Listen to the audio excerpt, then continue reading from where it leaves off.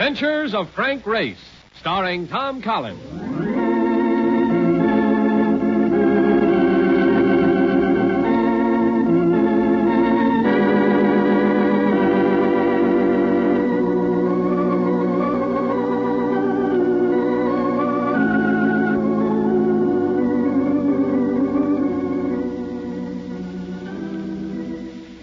The war changed many things, the face of the earth and the people on it.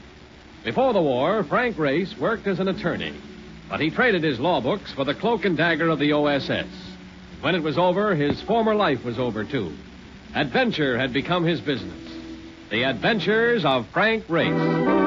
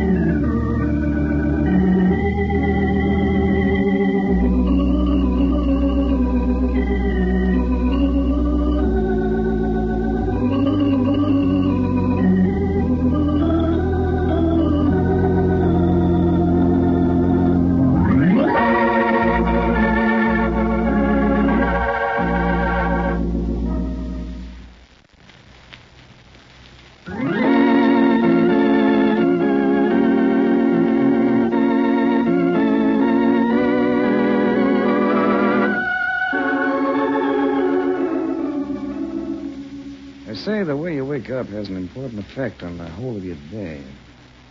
Coming awake peacefully sets you off to a relaxed, poised beginning. So I came out of my nocturnal fog to the sound of... Now, listen, you're going to talk to him if I have to beat your brains? Oh, now, look what you did. Just because you want to be stubborn. Mark, for Pete's sake. Oh, are you awake? Am I awake? What are you trying to do, break my lease? Well, we just want to talk to you. You both wanted to talk to me? And somehow I have the idea that the desire isn't exactly mutual. But this guy's in trouble, Frank, and he's a friend of mine. His name is Bob Kennedy, and he drives a hack, just like me. It was cold outside, and all Kennedy had on for a coat was a worn Army field jacket. He needed a shave. And the way he shaped up, he could have done with some solid meals. His features were distorted with fear. I've been telling him, Frank, if anybody can help him, you can.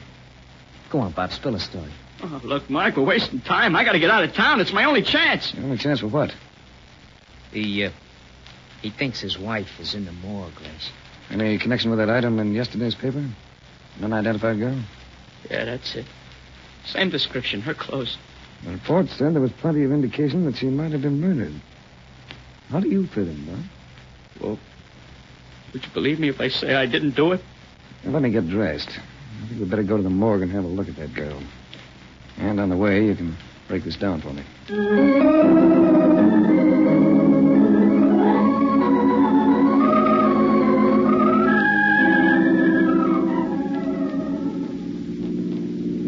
He was an ex-GI, studying architecture on a VA program. His wife had been an English war bride.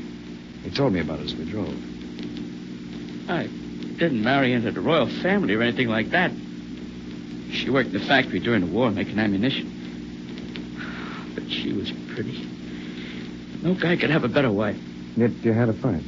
Yeah. We picked a great place to pull it off. In a cafeteria with a million people around. She left me there. That's all I know.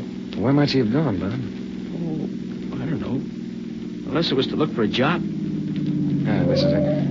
And I know the boys in here, so you might let me do the talking.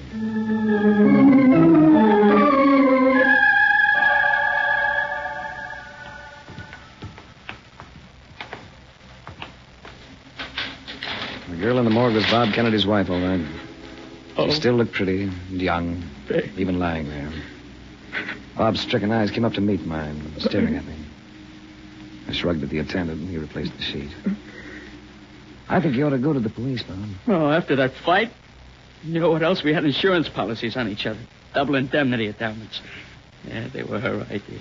For our old age and to protect the kid. There's the big fat motive they're going to pin on me. You have a child. 2 years old. Boy. That money could be important to her. Sure. Sure it could. You'll never use a quarter of it if the court declares you guilty of murdering his mother. And hiding out now is going to look bad. You turn yourself in. Not a chance. I haven't got a prayer, and I know it. I'm going to say thanks and get lost.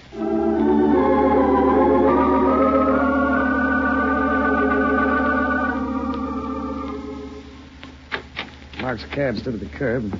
Mark shot me a warning look as I came out. There was a reason for his attitude. On the sidewalk waited a couple of gentlemen who might have been ward heelers just beginning out the vote.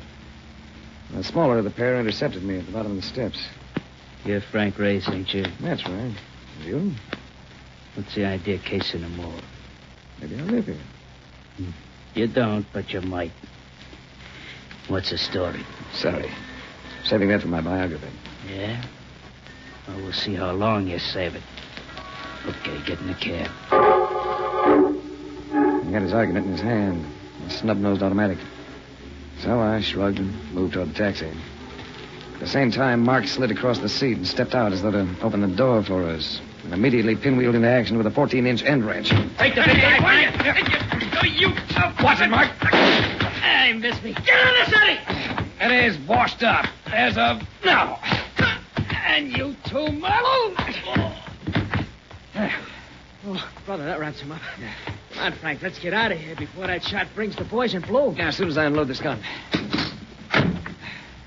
What's the story on that Milo personality? Seem to know him. Milo Morgan? He belongs to Larry Carmichael, the racket boss. Why? Yeah, Larry Carmichael. Good lad, Marcus. You've steered me into the lead I've been looking for.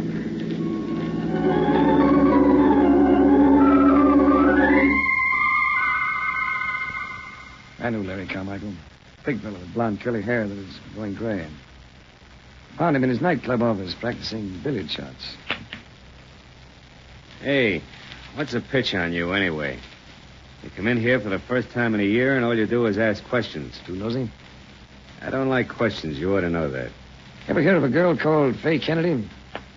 I know lots of people. I saw her a little while ago. On a slab in the morgue. Go on out to the bar. Have yourself a drink. I sell good liquor. But you don't want to talk about the Kennedy girl. I gave a party. I had lots of guests. Your dame was there. I never knew it. And if you keep playing cop, I'm going to get sore. I left him as he muffed his third shot. It wasn't like him. It was still early in the evening, but several people were sitting at the bar. As I went by, a voice tagged me. Hey, Phil, Frank. It's martini time. Well, Larry Carmichael Jr. You've grown up. Sit down, Race. This is Bunny Covington. Hello, Ray. Dusky hair and blue eyes are always tough on a man. And to go with everything else this girl had to offer, you wanted to sit down. Slowly. Bunny Covington, #1 glamour deb in season. Top of the bottle for looks, poise, or money. Quit staring, Ray. She's going to stay a while. What have you been doing? I just finished chatting with your father. How'd you find him? His billiard game is off. His disposition's off with it. If he's playing billiards, he's feeling happier than he did yesterday. Might be a good time for me to interview him. Stay put, children. I'll be back. So the kid has made the big league. Meaning me? According to the Rotos, you're an ultra-exclusive package. People talk about you, too. Yeah, I'm not as pretty, though. Well, you make an impression. I understand you enjoy getting into trouble. Kids like Larry are inclined to exaggerate. Is that what you're doing now? Getting into trouble? If you're talking about this very moment, I'd say the answer is yeah. I'm going to enjoy you, Ray. How would you like to take me somewhere else? I'm in the mood to patronize several spots tonight. Well, what young Larry? Oh, he's a charming boy. But I'm not wearing fraternity pins this season. Well, then, I must make a phone call first. Well, go ahead and make it.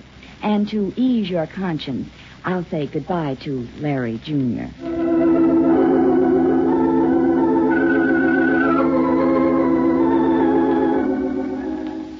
My call was to the Homicide Bureau. A friend by the name of Lieutenant Vander. I asked him if the girl in the morgue had been identified. Sure, a kid called Pink Dinner. How's it going, the book? Homicide? She was found alongside the highway, dead, below a pen. What do you? Picked up anyone yet? What's your interest in this, Frank? Just curiosity. You and your curiosity. Still like to know if you've made an arrest. Well, we brought in the girl's husband about an hour ago. You calling it open and shut? Oh, no, not this, sir. But the guy was skipping town when we took him. I don't think he did it. Does that mean you know something, Frank? I'll get you posted, Lieutenant. Listen, Frank. You ready to go now? I'll have to call a cab. Oh, we can use my car. What about Larry Jr.? Still talking money with his dad. The child has to live, you know.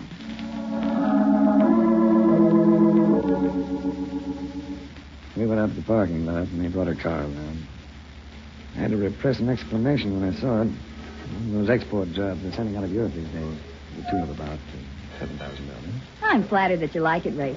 Jump in and drive. I should think you'd want an exclusive on that. Oh, not I, darling. My whim runs to handsome chauffeurs.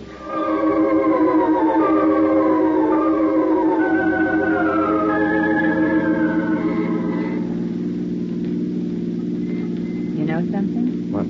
3 nightclubs in a row adds up to a lot of nightclubs, even for me. How about going into that drive-in for hamburgers? We're in. Oh, it's dark. Must be the exercise. Yeah, we won't need many. Let's make it hamburgers, french fries, and coffee. Ah, this is nice. But you're not going to take me right home, Ray. I'm determined to make a night of it. This is the first time in a week that I haven't been bored. Poor little rich girl. Tell me something, Ray. If I can. What do I have to do to get you to take me seriously? You might tell me something about yourself. Ask me anything. How long have you been running around with young Larry? Oh, a few days. Just for laughs. Were you at the Carmichael party the night before last? As a matter of fact, I was. Why? There was a girl at that party who was found dead the next day. The police think she was murdered. You're talking about the girl the police identified today? That's right. Faye Kennedy. Well, how do you tie her in with the party race? The paper said something about the body being found on some highway. Well, I'll move around, ask a few questions, listen to a few answers. Good answer. That girl, are you working on the case? Not professionally. Just trying to help someone out of a jam. Would I be helping someone out of a jam if I told you I saw that girl at the party? Keep giving. She was one of the extra girls hired as a maid. I noticed her when I heard her talk. That English accent. I liked her. I tried to engage her to work for me. What happened? She didn't want a steady job. You know what happened to her later? Yes, I do. It was almost morning when I talked to her about working for me. Most of the guests had left, and she couldn't get a cab. So Larry loaned her one of the house cars, a Ford coupe. And she left by herself. All alone? You sure of that? Well, yes, I'm positive. I watched her drive away. What's the matter? Don't you like my information? I'm thinking what it probably means for her husband. Trial and conviction for murder.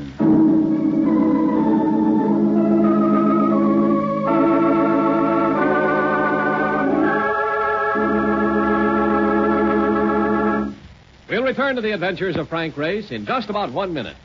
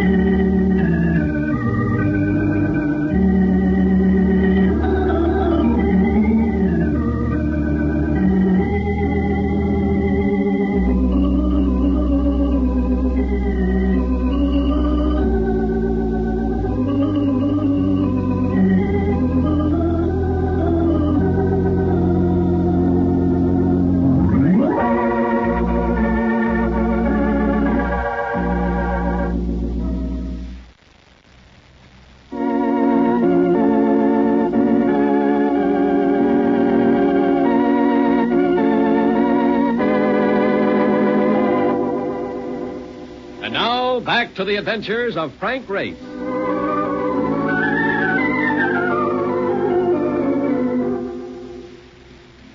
I've had cases that have been failures, plenty of them.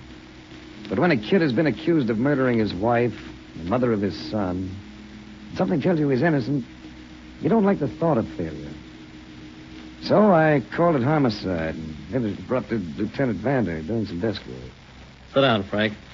What can I do for you? Well, I'd just like to get a look at Faith Kennedy's effects. Oh, I happen to have them right here. Look all you like. As compact, lipstick, 4 pennies, and the photograph of a small boy. That all? That's the business. Did you know that she worked as a maid? Yeah, we know. She only worked a few days at a time. But I guess she was looking for a regular job because she just applied for a Social Security card. Now it's your turn, Frank. What do you know about her? Nothing worthwhile yet.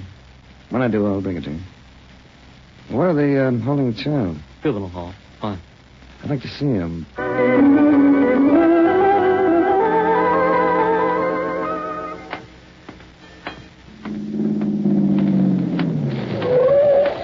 Hey, mister, can you use a cab? A good man, that's against the law. You know it. Stop making one of the funnies, Frank. Come on, get in here and I'll give you a lift. I was going over to Juvenile Hall to see Bob Kennedy's kid. What were you doing around here? I was going to see if I get a pass to go in and see Bob. I'll make you later. Brief me on something, Mark. Sorry. What do you know about Larry Carmichael, Jr.? Crazy kid. Always getting into jams. What kind of jam? Dames, mostly. They're always taking them for dough. I guess that's why the old man tightened up on a bankroll. Why? I've sort of had him on my mind. What about Larry Sr.? Has he ever been arrested? Oh, yeah. But they never proved nothing against him. He was indicted by the grand jury about 8 years ago, but he beats the rap. What was he charged with? They hooked him as head of a ring that had been clouting hot shorts. Doing what? Clouting hot shorts. You know, stealing cars. Didn't they have enough on him? He was too clever. By the time he got finished repainting him and everything, even the insurance companies couldn't identify him. Where did he do all this painting and changing? Garage he's got. Orange State Street. Does he still have it? Yeah, but it's strictly legit now. Just the same, I think I'll postpone my trip to Juvenile Hall for a while. Drop me off and you can go and visit Bob Kennedy. Okay. Where you want it? Where you going now? To pay another call on Larry Carmichael Sr.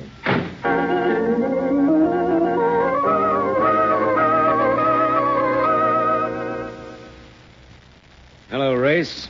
You back again? Oh, I just thought you might want to talk to me now. I might. Care for a drink? You can owe me one. Hey, I thought you and me were friends. Well, you are. Aren't we? The way you mauled a couple of my boys yesterday. Oh, come on. You wanted to prod me around with pistols. No, they thought you were somebody else. They knew me. I still think they made a mistake. Why don't you call him in here? You could ask him a few questions. Well, they're not around right now. Why were they casing the morgue, Larry? Would you believe me if I told you I didn't know? Not mine. Go ahead and tell me. Who are you working for, Frank? What are you so busy about? Now you're making sounds that don't mean anything. You know the story. Kennedy girl? Didn't want to talk about it yesterday. No, I didn't know I was going to have you breathing down the back of my neck. What are you trying to prove? I don't want to see your husband go to the block for something he didn't do. You got ideas I'm the one that tripped him up, huh? Did you, Larry? Look, Race, I thought you worked for insurance companies. That's right. Well, go back to work for them. You'll be happier. Tell me something, Larry. You own a big garage, don't you? One of those open all-night affairs? I own a service station. So what? Oh, just a casual question. I want to sell you some advertising one of these days. What are you talking about? If it's about me, I want to hear all of it. Hello, Ray. Hello, Bunny. Going somewhere? As usual. Take me? Why don't you hang around here, baby? I'm sorry, Larry. I need some fresh air. How about it, Ray? I've got your favorite car outside. It won't be exciting. Let me decide that. Where are we going? To see a little kid.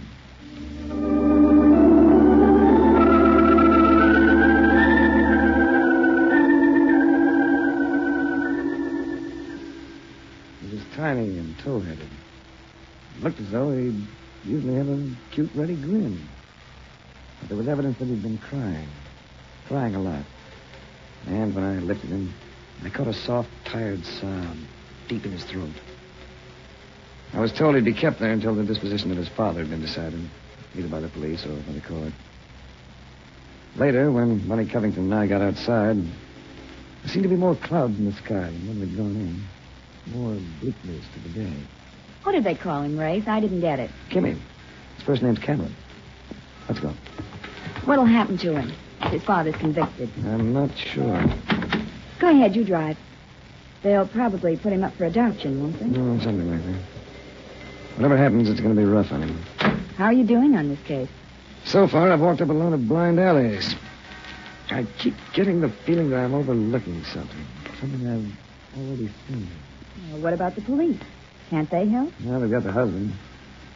No, I don't know. Maybe they're right, but... But you'll keep trying. That's right. Incidentally, this Greyhound of yours is running low on gas. Oh, well, there's a station across the street. I know. Let's go to that garage with Larry Carmichael. Can't help being curious about that Ford coupe.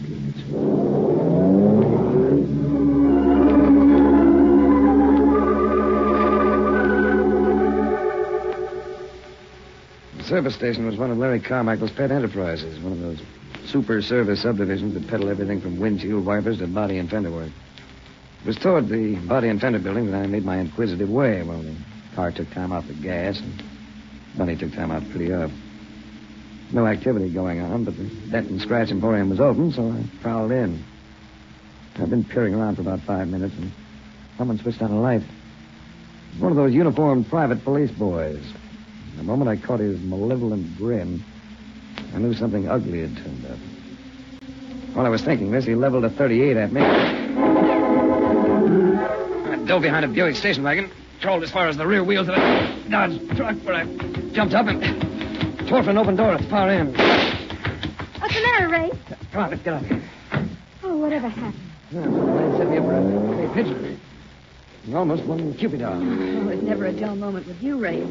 Should we drop in somewhere for a drink? It sounds enticing, but on the way, I'd like to patronize the first public telephone we see. More cops and robbers? Yeah, getting shot at seemed to have blown the fog from my brain. I just caught the idea that might wrap up this package. Good. Then maybe you'll have a little time for thinking about me.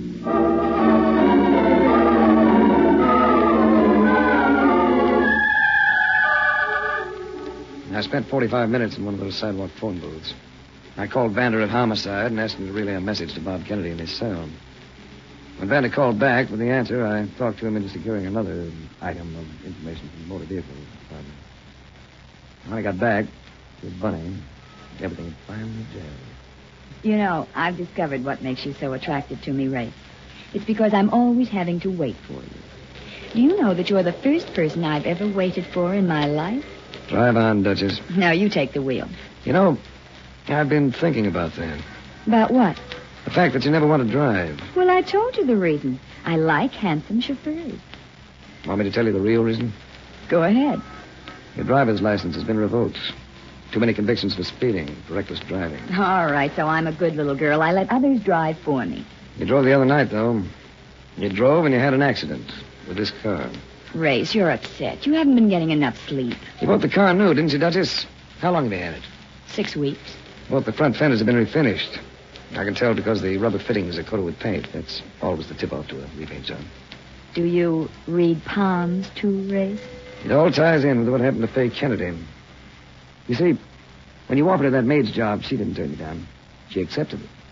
She'd been looking for a job, so you took her home with you when you left the party.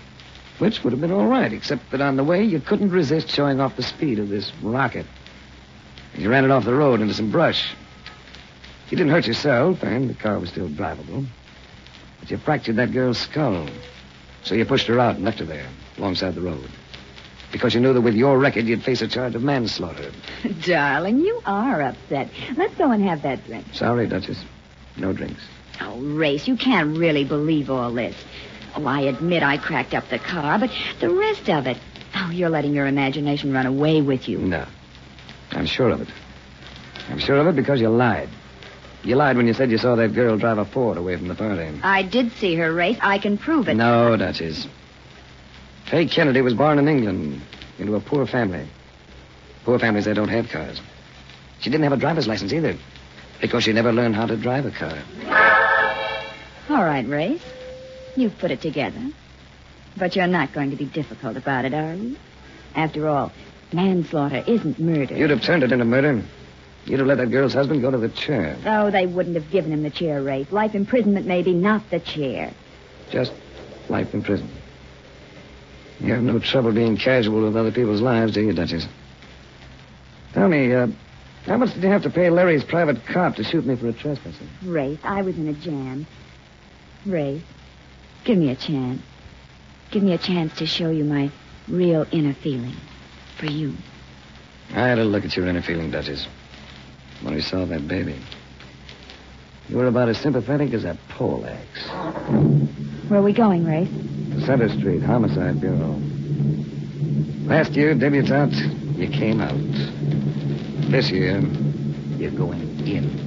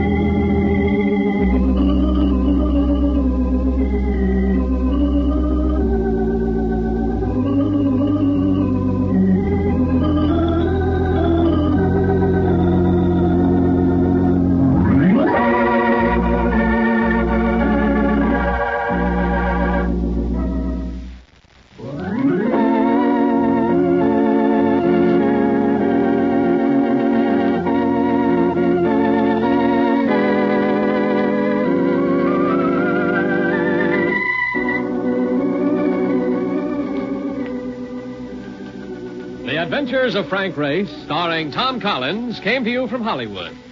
The series is written and directed by Joel Murcott and Buckley Angel.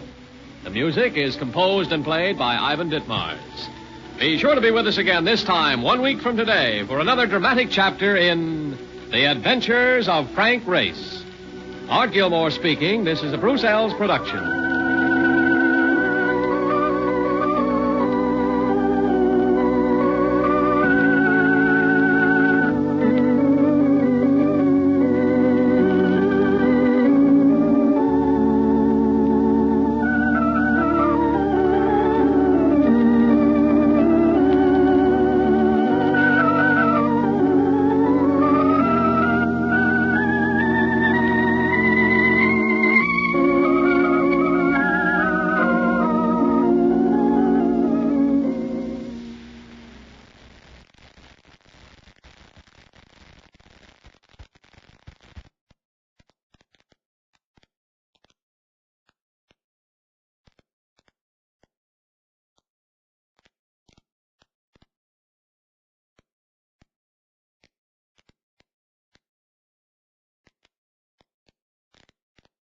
Lever Brothers Company, makers of Lifebuoy Health Soap, present Big Town.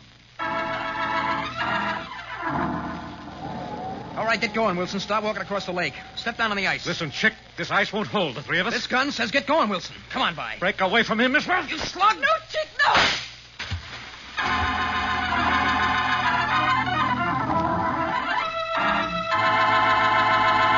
Yes, listen to A Date with Death. The headline newspaper story of Steve Wilson, fighting editor of the Big Town Illustrated Press.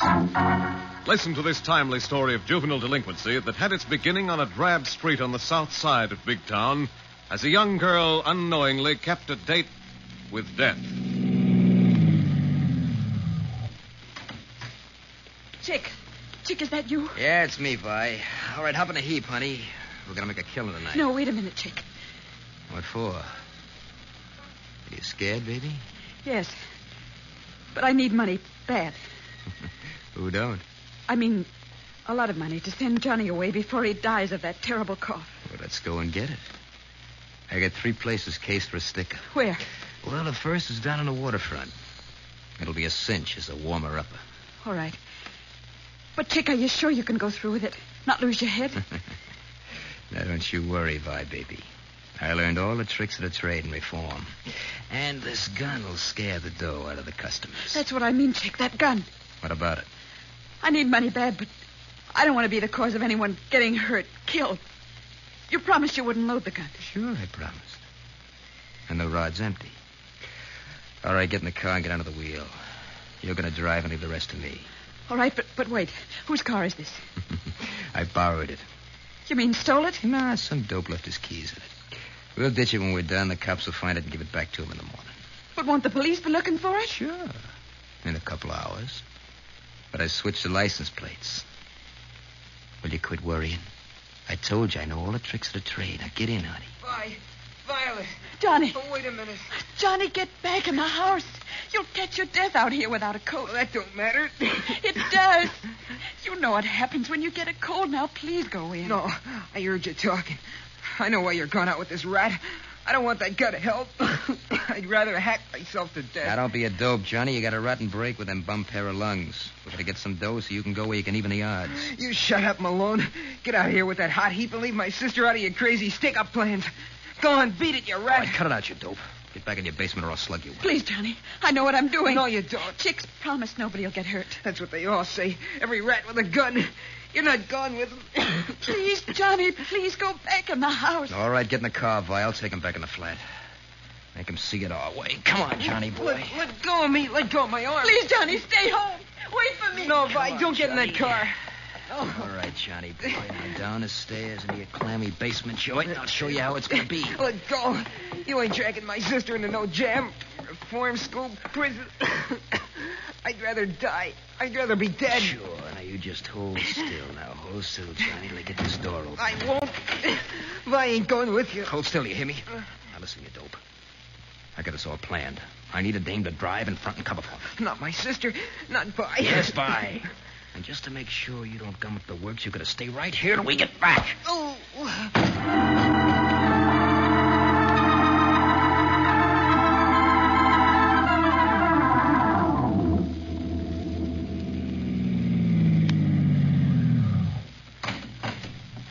Okay, Vi, you stand at the wheel. Keep the motor going for a quick getaway.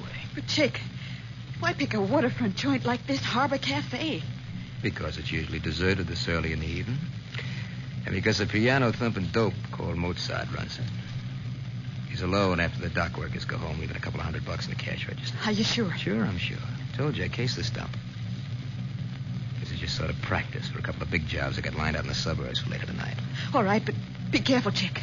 If he puts up a fight, let it go. Run for it. I'll get us away from here. All right, Vi. You just stay out of the wheel, huh? Keep the motor going. Keep the jaloping gear for a getaway. All right, Chick. I'll be waiting.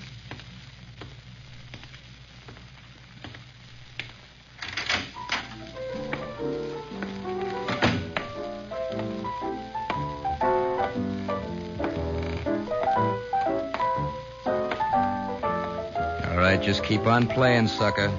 Make like I'm a music-loving customer. What'll you have, fella? Dough. All the dough in a till, and don't turn around.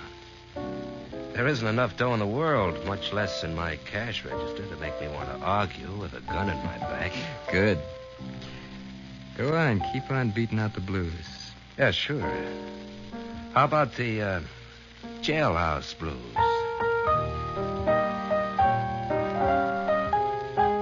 All right, cut the musical wisecracks or I'll blast you for laughs. Okay. But you'll need a sense of humor when you open that cash register behind the bar. Yeah? How come? You taking plenty when the doctors bend a few on the way home? Yeah, but I cash some of their paychecks, and you can't. Checks.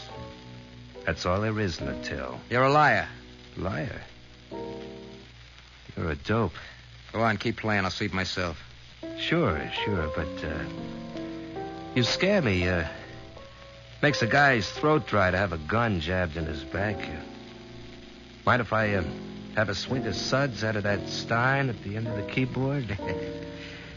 Yeah, sure, go ahead. And then play me I Got Plenty of Plenty while I tip the till. Sure. You're welcome to any cash you can find. But I don't like being called a liar. Tricky slug. You slug. You blinded me with that beer mug. I can't see. I can't see.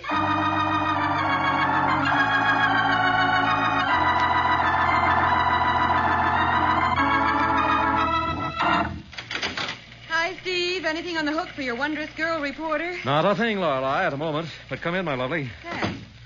Perch on the corner of the desk of management and take my mind off this doggone paperwork. Okay. But you could have stayed a reporter or feature writer, you know. Well, somebody's got to be the goat.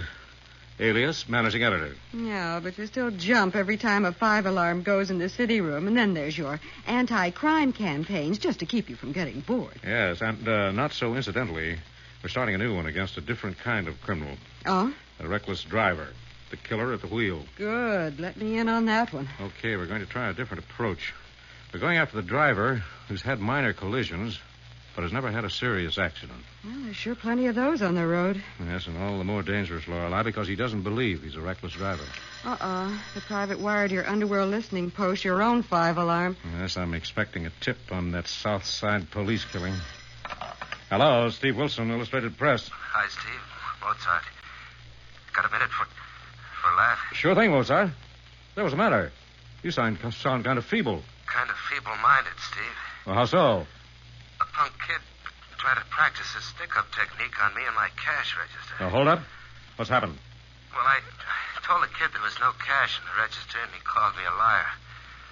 I cocked him with a beer stein, and he opened me up with lead. Where'd he hit you, Mozart? Have you called a doctor and notified the police? Through the shoulder, Steve, clean and hot as a poker. I lost some plasma the blood pack could have had, but an ambulance intern just finished patching me up while I gave the law the lowdown on the kid. You recognize him? No, but I marked him up. Heard him say I blinded him. Blinded him? Yeah. Cops are on the prowl, but I think he got clean away in a car waiting outside. Got any ideas we might follow up, Mozart? Yeah, Steve, more than an idea. Well, let's have it. Well, another kid came in a few minutes ago. Another kid? Yeah, just after the cop and the ambulance left. Well, he says his sister may have been driving the getaway car. A girl driver, good grief. Well, the kid's lung sick and scared. He says his sister got mixed up with a rat to get money to send him away. He won't talk to the cops, Steve, but he might talk to you. Keep him there, Mozart. I'll be right down on the double. You get that, Lorelei? Yes, enough of it, Steve. Gee, it sounds awful. Yes, the tragedy of good motives and bad methods. Well, Steve, that girl may be in really serious trouble before this is finished. Yes, let's go see what we can do.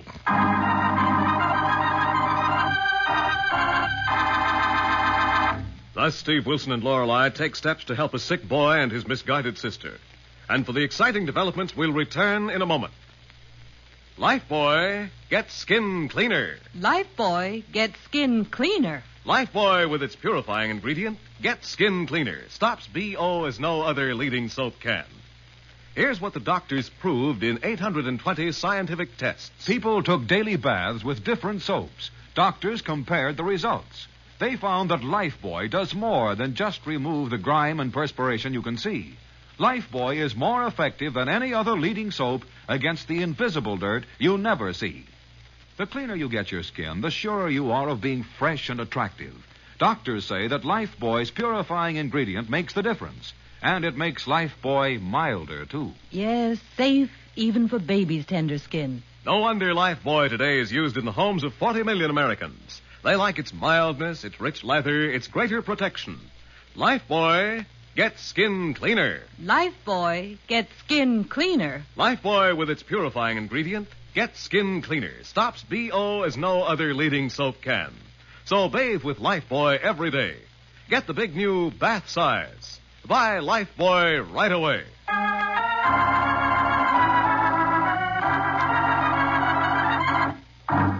Now back to Big Town and to Steve Wilson's headline story of juvenile crime captioned A Date with Death. Learning that his friend Mozart has been wounded in an attempted robbery at the Harbor Cafe, Steve and Lorelei Kilborn are on the way from the Illustrated Press office. Meanwhile, Mozart is at his inevitable piano, talking to a boy who may have vital information about the crime. What's your last name, Johnny? I won't tell you. You'll just tell the cops and they'll grab my sister for being with the rat who shot you. Well, you'll have to know sooner or later, kid. And if she teamed up with that louse to get money to send you away to get rid of that cough, a judge will go easy. Maybe. Who's this newspaper guy you say will help us? Steve Wilson of the Illustrated Press. But, kid, nobody can help your sister if you don't come clean and tell us where we can find the gun-toting slug she was driving tonight. Well, I don't know for sure. Well, make a good guess, kid. Now, here's Steve and Miss Kilbourne, one of his crime reporters. Hi, Steve. Hello, Mozart. Hello, Mozart. Hi, Lorelei. How's your shoulder wound? Oh, not bad. I can play with one hand, but I can't manage beer at the same time. Oh, meet Johnny No Name. Hello, Johnny.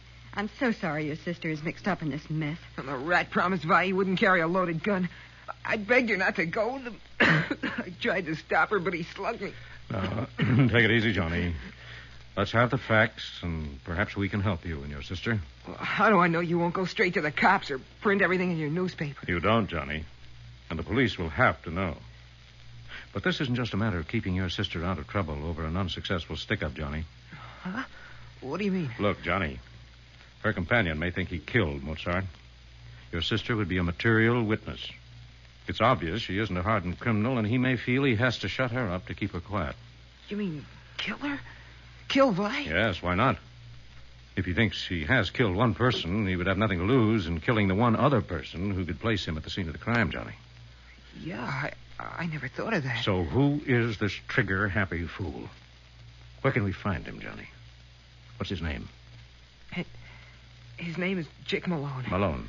He got out of reform school last month. I met him at a party. I don't know where he lives. Where does he usually hang out, Johnny? Where would he go to keep under cover? He said he was coming back to our flat, but they didn't come. I was waiting when I heard about the shooting down here over the radio. I must have cut him up pretty bad with that beer stein, Steve. I heard him yell I'd blinded him after he hit me with that one shot and staggered out. Well, that could mean he'd have to make your sister drive him to a safe place where he could lay low until his face healed up. Now, think hard, Johnny. It may mean your sister's life. I don't know. Wait a minute, Mr. Wilson. I did hear him telling Vi about a cabin out of town. A cabin out of town? Yeah, on a lake. What lake, Johnny? Think. Try to remember. That would be the kind of hideout he'd need now. It was Lost? No, Lone Lake. Steve, I know that place. It's about 20 miles out. Half a dozen summer cottages. 2 sisters were murdered there. I covered it. Yes, it's a long shot, but our best bet. Let me go with you, Mr. Wilson. No, not in this weather. Not without a hat and coat. Here, take mine, kid. Oh, please, Mr. Wilson. All right, Johnny. We may need you. Let's go.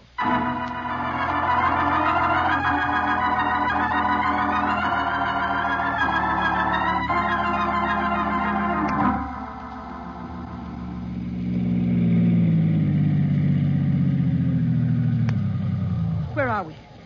What is this place, Chick? It better be my pal Monk's hideout in Lone Lake if you drove where I told you. I did just what you told me.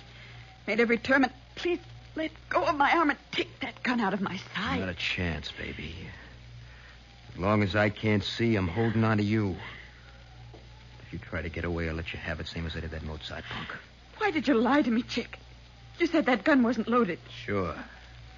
Because I was sure you wouldn't come along if you knew I was carrying a loaded gun. I needed you to drive and make it look like we were a couple of moonspooners. Now I need you till I'm able to see again. What's the good of coming to this cabin? You ought to see a doctor. You're liable to be blind for the rest of your life. I'll get a doc when the heat's off, one I can trust. Meanwhile, you're going to be my eyes, baby.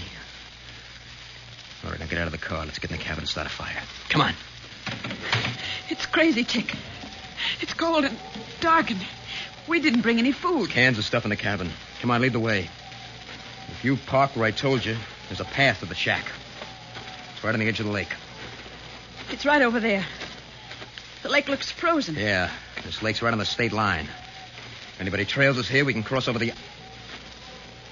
Hey. We ought to be at the cabin by now. It's right here. There's a padlock on the door. All right, we'll get the key. Don't try to run for it, baby. Don't worry. I wouldn't leave a dog out here alone, blind and helpless as you are. I ain't helpless as long as I got this gun. All right. Here's the key. Now get that lock open. Let's get inside and get a fire going. All right. But, Chick, how do you know you killed that piano player at the Harbor Cafe? You said you couldn't see a thing after he hit you on the temple with that beer stein. It was so close I couldn't have missed. Heard him go down on the keyboard. And there wasn't a yap out of him. But maybe you only wounded him. No, not with this .38. Come on, now, inside. There should be matches and candles on a table in the middle of the room. Light them. Let go of my arm, Chick. I told you I won't run away and leave you like this. I ain't trusting nobody with this gun. Keep close to me, baby. All right, light a candle. All right, Chick. But a light can't matter much to you. That's what you think. Maybe I'm beginning to be able to see a little already. I can't see you yet, but I can see the light of that candle. Then it was only the shock of getting hit on the temple that blinded you. Yeah, so get a fire going on the stove. All right, Chick. But when you get your sight back, please let me go. I've got to get back to Johnny. He's really desperately ill. Yeah, sure, baby.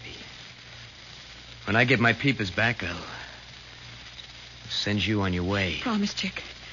Not the way you promised you wouldn't carry a loaded gun. Promise. Yeah, sure, Vi, I promise. You won't have a thing to worry about.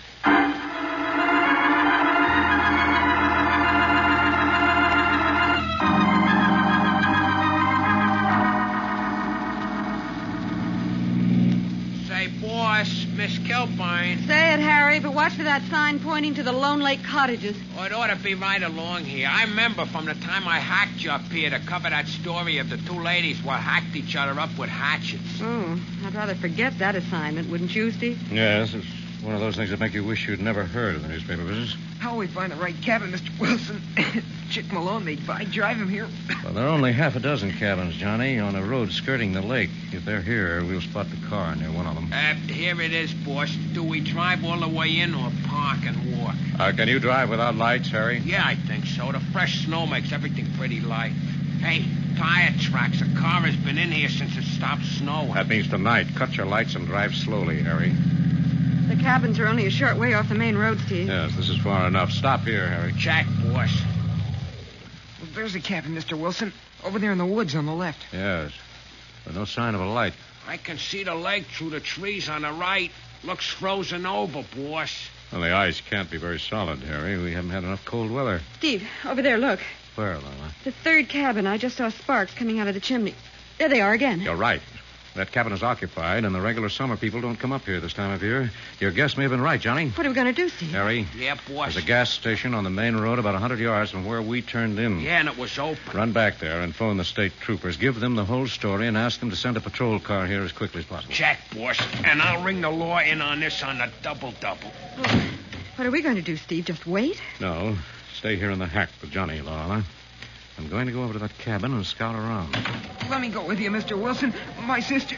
No, Johnny. Stay in the hack. You keep as warm as you can. I'll come back and get you if I need your help. Oh, now, please be careful, Steve. That young hoodlum is armed, and he must be pretty desperate. Yes, Lorelei, and that's why we've got to get Johnny's sister out of that cabin before the troopers have to blast him out with Tommy guns. Now, stay here, Lorelei, and keep Johnny here. In the hack.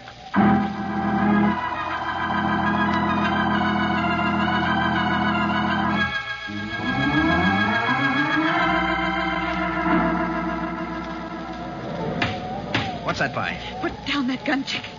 It's only the wind banging the shutter. Shut up. Maybe not. Thought I heard a car out in the lane a while ago. You've been hearing things ever since we got here. Yeah. That's when a guy can't see, ain't got anything else to do but listen. Listen and feel things. I got a notion of somebody prowling around outside, a case in the stump. What does it matter, Chick? The police followed us. They'll surround the cabin and get you. You're helpless. You can't see. I can see enough to empty this rod and anybody that crashes in here. Why? What good will that do? Listen, if they're after me, it means that Mozart guy is dead. He ain't taking me to burn in the chair. They'll be after you whether Mozart is dead or not. Listen, you got it wrong, baby. Not just me. They'll be after you and me. You're in this, baby. In it to the finish. You lied to me. You said you wouldn't carry a gun. I know even that was wrong, but you lied to me. Sure, baby, you were a dope. I needed you. And I still need you. So shut up and do as you're told. Chick, you're going to kill me. I know that now. No matter what happens, you're going to kill me to keep me from talking. Don't make up my mind for me ahead of time, baby. Behave yourself, you'll get it now. Shut up. There is somebody out there. Get your coat on, kid. Why? What are you going to do? We're going to get out of here. Where? Going to lamb across the lake, across the ice, out of the state. No, Chick, I won't leave here. I won't go with you. Get your coat on, baby. Get it on or else. Chick! Shut up. Hello, on the cabin. Can I come in? I lost my way. Chick, what are you going to do? Open the door. Let him in. Why get him in here? So he ain't going to leave and tell anybody we're here. Open the door. Let him in. Let go of my arm. Like nothing. You pull away from me and I'll blast you and him. Now open that door and step back. All right. Come on in, mister. Thanks. You can put away that gun. I'm not a stick-up artist. Close the door and bolt it, mister. Sure. Thanks for letting me come in out of the cold. All right, mister. Who's with you? I'm all alone. Why? Good. Move over to the light where I can see you. See ya? There's plenty of light in this cabin. What's the matter with your eyes? He can hardly see at all. Shut up, baby. Oh. Then you are his eyes, miss. Yes, he's been hurt. Shut up. Just keep your coat on, mister. You and Vi are going to play like a couple of seeing-eye dogs. You're going to lead me over the ice. Across the lake.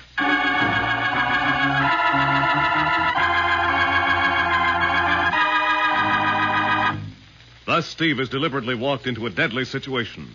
And for the 5-star payoff, we'll return in a moment. Lifebuoy gets skin cleaner. Lifebuoy gets skin cleaner. Lifebuoy, with its purifying ingredient, gets skin cleaner. Stops BO as no other leading soap can. Here's what the doctors proved in 820 scientific tests. People took daily baths with different soaps. Doctors compared the results. They found that Lifebuoy does more than just remove the grime and perspiration you can see. Lifebuoy is more effective than any other leading soap against the invisible dirt you never see.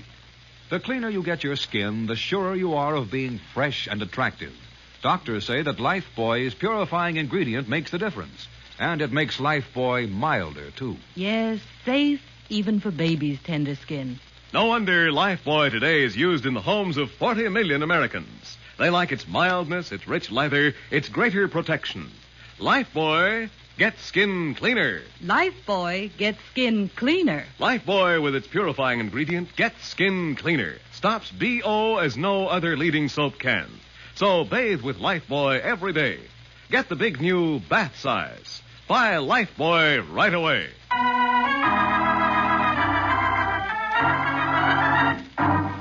Now back to Big Town and to Steve Wilson's tense and timely drama of juvenile crime captioned A Date with Death.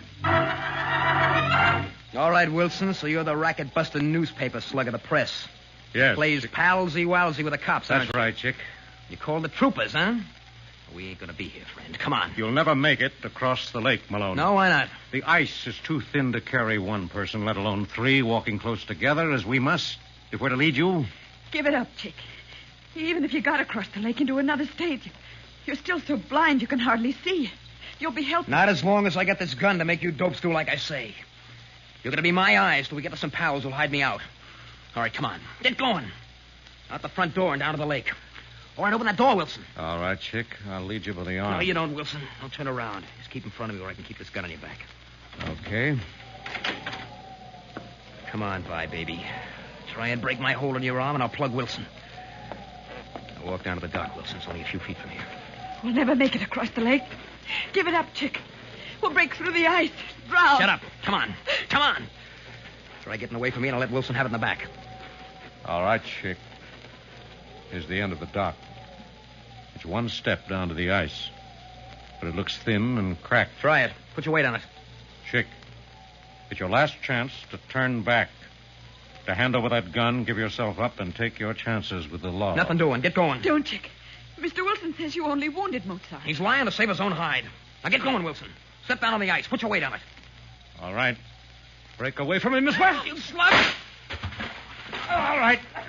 That'll be all out of that gun, Chick. Help me. I can't see. I'll drown. You won't drown in 3 feet of water. That's all there is. Stop struggling. Hold still. Mr. Wilson, can I help you? No, Miss West. I can get him up out of the shallow water onto the dock. You rat. You slug. I'll get you for this. It'll be a long time before you'll have a chance. Come on, Chick. Back to the cabin before we both freeze. Oh, thank you, Mr. Wilson. I know I don't deserve your help after what I did, but thank you. Now, let's leave that to a judge and jury, Miss West. I think that there are a great many things that will be taken into account. Steve, is that you? Yes, Lorelei. Oh. Where's Johnny? He's with me. We heard a shot. I couldn't keep him in the hack. Vi, are you okay? Johnny. Oh, Johnny, I'm so sorry. I'm so sorry. It's all right, Vi. As long as you're safe, it's all right. Oh, Johnny, you shouldn't have come. You'll catch your death. Johnny's going to be all right, Miss West. We're going to see that he gets to a place that'll fix him up. Come on now, let's get back to that cabin and wait for the troopers. Steve, I think I hear them coming. Yes. You hear that, Chick? Yeah, I hear it. I'm sorry. You'll have to relearn in prison the old lesson. That crime is a date with a kind of death.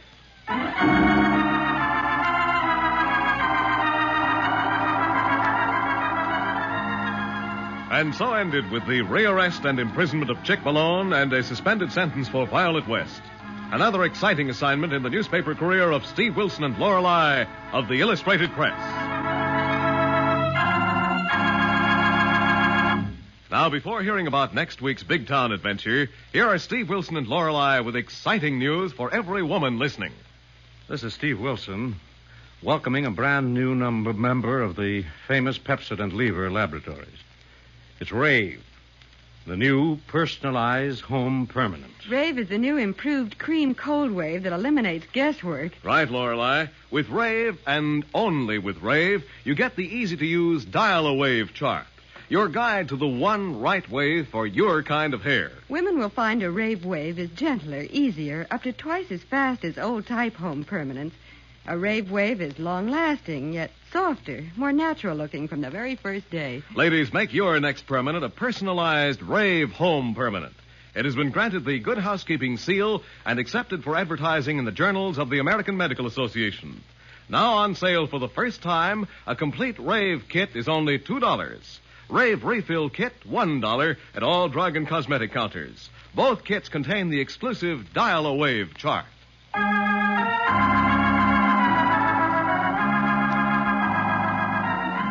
Next week, the makers of Lifebuoy bring you a hard-hitting story of a vicious ring of professional gamblers using bribery and murder in the world of sports, and headlined, The Fatal Fix. Another exciting assignment in the newspaper career of Fighting Steve Wilson of Big Town. Don't miss it.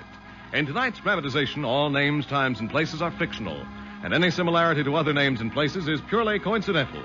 Big Town features Edward Pauley as Steve Wilson, Fran Carlin as Lorelei Kilborn, and was written and produced by Jerry McGill. Next Tuesday night, same time, same station, you'll hear the exciting Big Town story of The Fatal Fix, presented by Lever Brothers Company. This is your narrator, Hugh James, bidding you good night.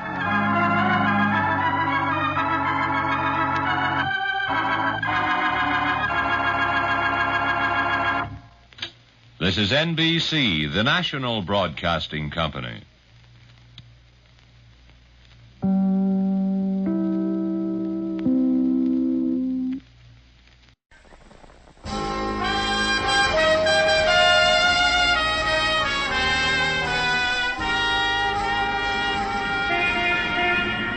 Broadway's My Beat, from Times Square to Columbus Circle.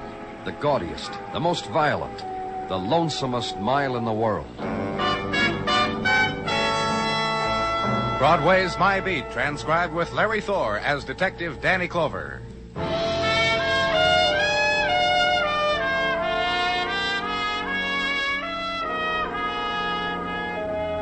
The quick twilight of winter has drained off Broadway, flowed in the side streets, for an instant lingered on the sea edge of the Steel Island, and somewhere a switch pulled, a dynamo released.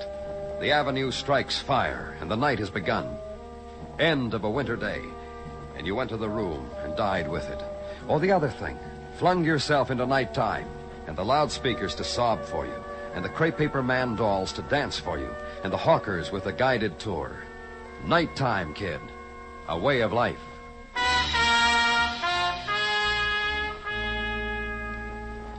And at headquarters, the file on the day's violence. Close it. The desk, clear it of empty coffee container, tray of cigarette butts. The unfinished report dealing with alley assault. Staple it, put it in tomorrow's drawer. The man who waits for you is a man of infinite patience. Take all the time you want, Danny. Thank you, Gino. Take the whole evening to close shop if you want. Well, I'll be ready in just Do not take into consideration for a minute that even now, Mrs. Tartaglia is biting her knuckles, tapping her left foot like this because the lasagna is sagging. Gino, I just want to... It goes without saying, Danny, how pleased we are to have you to a dinner at our house. After so many invitations extended, so many rejected for this and I'm that. ready, Gino. Get the lights, huh? And then we'll go, huh, Danny? and I will stop on the way for a bottle of wine. Danny, consider you worked hard today. Consider the lights are out. Consider... Danny Clover speaking. I'm dying, man. You want to come watch? Who is this? It's running away from me, man. You come watch out Joey Condon. Me, Joey. Where? West 49, 2312. Hurry, man, or you'll never make it. A man, Gino, hurt, dying. I'm sorry, Gino. What? Danny.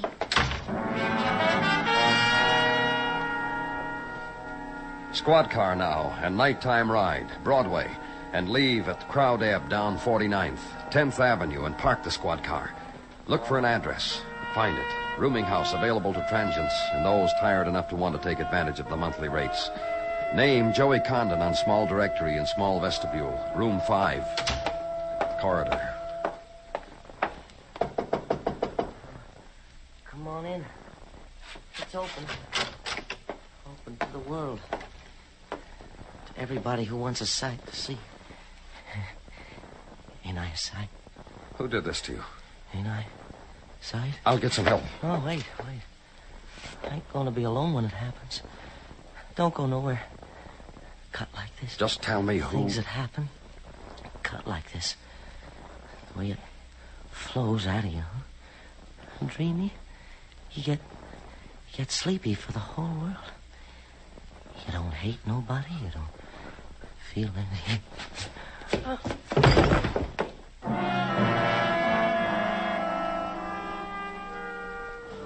Furnished room on West 49th. Cubicle of limbo. And decor to match. Wall where phone was. Pencil scrawled with the lonely names. First names of women, some underlined. And end table, cigarette charred where solitude had been ground and blistered into veneer. Other things. And this, the man who had lived it. A man named Joey Condon, dead of a knife wound. And due now the things of death. The call to headquarters to report it. To say, come for it. And search of a dead man. Wallet and loose cigarettes. And separate card and cellophane. Joey Condon, member of the Musicians' Union. And another call, and a voice that says, Joey worked the Pinwheel Club on West 5-2. Joey was the trumpet man there. Joey's had it, fella? And hang up. And in corridor, the familiar sound. Foot scrapings of the violence collectors. Meet them. Tell them about it. Leave them with it.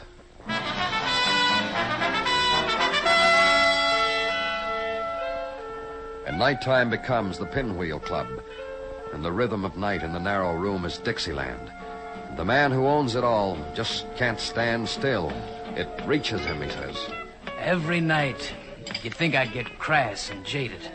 But every night reaches out to me. What I told you, Mr. Robert... Avery. Say Avery to me. All right, Avery. What I told you, that hasn't reached you yet, huh? About Joey? Yeah, about Joey. I'll level. You're nothing. You know why? Tell me, Avery. You're nothing because you came running to tell me Joey isn't going to be here tonight. He's dead. I don't need that. What? One of the boys in the band don't show up. Nobody cries. Me, who bought him, I don't cry. They don't show up. We know they got reasons. Last night was Joey's turn. To be honest with you, I didn't expect Joey for a week. What are you talking about? Last night, some people took Joey right out of the band because they couldn't stand it anymore in a public place. Had to let Joey happen to them in their own place. Who did? The Woods. Charlie Wood, Laura Wood. Went mad for the horn. Took it out of here. To a party. Last night. You know where they live, Avery? Ask the hat check girl on the way away from me, huh? She's very kindly. To all. On the way away from me, huh? Nothing, man?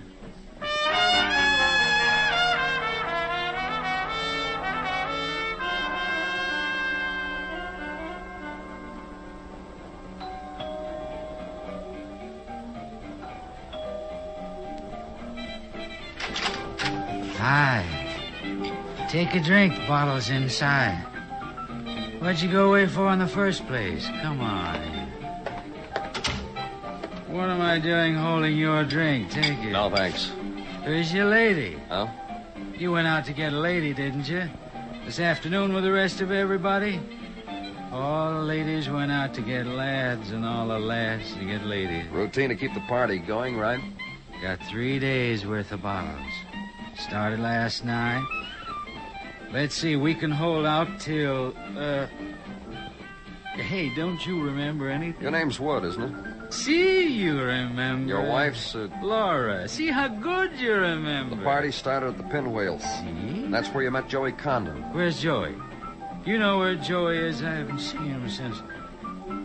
Since when? Hey, I haven't seen you either. You know something? What? You weren't at the party last night, today either. You didn't go out of here looking... Police. Oh. What for? Nobody's making a disturbance here, sir. Even Joey put a mute on his horn. When's the last time you saw Joey? I'm going to think about it. I'm thinking about it. Go right ahead. He didn't have fun, I guess. He left. About 4 o'clock this morning. Was here maybe 3 hours, and then he left. Where's your wife, Mr. Wood? You think I'd send Laura out? Well, then she's home, huh? Sleeping. Laura's sleeping and waiting for the fun to happen again. Go wake her. She's tired. This party's been going on. Yeah, I know, for nearly 24 hours. Go wake her. What for? I want to talk to her. You going to wake her, or do I just barge right in? You don't believe me, huh? I'll show you. Laura? Cut it out. That bed's not been slept in, Mr. Wood. You know where she is? You tell me. Laura's not here. Hasn't been for a long time. For how long? Long. For how long? Well, she'll come back. She left with Joey. You made me tell you. You made me say what my wife did. Went out. Where did they go? I don't know. Find her for me, will you? Find her. Please, find her. Laura.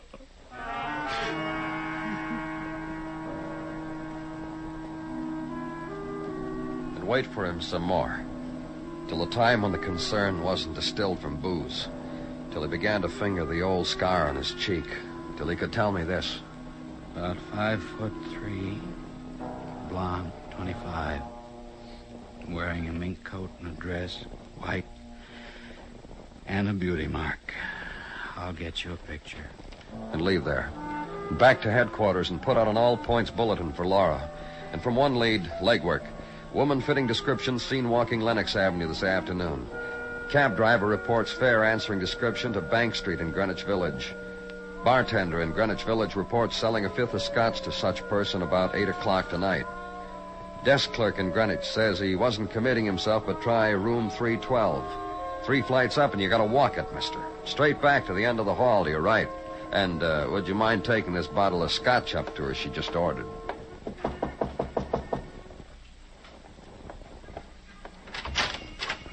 Give the bottle and hold out your hat for a tip.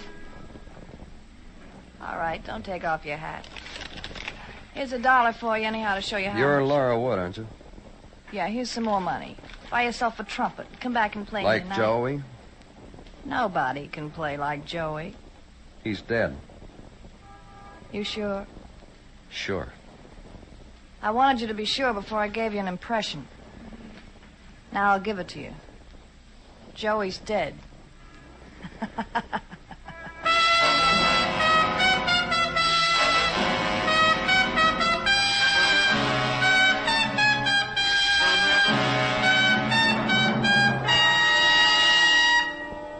You are listening to Broadway's My Beat, written by Morton Fine and David Friedkin, and starring Larry Thor as Detective Danny Clover. Now that the inauguration is history, CBS Radio is looking ahead and planning for another great event of 1953, England's coronation. Yes, when Queen Elizabeth is crowned, mid the traditional pomp and ceremony that has accompanied British coronations for centuries, CBS Radio will be on the scene. A great squadron of reporters and observers will bring you every important highlight of the historic occasion. In politics, in world affairs, In great moments of history, like the coronation, CBS Radio is first, because CBS Radio News plans far ahead of the headlines.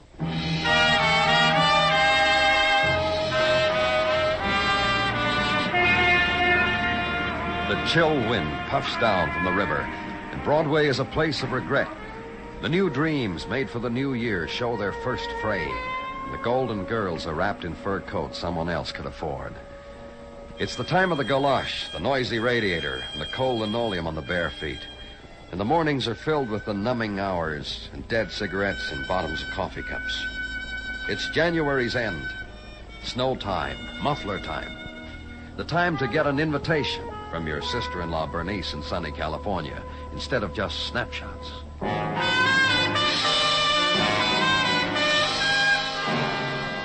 The winter room where I was, my part of police headquarters, new morning, new details.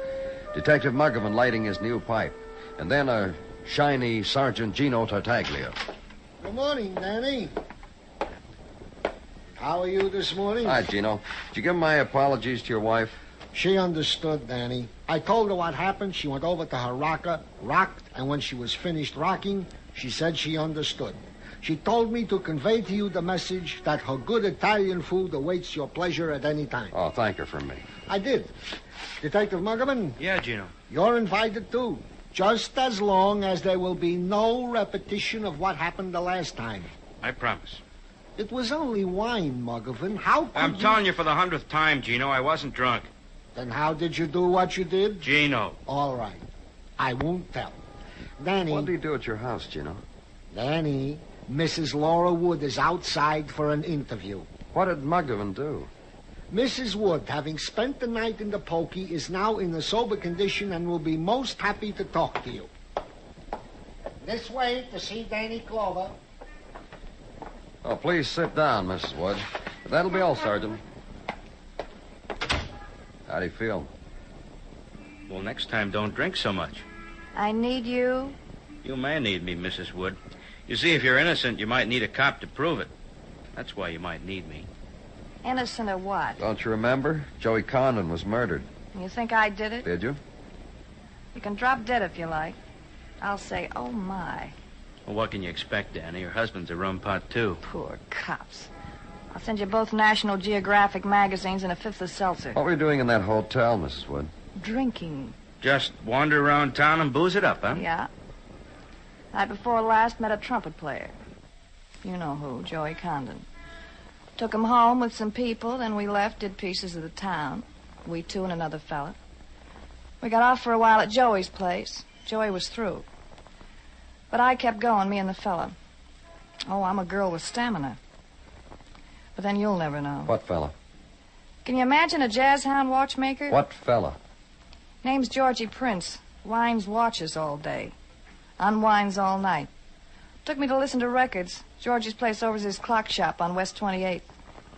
That fella's a walking mainspring. Mrs. Wood's lawyer, Danny. Show him in.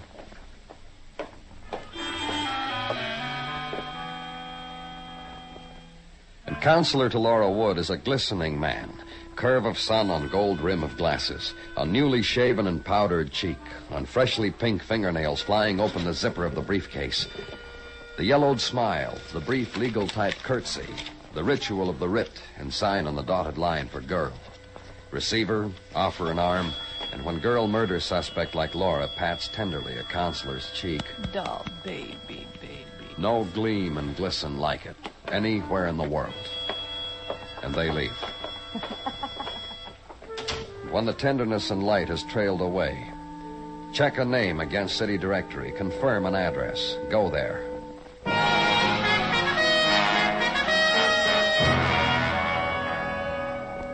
And on a shop window slapped against basement brownstone, the name George Prince and a function, watch repairs. And inside, a man sits behind a glass partition, peering into a delicate mechanism of a lady's watch, bites a lip, does something to it, views it now with naked eye, then... He's nice. Very nice. Yeah? Anything I can do for you, sir? You, Georgie Prince? Look around, all alone, no one to help me. That makes me Georgie. Police. Get out from behind that thing, Mr. Prince. You've Be able to make out the badge better. Oh, yeah. I'm so used to working real close, my eyes. You sure police, all right, sir. You sure are. But why? A girl's been telling me about you, Mr. Prince. Me? A girl told you about me? I did a watch for her? Who? What? Laura Wood. You know Laura Wood, don't you, Mr. Prince? I don't think so. She told you about me? You were with her last night. What do you... Yes, I was with her last night. For a while, that don't make me know her. That kind of girl, you don't know her just from one part of the night. It'll take a long time. Impressed you, huh? Very, very much. And Joey Condon. Joey Condon, Mr. Prince. He was a part of last night, too. You, Laura, Joey. A very fine jazz musician. I read in the paper he was killed last night. I want to go to his funeral. It should be very big. You kill him? No, I'm a watch repairer. Nights I go places where I can go crazy, forget what I am, be somebody else. I don't kill. I've thought about it, but I couldn't kill. Last night you went to a place like that, Mr. Prince? Oh, lots of them. Lots. With Joey and with Laura. She was his. I was along because Joey said I'd give Laura laughs. Then what? In Joey's room, the three of us for a while. Drinking, screaming. Then all of a sudden it wasn't me she was laughing at, but him. Joey. And she says, you're nice, Mr. Prince. You and me, huh? That's what she said. And you left Joey's place with her? Lots of after-hour places Laura knew about, just me and her. Places I never dreamed. And then I took her back here to listen to some of my records. Around morning, she started laughing at me again. Scratches my face. Hard. Runs out, leaves me standing there. Hey. What? You see Laura again, tell her I didn't mind. I didn't mind one little bit.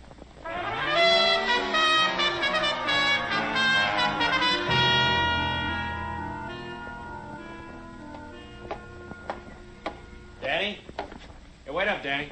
I'm just on my way to your office. What do you got? Some rundown on that sweet character, Mrs. Wood. Oh. Very sweet character. I said Muggerman. That's not the secret word, huh? Okay, rundown on Mrs. Wood, nee Laura Brennan. Married Charles Wood 3 years ago. That's fine. You stop me again when... Sometimes I get you in a bad humor, don't I? Is that all you got? Well, she has a record. Record, narcotics, took a cure. Oh, and something else. A man once signed a complaint against her for cutting him all up. Cutting him? Yeah, with a bottle. Man signed the complaint. Before Laura was brought to trial, he withdrew it. That's interesting. What man was that kind? Chap owns a Pinwheel nightclub named Avery Roberts. Mm-hmm. You've talked to him for quite a while once before, haven't you, Danny? Long enough so that he'll remember me, Muggerman.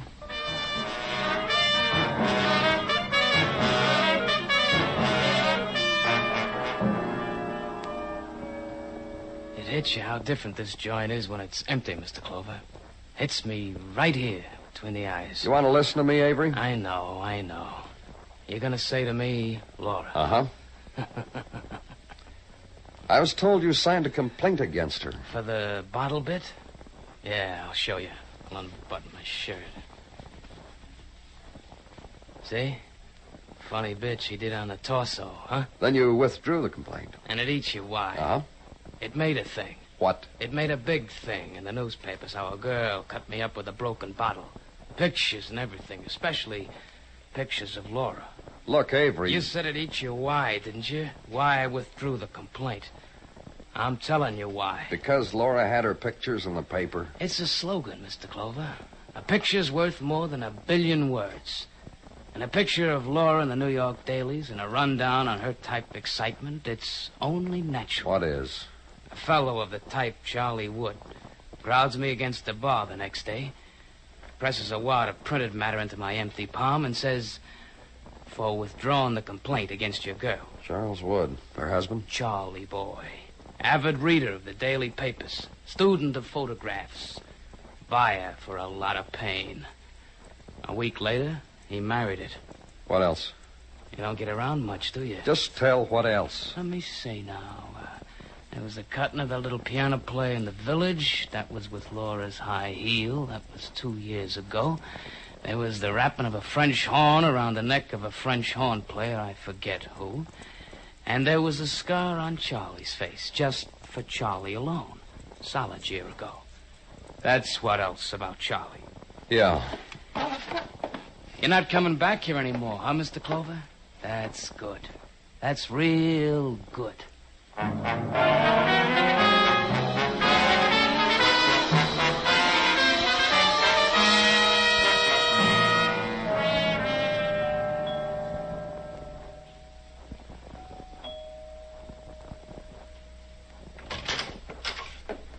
Well, hi.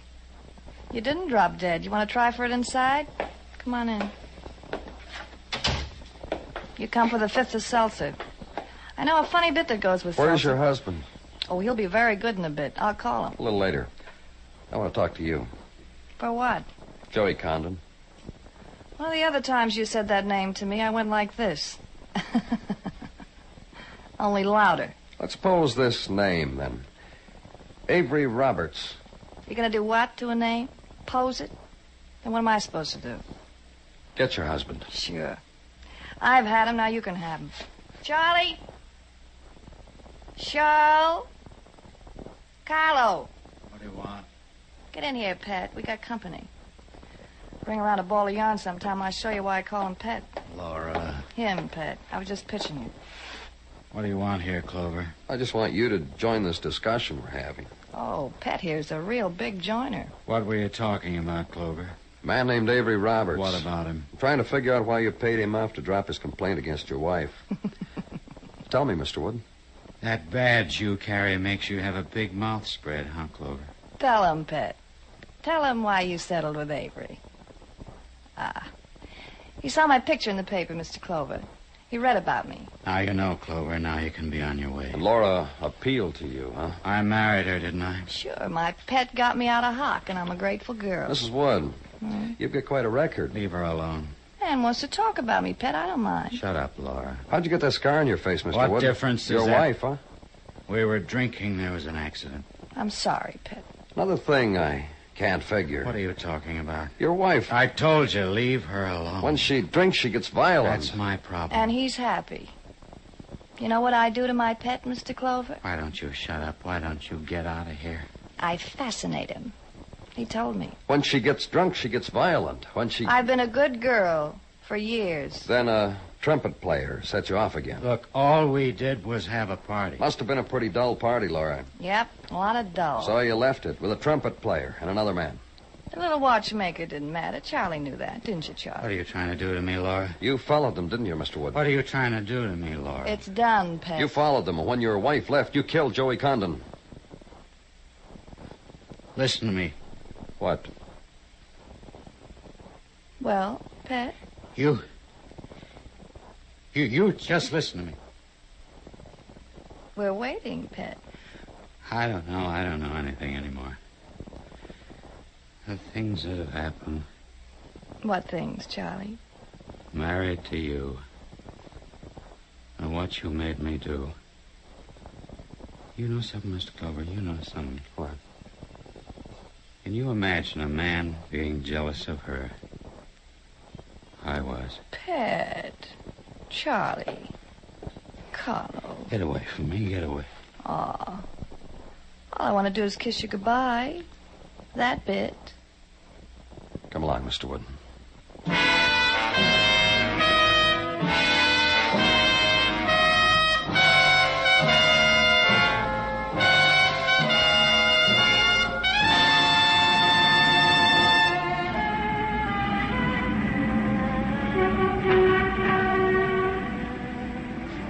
The other streets never paid off, so you walked Broadway. And Broadway is different. It twists you into the nighttime and whirls you in your puppet dance with the spinning lights, rocks you and tosses you up in the air and bangs you against the gutter. You can't quit, because this is the street that never does.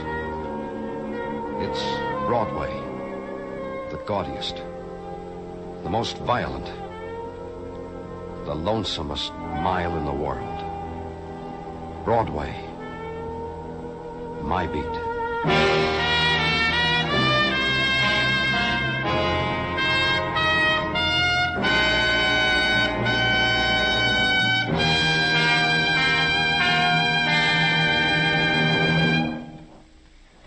Broadway's My Beat stars Larry Thor as Detective Danny Clover, with Charles Calvert as Tartaglia and Jack Crucian as Muggavan.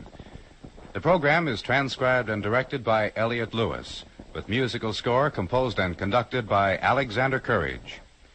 In tonight's story, Mary Jane Croft was heard as Laura, and Whitfield Connor as Charles Wood. Featured in the cast were Sidney Miller and James McCallion. Bill Anders speaking.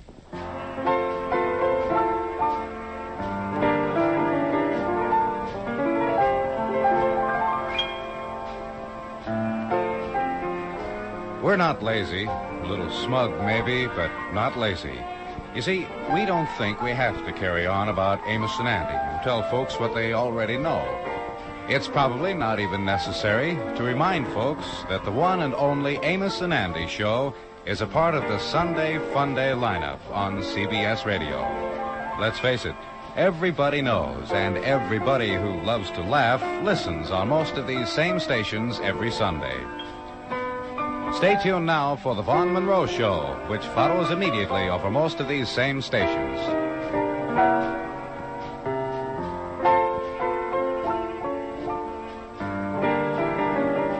And remember, Lionel Barrymore is your host on the Sunday Night Playhouse on the CBS Radio Network.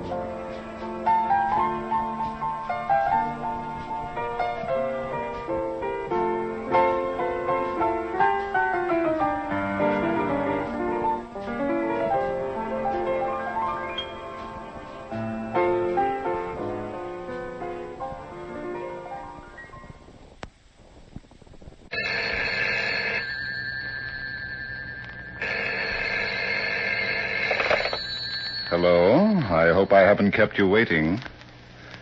Yes, this is the Crime Club. I'm the librarian.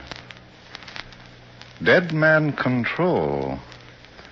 Yes, we have that Crime Club story for you. Come right over.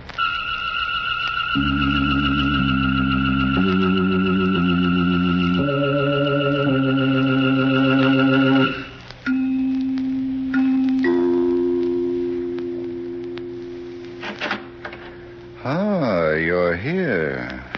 Good. Take the easy chair by the window. Comfortable? The book is on this shelf. Here it is. Dead Man Control by Helen Riley. The very absorbing story of a murder in which Cupid held the hand of death. Let's look at it under the reading lamp. It was late morning, and in the library of a mansion on East 67th Street, multimillionaire Fenimore Kingston was standing before the wall safe he had just opened. He smiled, and then as he reached in... 2 hours later, Inspector Christopher McKee was in his office at police headquarters on Center Street when the telephone rang. Inspector McKee talking, Homicide Bureau. Good morning. This is Catherine Kingston. Yes? Mrs. Fenimore Kingston. Oh, yes? My husband's been murdered. Can you come? Where? Our home is on East 67th Street. All right, I'll be there in 20 minutes. Yes, sir. Cassidy, order my car. We're going uptown. Yes, sir. And how are you... And don't stop to ask about anybody's health. I'm in a hurry.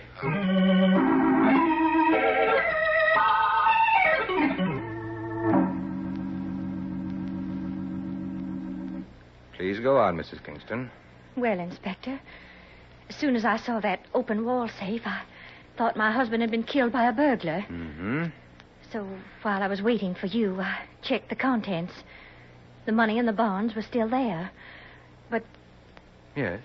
the diamond ring that Fenimore gave me after our wedding 3 months ago, that's gone. That wouldn't be the well-publicized Kingston diamond, would it? It would, Inspector. And it's worth $500,000. Yes, but the cash from those negotiable bonds. Can't understand why they weren't taken too. Very unusual thief, to say the least. Where were you when the miracle happened? Out. I went out early this morning. I was restless. Why? I was tired of doing nothing. So I took the car and drove until I was tired of driving. Alone? Inspector McKee. Don't be alarmed, Mrs. Kingston. I'm not insinuating. But your tone. Merely professional. Now, according to the medical examiner, your husband was shot in the back and death was instantaneous about 2 hours ago. Who was in the house with him then? I don't know. What about the servants? Did they go out driving too? We have no servants. In this big house? They quit last night. Oh? Don't let it surprise you, Inspector. Fenimore was not an easy person to get along with. Mrs. Kingston, for your special information, I don't let anything surprise me. Excuse me, sir. What is it, Cassidy? It's about the murder weapon. Did you find it? No, sir. There ain't a trace of it in the house. Me and the boys have looked in every nook and... All right, Cassidy, all right. Yes, sir. Oh, my. What's the matter? Over there, Inspector. Peep it out from under that corner of the window drape. It shines like a diamond. It is a diamond. Well, if it is, then the saints preserve us. It must be as big as an eyeball. Yes. Well, Mrs. Kingston? My ring. No burglary, huh? It doesn't seem so, does it? But how did that ring get under the drape? The law of gravity. It fell when your husband fell, after he was shot. And it either rolled or bounced. You can take your pick. I'll take the ring if you don't mind. Later. Right now, it's evidence. But it's mine. We'll take good care of it. Come on, Cassidy. Are we finished here, sir? For the time being, goodbye, Mrs. Kingston. Goodbye, Inspector. Cassidy. Inspector McKee, if it's one question I might ask. Go ahead. What's the ring got to do with the cadaver we carried upstairs? I think it killed him. The devil, you say? Don't lead me on, Sergeant. I've no time to explain. Well, if you say so, Inspector. Going back to my office. I want you to go to the telephone company. Get a list of every call that's been made from or to this house in the last 2 days. Report to me at headquarters. Yes, sir. But there's one thing that... Now what? But it's that girl in there, Mrs. Kingston. Uh-huh. Now, I've been on the force for 32 years, and it's a fine education I've got about the good and the bad in people. Not now, Cassidy. When a girl, young and beautiful, marries a man twice her age and a millionaire, she didn't marry him for love.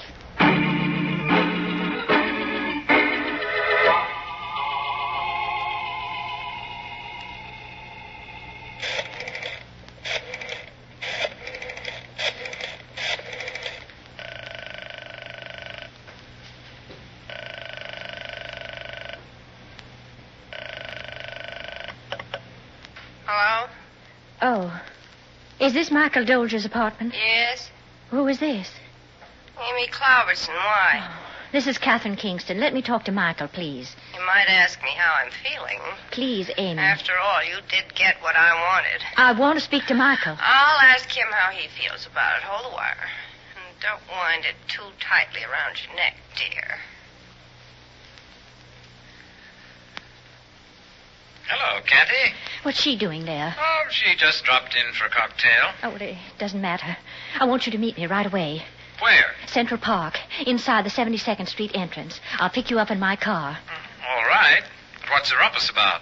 Fenimore's dead. What did you say? He was murdered this morning. Good grief. Maybe I'd better come over. No. The police are here, dozens of them, all over the place. Meet me in half an hour. And come alone.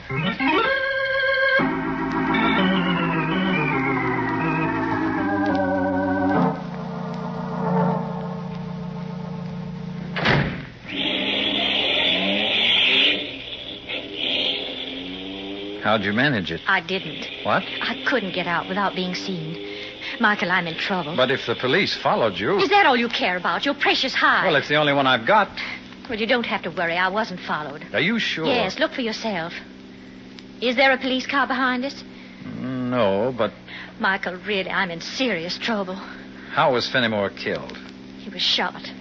And the police think I did it. You? Have they said so? Well, not in words, they haven't. That Inspector McKee, he thinks he's very clever. Well, you should have left me alone, Kathy. I couldn't. I had to speak to you. Now, why didn't you do it on the phone? I didn't want to incriminate you. What? Suppose one of those policemen had been listening at the door. Well, suppose. He'd have heard me asking you about that appointment you had with Fenimore this morning. That I had. Just about the time he was killed. Now, wait a minute. I had no appointment with Fenimore. That's not the truth.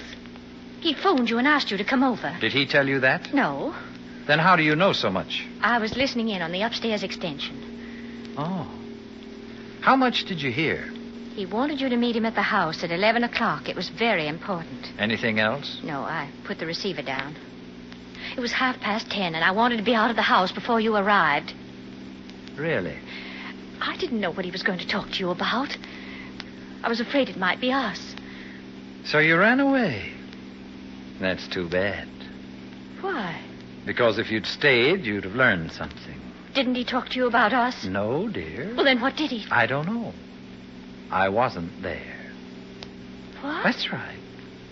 Fenimore wanted to see me, but I didn't want to see him, and I told him so. You told Fenimore? Yes, I did. The great mammoth. Well, wasn't it about time? I'd like to believe that, Mike. Then do. I got tired of being my cousin's errand boy and of running to him every time he beckoned. But your allowance... I told him what to do with that, too. But it doesn't make any difference now, does it? No. You're free. And we'll have all the money we both need. That's putting it very bluntly. Why not? He never cared for anyone, including you. You were the most beautiful thing he ever saw, and he wanted you. It's just as simple as that. I know all about it, All right. Mike. All right. I'll shut up. Kathy, Yes? did you really go out this morning? I said I did. Of course. But I was just thinking, what a wonderful opportunity you had, alone in that house with him.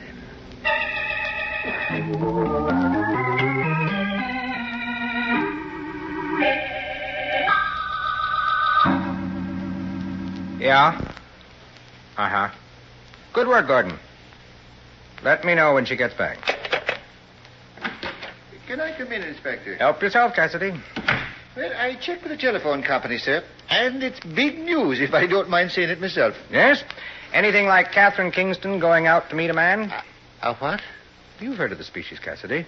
And I'm sure you've heard of Central Park. Is that where she went with him? Mm-hmm. In broad daylight? There's no topping an Irishman, is there? Well, not if he comes from the county Cork, sir. Who's the man? We don't know yet, but he's being tailed. Now, what did you find out at the telephone company? Oh, here's a list of all the cars that came and went from the Kingston house in the last couple of days. Good. But it's them last three that was made this morning. Yes, all outgoing. One at 10:30, one at 10:35. And Kingston was killed at about 11. And this one at 1:45. Oh, a few minutes after we left Mrs. Kingston. That's right. Who were these calls made to, Cassidy? Yeah, but I got that on another slip of paper. Now, where the... Oh, yeah, here it is. Now, the first one and the last one to Michael Dolge. So that's the man. Mm-hmm. Go ahead, Cassidy. I'm just checking. He was the dead man's cousin. How do you know? Well, I remember seeing his name in the papers after the Kingston wedding. Seems to me he was either the best man or one of the ushers. But it's not him I'd be worrying about, sir. No? Why not? It's that woman. The one who got the call at 10:35. What woman? Amy Cloubertson. No answer. Michael Doe's most likely out with Catherine Kingston. Yeah. What'd you say about a woman? No, Amy Cloubertson. Well, what about her? Well, see, you know how I read the newspapers every day. I know. Well, after I get through with the sporting pages, I always turn to the society page. It's an old habit of mine. I acquired it 32 years ago when I was a rookie on that Fifth Avenue beat.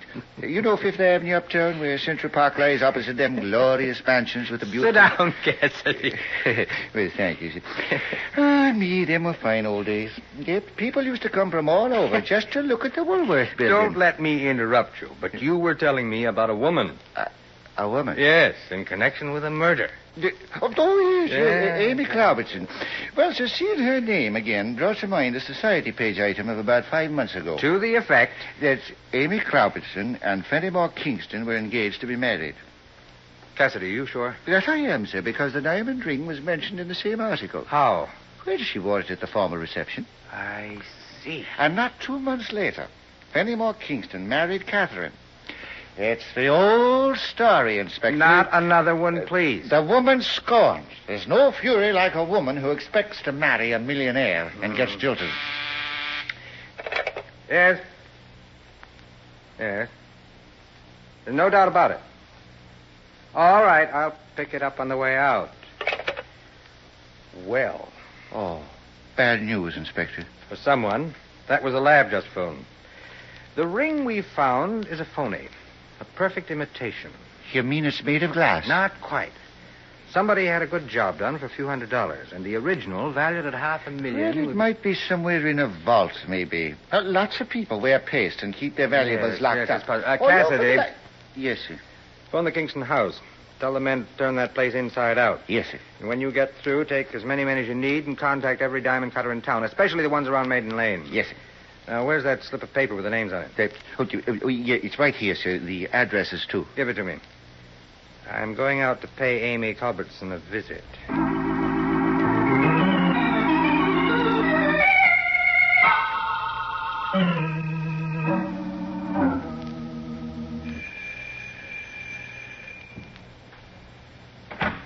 Excuse me. I don't want any. Inspector McKee, police. I still don't want any, but you can come in. There's scotch on the table. Cigarettes if you didn't bring your own. No, thanks. Suit yourself. What do you want? Sit down, please. You're here to ask a lot of questions about Fenimore Kingston's murder. Don't waste your breath because I don't know any of the answers. How do you know about his murder? Radio told me. Not today, Miss Robertson. Why don't you sit down? Maybe I don't want to. Would you have any reason to protect Catherine Kingston? Not one. Well, here's to you. Michael Doles? Sorry, I didn't mean to catch you off guard. Why'd you mention his name to me? This pack of matches with his name on the cover. You're pretty smart, aren't you? I have a weakness for matches that are left on tables. All right, so he told me about Fenimore's death. I was at his apartment when Catherine phoned. She told him. Anything else you'd like to know? What time did you meet Fenimore Kingston this morning? I did what? He phoned you at 10:35. How'd you find out about that? You just told me. What? Why, you wheedling weasel. Shall we talk now? Pitch curves and have me swing at him. I'd like to know about you and Fenimore Kingston. I'm through talking to you. Are you? Then suppose we go down to headquarters. What for? We're very lonesome. Now, wait a minute. Let me go. I haven't done anything. What about you and Kingston? We were engaged, and then he jilted me and married that... Yes? Catherine and I were in the same show. I met Fenimore at a party, and he fell for me like a ton of diamonds. And then, like a fool, I introduced him to Catherine. Why did he phone you this morning? He wanted to date. Now, look, Miss Clarkson. That's the truth. Told me he was going to divorce Catherine. He found out about her and Michael. He thought I knew something, too. And, of course, you rushed over to Michael's apartment and told him. Oh, not exactly. I tried to make it casual. 3 hours later? Mike and I were in the same boat. Both of us had been kicked around by Fenimore. That was a common bond. So you waited from 10:35 until almost 2. Still pitching curves, aren't you? Was it because you tried to get his apartment in the morning and couldn't? No. Or didn't you even try? What do you want from me? I didn't kill anybody. Fenimore didn't call you to talk about his wife. Then I don't know what he did call me for. He asked you about this ring. What? Where'd you... You wore it for a while, didn't you? Yeah, but I gave it back. This one?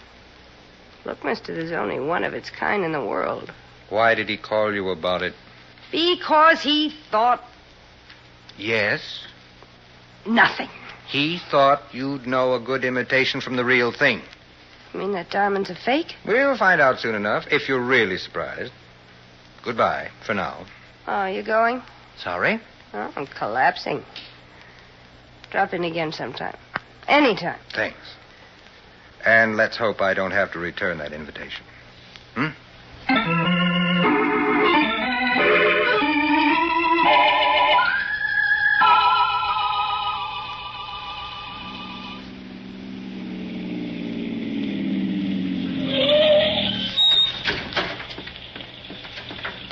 Hello, Michael. Amy, what are you doing here? I figured she'd drive you home. She was always the lady. Get back in the car. Now, see here, Get Amy. back or I'll make a scene that'll turn you both into mummies. Better do as she says, Michael. All right, Kathy. I'll be right behind you, kiddies, in the back seat. Now, Catherine, who told Inspector McKee about me? What? About Fenimore having phoned me this morning. I don't know what you're talking about. Well, you know he phoned me, don't you? No. Oh, you couldn't tell the truth if you had a mouthful of it and it was choking. Wait a minute, Amy. She's trying to frame me. And she'll frame you, too. What was Fenimore talking to you about? Ask her. She was tuned into the extension. Were you, Kathy? No. She had to be. How else? She said no, Amy. All right, so she said no. How did Inspector McKee know that I talked to Fenimore and about the diamond, too? The diamond? Yes. Maybe you didn't know that beautiful thing was just a hunk of glass. That's a lie. Well, it wasn't when Fenimore asked me about it this morning. He wanted me to return the original. Oh, is that why you killed him? Oh, I knew that was coming out of you. You'd like the police to think that, wouldn't you? Maybe they already do. Well, that wouldn't put you in the clear, Kathy, darling. I returned the original to Fenimore. Can you prove it? Can you prove that I didn't? Wind her up, Michael. She seems to have run down. I think you've said enough, Amy. I'm through. And so is she. For good, I hope.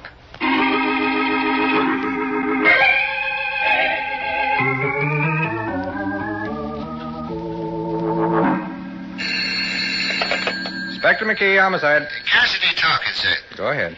I think I found him, Inspector. Who? The diamond cutting fella. Good. What does he say about the Kingston diamond?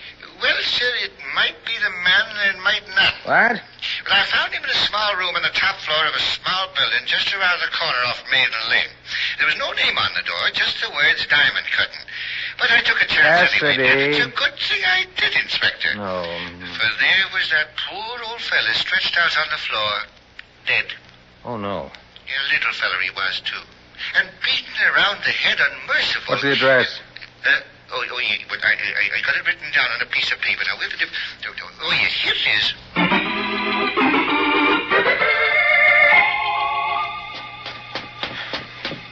It's up here, Inspector. All right, Cassidy. I'm doing the best I can. But I got some information, sir. I checked with some of the neighbors on this floor. Where's the body? Well, I'll take you to it, sir. Well, as I was saying, I checked. And the fellow's name was Rudolph Leibniz. What else? Well, that's all, sir. He came over from the other side a few years ago. A victim of war and oppression. And to think that his only reward for minding his own How do business... you know he was minding his own business? Well, his reputation in the trade, Inspector, was good. He was known to all his neighbors as an honest man, a good worker, and a fine, upstanding character. And when your competitors have only praise Is this the room, for you... Cassidy? Yes, sir. There he is. Yeah. A little old fella. Why didn't you tell me his files had been opened and dumped? Well, I was going to, well, Chief. It doesn't matter. Somebody wanted a record, and they took it. You think this can be an outcome of the Kingston murder? Maybe. Let's have a look at the body. He didn't have a chance. Struck on the back of the head and then beaten until he Cassidy. was... Yes? This man's been dead since this morning. Late this morning. Would you be sure about that? Rigor mortis takes at least 6 hours to set in. It's just beginning. Then it'd be about the time Fenimore Kingston was murdered. A little later, but not much. The killer came right from the Kingston house to this place and... All right, Cassidy. There's no point in searching the room. No, sir? We won't find anything. Oh. Hello, operator. Give me police headquarters. Have you got a plan, sir? I hope so, Cassidy. Hello. Give me Murphy and homicide. Inspector McKee. I hope so, Cassidy. If it works, it'll be a miracle. Well, talking of Hello, miracles, Murph. there was a... I want you to have the following 3 parties picked up. All right? Catherine Kingston, Michael Dolge, and A.B. Cloverson. You'll find the addresses on my desk. And keep them in my office until I get there. Now, as for you, Cassidy. Yes, sir. You stay here. Phone the medical examiner's office and look after the usual details. I'm going out for a long walk. Yes, sir? Those people will wait, even if they don't like it. And let's hope they don't like it enough to burn.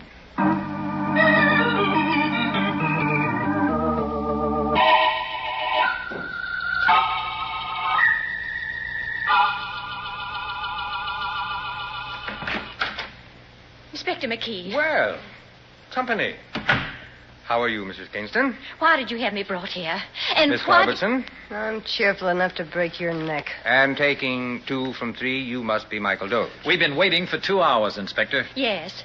Why have you had me arrested? It's a habit of mine, Mrs. Kingston, when a murder's been committed. Oh, then we are under arrest. For the time being, Miss Culbertson. Now, if you'll excuse me for a moment, I've been working on another case, and there's some papers on my desk that I... You've no right to keep us here. Please, Kathy. Well, he hasn't, Michael, not without charges. Then wait and try to be calm. Very interesting. There's nothing incriminating in what I said, Inspector. Oh, no. I wasn't referring to that. It's this memo. Good news. Well, I'm not going to wait here and let you waste my time. Mrs. Kingston, this building is full of policemen. Pity's sake, Kathy, stop being so nervous. If he has anything to say to us, he I can... have. One of you killed Fenimore Kingston this morning. I wasn't home. You were out driving. But who saw you, Mrs. Kingston? What? It takes at least 2 to make an alibi. But surely you don't think that I... Well, you're out of your mind, Inspector. She married him only 3 months ago. And then she changed her mind. She thought how nice it would be to marry you. Inspector... It's all right, Kathy. He's just fishing. But that wasn't the reason Kingston was killed. What? Look out for him when he pitches curves. You know the reason, Miss Culbertson. Oh, now I'm it, huh? Kingston found out that his famous diamond had become an imitation. My ring? This morning, he took it out of the wall safe. The thief, the person who had made the substitution, was in the room with him. And Kingston was shot in the back and killed. Don't look at me, Inspector. I wasn't there. How about you, Mrs. Kingston? I told you. Yes. And you, Mr. Doles? I didn't know anything about Fenimore's death until Catherine phoned me. Then you admit that she phoned you? Of course, it's no secret. I was Fenimore's cousin. And you were making sure that Catherine stayed in the family. Now, look here, Inspector. Excuse me, please. Yes? All right. In a few minutes. I'll call you. Now, this memo becomes very important. May we go now? Don't rush me, Mrs. Kingston. But if you're going to work on another case... I'm not. An imitation of the Kingston diamond was made. And by a strange coincidence, shortly after Fenimore Kingston was murdered, the workroom of a diamond cutter was robbed. What's that got to do with us? Miss Culbertson, tell me what you know about Rudolf Leibniz. What I know? Look, I may get around, Would you like to see him? All right, if it'll make you happy. I'll ask him to come in. What? He's in a room down the hall, Mr. Doles. I had him brought here from the hospital. From the hospital? He wasn't dead. You're lying. Murphy, bring Leibniz in No. here. No. No. Never mind. Send in a stenographer. We're going to take a confession.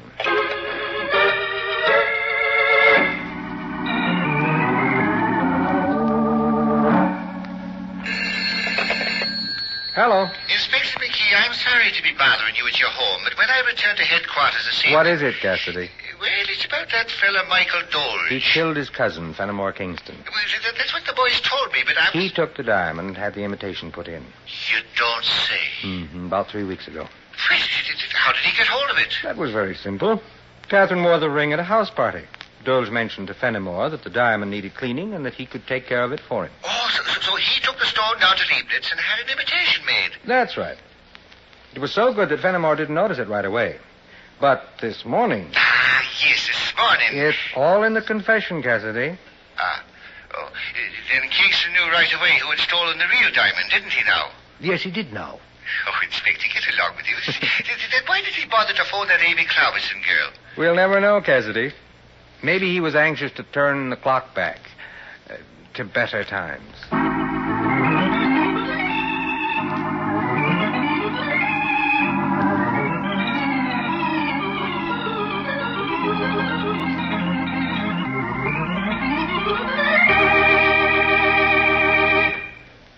And so closes tonight's Crime Club book, Dead Man Control, based on a story by Helen Riley.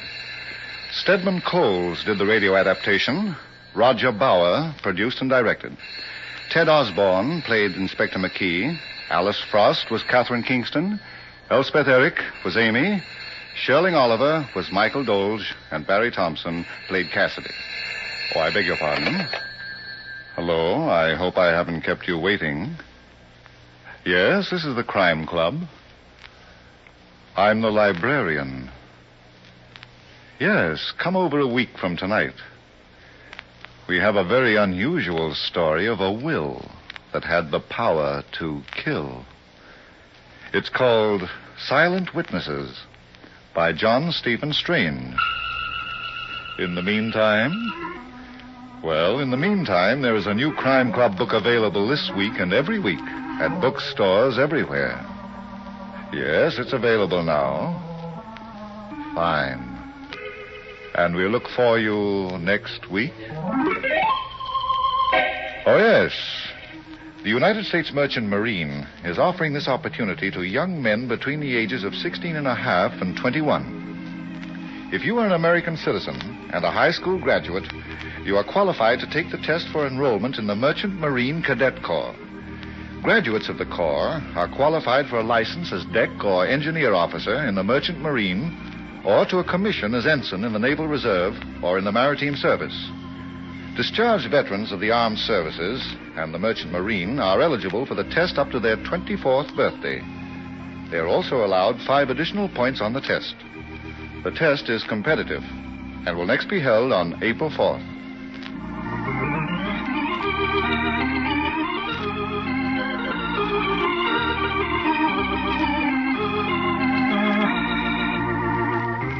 This program came from New York. This is the Mutual Broadcasting System. From Hollywood, it's time now for... Johnny Dollar. Vic Carson, Johnny, State Unity Life. Oh, what's on your mind, Vic? Got a job for you if you're interested. I just received a report from our agent in Venice that... Venice? Oh, I'd love it. Soft nights along the canal. Venice, California, Johnny. Okay, what is it? Murder.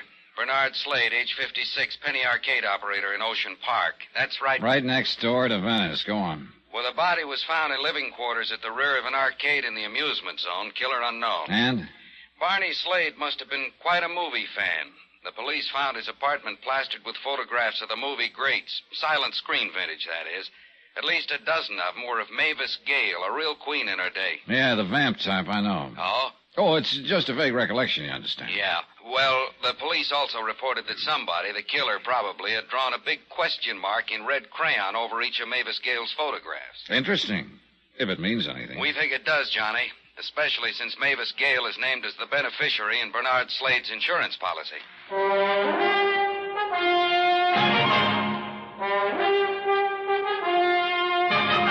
Tonight and every weekday night, Bob Bailey in the transcribed adventures of the man with the action-packed expense account, America's fabulous freelance insurance investigator. Yours truly, Johnny Dollar.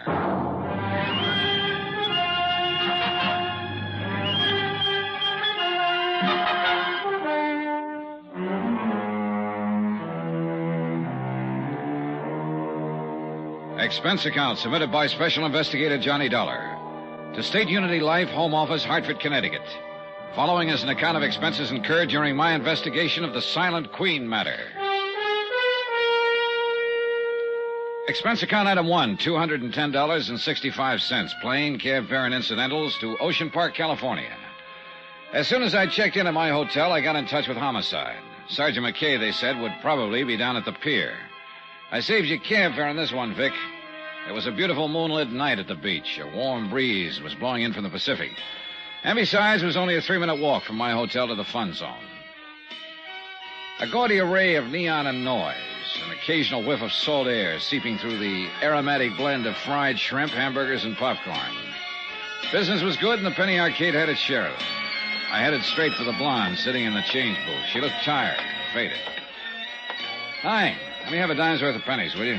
Real plunger, huh? Oh, money means nothing to me. Well, here you are. Don't spend them all in one place. Well, you know, I might at that.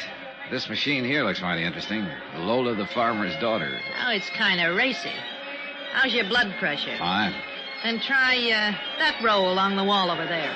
That wouldn't do. How could we carry on a conversation if I was on the other side of the room? Who wants conversation? I do. You don't look like the lonely type. Never can tell, though, can you? Look, you run along while I finish stacking these pennies, huh? No, seriously. All I want is a few answers. Well, I got more than a few, honey. What's on your mind? Barney Slade. What about Barney? You work for him long? Who wants to know? My name is Dollar, Johnny Dollar. I'm an insurance investigator. Oh. I'd appreciate any information you can give me. Hey, your company dropped a bundle on Barney, huh? Well, that remains to be seen. Now, Barney was a nice guy. Nice as they come. What do you want to know? We'll just start anywhere. You want to know about his friends? Well, maybe after what happened to him, you'd better tell me about his enemies. He didn't have none. Not one. Oh, must have been quite a fellow. He was, mister. Okay, let's get back to his friends then. Just about everybody along the pier. Anyone in particular? Oh, Frank Jessup, for one, runs a concession just down the way. Go on.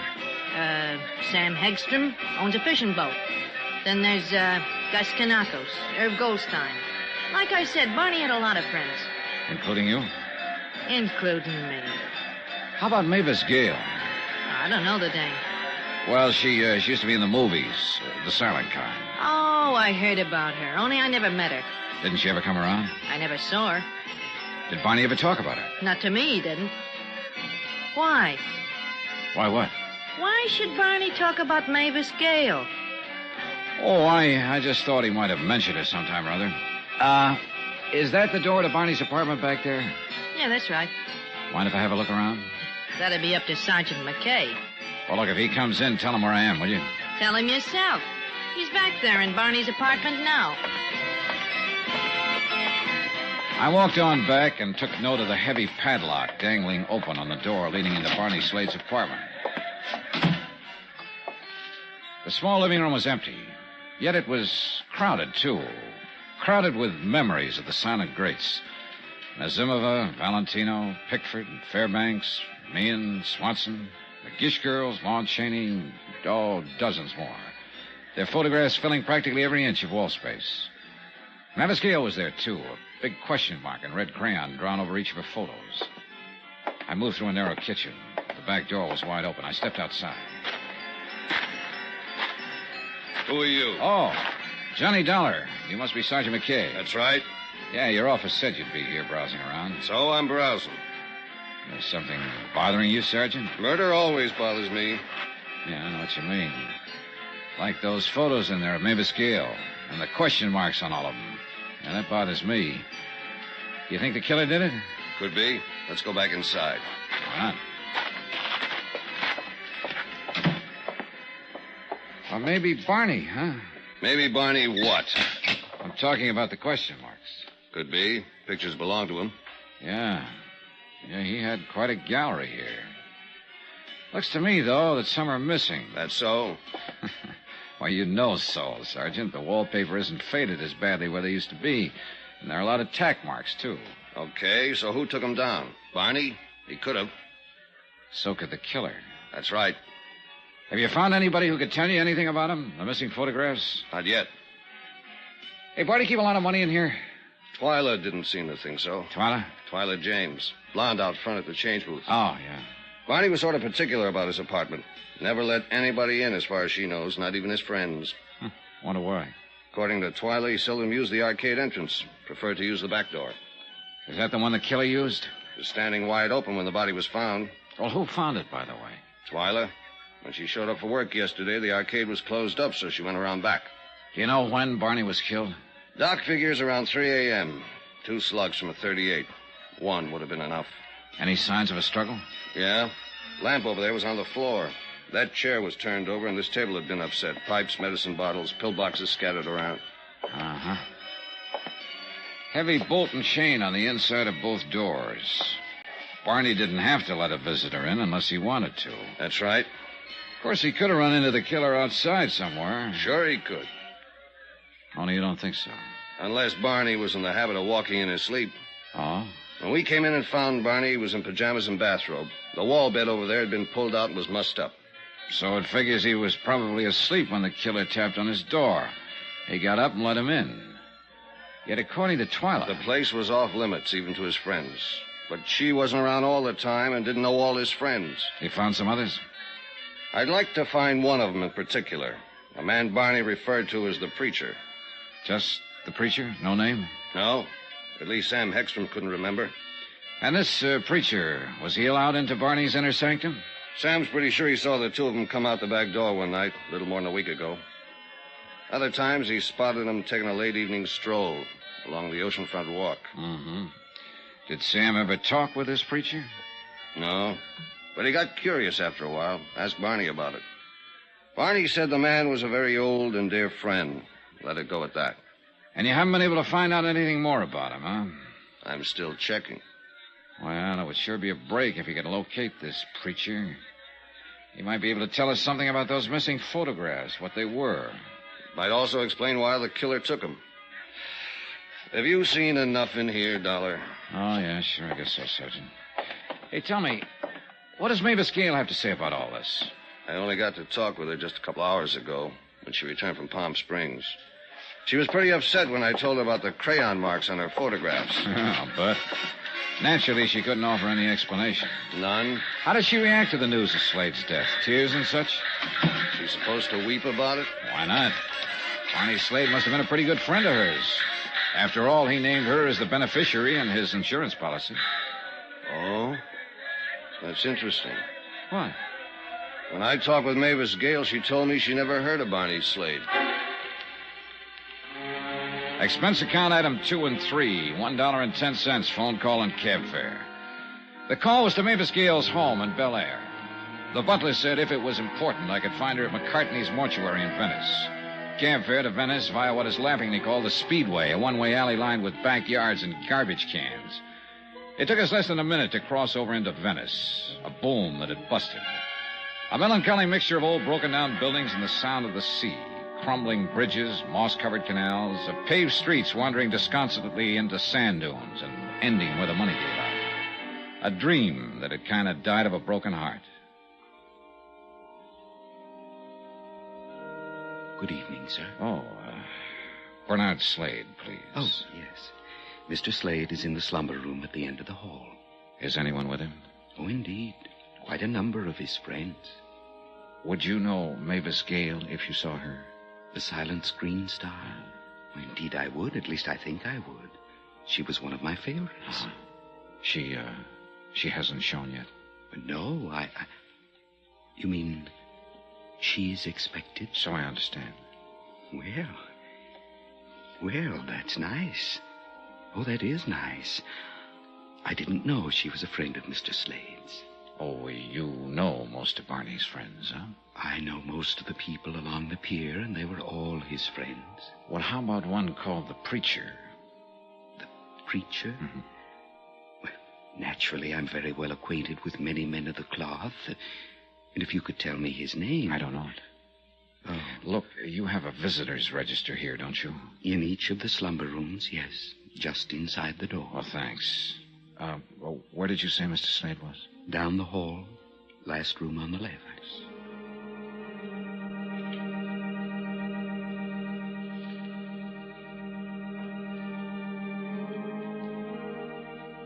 The room was crowded with friends who'd come to pay their respects to Bernard Slade.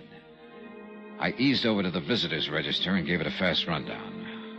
There was nothing to indicate that a minister was among the mourners present. Then I heard the hall door creak open. And there she was, Mavis Gale. Certainly not at all what I expected a vamp of the silent screen to look like 30 years later. Slender, trim, in a smartly tailored suit, and even more attractive than the photographs I'd seen of her in Barney's apartment. She moved down the center aisle to the casket and stood there for a moment. As I walked toward her, she suddenly turned, her eyes wide and staring, her lips moving silently. Then she crumbled to the floor.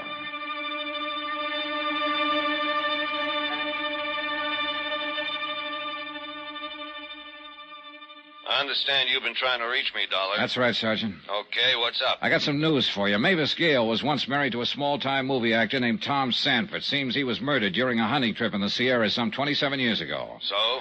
So now it turns out he wasn't. Mavis Gale just identified Barney Slade as Tom Sanford.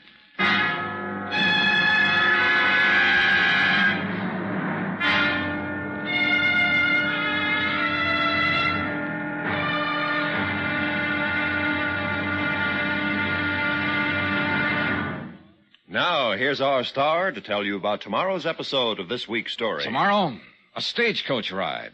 I get some lumps. And a surprise witness turns up. Join us, won't you? Yours truly, Johnny Dollar.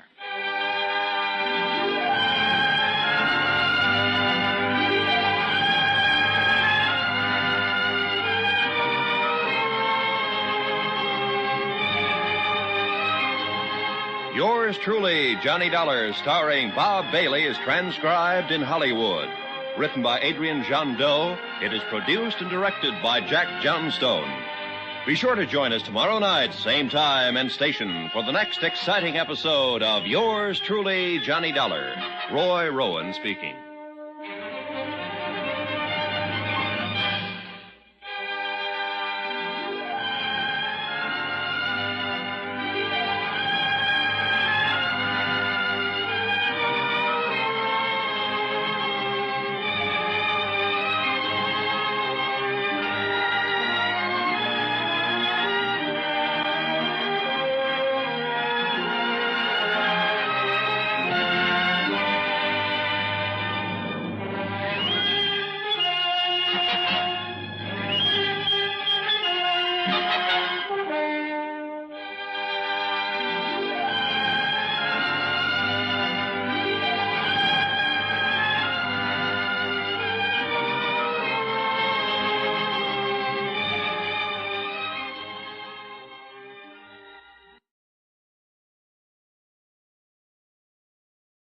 From Hollywood, it's time now for...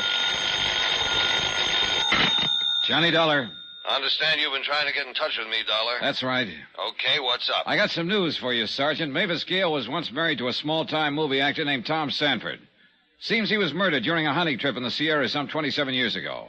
So? Mavis Gale just identified Barney Slade as Tom Sanford. What? Same man, Sergeant. She's still at the mortuary? Yeah, the manager's office. I'll be over in 5 minutes.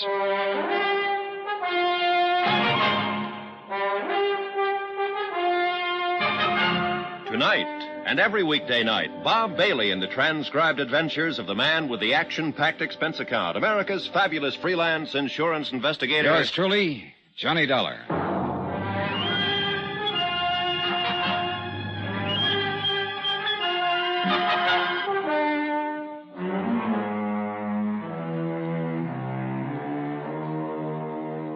Expense account submitted by Special Investigator Johnny Dollar, location Ocean Park, California, to State Unity Life, Home Office, Hartford, Connecticut. Assignment, the Silent Queen matter. Expense account continued.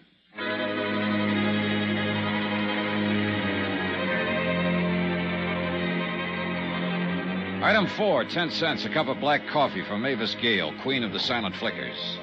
While she drank it, I elbowed my way past Barney Slade's friends gathered in the hall just outside the mortuary office and walked out to the street to do a little quiet thinking. I didn't have time. Excuse me, Mr. Dollar. Is it a fact about Mavis Gale? I mean, she was Barney's wife? Where'd you pick that up? Well, Mort thought he heard her say so. Mort? A manager of the funeral parlor. You were in his office, helped carry Miss Gale there. Is it a fact, Mr. Dollar? How do you know my name? I was gabbing with Twyla earlier tonight. She's the girl at the change desk in the Penny Arcade. I know. Then I seen you and Sergeant McKay come out of Barney's apartment. Who are you? Frank Jessup. I run the mermaid bit over on the pier. You know, 3 baseballs for a quarter and you... You try to dunk the doll in the water tank, yeah. I figure Mort heard right that Mavis Gale used to be Barney's wife. Well, that's what the lady said. Oh, how do you like that? Old Barney married all this time into that Mavis Gale, old-time movie star. Never breathed a word of it to any of us. Sure can't get over it. And him being a picture player in the old days, too. Yeah. Do you recall ever seeing her around the arcade, Mr. Jessup? Nope. Think I would have recognized her tonight when she came in the mortuary. Real handsome woman. Can you think of anyone Barney might have told about his past? I don't think any of his friends knew Mr. Dollar. Including Twyla James? Why do you ask that? Has she been with him long? Close to 5 years.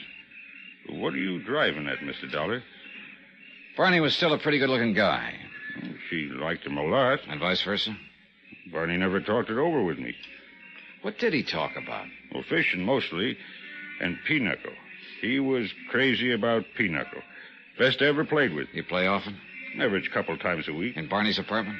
Barney was kind of funny about that. None of us ever set foot in his place. Most of the time we played over at my bungalow or on Sam's boat. I see. Say, you being an insurance investigator and all, I was wondering, was Mavis Gale... Oh, excuse me, Mr. Jessup. There's Sergeant McKay. Well, you said 5 minutes, Sergeant. You made it to 3. She's still in there, Dollar? Yeah. Nice turnout of Barney's friends. Only they're all out in the hall. Well, things got sort of frantic when Mavis took her nosedive. They wanted to find out why, I guess. Did they? Mm-hmm. Mort nosed it around. Is he in the office with her? And her chauffeur. His name's Ronald. I'll send them both out. I want to talk to Mavis Gale alone. I don't think you get much out of her. She really fell apart at the seams. As it turned out, I was right. At least about McKay not getting much out of Mavis Gale. She came out of the office a minute or so later with McKay and the chauffeur on either side, and I went along with the mourners into the street. They helped her inside the big blue Cadillac, and she slumped down as far as she could get in the back seat, covered her face with a handkerchief. Then she was gone. Okay, you people, break it up. You came here to see Barney, remember? Sergeant. What is it, Dollar? Would you happen to remember Mavis Gale from the old days? When she was a star, I mean? Yeah, I guess so. Was she a pretty good actress? I'd say she was. Do you think she still is? If you're referring to that fainting spell, Dollar, you tell me. You saw it. It looked pretty genuine. So? I just wondered is all. Just wondered.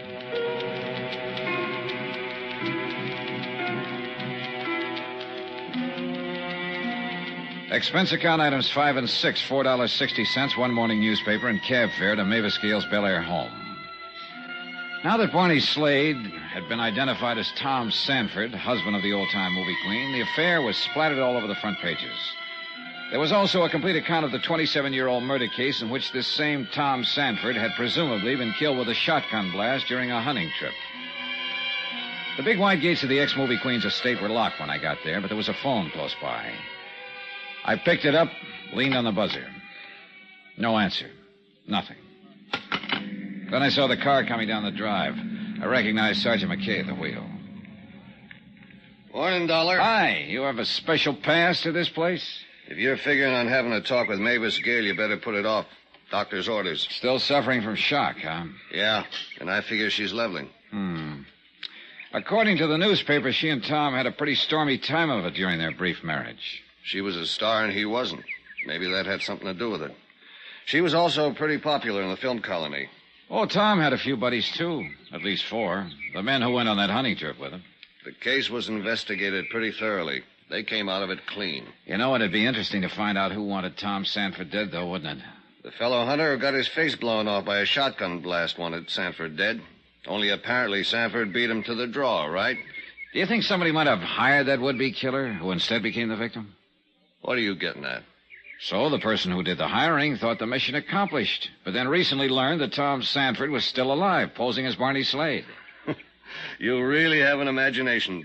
So this time he does the job himself. Or herself. It's possible. Look, I know Mavis Gale stands to collect $25,000 insurance. Unless. Oh, sure, unless you can hang it on her. 2 attempts on hubby Tom Sanford. I'm not trying to hang this on anybody, Sergeant. The insurance company hired me to turn in a report, and they'll pay off according to that report. I just want to be sure, that's all. Okay, relax. If you're going back to the beach, get in. Oh, thanks.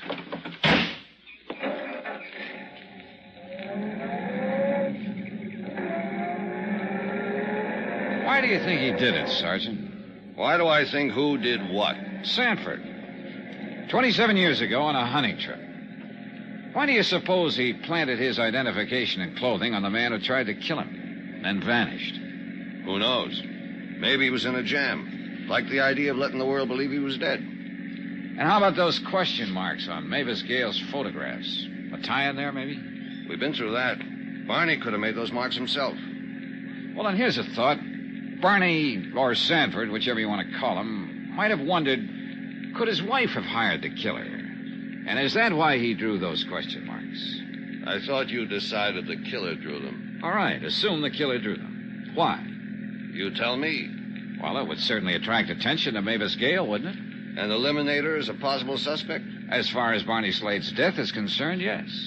You're really determined to go after this woman, aren't you? Look, McKay, I told you all I'm... Okay. Assuming the killer drew those question marks to direct attention to Mavis Gale. Why would he want to do that? I can make a guess. Can't you? Yeah. Could be blackmail. But why wait all these years? For the simple reason he just picked up a little information recently. Maybe he got it from one of the men who were on that hunting trip. Think they're still around? Expense account item 7, $10.50, cab fare and tips.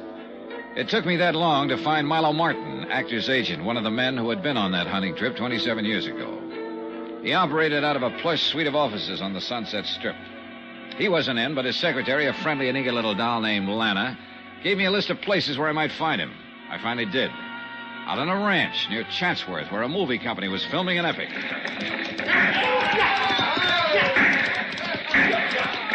Yep, a Western. What else? Milo Martin was short and round. He wore cowboy boots, dungarees, no shirt. He was sitting on a wide, flat rock, sunning himself. Oh, yes, Mr. Dollar. I read about it in the morning paper. It came as a tremendous shock. Tom, alive all these years? It's incredible. It's fantastic. Well, according to newspaper accounts, you were the one who first discovered the body that day 27 years ago. A horrible experience, terrifying, and never forget it. We had been searching the hills all night, and then in the cold gray of dawn, there he was in the ravine. Tom. Only it wasn't Tom. Well, the police are certain? I mean to say that... Miss Gale positively identified the man known as Barney Slade to be Tom Sanford. Running a penny arcade in Ocean Park. It's incredible. Well, then who was the man I found in that ravine? We don't know. We may never know. And he wanted to kill Tom? But why? You have no idea why anyone would have wanted to do away with him? No, of course not. Oh, I knew Tom was a wild sort. He never got along with most people, but, well, to resort to murder. You were his agent, weren't you, Mr. Martin? Yes, I was. I must confess I only took him on as a client to please Mavis. Oh, you also represented Miss Gale? I did. She was... Oh, she still is a truly wonderful person, Mr. Dollar. I understand the two of them weren't getting along too well. Oh, that would be putting it mildly, Mr. Dollar. It was one frightful row after another. Wild, hysterical sort of row. What did they quarrel about? Well, Tom was quite a gambler, and he also drank rather heavily. And he also fancied himself as quite a ladies' man. And this made her sore. He was also extremely jealous. Oh? Mavis ever give him good cause to be? No, of course not. Oh, he was always imagining all sorts of fantastic things about her. Actually, she was very much in love with him. That was my impression, at least. Tell me, Mr. Martin, those other men who were on the hunting trip, are they still around? Well, let me see now. There's Trev, for one. Huh? Trev, that's Francis Trevelyan, used to be Miss Gale's cameraman, independent producer now. His pictures aren't very good, but they make money. Well, how about this Jarvis Pocket? Jarv? Let me think now. Oh, excuse me. You ready, doll? Okay.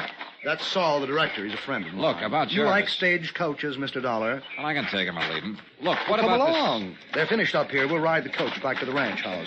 It's only a few miles, maybe 5. And this contraption? Oh, you'll love it. All right, now, here. Get aboard, Mr. Dollar. Oh, brother. Hey, it's not too roomy, is it? Okay, doll. Let it go. Oh, how do you like it, Mr. Dollar? I know how John Wayne feels. Let me see now. You were asking about... Jarvis Pocket. Now, faster, doll. Faster. Oh, come on now.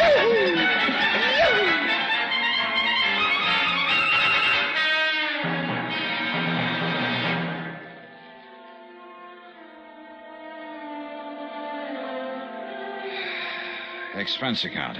Item 8, 81 cents. 1 bottle of rubbing alcohol.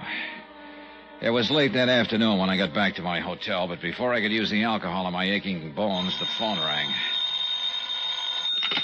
Johnny Dollar. McKay here. This time I got news for you, Dollar. You ought to be real pleased. Wait till I sit down. Oh, on second thought, maybe I won't. Okay, Sarge, let's have it. Mavis Gale said she didn't know her husband was alive all these years, that he was using the name Barney Slade, running that arcade in Ocean Park. So? So maybe she didn't tell us the truth. What do you mean? We got a witness, Dollar. Someone who saw Mavis Gale hanging around the Penny Arcade 2 nights before the murder.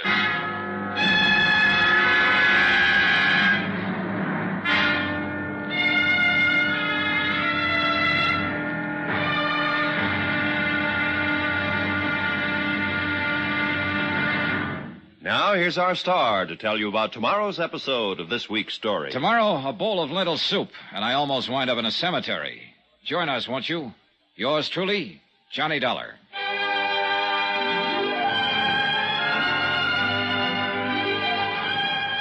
Yours truly, Johnny Dollar, starring Bob Bailey, is transcribed in Hollywood. Written by Adrian Jondeau, it is produced and directed by Jack Johnstone.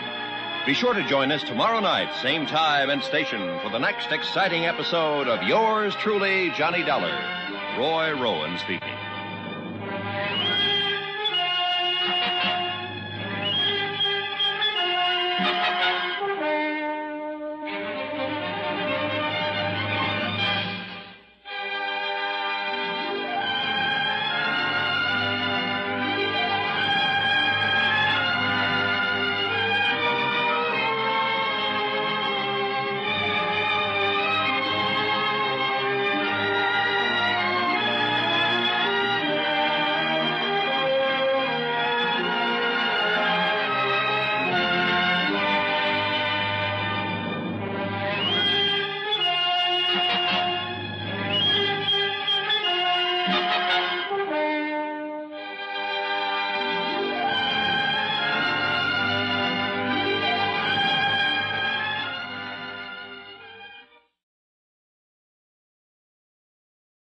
From Hollywood, it's time now for...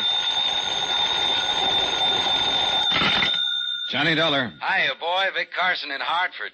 Say, things are really opening up out there on the coast, huh? So, you read the papers. Quite a surprise learning that Mavis Gale was married to that penny arcade operator Barney Slade. She'd been married to Tom Sanford. Sure, silent film actor. Only it turns out he and Slade are the same man. Really something, isn't it? Yeah, well... Here, Sanford's supposed to be dead for 27 years, and all the time he's living down there in Ocean Park, and she didn't know about it. So she said. Only somebody saw her hanging around the arcade 2 nights before Slade's murder, Vic. What?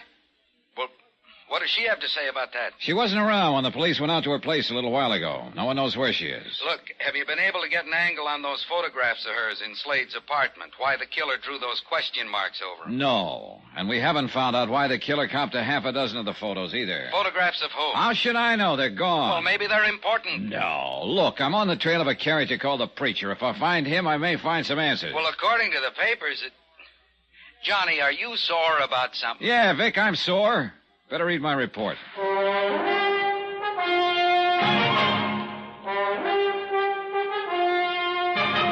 Tonight and every weekday night, Bob Bailey in the transcribed adventures of the man with the action-packed expense account, America's fabulous freelance insurance investigator. Yours truly, Johnny Dollar.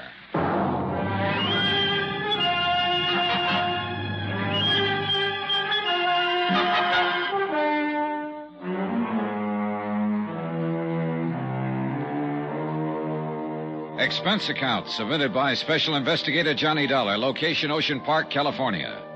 To State Unity Life, Home Office, Hartford, Connecticut. Assignment, the Silent Queen matter. Expense account continued.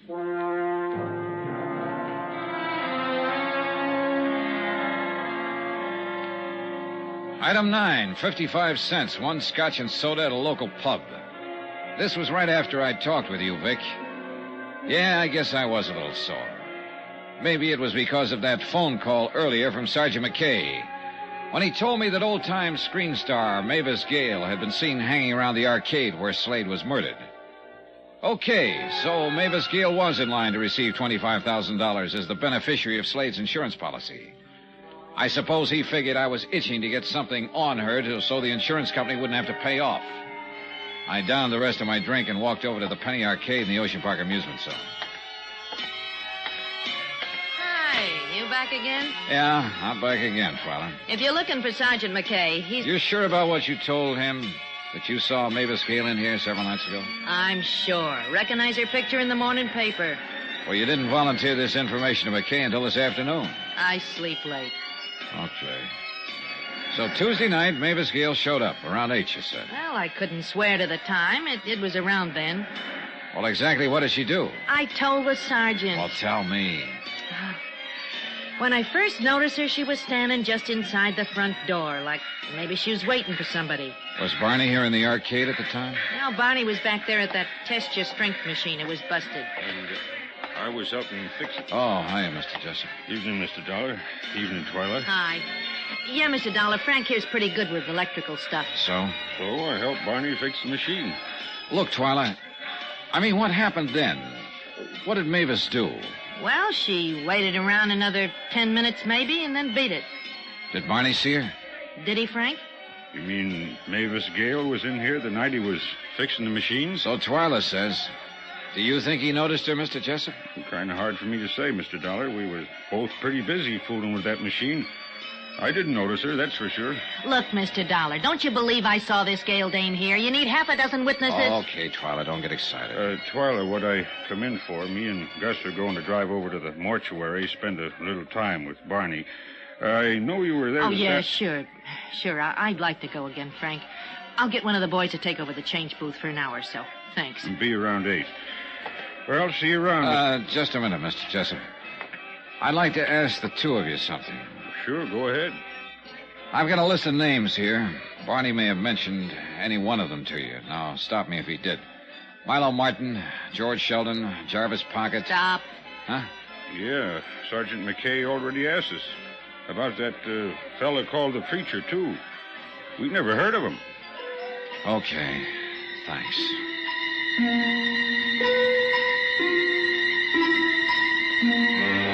I wandered around the pier for a while trying to figure out my next move. McKay wasn't around, and it was a cinch Mavis Gale hadn't returned to her Bel Air estate. So the only thing I could do was to keep on trying to track down the men who'd been on that hunting trip 27 years ago with Tom Sanford, alias Barney Slade. Milo Martin, number 1 on the list, hadn't been able to give out with anything exciting. But he had given me a 5-year-old address on George Sheldon, number 2 on the list. Expense account item 10, $15.10. Cab fare and tips on the trail of George Sheldon. It blew hot and cold until late that night when I wound up at a bar in downtown L.A. Yeah, old George worked here for a while. Handyman, sort of. That was I.W. Harper, you said? Right, it was sort of. So, you're an insurance investigator. Wouldn't be a cop, maybe, instead. No. Now about George. Just wondering is all, friend. What's he done you want him for? I'd just like to talk to him. You sure? I'm sure. Yeah, it figures. He wouldn't be getting into no trouble. Real sweet fella. Real sweet for a fellow who had it rough.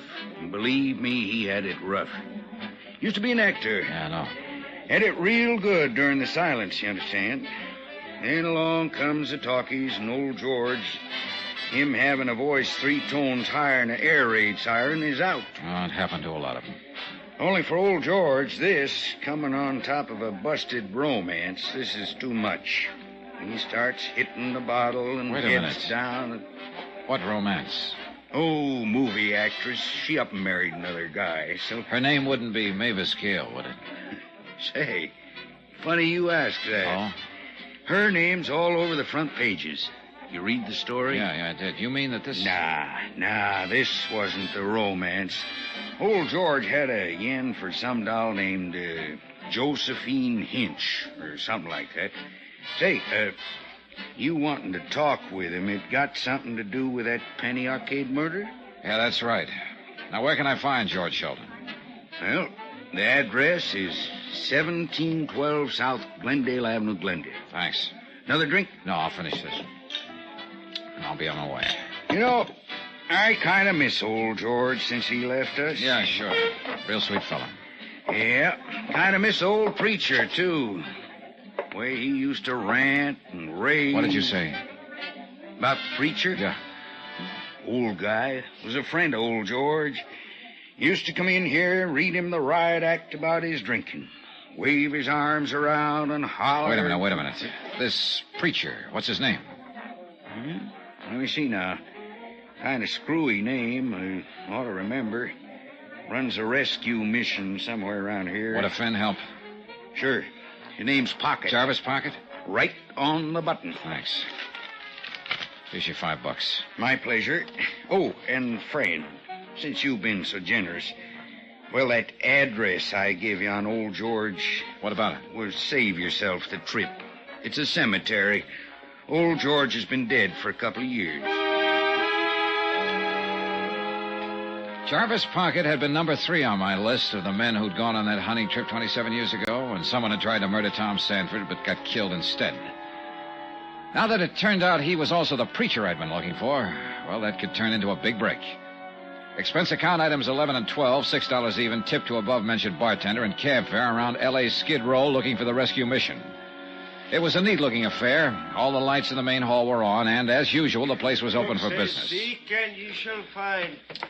So, my brother, seek ye the way of the Lord, for along that way lies... There was a good crowd on hand.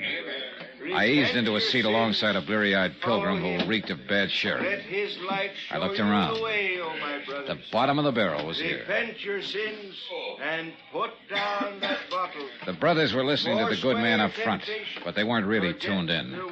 They were just waiting for a bowl of soup and a place to flop. Peace, peace, my brothers. In him alone is your salvation and your hope of everlasting life. Open your hearts to eternal joy, and the glory shall be yours. We will now sing hymn number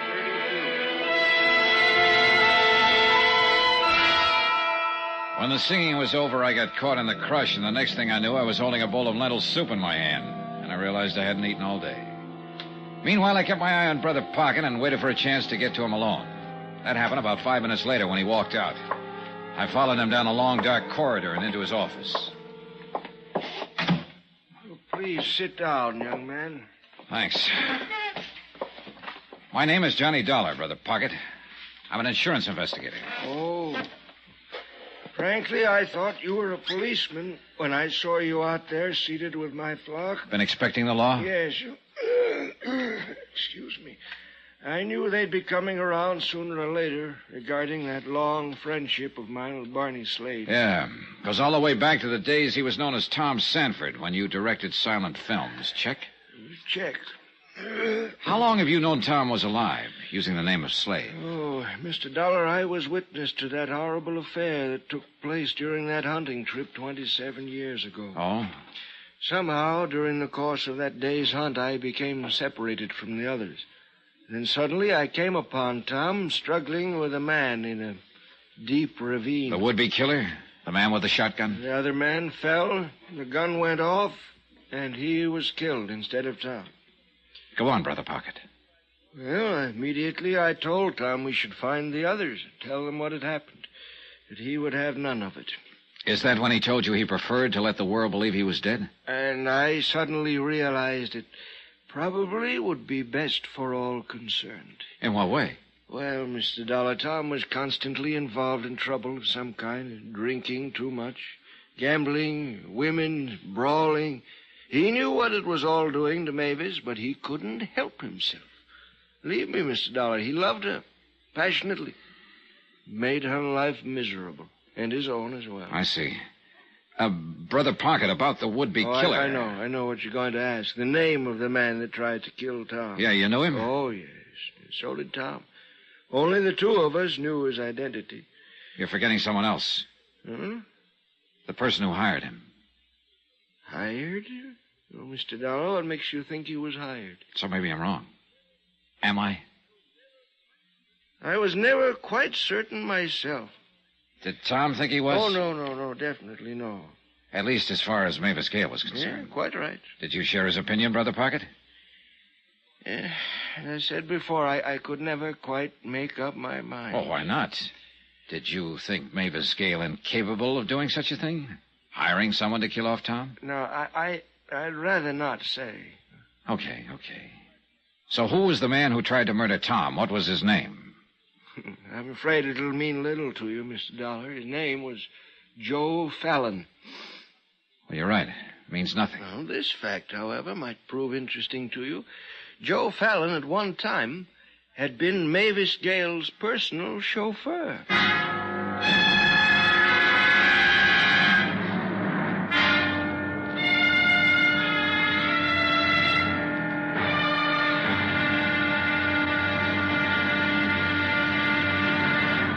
Now, here's our star to tell you about tomorrow's episode of this week's story. Tomorrow, audience with the Queen and a brush with the killer.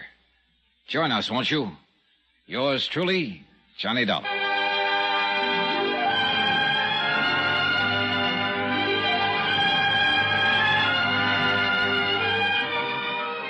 Yours truly, Johnny Dollar, starring Bob Bailey, is transcribed in Hollywood. Written by Adrian John Doe. It is produced and directed by Jack Johnstone. Be sure to join us tomorrow night, same time and station, for the next exciting episode of Yours truly, Johnny Dollar. Roy Rowan speaking.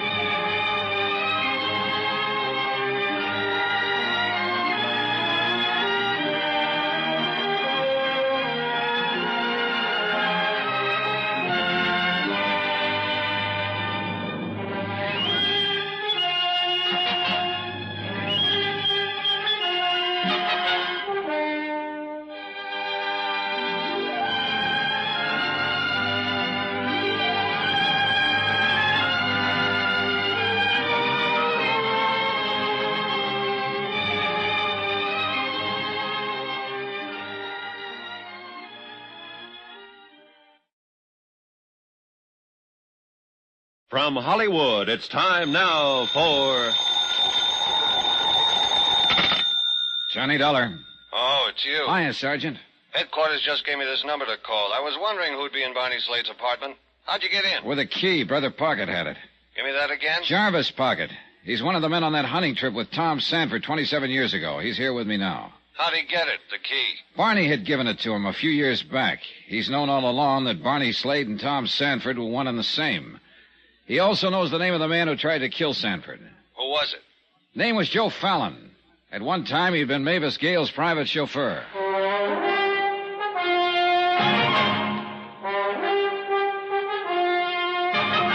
Tonight and every weekday night, Bob Bailey in the transcribed adventures of the man with the action-packed expense account, America's fabulous freelance insurance investigator. Yours truly, Johnny Dollar.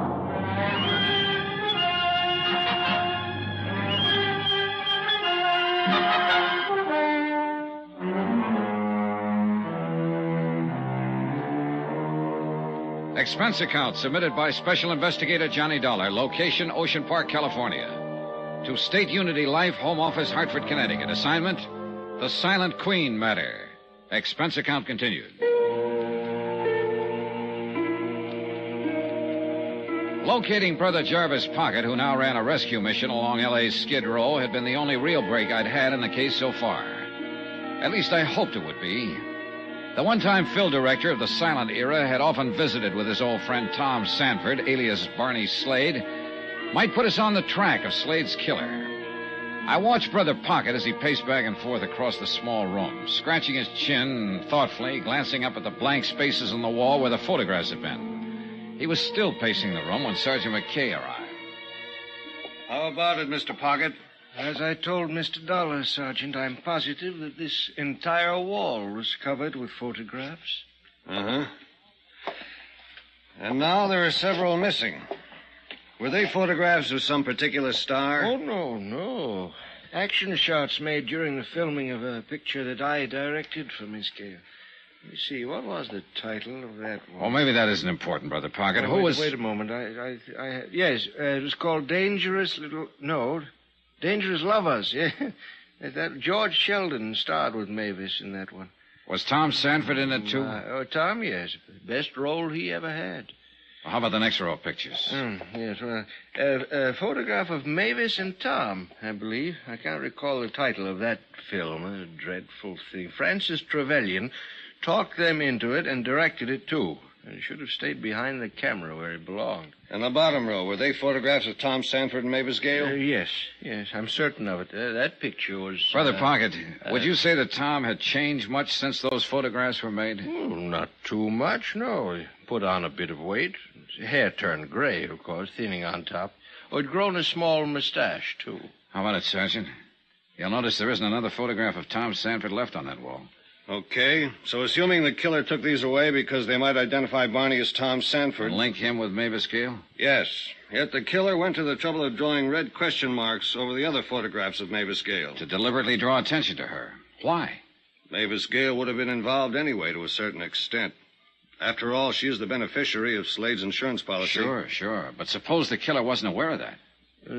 $25,000, I believe, is the amount. Yeah, that's right. And you're wondering why he did it? Oh, I can make a guess. You said he'd been pretty reckless, tossed a lot of Mavis Gale's money around in the old days. May have amounted to something close to $25,000. Possibly. This may have been his way of squaring the account. $25,000 and a king-size shot. He could hardly be expected to guess that his death would come about under these circumstances, Mr. Dollar. No, but he could have passed away calmly in his sleep some night and wouldn't have changed a thing, Brother Pocket. Mavis Gale would still have been curious about a man named Barney Slade. Yes, I suppose, yes. He must have been pretty sure she'd recognize him, that it would make a nice big splash in all the papers. Was he that much of a ham? Tom, I'm afraid so. He couldn't have loved Mavis Gale very much. Mr. Dollar, right to the last, yes. Still, he couldn't resist the magnificent gesture, the big payoff, returning her $25,000. You know something, Dollar? Now you sound like you're on her side. Yeah. Well, gentlemen, if that's all that you want me for, I think I'd best be getting back to my quarters at the mission. The flock may be getting a little restless, huh? You know how it is. There are times that one of the brothers will sneak a bottle of sherry into the dormitory, and things become quite gay. Sure, Mr. Pocket. You can run along, and thanks. Well, good night, gentlemen. Good night. Well, Sergeant, what's the next move? What about this Joe Fallon? You said he'd been Mavis Gale's chauffeur at one time. Yeah. Pocket saw the whole thing. The attempt to kill Tom Sanford 27 years ago. Fallon and Sanford were struggling. A shot went off, and Fallon got it full in the face. Sanford then decided to play dead. Yep. But ever since then, Sanford was hiding out down here under the name of Barney Slade. That is until somebody caught up to him, caught on to it 3 nights ago, and killed him. Big question still remains, who? Come on, let's get out of here. I'll get it. Yeah? Uh-huh. Right, I got it. That was headquarters. They just got a call from Francis Trevelyan. Trevelyan? He was one of the men on that hunting trip, along with Pocket and the others. Yeah. Seems Mavis Gale just heard we've been wanting to ask her some questions. She wants us to come right over. She's at Trevelyan's beach house in Malibu. The beach house turned out to be one of those super modern jobs, low, sprawling, with a lot of glass and flagstone. The butler allowed us through the front door, and after a nice little stroll, we finally arrived at the den, a 50-footer at least, with a bar at one end. Mavis and a tall, distinguished-looking gentleman were at the other. Evening, Miss Gale. Good evening, Sergeant. I'm terribly sorry about all this. I didn't know you wanted to talk with me. I should have left word at the house, I suppose, but I was so upset, anxious to get away. I understand. Oh, this is Francis Trevelyan, Sergeant McKay, and Mr. Dollar. We met at the funeral home. Oh, yes, I remember. Do sit down, gentlemen. May I offer you a drink? No, thanks, Mr. Trevelyan. Now, Miss Gale. Yes. When I first informed you of Barney Slade's death at the Penny Arcade at Ocean Park, you told me you never met the man. That's right. I had no way of knowing it was Tom. Not until last night when I went to the mortuary. Had you ever been in or near the Penny Arcade at any time, Miss Gale, previous to the murder? Yes. 2 nights before. Why didn't you mention this to me when I spoke with you before? I don't know. I was frightened. A man named Barney Slade had been murdered. The killer had drawn question marks on my photographs in the dead man's apartment. Were you afraid to tell me because it would involve you deeper? Yes. I think that was the purpose of the phone call, Sergeant. What phone call? That evening, shortly after 6, I received a call from a man. He wouldn't identify himself. He said that a very dear, very old friend of mine was in trouble and needed my help. He instructed you to go to the arcade in Ocean Park? I was to be there by 8 o'clock, and this old friend was to make himself known to me. So you went. Did you see anyone? No one that I recognized. Miss Gale, does the name Joe Fallon mean anything to you? Fallon? Why do you ask that? Just a moment, Mr. Trevelyan. Why, yes. Joe was my chauffeur. Many, many years ago. And when did you discharge him? Shortly after my marriage to Tom. Did he tell you to get rid of Fallon? Yes. Yes, he didn't like Joe. Mr. Dollar, may I ask you why you're questioning Miss Gale about Joe Fallon? Because we just found out he's the man who tried to murder Tom Sanford 27 years ago. What? You mean he was the man killed? The man we all thought was Tom. That's right. Was Joe Fallon in love with you? Now, see. Better answer. Was he, Miss Gale? I don't know. What are you two driving at, Sergeant? I insist on knowing. And I'd like to know why you jumped when I first mentioned Joe Fallon's name, Mr. Trevelyan. All right, I'll tell you. You see, I'd quite forgotten about him. It was only when you asked Miss Gale that it suddenly dawned on me who he was, and it startled me, because his name had been brought to my attention only some 24 hours ago. Oh? A phone call. A man who said he was in partnership with Joe Fallon. They had a business deal to talk over with me. And? Well, I simply told them that I wasn't interested. I was in the midst of my most important production, and I just couldn't be bothered. Did you receive a similar call, Miss Gale? I know. You know, Sergeant, I'll give you odds it's the same one who called Miss Gale before the murder to get her down to the Penny Arcade. But I don't understand. Why? Who is the man? When we find that out, Miss Gale, we'll have the killer.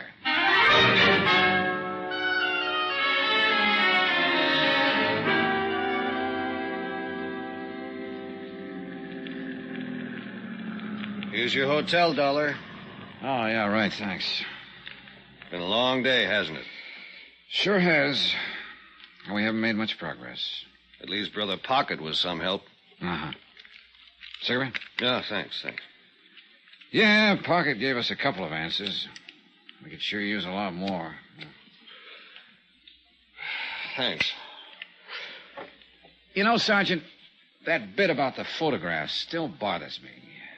Why would the killer first try to hide the link between Mavis Gale and Tom Sanford, and then deliberately draw attention to her? You think someone beside the killer could have made those question marks on her photographs? Could be. Okay. For instance? Who discovered the body? Twyla James. Okay. You mean she walks in, discovers the body, picks up red crayon, does the art job? Why? Well, look, I just make these things up. I don't explain them. You're off the beam on this one, Johnny. When we got to Barney's place, she was shaking like a ship without a rudder. Nah, she was scared silly. Uh-huh. I'd still like to ask her about it, though. Better get some sleep, Dollar. I guess. Thanks for the lift, Sergeant. Night. Yeah, the sergeant was probably right about Twyla. But I sauntered on down to the amusement zone anyway.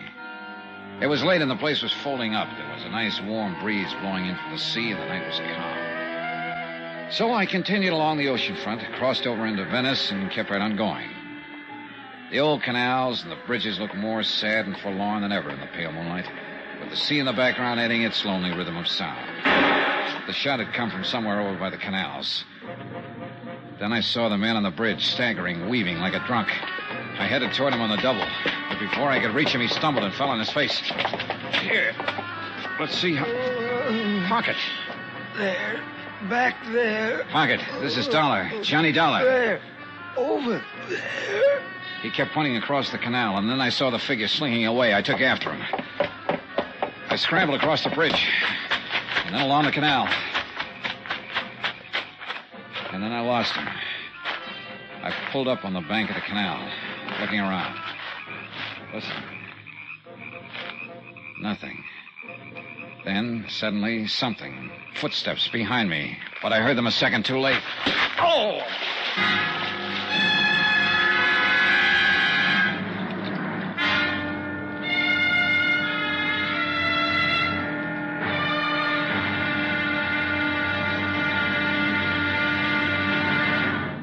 Now, here's our star to tell you about the final episode of this week's story. Tomorrow, a man who talked too much, and it killed him. Yeah, the payoff. Join us, won't you? Yours truly, Johnny Dollar.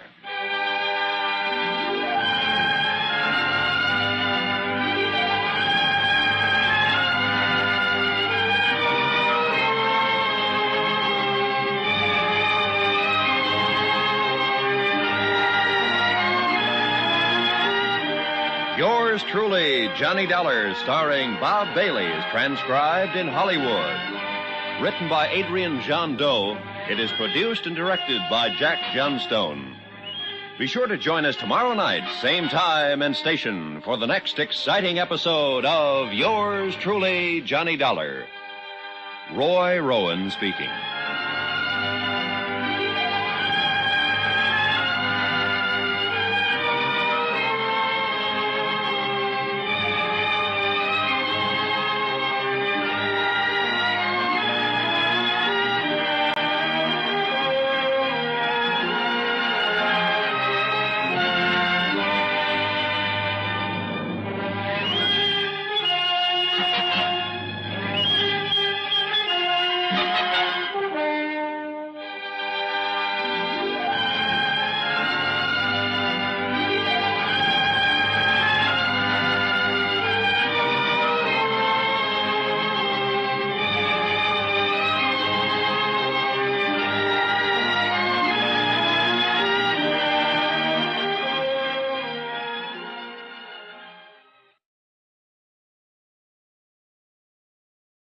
From Hollywood, it's time now for...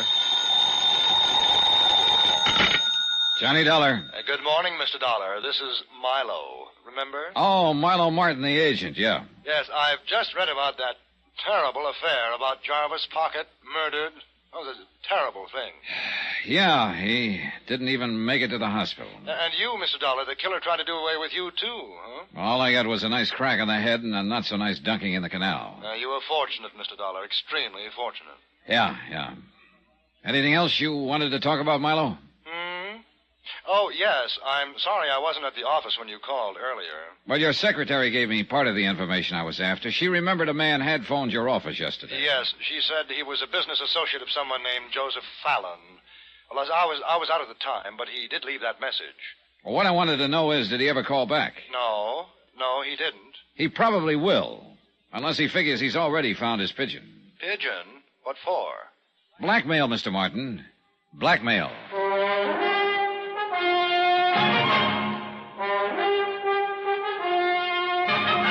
Tonight and every weekday night, Bob Bailey in the transcribed adventures of the man with the action-packed expense account, America's fabulous freelance insurance investigator. Yours truly, Johnny Dollar.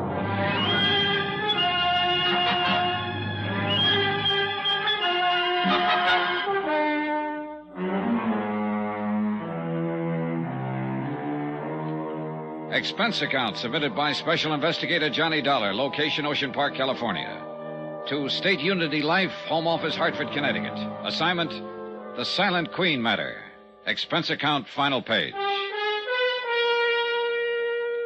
27 years ago, somebody had hired one Joe Fallon to murder Tom Sanford, the husband of silent movie star Mavis Gale. But Joe had muffed the job.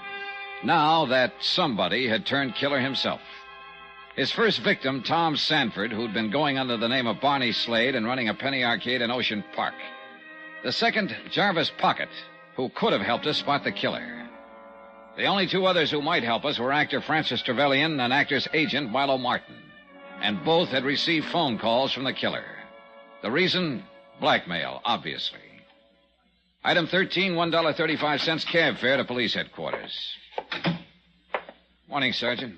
Hello, Dollar. How do you feel? Oh, okay, I think. You turn up anything on Pocket's killer? Only this. 2 slugs taken from the body, fired from a .38. From the same gun that killed Barney Slade? The same. Well, that figures. Oh, I wish a lot more did. Hey, look, just what have we got anyway? Maybe you better start with what we haven't got. Well, Barney Slade gets clobbered by a killer who scrawls question marks all over Mavis Gale's photographs in his dingy apartment. To draw attention to Mavis Gale. All right. Mavis is named as a beneficiary in Slade's insurance policy. Claims she doesn't know the man, then takes a look at his body and identifies it as husband Tom, who supposedly was killed 27 years ago on a hunting trip. Right. Then Jarvis Pocket, one of the men who'd been on that trip, fills us in with the info that Mavis Gale's ex-chauffeur had tried to knock off Tom. Yeah, but he goofed the job and got knocked off himself. Question. Had Joe Fallon been hired? Answer, probably. Question, who hired him? There's a beaut, huh? Say, this Milo Martin ever get in touch with you? Yeah, just before he came over. He got a call, all right, apparently from the same man who called Trevelyan. Mm-hmm. Trying Fallon's name on for size. Oh, he's trying to get a reaction, that's for sure. And when he gets the right one, he'll put on the squeeze. I wonder why he didn't call Mavis Gale and give her the pitch. Maybe he did, and she forgot to tell us about it. Think he called Jarvis Pocket? No, I think Pocket would have told us. I wonder if Pocket told us everything last night at Barney's place. Oh, probably not. I think he suspected something or someone. When he left us, he probably did a little prowling of his own. Result, got himself killed. Look, it's almost noon. Yeah. I'll buy you lunch. We'll have about an hour. Then what? Then I'm going to Tom Sanford's funeral. Aren't you?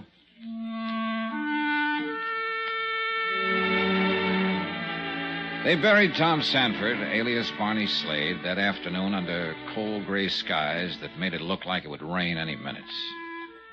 But that didn't keep the crowd away. All Barney's friends from the pier were there, including Frank Jessup, who ran the mermaid bit, and Twyla James, who pushed pennies at the arcade.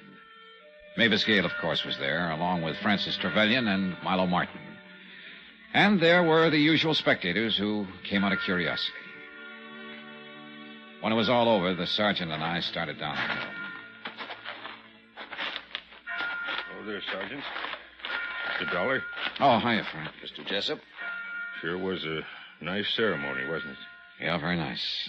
Pier was practically closed down. Everybody here for the funeral. We're all going to miss old Barney. Somehow I just can't bring myself around to calling him Tom. Won't seem to fit somehow. Sure. Well, I got to get back to Twyla. She's taking this kind of hard. Oh, yeah, sure. I was kind of surprised the way Miss Gale stood up. Real brave she was. No tears at all. Yeah, I noticed that. Sergeant? Maybe she was all cried out, Dollar. It happens, you know. Uh-huh. It happens.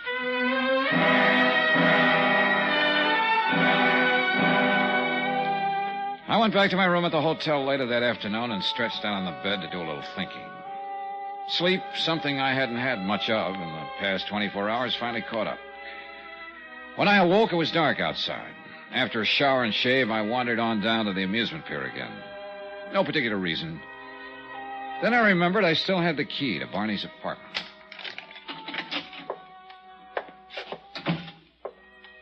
I flicked on the light switch in the living room and sat down.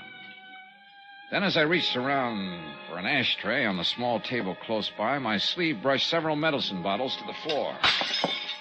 I was picking them up when somebody came in through the back door. Mr. Dollar? Oh. I happened to notice the line under the arcade door. What are you doing back here? Well, nothing in particular, Twyla. I'm afraid I accidentally knocked these off the table. Oh, no harm, I guess. Poor Barney won't be needing them anymore. Well, he had quite an array here. Medicine, pills. Yeah. Virus of some kind. Hit him like a ton of bricks a month or so ago. Oh? Did he go to the hospital? No, not Barney. He wouldn't hear of it. Well, who took care of him? Oh, Frank Jessup, myself. Between the two of us, we did the cooking and saw to it he got his medicine and all. Wait a minute. I thought you said you'd never been in Barney's apartment. Yeah, that's right. First time was when I found the body. Well, look, if you and Frank took care of him while he was sick... Well, it was over at Frank's place in Venice. Oh. Yeah, Barney and Frank and a couple other fellas were playing cards. Suddenly, Barney wasn't feeling so good, so he decided to lie down for a while. That's when the game broke up. Frank stayed with Barney, and when he saw how bad his fever was, he called Doc Ferris. Doc Ferris, huh? Yeah, lives over in Venice. Thanks, sweetheart. Lock up for me.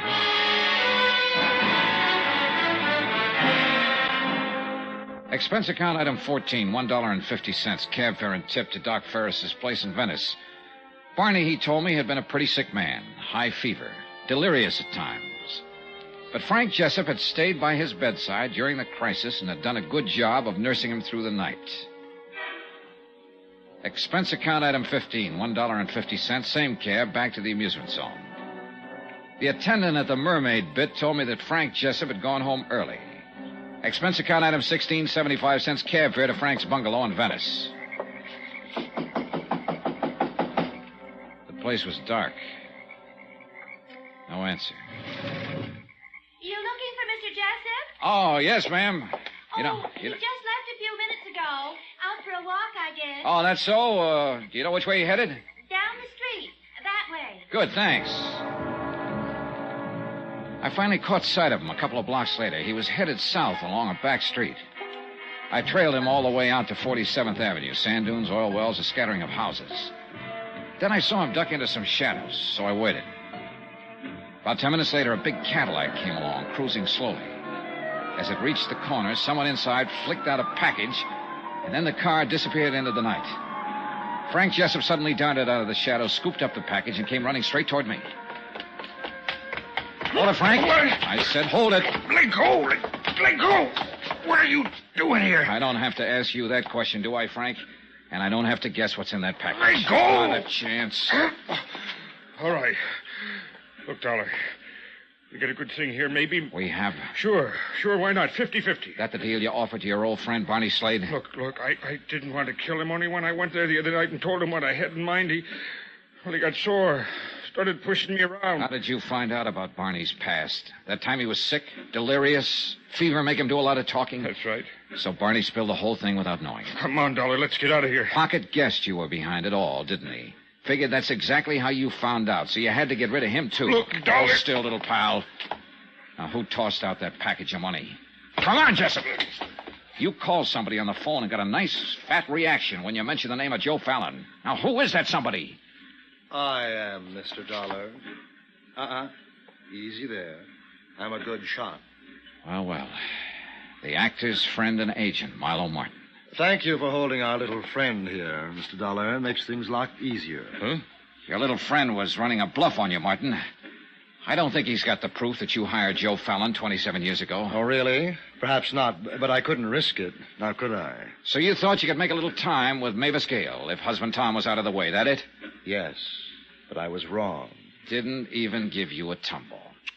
Too bad, Milo. A stupid woman, really. Is quite stupid. And now, little man... Look, Mr. Martin, we can forget all this. Don't be ridiculous. We can't. And by the way, we haven't met, have we? Allow me. Frank Jessup. He runs a stall down at the amusement zone. Mr. Martin, you've got to trust me. I can keep my mouth shut. I fully intend to make certain of that, Mr. Jessup. Look, all we got to do is get rid of Dollar here. Oh, you're a sweet kid, aren't you? Nobody will ever know, Mr. Martin. I swear it. You're so right, little man. No one will ever know. Let go, Dollar. Hey! Frank pulled away from me somehow and started racing across the sand dunes, but he didn't get very far. Milo Martin pumped 2 shots into his back. That meant he took his eyes off me for just a split second, and that's all I needed. What? I belted him where he was very, very soft, and then followed with a hard uppercut. Milo, 10%, Martin folded without a sound. 17th and final item on expense account, $185.10. Hotel and incidentals in Ocean Park and transportation back to Hartford. Expense account total, $436.25. End of account. Remarks? About Frank Jessup. He got his out there in the sand dunes for the murders of Tom Sanford, alias Barney Slade, and Jarvis Pocket. About Milo Martin, in jail awaiting trial for murder of the above-mentioned F. Jessup. About Mavis Gale. She's going to see to it that the good work at Brother Pocket's rescue mission goes on. We'll donate $25,000 to the cause. Yeah, you guessed it. That'll be the insurance money. End of remarks, end of report. Yours truly, Johnny Dollar.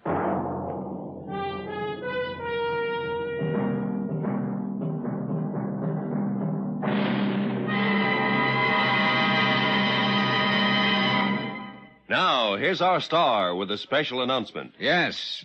I think you'll be glad to know that beginning Sunday, instead of 5 times a week, we'll be on the air only once a week, but with a complete half-hour story. Remember, that's beginning this coming Sunday. So join us, won't you? Yours truly, Johnny Dollar.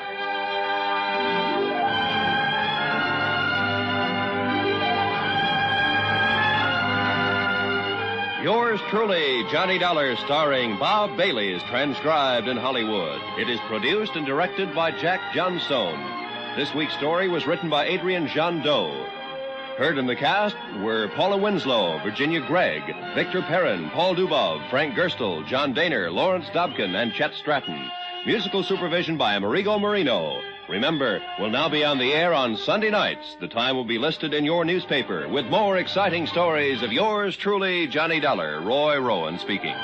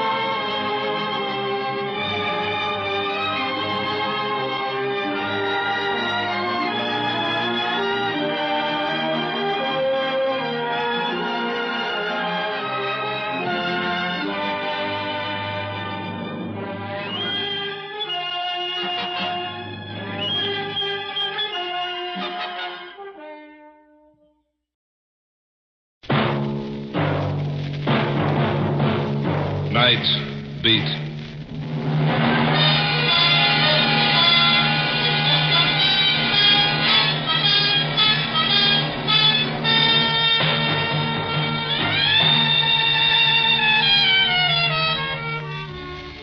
Hi, this is Randy Stone. I cover the night beat for the Chicago Star. Stories start in many different ways. But tonight's story began when one man tried to destroy another with the strangest weapon of all, darkness.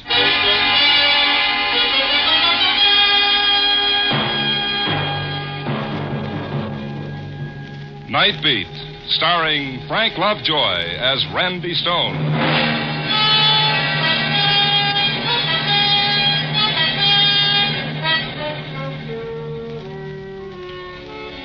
When your job is to walk into the darkness and discover what makes a city tick, you pick up some mighty strange friends.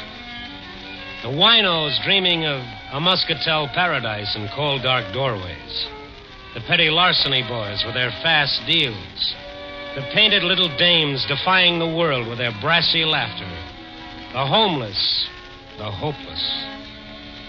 In the city, night is for the lost. And sometimes you feel a hunger to be with someone of the everyday world, some nice, well-adjusted soul who's got a reason for waking up tomorrow morning. I guess that's why I dropped in to see Bessie Chatfield tonight. Bessie's a little gray-haired librarian who has charge of a small storefront library on Huron Street. No one around this time of night but Bessie and a young fellow in a gray raincoat alone at a reading table. Mr. Stone. Well, we haven't seen you, in such a long time. Well, since Forever Amber, you haven't had the kind of high-type literature that interests me. And when you finally do drop in, look what time you get here. 10 o'clock. Right when I have to go over and start turning out the lights. I timed it that way so I could get you behind those bookcases, away from that fellow with the reading desk. Well, I'm afraid your timing is about 35 years off, Mr. Stone. These light switches. Why do they always put them up so high? Aren't you going to tell that fellow it's time to go home? This is the way we tell them. We flick off the lights and then flick them on again. First off, like this. No, don't do that. No! What? Turn the lights on quick. Let me handle him. What's the idea of doing that, mister? That's supposed to be smart or something. Oh, take it easy, fella. Take it easy. Or did he pay you to do it?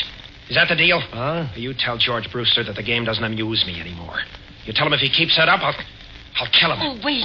I turned the lights out. It's closing time. What? Closing time?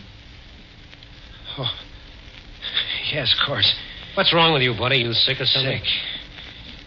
Sick, yes, that's me, sick. Only mine's a childhood disease. Childhood. Now, what in the world was that? I don't know. Ever seen him before? He's come in a couple of times this week. Spent all his time reading some reference books at the table. Seemed to be such a nice, polite young man. Considerate, kindly. Let's take a look at those books. Oh, my heavens, my heart is beating a mile a minute. And did you see his face? It frightened me. He was even more scared than we were. Of what? These are books he was reading? Yes. The Mind in Limbo, Abnormal Psychology, Modern Psychiatry. Why would he want books like this? Maybe he was looking for somebody in these books. Who? Himself, Bessie? Probably himself.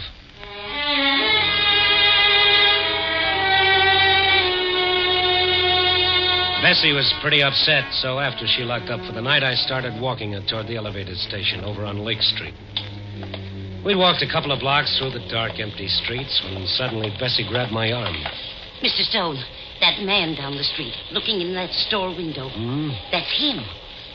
Yes, same gray raincoat, same lad. And look, Mr. Stone, what's that in his hand? That's a piece of pipe or something. He's breaking that store window. Yeah, you wait right here, honey. Be careful, Mr. Stone, be careful. The fellow was reaching through the broken window glass for whatever it was that had struck his fancy. He heard me coming and turned toward me. The wan street light did something to his face. It seemed twisted and torn. Blood was running down his hand where the glass had cut it. Then I saw what he'd taken from the window. A gun. What's the idea, pal? He spun around and started running for the elevated station down the block. And in the best tradition of the Rover boys, I stayed right on his tail.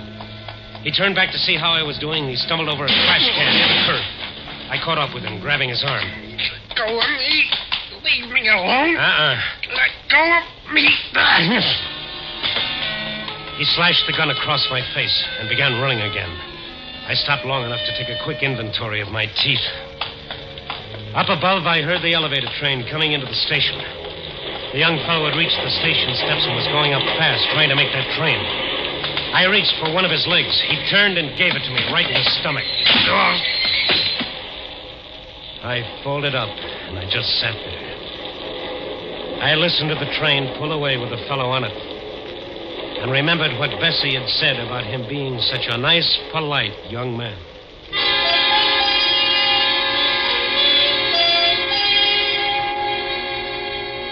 After a while, I began to feel somewhat human again.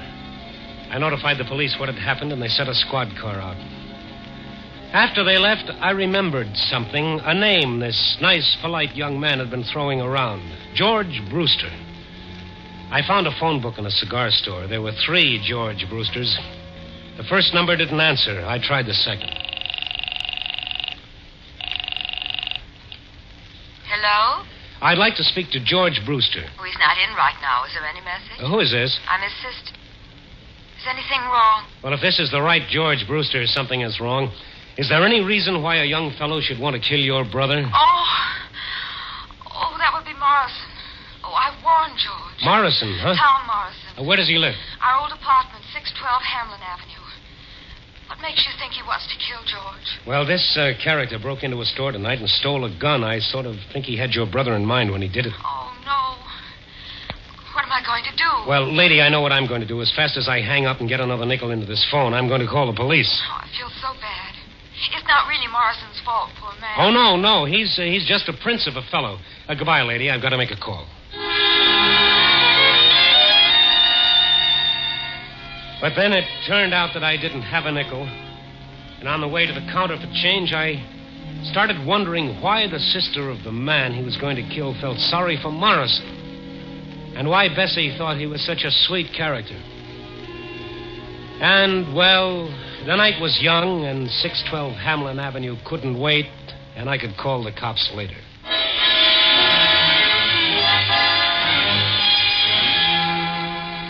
.612 North Hamlin was a second-floor flat on the north side. I got there a few minutes after 11 that night.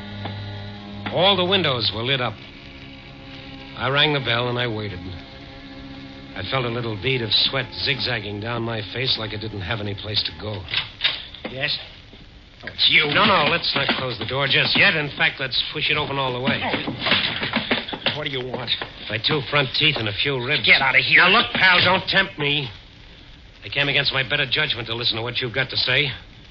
If I leave now, the only place I'm going is the nearest police station. Police station. I guess maybe that would be the best. What? Otherwise, I don't know what's going to happen. Yeah, I guess you better call the police, mister. What do you think you're doing, calling my bluff? The phone's right behind you. Okay, buddy, you asked for it. Sure this is the way you want it? It's better this way. I'm at the end of my rope. I don't want to kill him. George Brewster? Yes, George Brewster. I know how it'll end if he doesn't stop. Stop what? Call the police, mister. You'd be doing me a favor. Since when have I got to do you favors? Well, why aren't you calling? I'm an Eagle Scout in good standing. I haven't done my good deed for today. You can't help me, mister. Stone is the name. What makes you so sure I can? Well, thanks for even wanting to. After that bad time I gave you. Bad time? That's the understatement of the year. Well, I was panic-stricken. He got me half crazy. Well, what have you got to lose if you tell me about it? No. Okay. Wait. I don't know. I'm like a drowning man grasping at straws. Look, maybe if you talked to Brewster, told him what he's doing to me, maybe he'd leave me alone. Well, you never can tell. But I'd have to know what I'm talking about. It's quite a story, mister. These lights. Look at them. Bright as the sun, aren't they? Lamps. Overhead chandeliers. Look at them. I'd hate to see your light bills. Like some men need drugs. That's how I need these lights. Come again?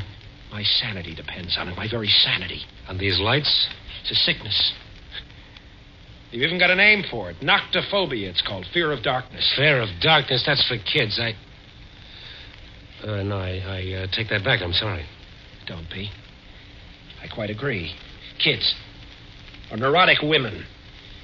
But in a man of my age, it's quite ridiculous. Only when the day starts drawing to a close, when the night starts crowding in. Have you been to a doctor? Sure, I've been to doctors. They tell me I shouldn't feel too badly. Plenty of people with my trouble. A hangover from childhood. An illness.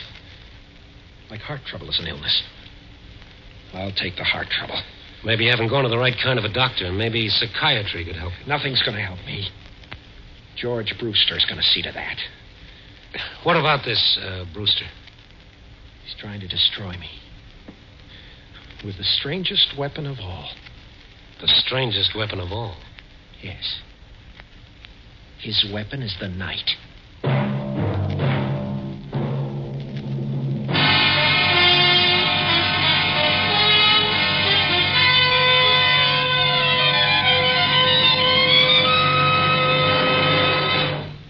You were listening to Night Beat, starring Frank Lovejoy. In a moment, we'll return to Night Beat and Randy Stone. But first, we'd like to call your attention to another great NBC mystery adventure program. Every Sunday, you'll want to hear the exciting new Christopher London series with screen actor Glenn Ford in the title role. Stories for Christopher London are furnished by Earl Stanley Gardner, one of the most famous mystery story writers in America. There is no doubt about the greatness of Gardner's stories, and with the superb acting of Glenn Ford, Christopher London should be must-listening for every mystery fan. Make a listening date now to hear the exciting adventures of Christopher London every Sunday over most of these same NBC stations. And now, back to Frank Lovejoy as Randy Stone in Night Beat.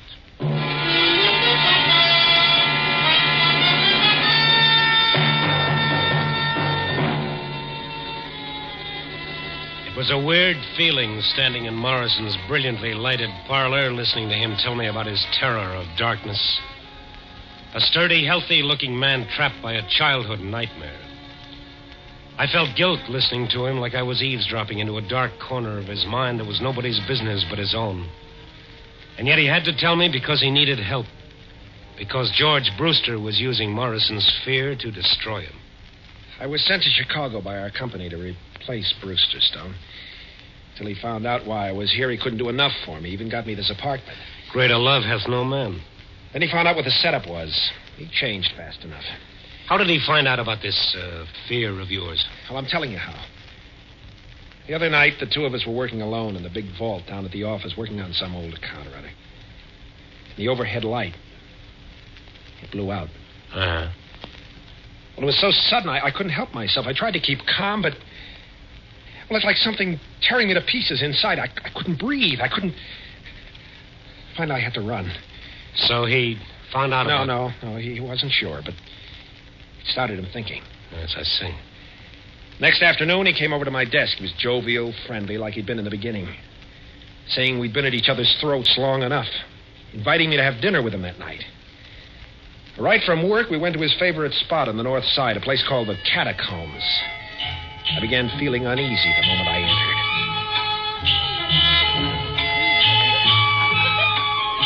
How do you like this place, Tom? That's okay. It's fine. It's been a favorite of mine for years. One spot in particular, the wine cellar. How do you feel about wine? Oh, I like it all right. Come along with me.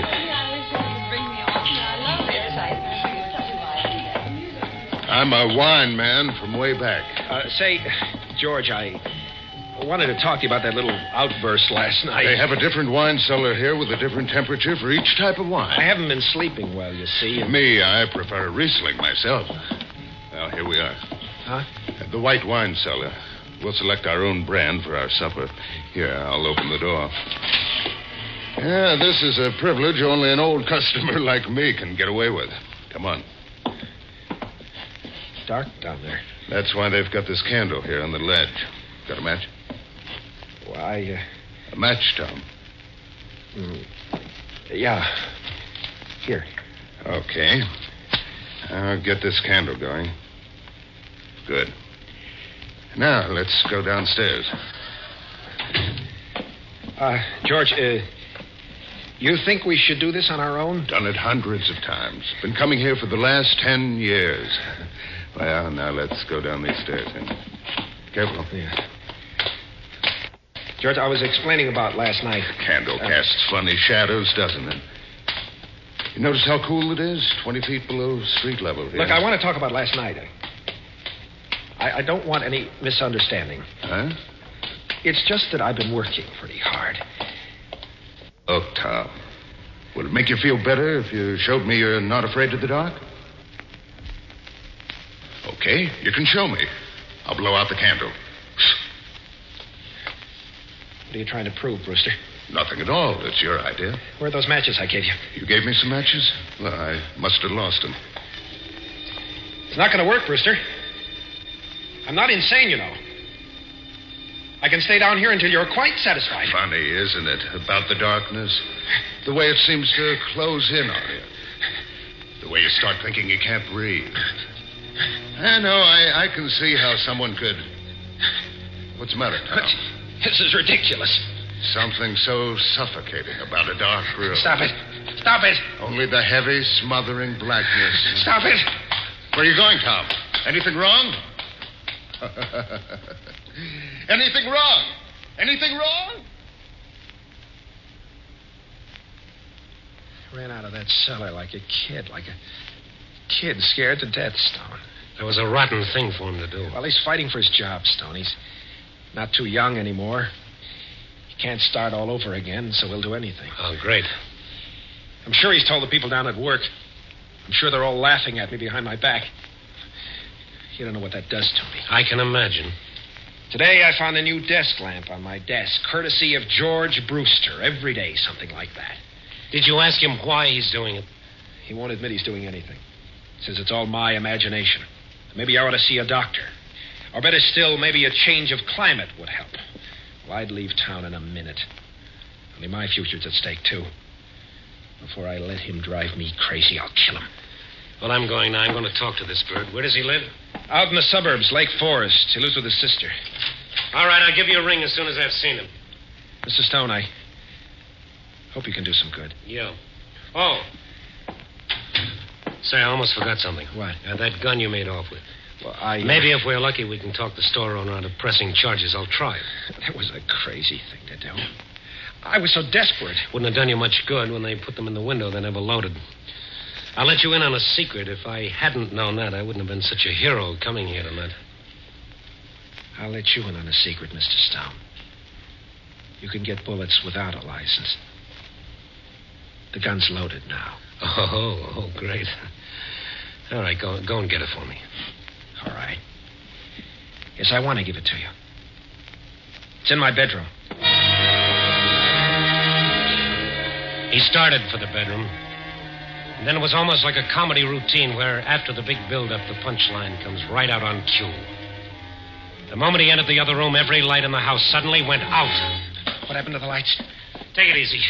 Where's the fuse box? I don't know. Never had any occasion to use it. Besides, if it was a fuse, all the lights wouldn't go out. It wasn't you. Use your head. How could I do it? I'm getting out of here. All lights out, too.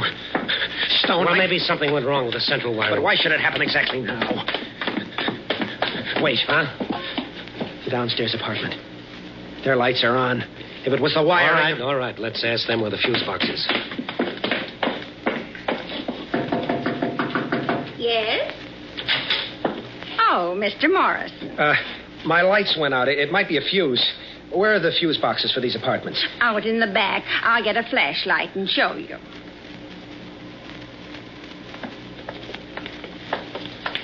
Here we are. The fuse box is right here below our meters. Whenever the people from the light company come out, they have a dickens of a time finding it. Will you hold the flashlight steady and let me take a look? Wait a minute, Stone. Lower the flashlight just a little. Huh? It's not the fuse. Look at the master switch on my meter. Look at the one of Mrs. Graham's. Why, somebody pulled your switch down to off. Yes. Yes, someone surely did. Well, here, let me push it up. There. And look upstairs. All your lights are on again. That's probably some kids playing a joke. Now, how do you suppose the rascals ever found it? It's so well hidden. I've got a theory that all kids come equipped with a special radar for finding things like this. Mrs. Graham, tell this gentleman who used to live in my apartment before I did. Why, Tell him. why, you know. He even got the apartment for you. Your friend, Mr. Brewster. But what is that? Tom. That doesn't prove he did it. For me, it does, Stone. For me, it does.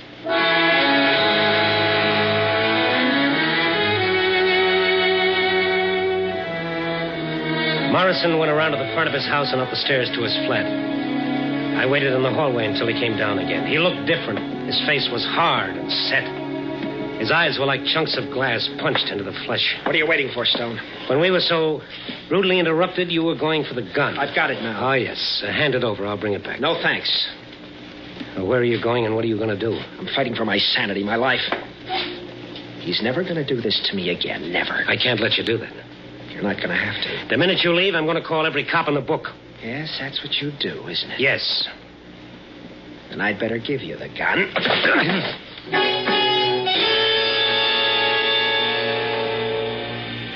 This could become habit-forming. I dropped to my knees in the hallway, and then the hallway subdivided like something under a microscope, and there were 2 hallways, and then there were 4. And then everywhere I looked, there were hallways. Morrison tried to push me aside and get by me, only it was a whole circle of Morrisons. I grabbed at his legs to hold him back, and it was like grabbing at a centipede. Then all the Morrisons in all the hallways brought all their guns down on my one poor head. And that was it, brothers and sisters, that was it. Feeling better, Mr. Stone? Oh, if I felt any better, I'd call an embalmer.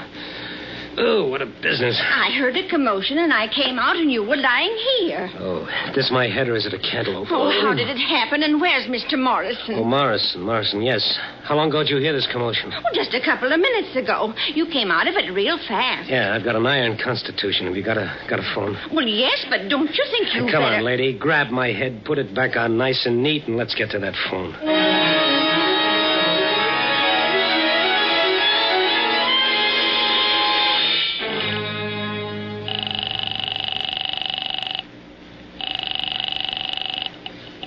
Hello? Hello, this is the fellow who called you before, Miss Brewster, about Morrison and your brother. Oh, yes. He's not there yet, huh? No, my brother is... I don't mean your brother, I mean Morrison. What? No. Is he... Oh, yes, he sure is. Now, give me your address, and the minute you hang up, get away from your house as fast as you can. Morrison's got a gun, and he's half crazy. Maybe we should call the police. Well, maybe we should, but I'm not going to. They'd throw the book at him, 10 years for attempted murder. I think I can stop him before he does anything. Oh, I can't tell you how sorry I am about this. Lady, you and your brother should be.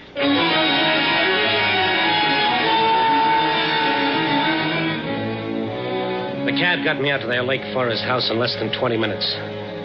The house was on a hill, and a flagstone path wound round and round for a city block until it reached the front porch.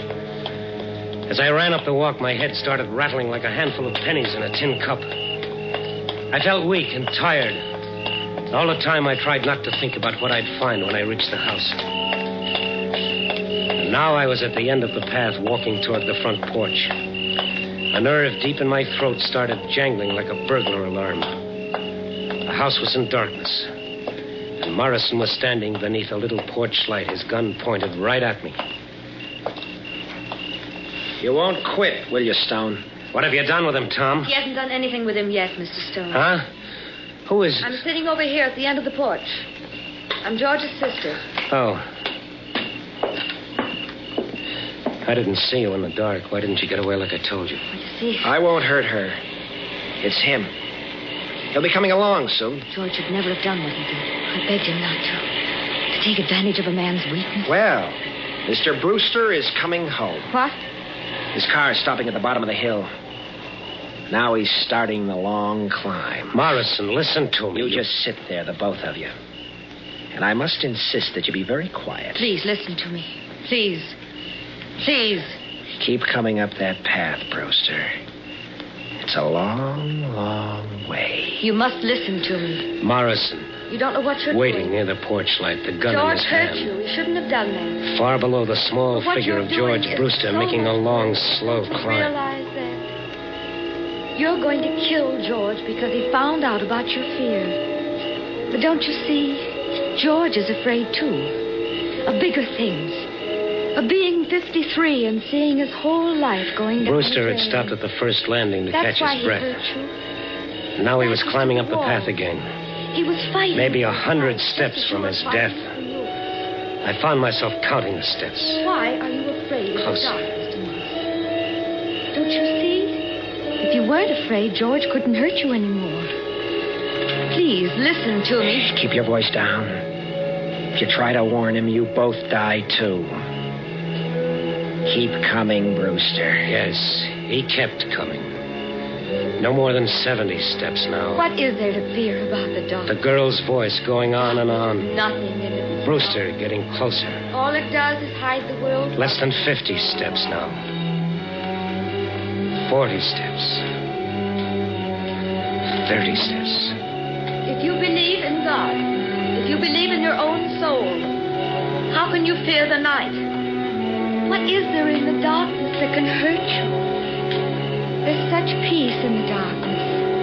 After the heat of day is gone, rush, the tumult, the struggle, you can breathe easy again. You can let the tightness inside unwind. He's almost close enough. Listen to me. Please listen. It's not going to work, Miss Brewster. I'm going to try and run. Wait. Miss Brewster. Stay where you are, Miss Brewster. No. You must see me in the light. I tell you, stay where... Tom. Look at her. I didn't realize. I'm not afraid. What right have you to fear? Julie, is that you on the porch? What right have you to fear, Mr. Morrison? What right? Oh, what a long climb. Must be getting old. Well, what are you doing here, Morrison? And who's this? Oh, don't mind me. I just came along for the ride. What's this all about? I just came to say goodbye, Brewster. You're leaving? Yes. I'm going back and tell them you've done a good job here. It's not fair to replace you after so many years. You sure nobody scared you away, Morrison? Look at him, Brewster. Does he look like he's afraid?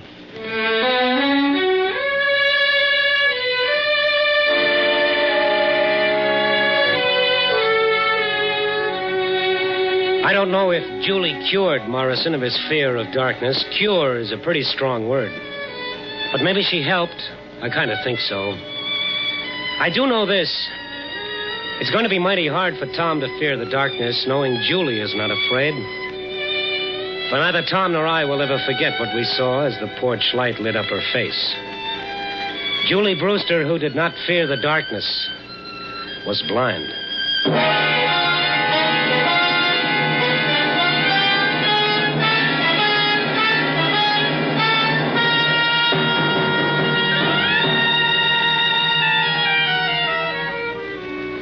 And now that part of the story they always print in heavy type, the moral.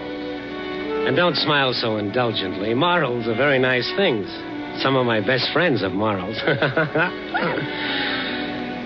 You know, seriously, Julie's whole life is a moral in itself. And trying to top it is like trying to follow Al Jolson with a Mammy song.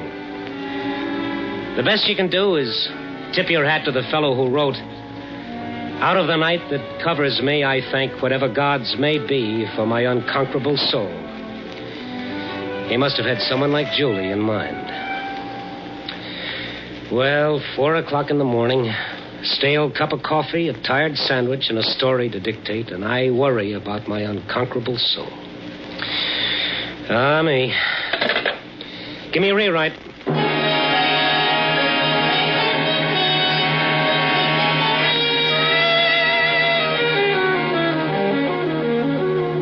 Night Beat, a new dramatic series, stars Frank Lovejoy as Randy Stone.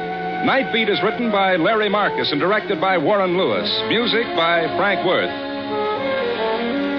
Listen next week at this same time and every week as Randy Stone searches through the city for the strange stories waiting for him in the darkness. The stories that come out of the shadows to find their way into Night Beat.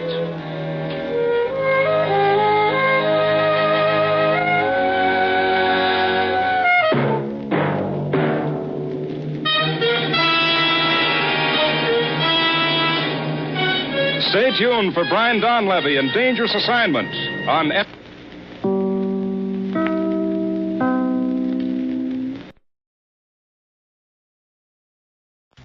The Adventures of Frank Race, starring Tom Collins.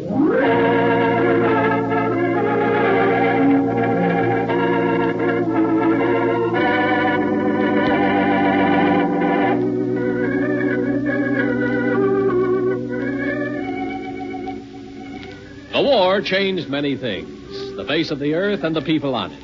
Before the war, Frank Race worked as an attorney, but he traded his law books for the cloak and dagger of the OSS. And when it was over, his former life was over, too. Adventure had become his business. The Adventures of Frank Race.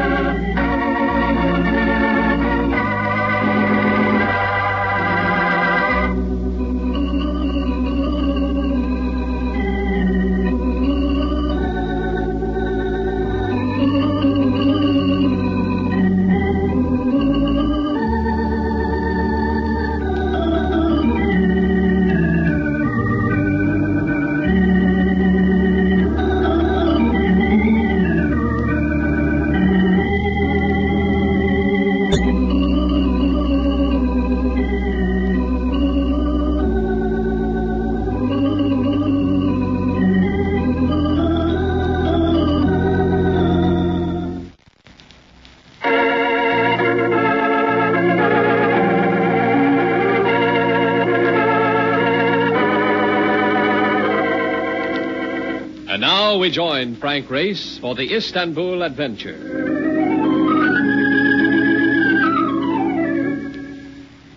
There are men who will tell you they've seen the city die.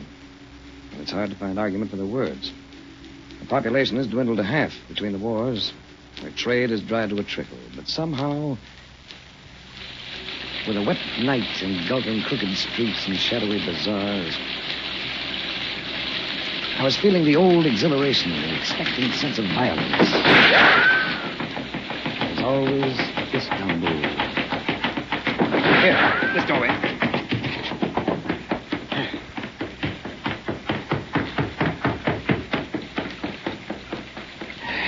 Rather close. You're not very helpful. Cigarette? Yes, thank you. Light? Mm-hmm. What is it? I'm intrigued. A woman comes out in the night, a woman pursued by bullets. She turns out to be lovely. If you don't mind, I must go. If you don't mind, I'll go with you. No, please. Oh, now look, tomorrow I'm leaving Turkey, but tonight you need help. It's not for me. It's for a friend. A friend who's in trouble, an American like yourself. American? He's hurt, badly hurt. I think he's dying. Well, let's get him a doctor. That's why I'm trying to get out of this sector. I know a physician who will go to him. I'll get you out. Come on. Wait, listen. They come back. Who's they? Here, let me get clear. Move behind me. Yeah. Hey, Ray. Oh. And I thought I knew my way around. This is worse than driving a hack in Boston. It's all right. His name's Donovan. He's Brooklyn Irish and to us harmless. Hey, what goes on? Where are you, Frank? Right here. Where have you been? Oh, Where have I been, he wants to know. I am out with a man just because he wants to go walking and he disappears. Where have I been? I happened to turn up a side street while you were gaping in some window. I imagined you'd follow. What do you say we start grinding back at the hotel, huh? Even with this slicker on, I'm beginning to feel like a blotter. Hi. Who's this? And come to think of it, we don't know each other's name, do we? I'm Frank Race. I'm Liesl Kruger. What's the story, Ray? Well, I don't know all of it, Mark. But there's an American nearby who needs medical help. We're going to get him a doctor. There are people around here who might try to stop us. And you talked me out of bringing along my end wrench. From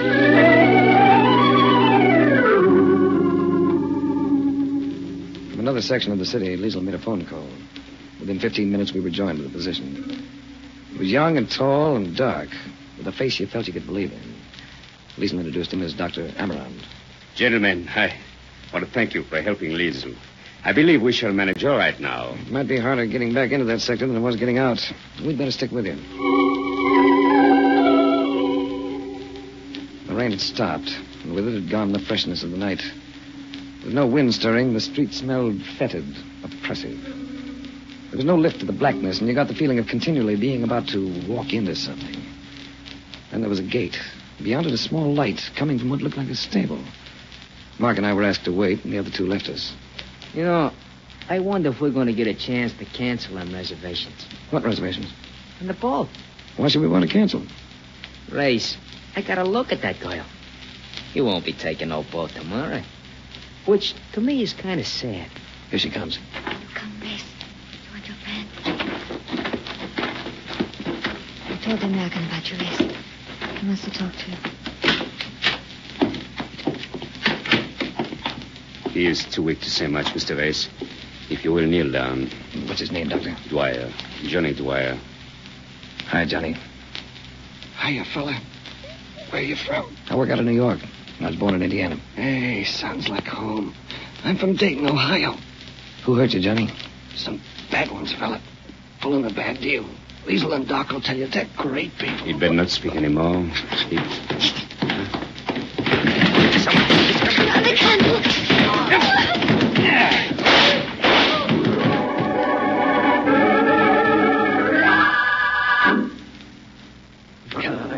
Come out of it, Race. Come out of it, will you? Well, it's better. Oh. What happened to me? Well, you won't need to fright your hair for a while, not the way that slug creased your head. Where's Liesl? And the doctor? I guess they got away. The doc got in a lick, too, eh? One of them visitors is as dead as a smoked herring. What about Johnny? Johnny Dwyer? He's dead, too, Frank. I don't know what these people are playing, but it ain't post office, Frank. It ain't post office.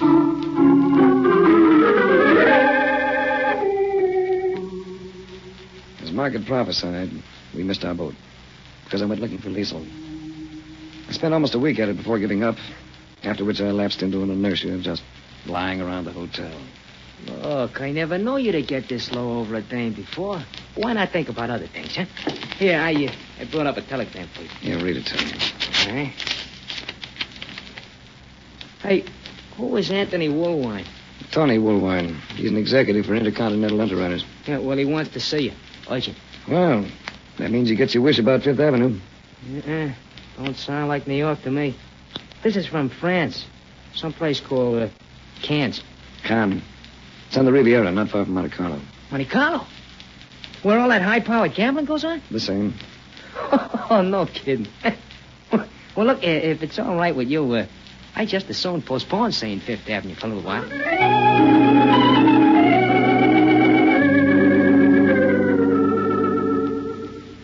Tony Woolwine. A nice guy who always seemed to be where there was sunshine. At Cannes, he had everything to go with the climate. Rambling villa, lots of ground around it, lots of swimming pool taking up the ground. He greeted me in bathing trunks and a tan that made everything about him seem brown, but his grin. It may look like a holiday, Frank, but I'm not over here just for laughs. I've been wondering why you sent for me. Tomorrow you embark on a dirty job. Well, that's fair warning. Thanks. Do you mind if I make a personal observation? Go ahead. You got me under your spell. You don't seem to have your usual eye out for the ladies.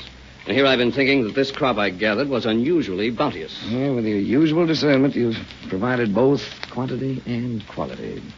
I've noticed.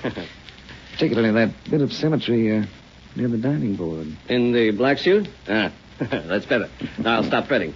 Oh, there's somebody I want you to meet. Chuck? Yeah? Come on over here. It's a flyer I'd like to have you know. You like him. He's offered to help us out on this task I mentioned. Hi. Chuck, I want you to know Frank Race. Chuck Farrell, Frank Race. Oh, how do you do? How are you? And I am Liesel Kruger. She stood there quietly, utterly composed. An exquisite figure in a black bathing suit. She had been the one who had drawn my comment, the one by the diving board. She looked young, younger than she had in Istanbul. And her loveliness in the stare of the sun was something to take the breath out of you. Where, oh, where did we find this? Woolwine, you've been holding out on us. Hey, look We beautiful. thought you were dead, Race, when we saw you go down with the blood all over your face. Blood all over. You got away all right? You and the doctor? Amaran's arm was broken by a bullet. We got away. We couldn't have done it had not you and your friend been there to confuse him. I realize this must be some sort of a reunion, Is but... Race the man you were telling me of, Tony? Well, yes, Race is the man. You mean there's a tie-up here somewhere? Well, my side of it is purely insurance. The company's had to pay off claims on 3 large shipments of food, clothing, and medical supplies coming to Europe from the United States. We don't want to have to refuse insurance on future shipments, but naturally we can't keep that up. So we've got to solve the problem. I take it these shipments weren't lost at sea. Liesel, now it's your turn. Well, it's the same thing that has been choking Europe to death for so long, Race. Black market. Last year it seems to have come under the control of one organization. All over the country. Is this what you've been fighting? You and Dr. Amaran? Yes. To Americans, the black market might seem vicious. But I'm sure it seems impersonal. A blight that doesn't really touch. But with us... Well, I had a brother. All I had left of my family. And a year ago he became ill of pneumonia. I was assured that if he received penicillin, he would live. It's usually effective. I got him the penicillin, Race. At a price very hard for me to pay. I got him the penicillin. But he died. At the age of 19. Oh, I'm sorry, Liesel. He died because the drug was worthless.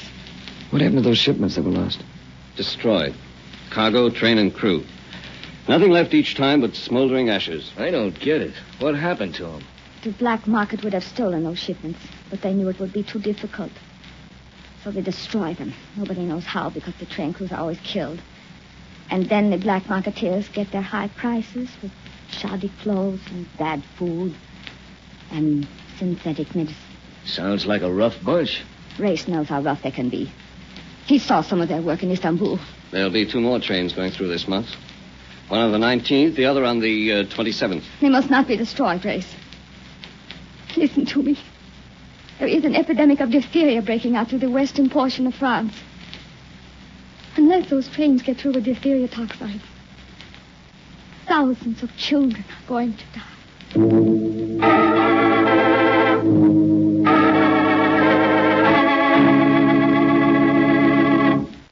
We'll return to the adventures of Frank Race in about 1 minute.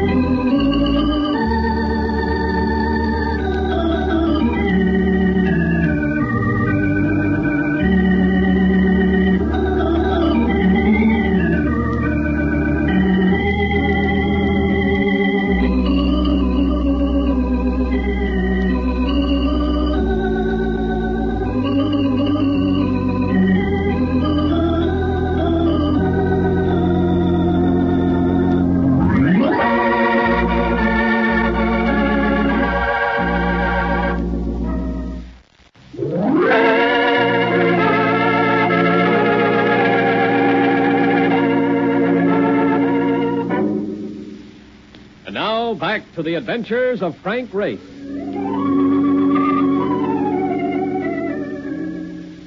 The coastline of the Riviera is like no other place in the world.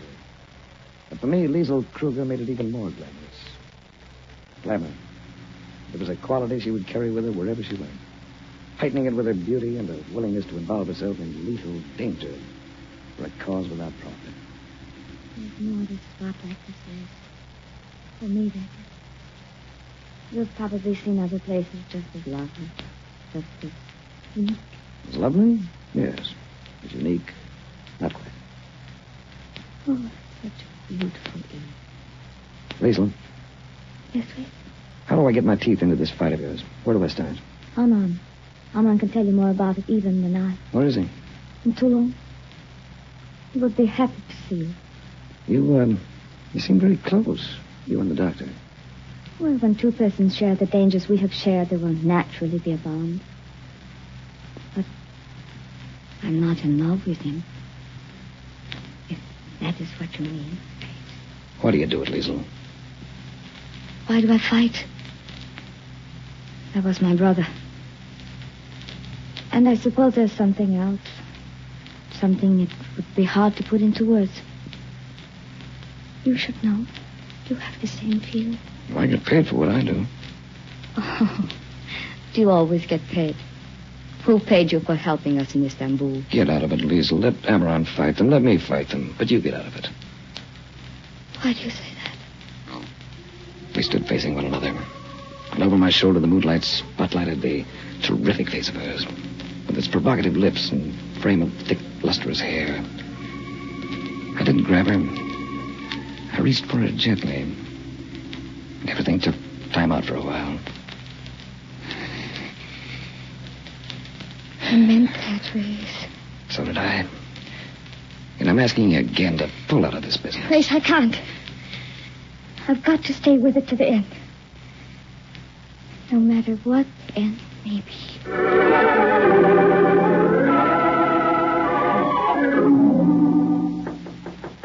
You awake yet, Frank? Yeah, come in. You're being invaded. What's up? We thought you might like to look the country over from the air. How long will it take you to dress? A quarter of an hour. Where's the plane? Oh, not more than 20 minutes from here. Oh, what have you got? A salvage job I picked up. A P-47. Some ship, Frank. Chuck thought he was getting a bargain when he bought that ice wagon. Lots of power, and he bought it for dimes. The payoff is that operating it will keep him in hock for the rest of his life. P-47 adds up to a lot of planes. I wouldn't have anything else. She pays her way. Say, what's wrong with your hand, Chuck? When'd you do that? Oh, I nicked it as I was gassing up the other day. It's a little swollen. A little swollen? You'd better do something about it, Chuck. Tomorrow. Today I want to fly. Chuck, since this is just a tour of duty with no destination, would you like to drop me in Toulon for a couple of hours? Toulon? Why, sure. I'll be calling on a doctor there. We'll get him to take a look at that hand of yours.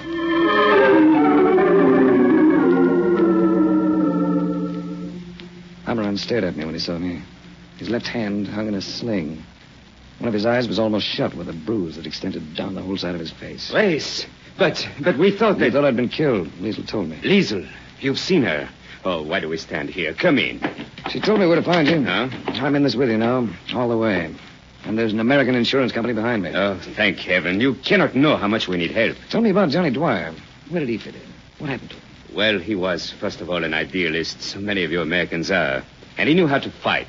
So they murdered him. What was he doing in Istanbul? He'd learned too much. So the black marketeers chased him from here. From Toulon?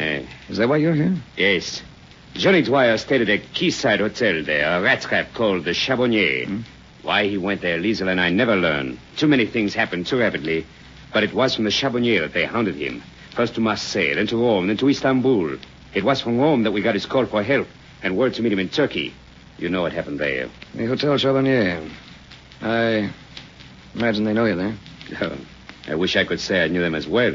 You have no idea of an identity behind it? Oh, nothing worth a sou. We've dealt with one or two, but they were no more than underlings. We learned nothing. I'm going to take lodgings at the Hotel Charbonnier with a friend who was with me in Istanbul. There must be a safer way. But done quicker than I can see. And now, I wonder if I may ask a favor of you. Anything. The pilot who flew me over here has a bad hand, an infection. I wish you'd look at it. Well, he's here with you? He'll remain in his plane, but I've got a cab outside. Well, then let us go to him.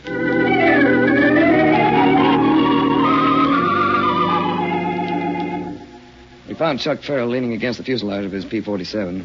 In his hand, a silver flask with which he waved at us as we came up. Amran, smiling as I introduced them, tightened his lips seriously when he saw the hand. Made a clinic of the 47's cockpit, taking Chuck's temperature and otherwise thoroughly checking his patient's condition. You have absorbed quite a little alcohol lately, huh? Oh, I guess I've been doing all right. Why?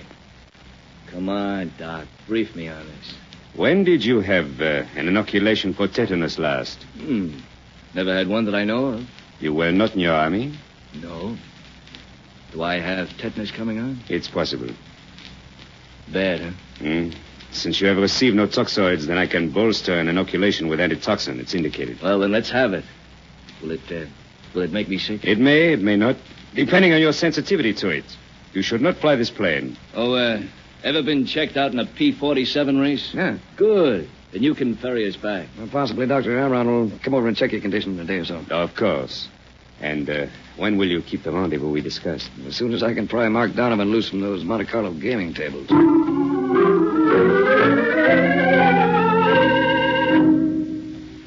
There are parks and promenades in Toulon, all handsome. There's the view of the sea. There's the cathedral and other old churches and a fine town hall.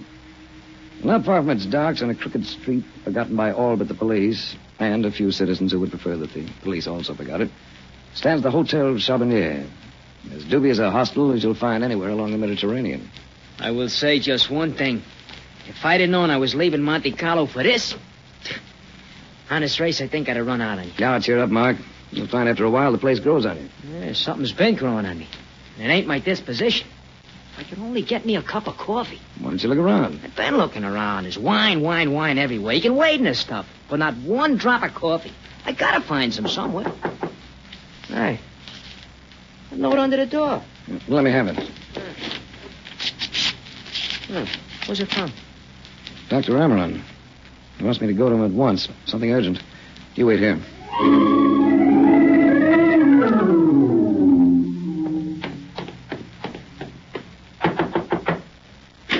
Oh, come inside, Race. What is it? Trouble? Worse than that. Tragedy. Look over there. Liesel. She's been hurt. What is it, Amron? What happened to her? She's dying, Race. She got here about an hour ago.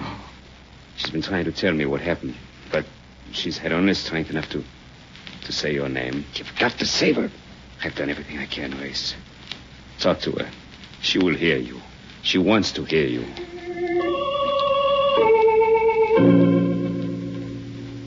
I had a lot of things to say to her, but if she ever heard any of them, there was no sign.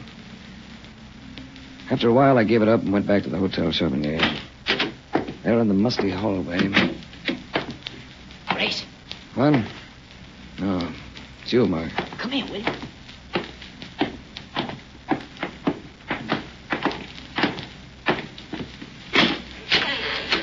Gotta have a look in here. I heard this morning that this place used to be a cafe, see? So I started poking around in the basement, thinking I might accidentally run across some coffee.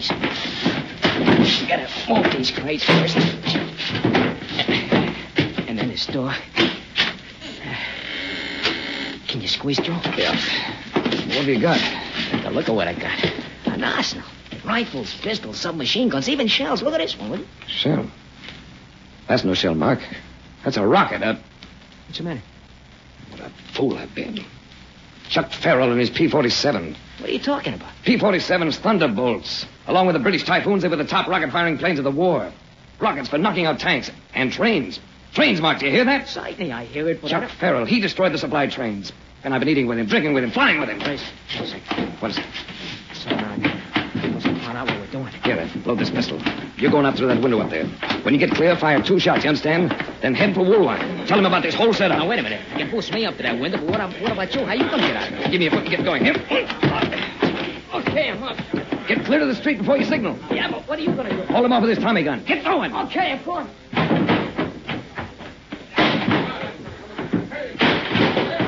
Okay, one more rush to get that door open. Race, What can I do for you? it's Chuck Farrell. Nice to have you aboard. That machine gun won't do you any good, Race. I've got a dozen boys here. We'll smoke you out if we have to. Farrell, listen. All right, I'm listening. You heard that shot? Yeah, I heard it. So what? That's a friend of mine, signaling that he's clear of here. He's going to Woolwine. To tell them how you've been using that P-47 to destroy those trains with rockets. All right, Grace. I'm coming in. Alone. With empty handed. Make sure your people stay out. Now, relax, Grace. We're getting lost.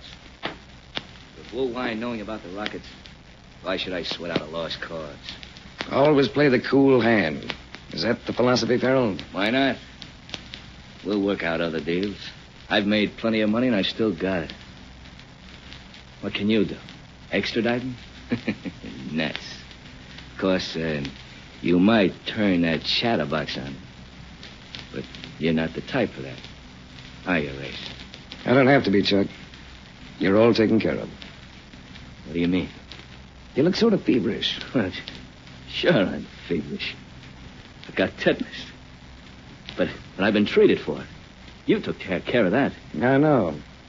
I saw your doctor about an hour ago. He was trying to save the life of a lovely girl you murdered. I didn't do that, Race. You were part of it. The same way you've been part of murdering a lot of other people, including kids. But you finished, Chuck. Amaran said you weren't in shape for a bout with tetanus. Stop trying to annoy me. I took that antitoxin, didn't I? Dr. Amaran learned this morning that the antitoxin he gave you was worthless. Worthless? It was worthless because it came through your own black market channels. And there's none available that'll be effective. Not until a new supply arrives from America in 15 days. And in 15 days, Chuck, I have a feeling you won't be around.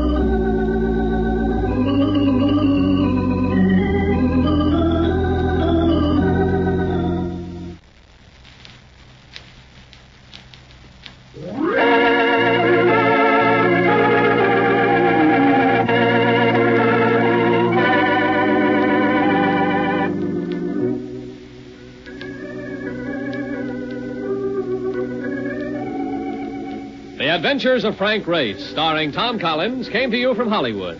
The series is written and directed by Buckley Angel and Joel Murcott. The music is composed and played by Ivan Ditmars. Be sure to be with us again this time, 1 week from today, for another dramatic chapter in The Adventures of Frank Race. Art Gilmore speaking. This is a Bruce Ells production.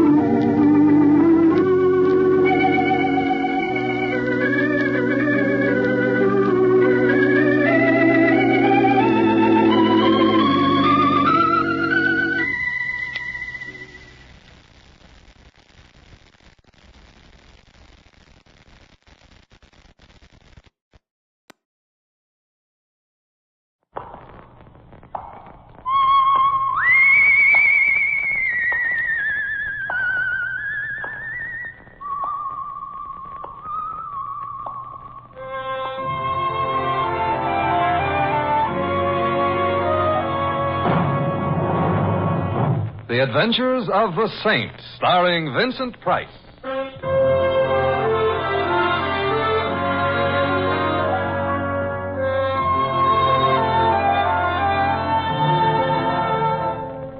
The Saint, based on characters created by Leslie Charteris and known to millions from books, magazines, and motion pictures. The Robin Hood of modern crime now comes transcribed to radio, starring Hollywood's brilliant and talented actor Vincent Price as The Saint.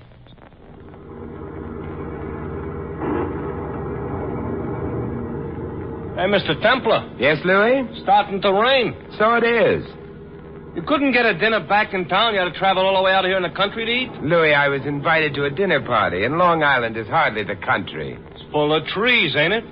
True. This does happen to be a rather lonely spot, but... The rain is getting heavier, too. I should have stood in Brooklyn. Oh, I'm sorry, Louis. What is a cabbie from Brooklyn doing out here in the middle of nature? He seems to be driving a cab. Hey, Louis. Yeah? Is it possible that the roof of your cab leaks? It's possible. It's leaking. On you? On me. Well, after all, Mr. Temple, according to the chemistry books, we're composed of 98% water anyways. Perhaps. I find the percentage high enough without any additions, however. There's no extra charge. We've got... Hey, Mr. Temple, the motor. It stopped. Yeah, so I noticed. Discouragement? No, it's possible the hood leaks, too. Oh, that's nice. No, don't blame the motor. After all, it ain't composed 98% water. It shortly will be. While we sit here and calmly contract pneumonia. Who's calm? Look, Mr. Temple, you know something? This could be the beginning of like a real horror story. It's the nighttime we're two guys stuck out here in the wilderness. Long Island. The rain is raining, the thunder is thundering, and I'm scared. You know what ought to happen next? If this was a horror story? That's what ought to happen next. It did. Oh, sound came from the left through those trees. Yeah. Oh, hey, I see lights. It must be a house. Doesn't seem very far away. But that's where the dog yelled from, huh? Yes, except that judging from the sound, the dog was outside. That's strange. Why would a dog be out in this downpour?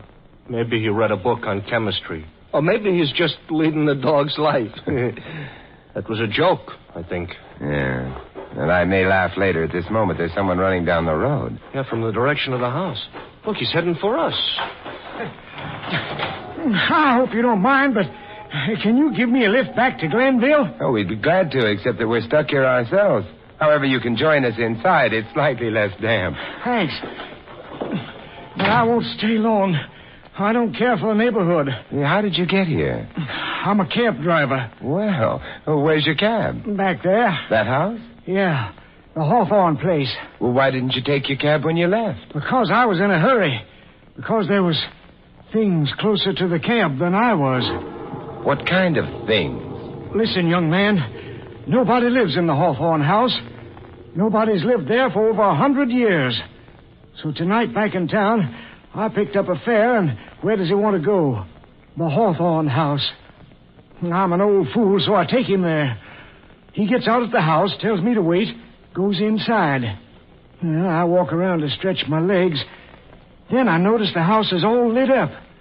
I think that's mighty queer, but I figure maybe somebody new bought the place. Well, perhaps someone did. No, because I go around to the side, and I look into the house through the big front window, and I see who's in the house. It ain't anybody new. Oh, who was it? It was the folks who used to live in that house 100 years ago. Huh? And what was worse, they were sitting around a table eating dinner. Oh, I see. You say they were the people who lived there 100 years ago. Well, how could you know that? Because of the way they was dressed. Because of the way they looked. Mister, I've lived in Glenville all my life. And there's pictures of the Hawthornes going way back in the Glenville Town Hall. Well, perhaps the people you saw were descendants of the original Hawthorne. Sure, except nobody dresses that way anymore. Except that one of them was bleeding onto the tablecloth with his throat cut open, and another was putting food into his mouth, only he didn't have a face around that mouth. Look, you're positive you didn't imagine. All right, I imagined it. I'm crazy. Think whatever you like. But me, I'm getting out of here. So long. Hey. Let's us get out of here, too, Louis. Oh, that's swell with me. Are we going to walk to Glenville? No, I'd like to take a look at that house. Why? Oh, we may still be in time for dinner.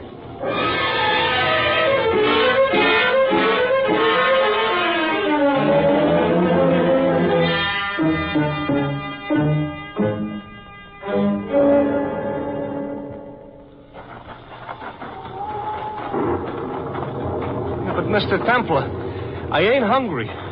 And besides, that guy might still maybe be bleeding. I doubt it. You do, huh? Why? You're forgetting we're 98% water, aren't you? Oh, that answer's supposed to cheer me up. It's the dog I'm worrying about, Louis. Why? Well, out here, a dog would be kept for companionship, protection. Therefore, why was that dog put out in the rain? I'd just as soon forget the dog. Ooh, somebody is busy not paying attention to me. Oh, hey, that's the house, huh? Yeah, obviously. Colonial architecture, large, rather pretty. Huh. Brilliantly lit. With colonial electricity? Candles, Louis. Huh? You can see them through that large window. Chandeliers ablaze with candles. I can't see anything else except the ceiling. Oh, that must be the dining room. Yeah, probably. Mr. Templar, is all this real? It seems to be. Huh. Hey, bell pull on the door, huh? Ooh, the dog don't like a ring in the bell. Look, Mr. Temple, look. An elephant with teeth. Yeah, it's a large dog. It's drenched. Look out for your hand. You could easily swallow it. Ooh, look, now he's heading for me.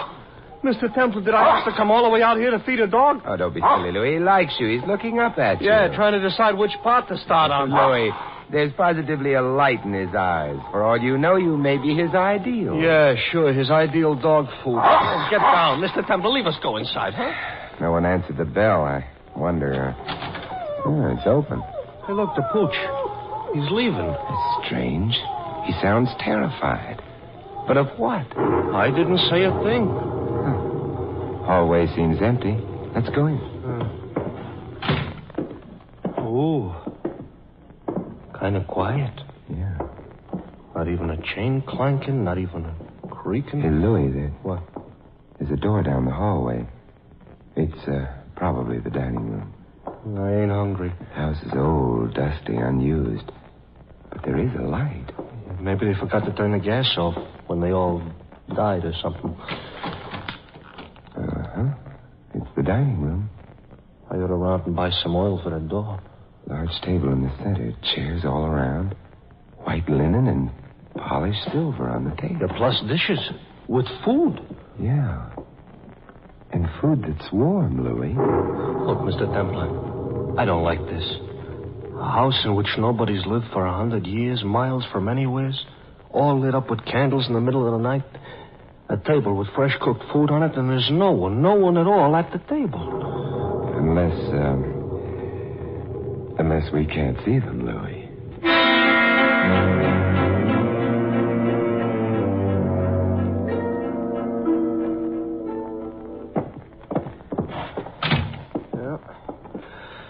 Found a lot of cobwebs, Mr. Templin, a lot of empty rooms, but nothing living. No. May as well head back for the dining room. Don't let your appetite tempt you. Probably by now all the food has vanished. Hey, listen to that sound. Yeah. Like dishes rattling? Yeah. Come on. Maybe the guests all came back. They were in the house. It would mean they'd all have to rush out into the rain, but why? They were thirsty, maybe. I don't know. What? The door's ajar. Shh. Perhaps we can look in without being seen. Yeah. Hey. I don't believe it. A butler. An old guy dressed in clothes that belong in a museum. Look at, he's got knee pants on with lace cuffs. And at that table, where there's no one seated, he's serving dinner. Maybe he's just practicing. For what? I heard of ghost writers. Maybe he's a ghost butler. Suppose we go in and find out, huh? Yeah. Good evening. Be still, if you please, be still. He's afraid we might disturb the guests. He's gathering some of the dishes.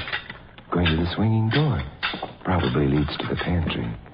Look, he's waving on us. Should we wave back? No, he wants us to join him. Come along.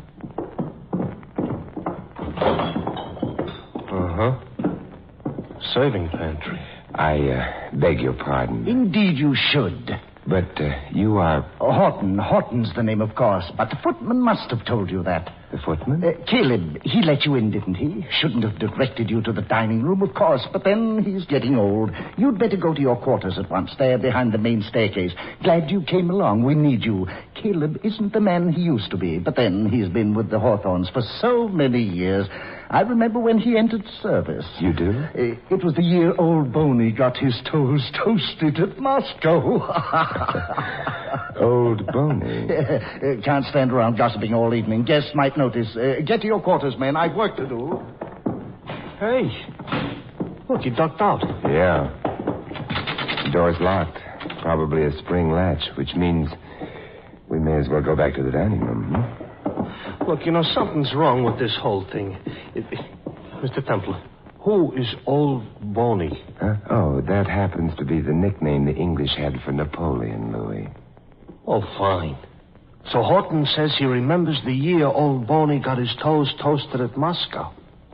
Look, my brother-in-law, Joey, happens to be a very educated man. College man? No, graduated from the United States Army. He's now a mechanical-type engineer. Look, anyway, once he told me Napoleon was in Moscow in 1812. Yes, your brother-in-law was correct. But, Mr. Temple, that would make this guy Horton over 150 years old. Mm-hmm. I'm afraid it would. A guy over 150 years old is dead. So what's Horton doing walking around, huh? Well, he may have been too busy to lie down and die. That does not put a twinkle in my eye. Look, Mr. Temple, I want to go home. Louis, there's a pattern here of some kind. A pattern for horror. And if that pattern is to mean anything, Hey, Louis. Huh? That closet there. Yeah, it's a closet, yeah. Yeah, suppose we open it. Look, I don't like to mention this, but in all old families, you know what they keep in closets? They keep skeleton in closets. Temple, it fell down. Yeah. No skeleton, however. That I can see for myself. Fortunate thing on the whole. Why, what's fortunate about it? Well, with a skeleton, you could never tell whether or not its throat had been cut. His throat has been cut? Yeah, thoroughly. Let's go take a trip someplace. Louis, what? Haven't you realized something else? I don't think I wanna. This man here is dressed just as we are, not in the costume of a dead age. Well, it didn't help him any. Oh, you found something? Yeah. Long brown hairs clinging to his clothes and... various papers. Yeah. In life, Louis, his name was Charles Gray. He was a lawyer. Oh, the Bar Association ain't gonna like this. I think there's something else. What? He was carrying this document, Louis. Yeah, what is it? A copy of the last will of one Samuel Hawthorne. Hawthorne? Him we didn't meet yet. No, lots of closets we haven't opened yet either. Yeah, we're not going to if I can help it. Well, what does the will say? And you better read fast because all them candles, are beginning to give up. I, Samuel Hawthorne, being sound of mind and body, do hereby make this my last will and testament.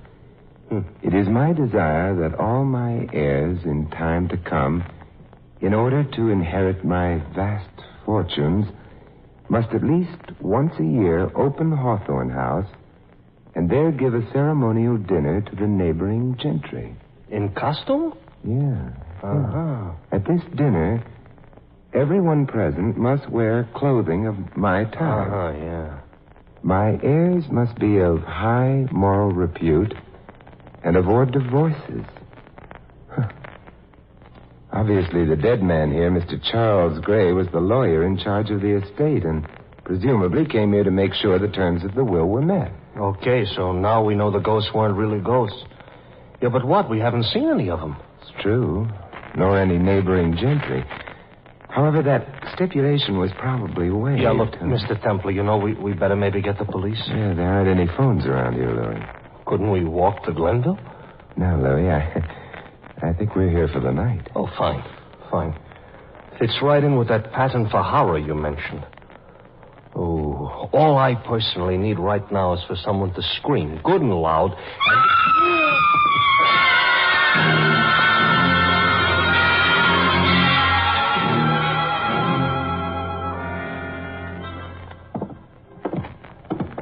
Mr. Templar, this makes the second time we've searched the house and found nothing. That was a woman screaming, Louis. Maybe it was a ghost. Ghosts aren't supposed to scream. They clank chains. Yeah, maybe this here ghost didn't know that. What, back to the dining room? Sure, I suppose. Only room in the house with lights. Is that good? Maybe the corpse took a walk or something. No, still here. Yeah, and still dead. Hello, fellas. Having fun? Dressed up like Napoleon, too.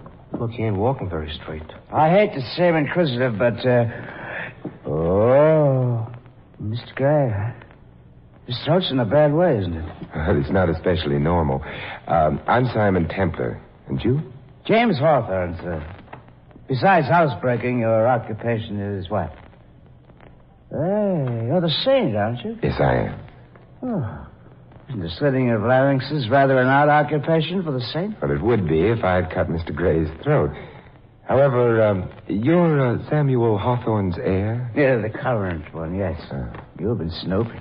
Well, there was a clause in the will about divorce. You've been overdoing that snooping. You're married, Mr. Hawthorne? Sorry. It would have helped supply a motive, I suppose, but I'm not, nor have I ever been, fortunate or unfortunate enough to be married. A woman screamed a few moments ago. Who was she? I didn't hear her. Well, you couldn't have failed to if you were in the house. But I wasn't. But you must have been. It's been raining out. Your clothes are dry and spotless. Well, to be honest, I wasn't in the house, and yet I was. You searched the house, I presume? Yes, yes. You overlooked the cellar. I didn't find one. It's a tricky place to get to. The entrance is behind the chimney in the parlor. It's something to do with colonial politics, perhaps. At any rate, I was down there. You're fond of cellars? They were, when they were equipped with bottles and bottles and bottles of Napoleon brandy. Yes. Now, if you don't mind, I'll sit down. I have another few hours to remain in costume and here, in order to comply with the terms of the will. I'm sleepy. I shall, That's polite. It's more probably brandy. So what do? Sit here and listen to him snore? Napoleon keeps cropping up all the time. Louis, suppose we go downstairs and have a look at his bottles,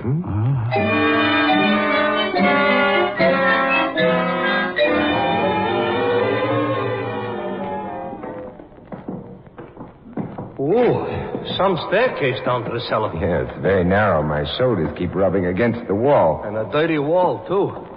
Hey, look, the cellar's all lit up. Candles on barrels. Hey, and lots of barrels, not to mention kegs and casks and everything. Hands up. Yeah, casks and blondes and... I said hands up. With 42 caliber revolvers.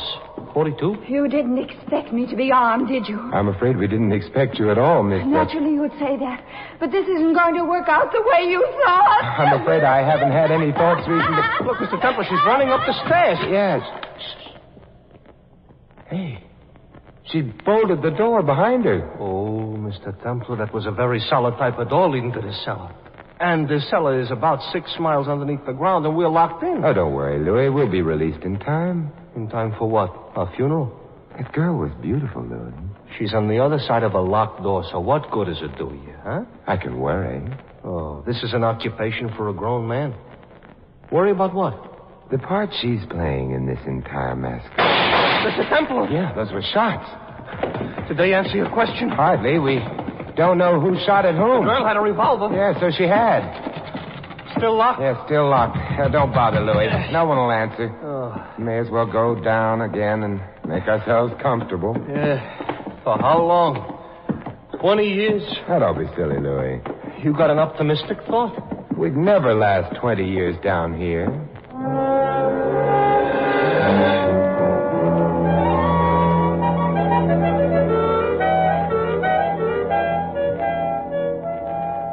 You know something, Mr. Templar? I'm beginning to feel aged in the wood. You better restrain yourself. We've only been down here half an hour, perhaps. Hey, the Marines have landed. Yeah. Let's get another bottle. Get another bottle. Definitely an amphibious operation. Good for the cat. Oh, Mr. Templar. Tippling, huh? Well, not exactly. Very naughty of you. Don't mind admitting that's why I'm here myself. Need another bottle of brandy. Don't know what happened to that one upstairs. It's all empty. Must have evaporated, huh? Oh, perhaps those shots frightened it out of the bottle. Oh, you had them, too, huh? Yeah. I had them myself, you know. Matter of fact, I'm violating no confidence when I tell you those shots were fired at me. Whoever shot at you couldn't have had very good aim. Fortunately for me, no. Carla, dear cousin Carla. Happens to be, and I permit myself to be vulgar, a lousy marksman. Oh, no, should I say markswoman? Carla being blonde and beautiful. Oh, you've married her. She's next in line for Samuel Hawthorne's pretty little fortune, you know. If I should happen to be disqualified or dead. Well, you have your bottle. Suppose we go upstairs, An idea. Found the staircase. Plaster walls. Comes off from one's shoulders, huh? Can I rub it off, either? Yeah, back in the parlor. Mr. Temple, you have a reputation for these things. Who cut Mr. Gray's throat? A murderer. Oh, very produce. But why? It was Mr. Gray's task to see to it that the provisions of the will were observed. His death, therefore, must have had something to do with that. You're a bachelor? Indeed I am. Was he? No, a pretty little wife. Oh, she'll be desolate. As a matter of fact, merely thinking about her grief makes me desolate. Therefore, clutching this bottle, and I hope you won't think me too terribly selfish, I shall toddle off to Betty by a dusty bed, perhaps, but it's almost morning. Hey, good night, gentlemen. Him, I'm very glad to see go. But how about us? Now we go for the police, Louis, if your cab will start. However, Carla... Oh, let's not look for her, huh, Mr. Temple? A girl with all those calibers don't appeal to me. Oh, you're being narrow-minded, Louis. After all those shots, how many calibers can she have left?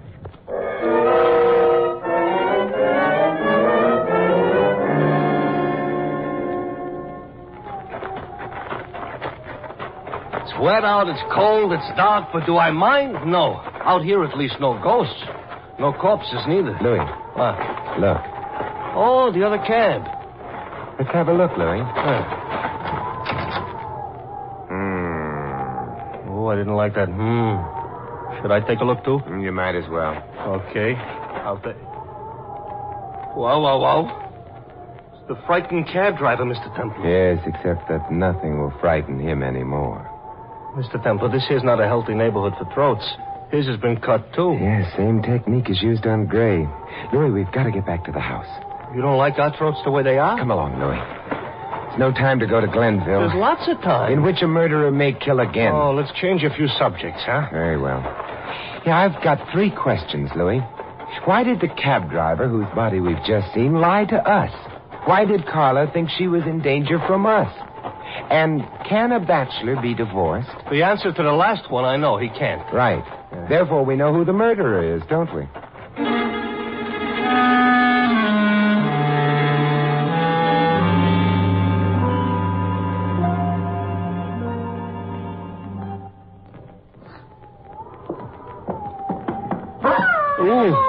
Hey, that dog. We know about him, too, don't we? What do we know about him? You remember I mentioned the long brown hairs clinging to Gray's clothes? Yeah? Well, those hairs must have come from the dog we saw. The dog, therefore, belonged to Gray. Oh.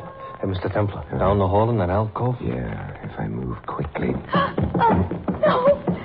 Let go of me. Hello, Carla. Going to run away? No, but I won't let go of the gun. Yes, you will. It's much too heavy for you. There. Ow. Now, just come along with us. All right. If you don't try anything. I won't, except for catching a killer. A killer? But what? We want the dining room. Well, everybody back so soon? Nearly everyone, Mr. Hawthorne. Oh, I'm glad you got Carla's gun, Mr. Templar. She might not miss me again. We don't know that it was she who shot at you, do we, Carla? It would be easy to discover if this gun has been fired recently. Well, maybe I did shoot at him, but There's something else that should come first. Charles Gray was murdered in this house earlier tonight. Why? Both you, Mr. Hawthorne, and Carla covered a fortune. That's why you're both here. Yeah, Mr. Temple. Louis, all Mr. Hawthorne had to do was spend the night here in appropriate costume and also refrain from appearing in a divorce case. A bachelor can appear in a divorce case, can't he, Mr. Hawthorne? You found the papers for the divorce suit on Gray. Amy Mea's correspondent, eh? He was always so touchy about his wife. I didn't find them. Doesn't matter, however. I knew they or something like them had to exist. On the other hand, if Horton, the ghost butler we found serving dinner earlier this evening, is really insane... You're trying to pin the murder on him? He left the house in time to have committed it. Yeah, there's usually a motive, you know. Mr. Hawthorne, Which murder are you talking about? Gray's murder, naturally. No, because Horton wouldn't have had to leave the house to kill him. Gray was murdered in this room. But you accepted my statement about having to leave the house to murder. You're both talking about the cab driver's murder, aren't we? What cab driver? The one who brought Gray here, the one who saw Gray murdered, the one who fled and then thought things over and decided to return for a little exercise in blackmail. Mr. Templar, you said he lied to us, but what about? You remember, Louis, he told us he'd looked into the dining room through the front window and had seen the ghosts at dinner. Do you also remember, however, that when we got to the house... Yeah, we looked in the front window, too. Yes. Yeah, and all we could see through it was the chandeliers in the ceiling. I said so myself. Uh-huh. The cabbie lied. And died for it. Look, I haven't been outside the house all evening. You must have been. You claimed you were in the cellar when we first met. Yes. That's why you didn't hear Carla scream. But the cellar stairway is narrow. It's impossible to avoid getting plaster on your shoulders. Plaster that can't be rubbed off. And yet when we first met, I remarked that your clothes were spotless. They should have been wet. Nonsense. You'd had time to change from your ordinary clothes. You didn't think of rubbing plaster on the costume, however. Too bad. You might then have applied to the scarlet of murder a coat of whitewash.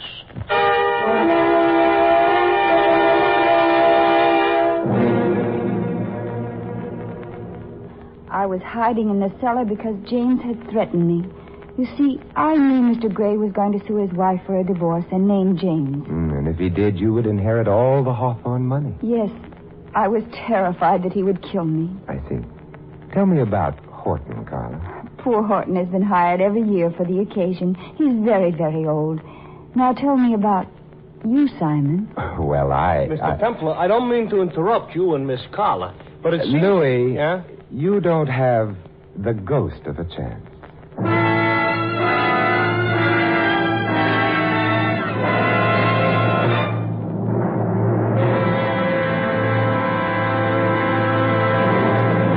You have been listening to another transcribed adventure of the Saint, the Robin Hood of modern crime. Now here is our star.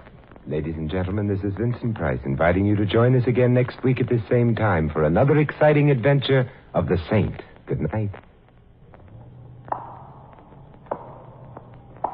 This script of The Saint was written by Louis Vittes. In the cast, you heard Adrian Marden as Carla and Edmund McDonald as James. Tudor Owen was the butler. Fred Shields, the cab driver. Louis is played by Larry Dodkin. The Saint, based on characters created by Leslie Charteris, is a James L. Safier production and is directed by Helen Mack. Vincent Price is soon to be seen co-starring in RKO's production of His Kind of Woman. Your announcer, Don Stanley. 3 chimes mean good times on NBC. Whether it's comedy, music, or drama you're after, you'll find it on The Big Show today. And today also means a 1-hour adaptation of F. Scott Fitzgerald's exciting novel, This Side of Paradise, presented by Theater Guild on the Air and starring Richard Widmark and Nina Foch. April is Cancer Control Month. Guard your family against cancer by joining the 1951 Cancer Crusade. Mail your generous contribution to cancer, care of your local post office. Hear the cast of Green Pastures today on NBC.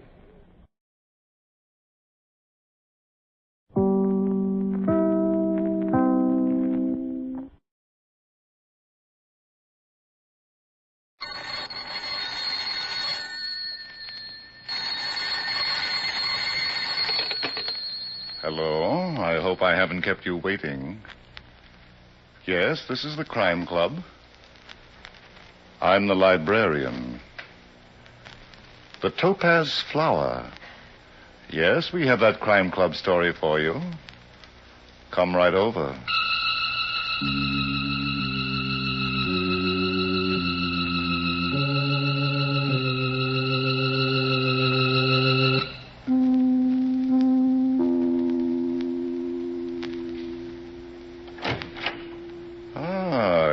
Here. Good. Take the easy chair by the window. Comfortable? The book is on this shelf. Here it is. The Topaz Flower by Charlotte M. Russell. The exciting story of a flower that was plucked by the hand of death. Let's look at it under the reading lamp. It was a little after 7 o'clock in the evening. The family and friends were scattered through the rather austere house, And Mr. Sloane was even more than usually indifferent to their comfort and his responsibility as host. Wally Kent was the only person there who did not fear the old man. He even admitted to himself that he liked him in a strange sort of way, and that was good, especially as the Sloanes were inclined to be clannish, and Wally intended to propose to Natalie, if he could find her. After having looked everywhere else for her, he finally decided to try Mr. Sloane's room. Perhaps she had been closeted with her uncle. Standing at the door, he hesitated. Then, squaring his shoulders, he knocked.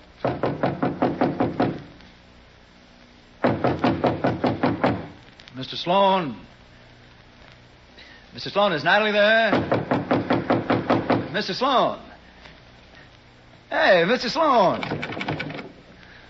Nice light. Natalie. Mr. Sloane. Oh, Natalie, darling. I've been looking all over the house for you. The party...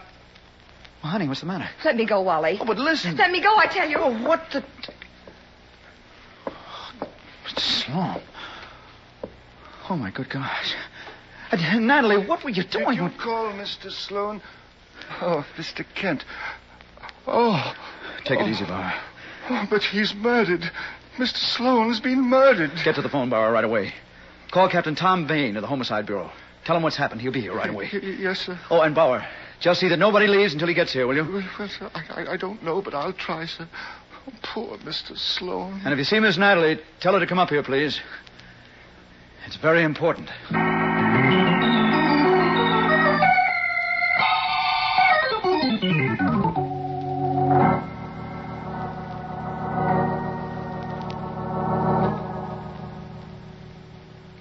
Captain Bain is here, Mr. Kent. Oh, thanks, Bauer. Bring him right in here. Yes, sir. Come in, please, Captain. Thank you.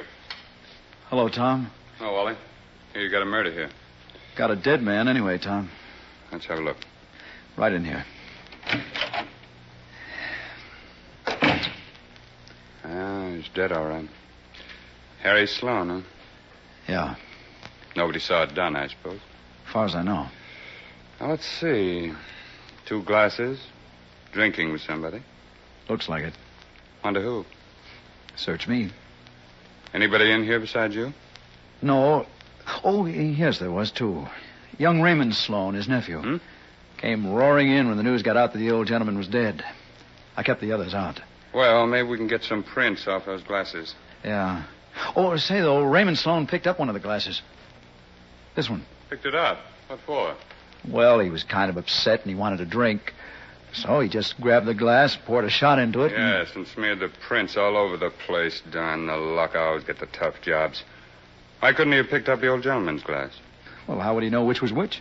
Yeah, he's got something there. Well, thanks anyway. Let's go see these folks, shall we? Sure. Downstairs and to your right. I'll show you. The old man had a lot of dough, didn't he? He was pretty well off. Ah. Is this the room? That's right. Now, ladies and gentlemen, if you please. I'm Captain Tom Bain of the Homicide Bureau. I know Wally Kent here, but you others, will you please tell me who you are? You first, sir. I'm Bauer, the butler, sir. Oh? I'm Maria Sloane, Mr. Sloane's sister-in-law. And I'm his son, Raymond Sloane. Clarinda Bell, Mr. Sloane's secretary. And this gentleman here in the corner?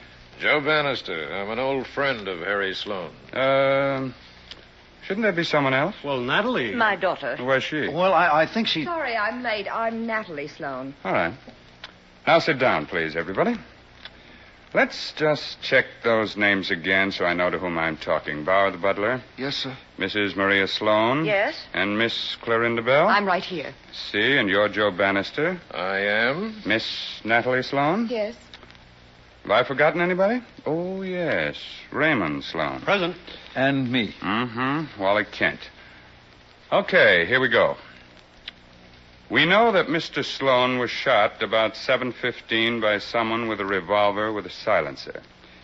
He'd been drinking in his locked room with someone who apparently killed him and took the Topaz flower. What is the topaz flower? It's a jewel, a cluster of jewels, a family heirloom. Easily recognizable, Miss Natalie? Oh, yes. The topaz flower is also a gold mine in Canada that Harry Sloan and I discovered. Oh, thank you, Mr.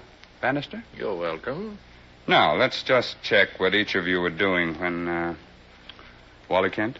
I discovered the body, Captain. I was looking for Natalie and... Where were you, Miss Natalie? I was dressing. What? Oh, I didn't say anything. Okay. You, young man, Raymond Sloan. I was having a drink in the living room, down here. He's always having a drink, aren't you, Ray? What were you doing, Mr. Bannister? I don't remember. Oh, you don't remember. I see. I was downstairs here all the time. You're the secretary, Clorinda Bell. Yes. And may I go home? You may not.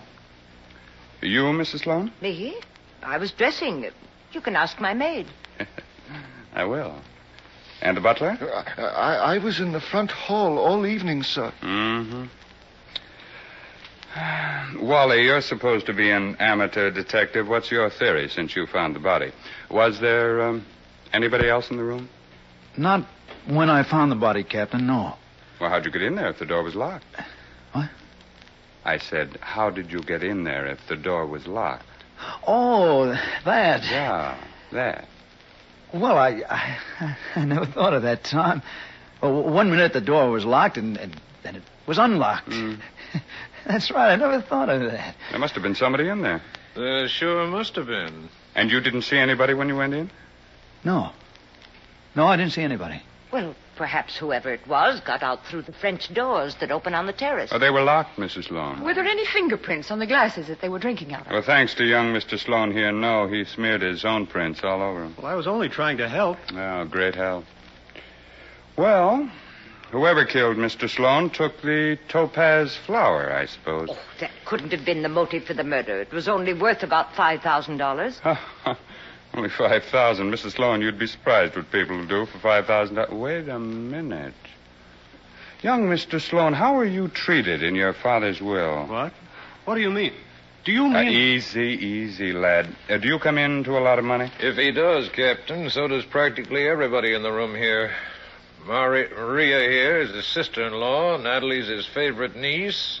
Bauer's been an employee of Sloan's for... 28 years, sir. I know I'm provided for in his will. Everybody here except Wally Kent stands to benefit by the will. How about you, Wally? You and Miss Natalie, I take it. Tom, could it be that the murderer took the topaz flower to direct suspicions along another line? It certainly could be, Mr. Kent. Ah, Miss Clorinda Bell. Incidentally, you didn't say anything when Bannister was talking about people who might profit by... No. I stood to lose a great deal by Mr. Sloane's death. Oh, you mean he wasn't going to do the right thing by his secretary? By his first will, yes. First will? Why? What do you mean? There was only Now, hold one. it. What do you mean by that, Miss Bell? Mr. Sloane dictated a new will to me only a week ago. Why didn't you tell me this before? You didn't ask me, Captain. Well, I don't believe it. I don't either. Miss Natalie, what do you think? Well, I don't know wait a minute. Let's find out about this new will. Yes, by all means. What did you mean about losing by the terms of the new will? Will you explain that, please? I will. Mr. Sloane and I were to be married. Why, that's ridiculous. And the new will named Clorinda Bell Sloane, his wife, as the principal beneficiary. However, since I'm still Clorinda Bell, probably always will be, you see... Where is this will, Miss In Bell? the safe, Mr. Sloane's office. So, Captain, now that I've demonstrated that I have no possible motive, do you suppose I might go home? Oh, sure. Sure, you can go home. I'll be in touch with you. Thank you. Good night. Oh, wait, Clorinda, wait. Good night. Well, people, looks as if we're out of luck. No, we're not out of luck yet, Joe. That second will can't be probated, so the first one is still good. Oh, no, my dear. The intent of the will is the thing. We're still out of luck. I didn't know there was another will. Telephone, Captain Bain. Headquarters calling, sir. Oh, thanks. The rest of you clear out for a few minutes. Bauer, see that they don't run all over the place and get lost. Yes, sir, yes. Hello. Oh, you did? Huh? No, hold it a minute till these people get out of here. All right, let's go, please. Let's go.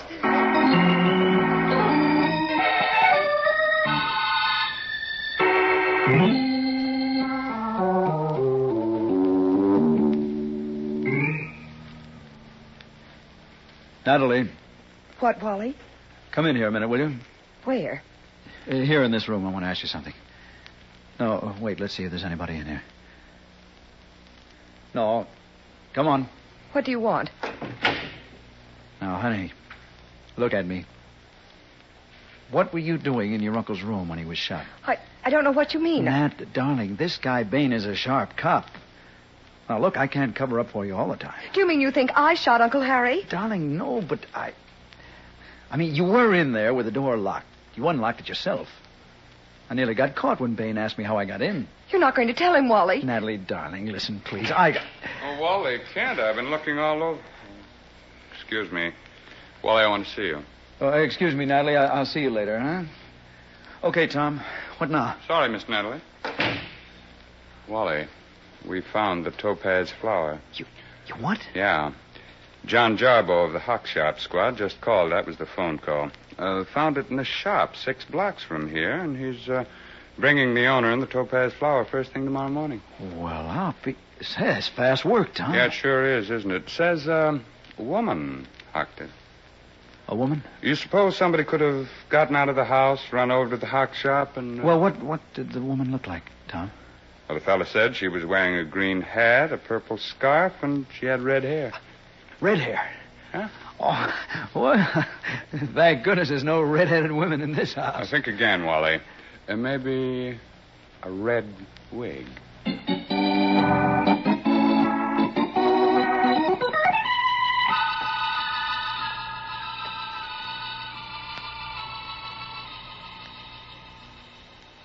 I got Miss Bell on the telephone, Captain. Mm-hmm. She's on the way over.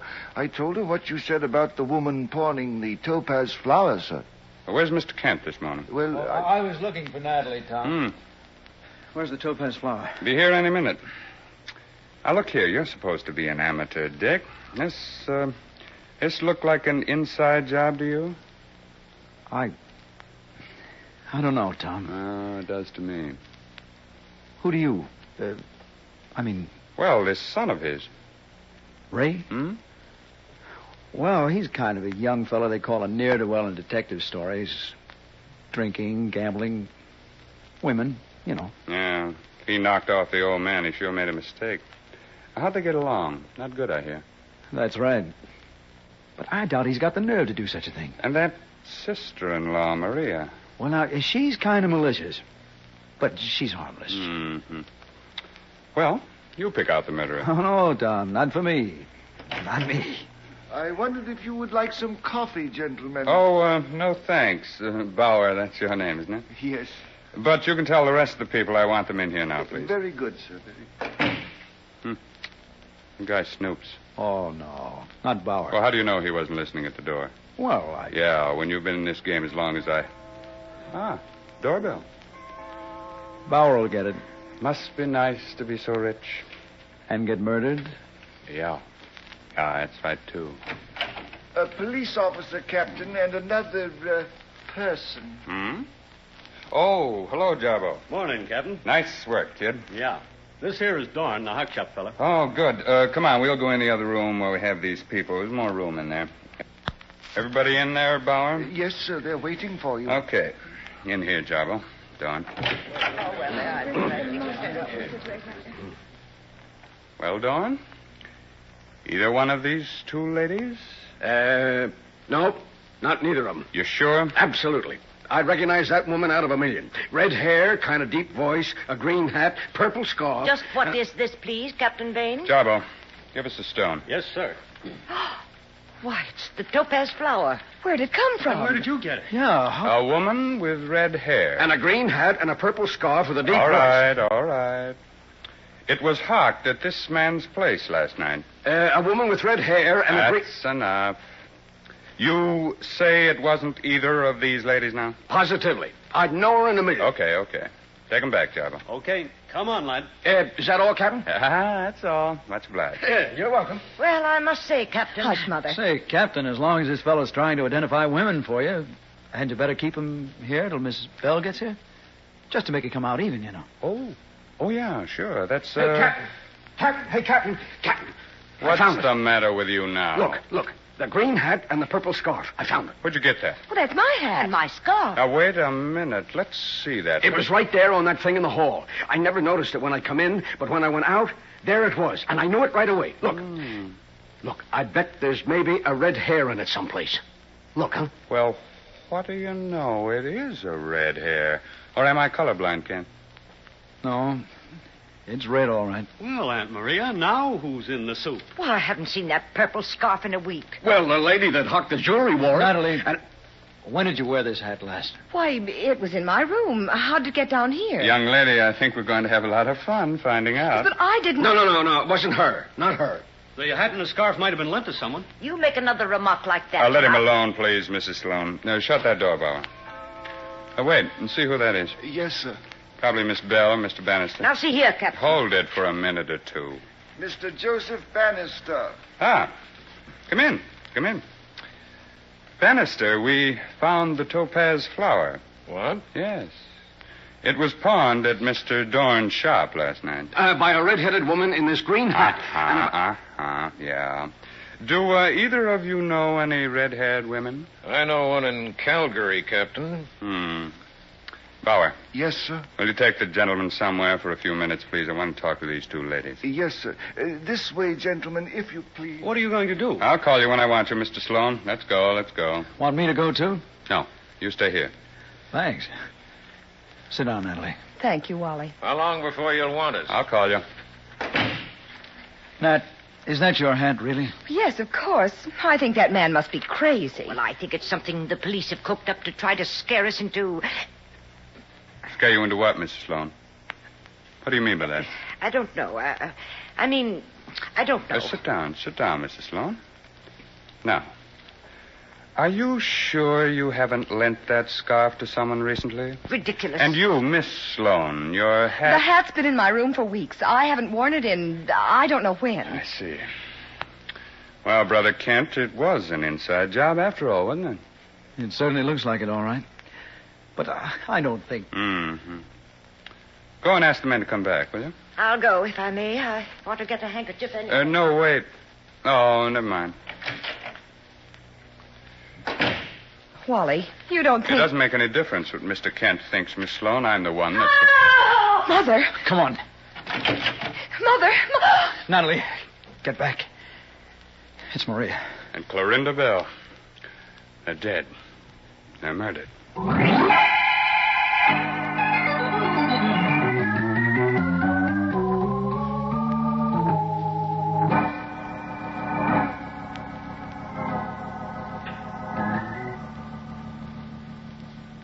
How is Mrs. Sloan now? She'll be all right, Captain, but the shock... Yeah, I know.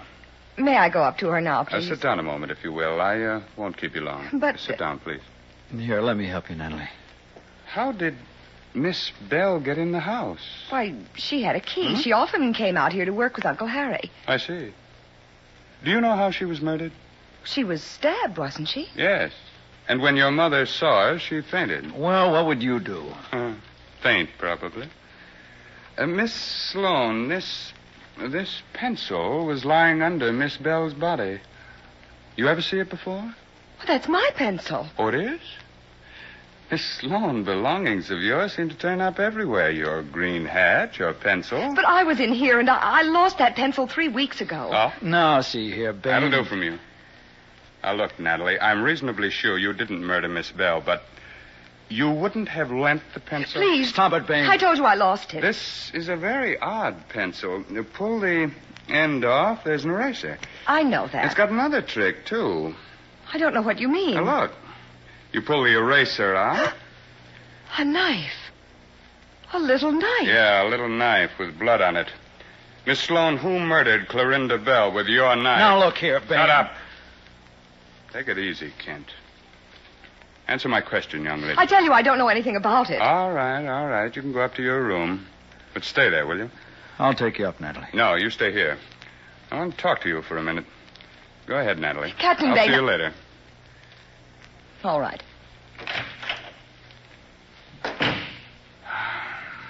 I don't get it.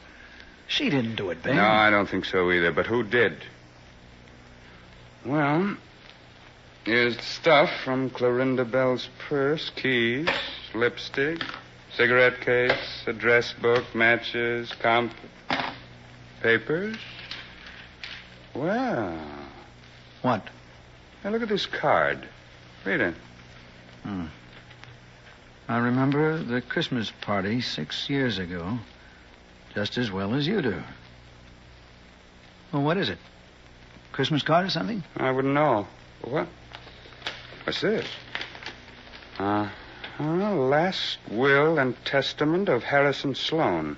Yeah, but where's the rest of it? Somebody wanted that will badly enough to knock off the old girl for it. Now, just who could that be? We're just as badly off as we were before. Yeah. Except... Captain Bain, Mr. Bannister would like to speak to you. Oh, Bannister, send him in. Yes. Well, how you doing, Cap? Oh. All right. Don't kid me, Cap. Oh, yeah, you've been drinking. Sure. Makes me think. Well, what do you think you want? Makes me remember things. Oh, isn't that fine? Like what? Like things I see. Come on. I was out in the garden for a breath of fresh air about the time Harry got killed. And? I looked up at Harry's room. French doors, you know. Know who was sitting there with him? Who? Girl. What girl? You look around, you'll find out. Young girl. Bannister, are you insinuating... No, just telling you. So, goodbye. Hey, wait a minute. Nope. Goodbye. What do you think of that? Why, that old... Hold your horses. He's not so drunk. But, why did he... Hey, wait a minute. Now what? He didn't see anybody in that room. What do you mean? Well, didn't you see those French windows? What do you mean? They're covered with frost all the way from top to the bottom in this cold weather. Well, That's right. Nobody could see in. Of course they couldn't. That's right. Now, what do you suppose? All I know is he couldn't have seen in that room.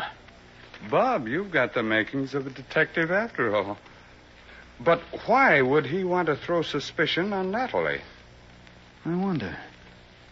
Say, maybe he meant Clorinda. No, he said a young woman. He was a little drunk. Mm-mm. I don't think Clorinda did it. Anyway, the hock shop man said she wasn't the one that had the topaz flower. Yeah, that's right. What about that card, though? The Christmas card? Now, let's see it again. Yeah. I remember the Christmas Eve party 6 years ago just as well as you do. Bain, I've got an idea. That's swell. Ring for Bauer. Oh, okay. You rang, sir? Yes, come in here, Bauer. Close the door. Yes, sir? Bauer, you've been here a long time. Yes, sir. Were you here at a Christmas party 6 years ago? That would be 1941. Yes, sir, of course. Who else of these people was here? Mrs. Sloan, Natalie? No, sir. They were in California. Let me see. Why, I think Mr. Sloan and Miss Bell and Mr. Bannister... Anything special happened that night? Special, sir? Something Miss Bell might remember, for instance. Let me think, sir. Why, yes, sir. Yes, indeed, sir. Very funny. What? It was Mr. Bannister, sir. Bannister? What did he do? Well, sir, he was rather tight. And he came downstairs wearing a woman's dress and a red wig. A red wig? Oh, yes, sir, I remember perfectly. Oh, he was a scream. Bauer, go out and ask Mr. Bannister to step in here, will you? Yes, sir. I hope you won't tell him... Snappy, Bauer, please. Yes, sir. Kent, nice going.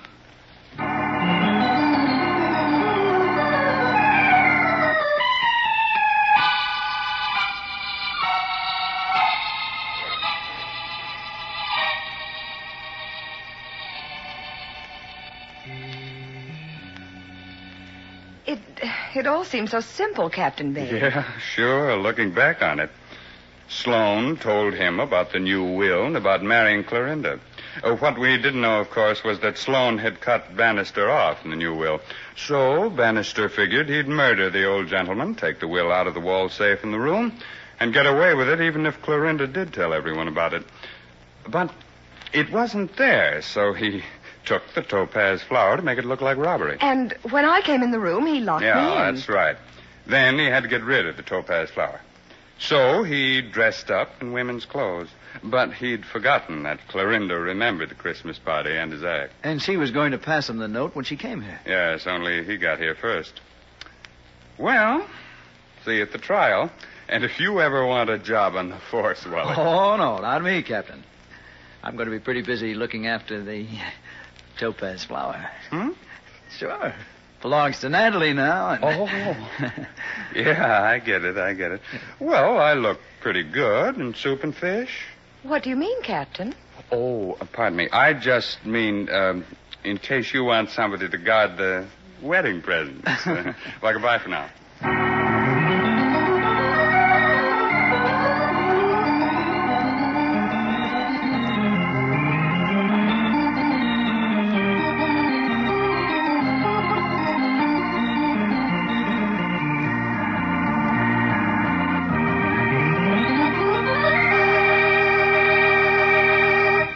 And so closes tonight's Crime Club book, The Topaz Flower, based on a story by Charlotte M. Russell. Willis Cooper did the radio adaptation.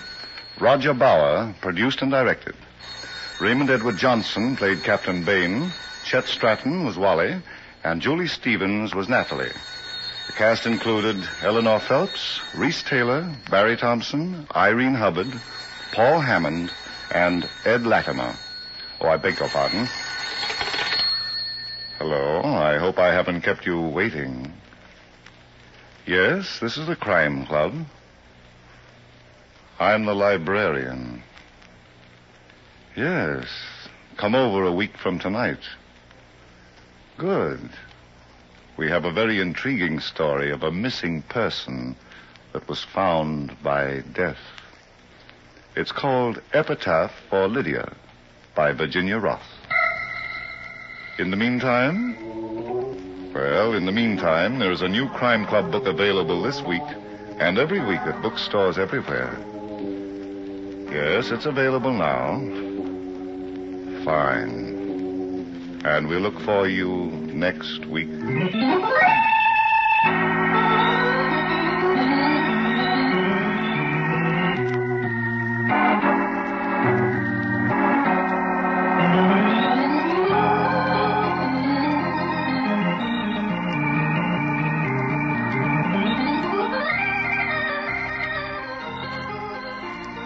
This program came from New York. This is the world's largest network, the Mutual Broadcasting System.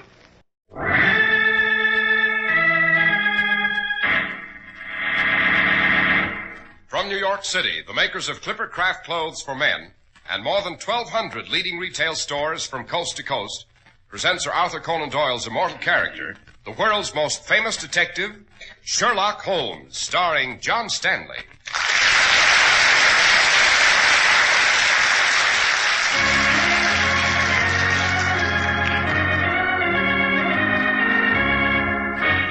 This week's story, The Mad Miners of Cardiff. Hear that, Holmes? That crumbling noise? Yes, Watson. Well, this coal mine we're in may be collapsing, and we better hurry back to the lift. Without discovering what awful thing has been driving the miners insane? Not a bit of it. Yes, but listen. If we don't try to find the lift and return to the Earth's surface, there'll be just one consequence, Holmes. We'll be buried alive.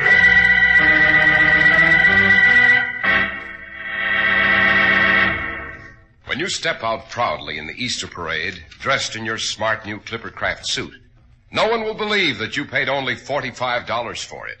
But that's right, because now $45 is all you have to pay for a nationally famous Clippercraft suit of carefully selected, tested worsted, of exceptionally fine tailoring, with a distinctive styling that sets Clippercraft suits apart from any suits ordinarily sold at anywhere near this price. Now, here's how this is accomplished. More than 1,200 independent merchants get together and pool their tremendous buying power. That makes these low prices possible for Clippercraft. So compare Clippercraft clothes with clothes selling for many dollars more, and you'll agree that never before has there been such value in fabrics, such value in styling, such value in workmanship. In short, You get America's greatest clothing value when you buy Clippercraft clothes.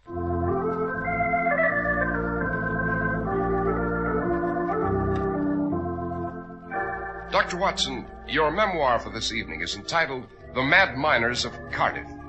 Cardiff is a city in Wales, isn't it? Yes, it is, Mr. Harris. The very heart of one of the world's greatest coal mining centers. Our story begins one awful night at the mine owned by Mrs. Ann Powis.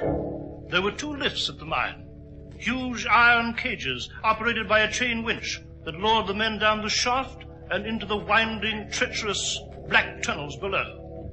One lift was rarely in use, since it dropped into a portion of the mine that was abandoned. It was there that the horror began to unfold. There stood Daniel Lowara, a veteran miner, covered with grime, his lamp still flickering in his hand, leaning on his pick and shovel. He had paused for a moment's rest on his way home this night, when he heard a sound. Strange, he thought. No one had used this lift in some time. This section of the mine had been picked clean and deserted as too dangerous to see. Daniel walked slowly toward the mouth of the shaft. Lad, it's you. What are you doing in this section of the mine? It's God's justice, that's what. We're paying for it, we are. We've no right.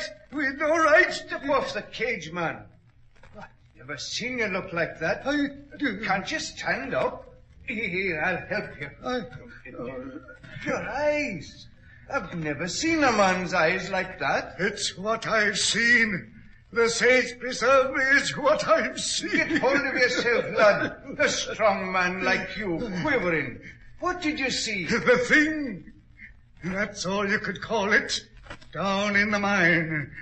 I wish my eyes had been struck from my head before I saw it. Try to make sense, lad. What's down the mine? What have you seen? I've seen men's bodies crushed by the weight of coal. I've seen men dying of the lung sickness with the death rattle in their throats. But never this. Never this. Tell me what happened. If I told you what I saw, you'd be going out of your mind. It isn't right for human beings to know there is such a thing inside the earth. They'd kill themselves. I heard a noise at this end of the mine. Go on. I knew it was deserted. Of course it is. Every beam is chalk marked unsafe. How could you? I heard a noise. It was not a noise of this world. Eh? My canary was all right, alive and well, singing in its cage. And I knew there was no danger of gas. And then I saw it. You can't imagine what it is. It's Mother Nature striking back, that's what. It's the Earth's revenge. She's spewing out the secrets we never knew she held. And I've seen it. I've seen it. Lad, no sight can do that to a man. Help! Someone! Blood's having a strange fit. Hurry, call the doctor! Call the doctor!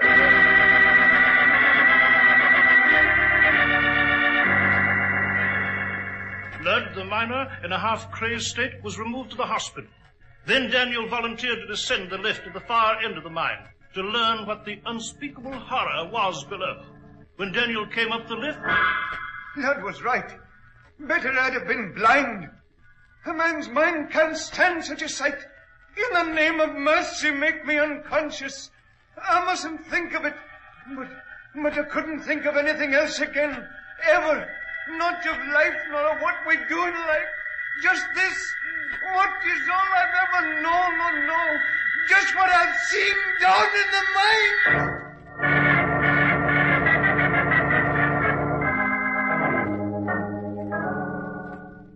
Begging your pardon, Mrs. Powis. Yes, Geoffrey. I'm just one of your miners, Mrs. Powis. I've no right here in your house. Oh, you're welcome, Geoffrey. I've told the men I keep the same rules my husband did before he died. My employees are always welcome. What can I do for you? It's about this terrible thing in the mine. I know none of the men will work. I know you've tried everything. I know even the police won't go down to see what this devil of a thing is. I won't accept any more volunteers, Geoffrey. Oh, it isn't that, ma'am. It's... Well, I know you've troubles. The mine isn't worth a shilling now. I've some savings, ma'am. Thank you. But I won't hear of it. I refuse to borrow, least of all from my own men. You've suffered, too, with the mine closed. Oh, I knew a fine lady wouldn't borrow. I thought I'd buy the mine, Ma'am. But it isn't worth anything now. I haven't much to offer. Precious little. But I might salvage the equipment, sell the land. I know you're desperate, Ma'am. I wouldn't embarrass you. But you need a rest. You could at least go away. I was fond of your late husband. I want to help his widow. We men are fond of her, too. I appreciate it, Geoffrey. But I shall try to keep the mine a bit longer. I must face it. This indescribable thing in the mine must be unmasked. But how? You won't Since allow... no one will descend the shaft and look at the site. I've one last hope, Geoffrey. He's an expert on the curious, the outlandish, on mysteries of this sort. He's in London. A Mr. Sherlock Holmes.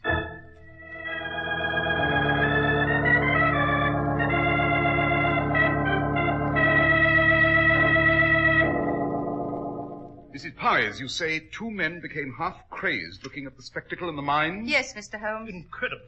Can such things exist? Lud and Daniel have been miners all their lives, Mr. Holmes. They're normally vigorous, healthy, and cool-headed. But I wasn't satisfied with their reactions. What did you do? I asked the mine doctor to go down the shaft and look. And did he? Yes, he did. And he came back up in the cage in a waxy, immobile state, without human response, as though alive, yet dead. I see. Has he revived since? Yes. The moment he was alone, he attempted suicide. We stopped him, fortunately. In what condition are Ludd and Daniel? Well, Ludd has left. He's gone to Edinburgh, where he's resting at the Hotel Cosmopolitan. He refuses to tell a soul what he's seen. Daniel is at home, feverish, fitful. Have you completed your story, Mrs. Powers? Yes, I have. Then we must lose no time in reaching Cardiff and the enigma that lies in the mine.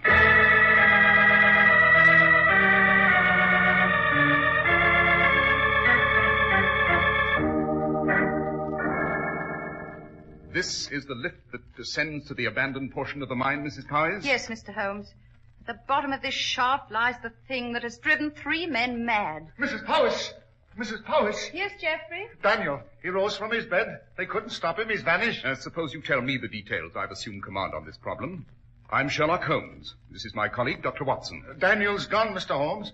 The town's in a state of alarm. Some folks say the evil at the bottom of the mine spirited him away. Some of the women are all for taking the children and fleeing to the hills. What should we do, Mr. Holmes? The answer is simple, Mrs. Powers. Oh, Joe Holmes, have you the solution? The path to the solution, Watson. Well, what is it? By the path before us. To that lift. You're going down to see the thing? Exactly. There must be some other way, Mr. Holmes. You know what's happened to everyone who's seen it. You'll come up out of that shaft like the others, and you're my last hope. You'll be carried off that lift as though you'd seen Judgment Day. That remains to be seen. Oh, you can't, sir. You mustn't risk your life, your sanity this way. If you'll step aside, Geoffrey. You'll not do this alone, Holmes. I shall see this through by your side. This is not a calculated risk, Watson. This is an inconceivable horror beyond human calculation. Whatever it is, Holmes, I shall go with you. Mr. Holmes, please. I'd rather lose the mine. The town itself is already alarmed, Mrs. Powers. We must face this. I shall wait here, Mr. Holmes, and pray for you and Dr. Watson. Give them headlamps, Geoffrey, and a canary. Certainly, ma'am. They're here by the shaft, the lamps. Just put these hats on, Mr. Holmes. So. Thank you. Dr. Watson. Thank you. The canary is in this cage. I'll take the cover off. As long as the canary seems well, you need not fear a gas leak. If the canary seems ill, if it dies, it'll warn you that poison gas is in the air. Yes, quite. The gate, Watson. Close it. Yes, right. Now, we shall look upon this thing below, whatever it is. Even if it's from the realm of another world, some monstrosity beyond man's limited imagination. Release lever, Watson. Release lever.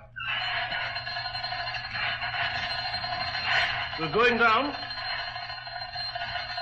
The mark, Holmes. 10 feet. The mark. 20 feet. The mark. 30 feet.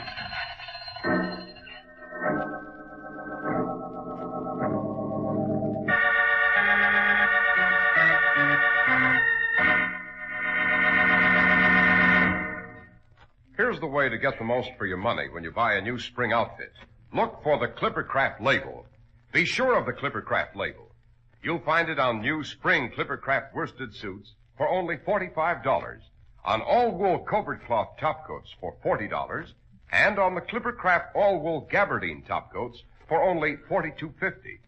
Clippercraft clothes take their name from the famous Clipper ships that established honest New England quality everywhere in the world. Yet they're as modern as the Clipper planes that fly around the world today. Yes, you can trust Clippercraft clothes and the men who sell them. That's why men who know insist on Clippercraft clothes bearing the Clippercraft label. So be sure to visit the Clippercraft store in your city. These leading stores in the metropolitan area are proud to add their names to Clippercraft in your suits and topcoats. In Manhattan, Saks 34th, Broadway at 34th, John Wanamaker's men's stores, Broadway at 8th, and 67 Liberty Street. In Brooklyn, Abraham & Straus. In Newark, New Jersey, Boulevard Men's Shop, Kresge Newark. And in Jamaica, the B&B Clothes Shop, 16408 Jamaica Avenue.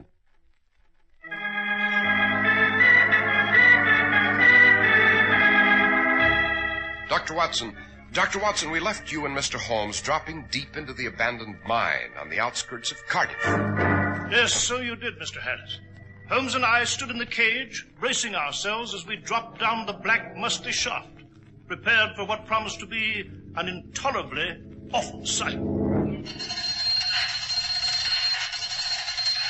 We've almost reached bottom, Watson.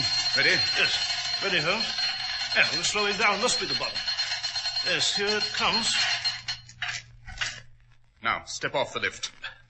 Keep an ear open for strange sounds. This is an abandoned area. A seam may crack and we'd be buried alive. Where do we go, Holmes? Along this narrow tunnel? Precisely.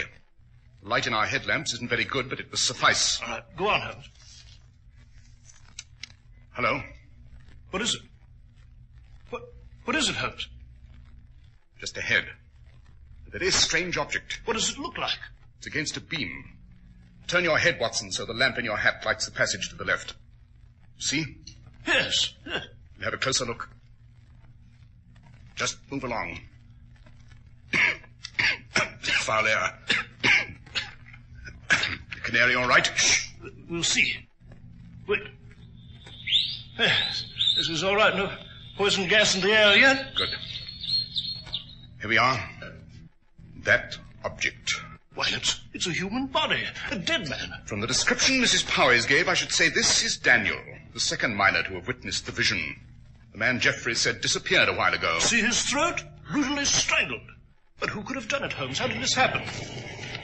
You hear that? There's a grumbling noise. Yes. It might be a cave-in. Hadn't we better hurry back to the lift? No, wait. Listen. Well, come, Holmes. We must try to reach the lift and go to the surface. This mine may be collapsing here. No, Watson, it isn't the mine. Then what is it? The thing? It was the other lift. Someone's approaching. Someone is approaching? Exactly, from the far end of this tunnel. I've been waiting for those footsteps. Is this thing on human feet? Why have you been waiting for footsteps? I've been waiting for the person you'll see standing before us in the passageway. It will be Jeffrey. The miner? Quite. You found Daniel's body. I thought you would. How did you get down here? Via the other lift, Watson, at the working end of the mine, the one he's been using all along. Well, Jeffrey, I imagine you'll present the same offer to us that you made to Ludden, the doctor, and Daniel. Offer, Holmes? Well, you see, my dear Watson, there isn't anything in this abandoned mine. The ghastly sight, so-called, is a device, rather adroitly employed by Jeffrey. My offer is very inviting, Mr. Holmes. You see, when I was down here just before this part of the mine was deserted, I located a new vein of coal, a rich vein, a vein that could make me, and all who helped me, millionaires. Yes, so you decided to frighten everyone away, lest they discover it.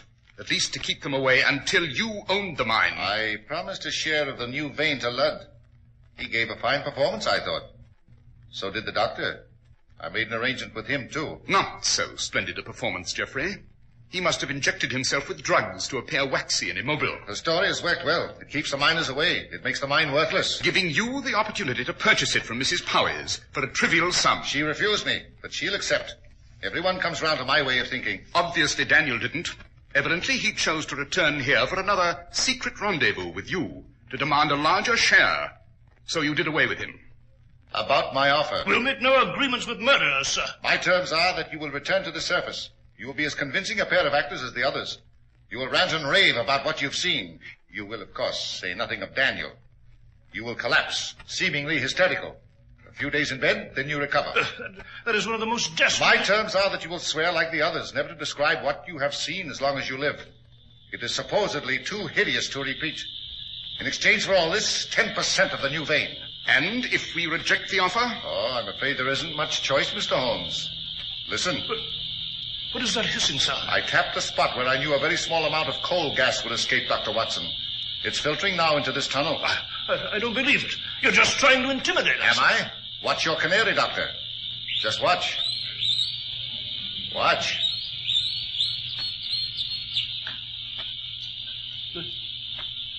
The canary is dead. Then extinguish your headlamp, Watson, instantly. Yes, right. I shall too. And you, Jeffrey? Or will you risk creating an explosion? I'll turn out my lamp. But as for an explosion, I suppose you believe me now. I've a box of matches, gentlemen. If I strike one, just one, it'll explode the gas.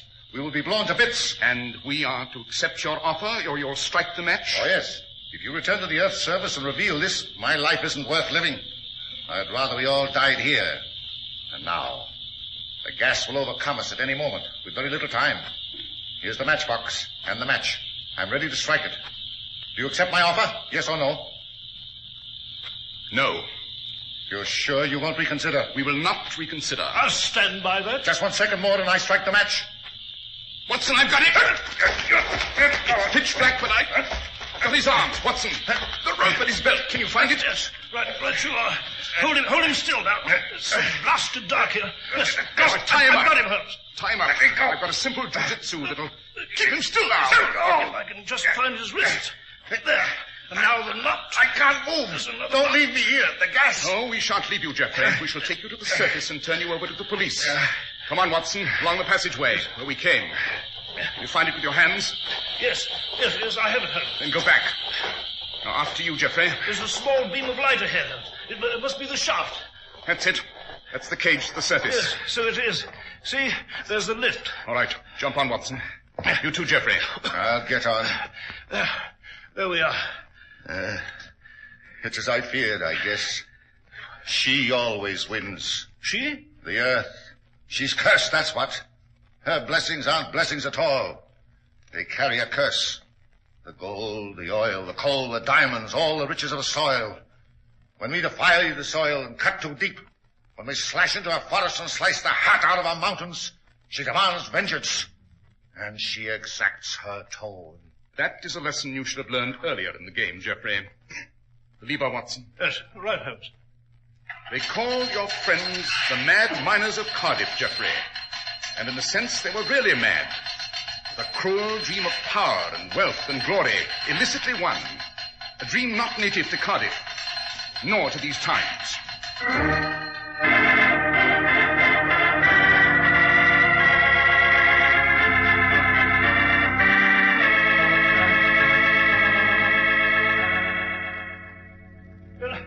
By George, Holmes, I never thought we'd see the flat here at Baker Street again, eh?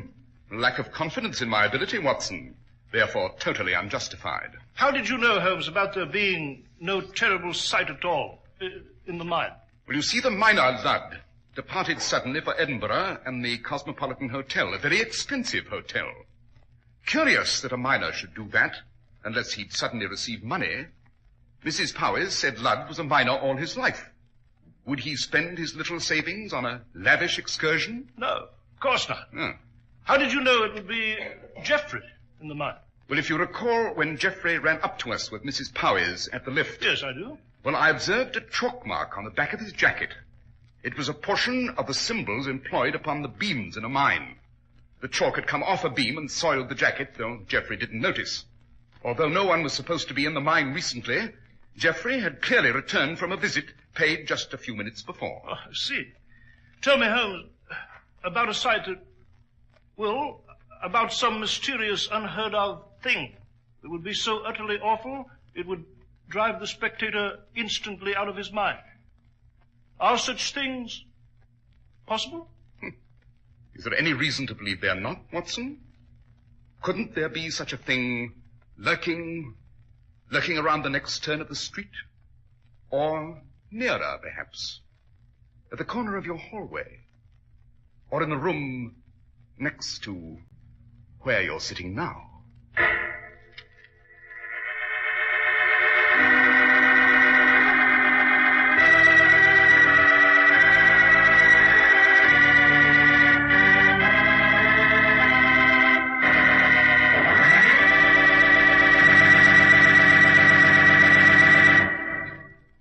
Dr. Watson, the Mad Miners of Cardiff was one of the most spine-tingling adventures you've ever related to us. You must tell us what sort of criminals we're to pursue with you and Mr. Holmes next week, Doctor. Next week, Mr. Harris, I shall relate to you the case of the Burmese goddess. It concerns a strange legend, a man who lost his fingernail, and a peculiar auction sale.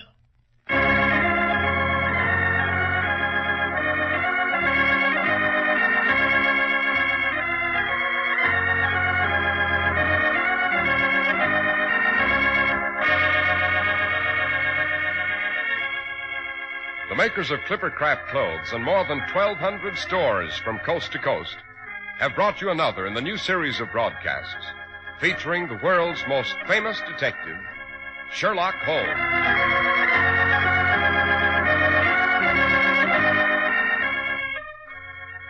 Our stories are based upon the character Sherlock Holmes, created by Sir Arthur Conan Doyle. The program is produced and directed by Basil Loughrane. Sherlock Holmes is played by John Stanley. Dr. Watson by George Spelman. This week's story was written by Howard Merrill with special music by Albert Berman.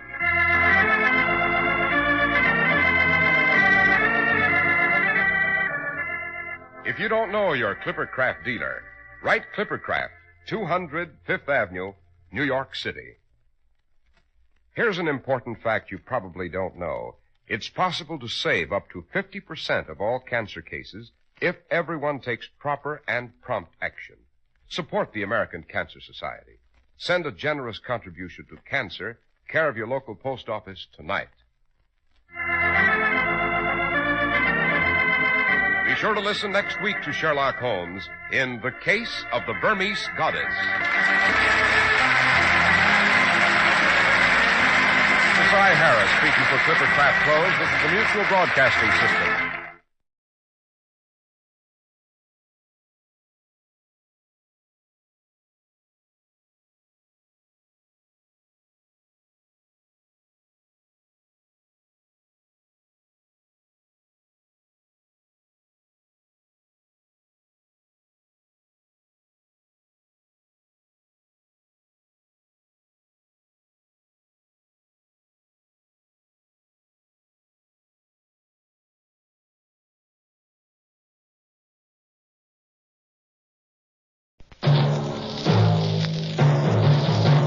Night Beat.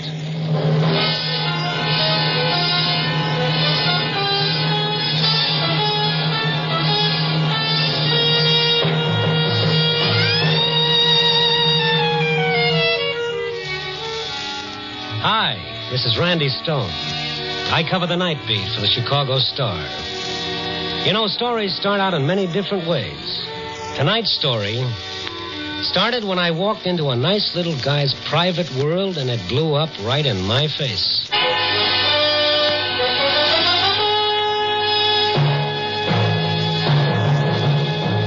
Night Beat, starring Frank Lovejoy as Randy Stone.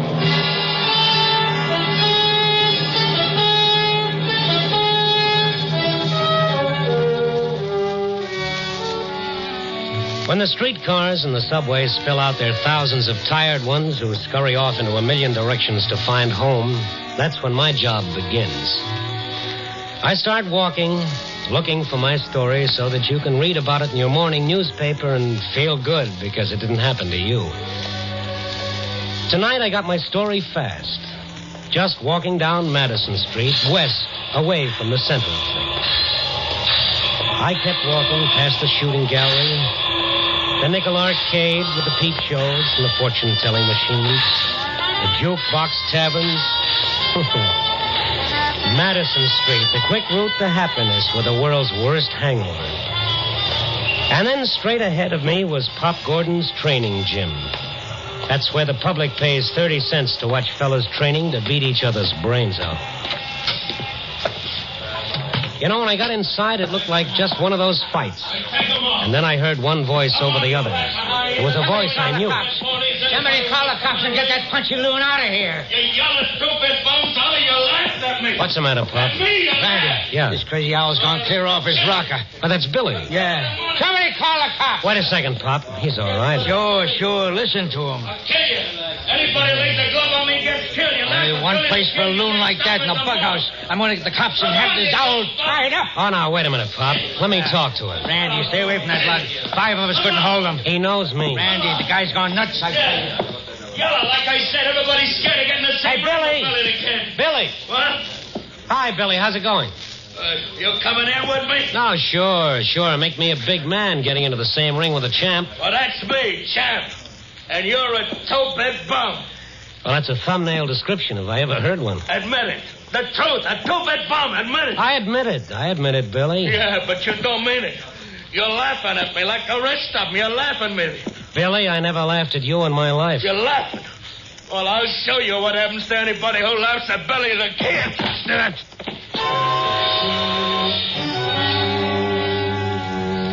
As the world flew away in all directions, I dimly remembered how the sports writers used to speak so respectfully of Billy's fast left hand. But, brother, if they knew what I just found out about his right. When the fog finally cleared, Pop Gordon was bending over me, and there were a lot of other faces, too. But I didn't see Billy when I stood up. You okay, Randy? Oh. This is being okay. I don't want any part of it. He slugged you, but good. Where is he? He took off before the cops come. Took off before anybody could grab him. I don't blame him. Yeah. I let that bum come in the gym and sit around. Everybody else pays 30 cents, but him, I let in free. What's he do, huh? What's he do? He busts loose, he blows his top. But why? What happened to Billy? Oh, I don't know. Tonight I catch him putting a bite on my customers. 2 bits here, a dime there. Billy was panhandling? Sure. Like I said, I didn't like it, so I tell him. And then what? I don't know.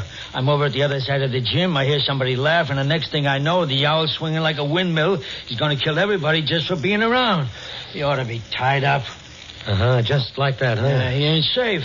What do you want, the Black Mariah to come around, cart him away like a load of rubbish? Yeah, but for his own good. Oh, Pop. Yeah. Remember when he was champ? He packed him in every club where he fought.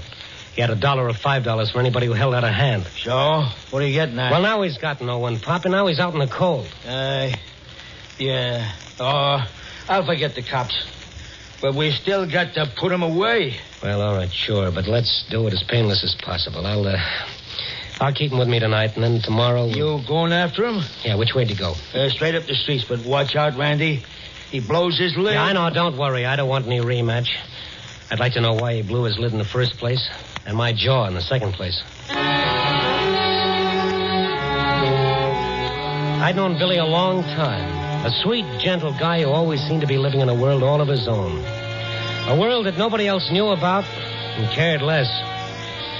And now he was in trouble. In his mood, he might hurt someone, or worse, he might get himself hurt. I must have walked for half an hour before I finally spotted him. He was standing on a corner. I stopped and watched him for a couple of minutes. I watched his hesitant and embarrassed panhandling. Then I walked over to him slowly. Hello, Billy. What? Oh, hiya, Randy, old pal, hiya. You want some company? Oh, sure. Good. Randy, where you been keeping yourself? I ain't seen you for a couple of weeks. You haven't seen me for a couple of weeks? Well, I thought maybe you'd forget an old pal, huh? No, you're not the kind of a fellow one forgets, champ. Mm-mm. Now, what was the trouble back at the gym? Gym? What gym? Pop Gordon's. Pop's place? Yeah. Well, let's go. I gotta help Pop. He's a good Joe, you know. He never charges me nothing. Wait a minute, hold it a second, Billy. Hold it. Yeah?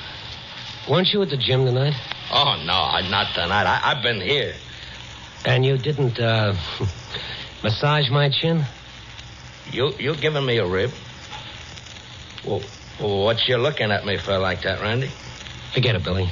You was just ribbing, huh? Oh, sure. I'm just kidding. Yeah, I like ribs. Not giving the hot foot and nothing like that, but funny ribs that don't hurt nobody. No, sure. Can I ask you a $64 question? Well, sure not. You can ask me anything, Randy, anything. I saw you a minute ago, Billy. What? I never seen you ask for a touch before. I ain't never gonna do it no more, but Randy, I got it tonight. I gotta get a few bucks. Maybe 15. I already got $2. Maybe. Why do you need $15? What? I gotta get a new suit. A new suit? What's so special about tonight, Billy? What, there's something I gotta do. I just gotta do it, Randy. I gotta have 15, but... Hey, them Scott. Hey, is that you, Randy? Yeah? Oh, Sullivan. Yeah. Randy, don't let him pick me up for panhandling, please. No, I won't, Please Billy. Now, don't. you wait here. I'll be right back. Yeah. It's Billy back there, isn't it? Yeah, that's right, Sullivan. Why? Heard you had a little trouble with him back at the gym. Maybe we ought to put him in the tank for the night, keep him out of trouble, huh? Look, Sullivan. He's going away tomorrow for a long time. Oh, like that, huh? Yeah, that's it. This is his last night out. Yeah, I see. Okay, good. That's the way I do it myself. I'll see you around, Randy, but keep an eye on him. Yeah, I'll watch him like a hawk. Thanks, Sullivan. So long.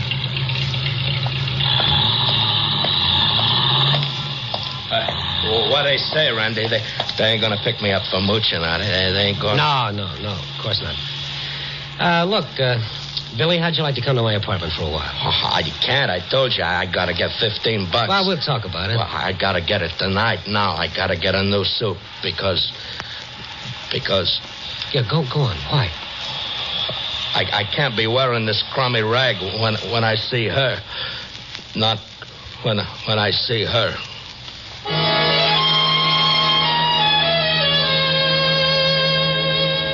I didn't know what he meant.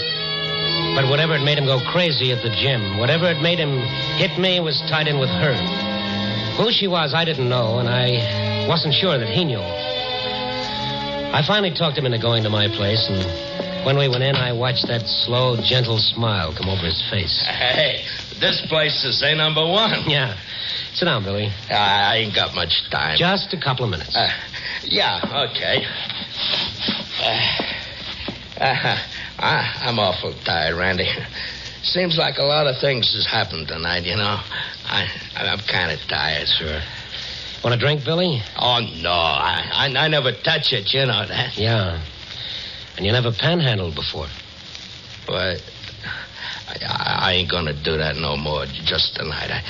I never bummed off of nobody. I paid my own way. Come anything, I paid my own way. Yeah, that's why I want to know why you're putting the bite on people tonight.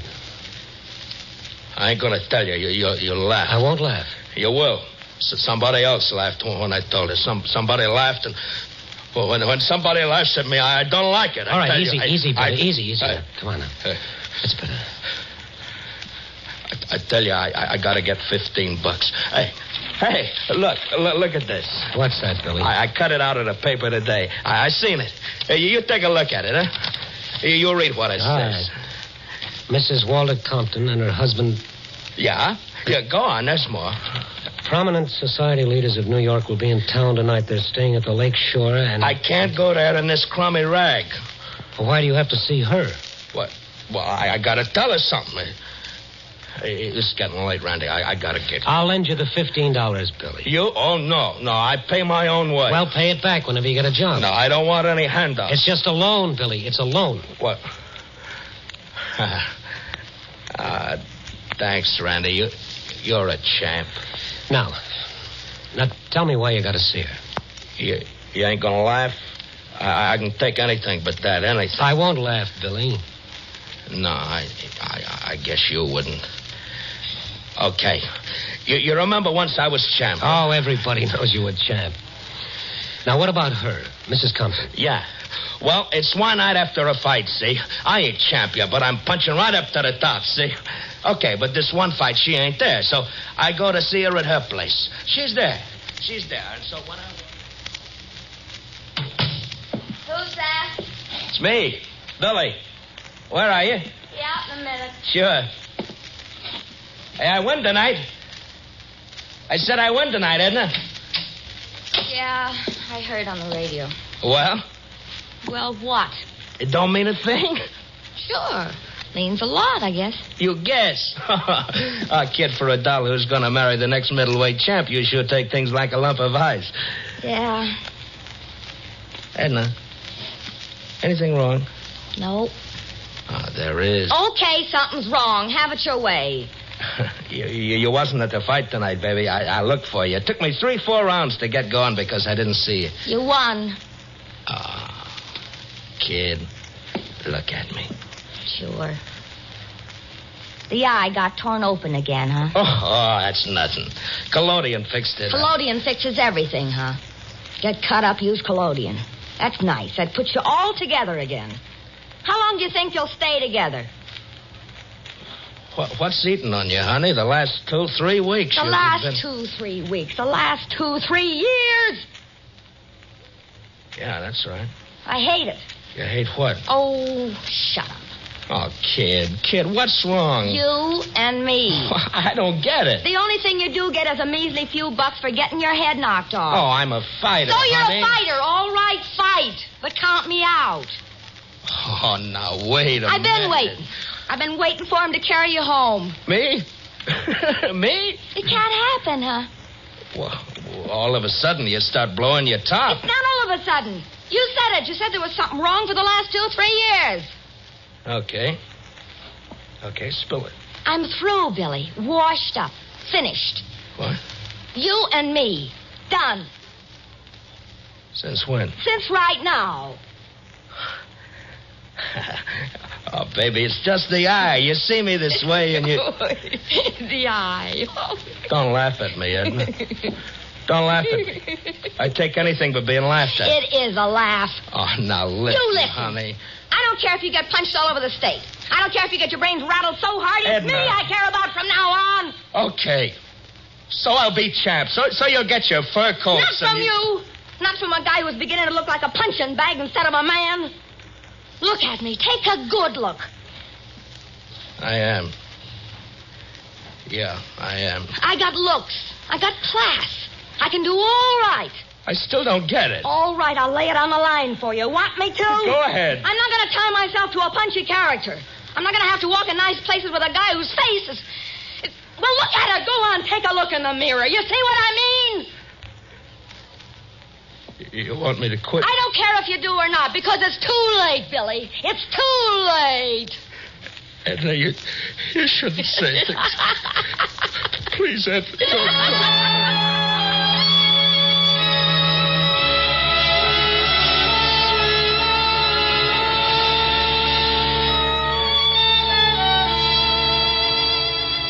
That's the way it was, Randy. That's the way it was. Yeah, I see. Look, Billy, you don't want to go and see her after that? I tell you, Randy, I gotta see her. There's something I gotta tell her, and it's gotta be tonight because tomorrow she'll be gone. Billy, how do you know that she'll see you? Oh, I know, because there's something I ain't told you. There's something I ain't never gonna tell nobody. And, Randy, please, don't try to stop me. Please don't let nobody try to stop me because if they do, I'll kill them.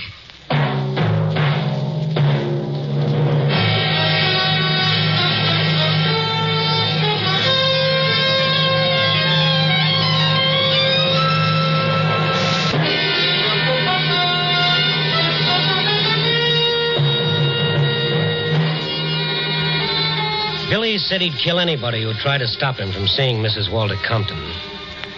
I looked at his scarred face and into his eyes. A wild fever you see in the eyes of a dog everyone says is mad, but only wants a drink of water. And then... I guess I shouldn't have said that, Randy. Well, let's forget it for a minute, Billy. Now, tell me, why do you want to see her? You don't understand dames, huh? No, my mother never told me. Well, she gives me the brush, see, like I tell you. She gives me the brush, but she does it for me, see? She don't want me to get my brains knocked out, see? Yeah, I'm beginning to see, Billy. Sure. But me, I got no sense, so I don't see it her way. So I let her walk out, and I don't see her no more. Not until I get hold of that paper today. And tonight you want to see her. To say what, Billy? Well, but don't you see? She loves me. All these years, she never lets up. And I want to tell her it's okay, that maybe her and me, we can start all over, like, see? What's the matter, Randy? Nothing. Nothing, Billy. Look, don't let anybody kid you, pal. You're still champion. Oh, I ain't nothing. But, I gotta go now. I gotta get $15 for a Now, look, you're tired. You need a shave. Maybe take a shower. You thought of that? No. All right, now you wait here and take a shower and a shave, and I'll bring a suit back for you. Is that a deal? Oh, gee, you're a champ, Randy. You're a real champ. I might be gone for a little while, Billy, but when I come back, everything will be okay. Sure. Okay.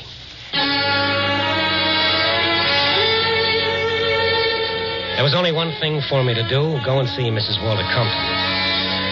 I made sure that Billy couldn't leave my apartment. I locked the door from the outside. I didn't want him picked up before he had the chance to see her. To see the woman around whom he'd built a whole world of fantasy in which he'd lived for so many years. I didn't want that world to come down around his ears. My newspaper pass got me in to see Mrs. Walter Compton in her suite at the Lakeshore.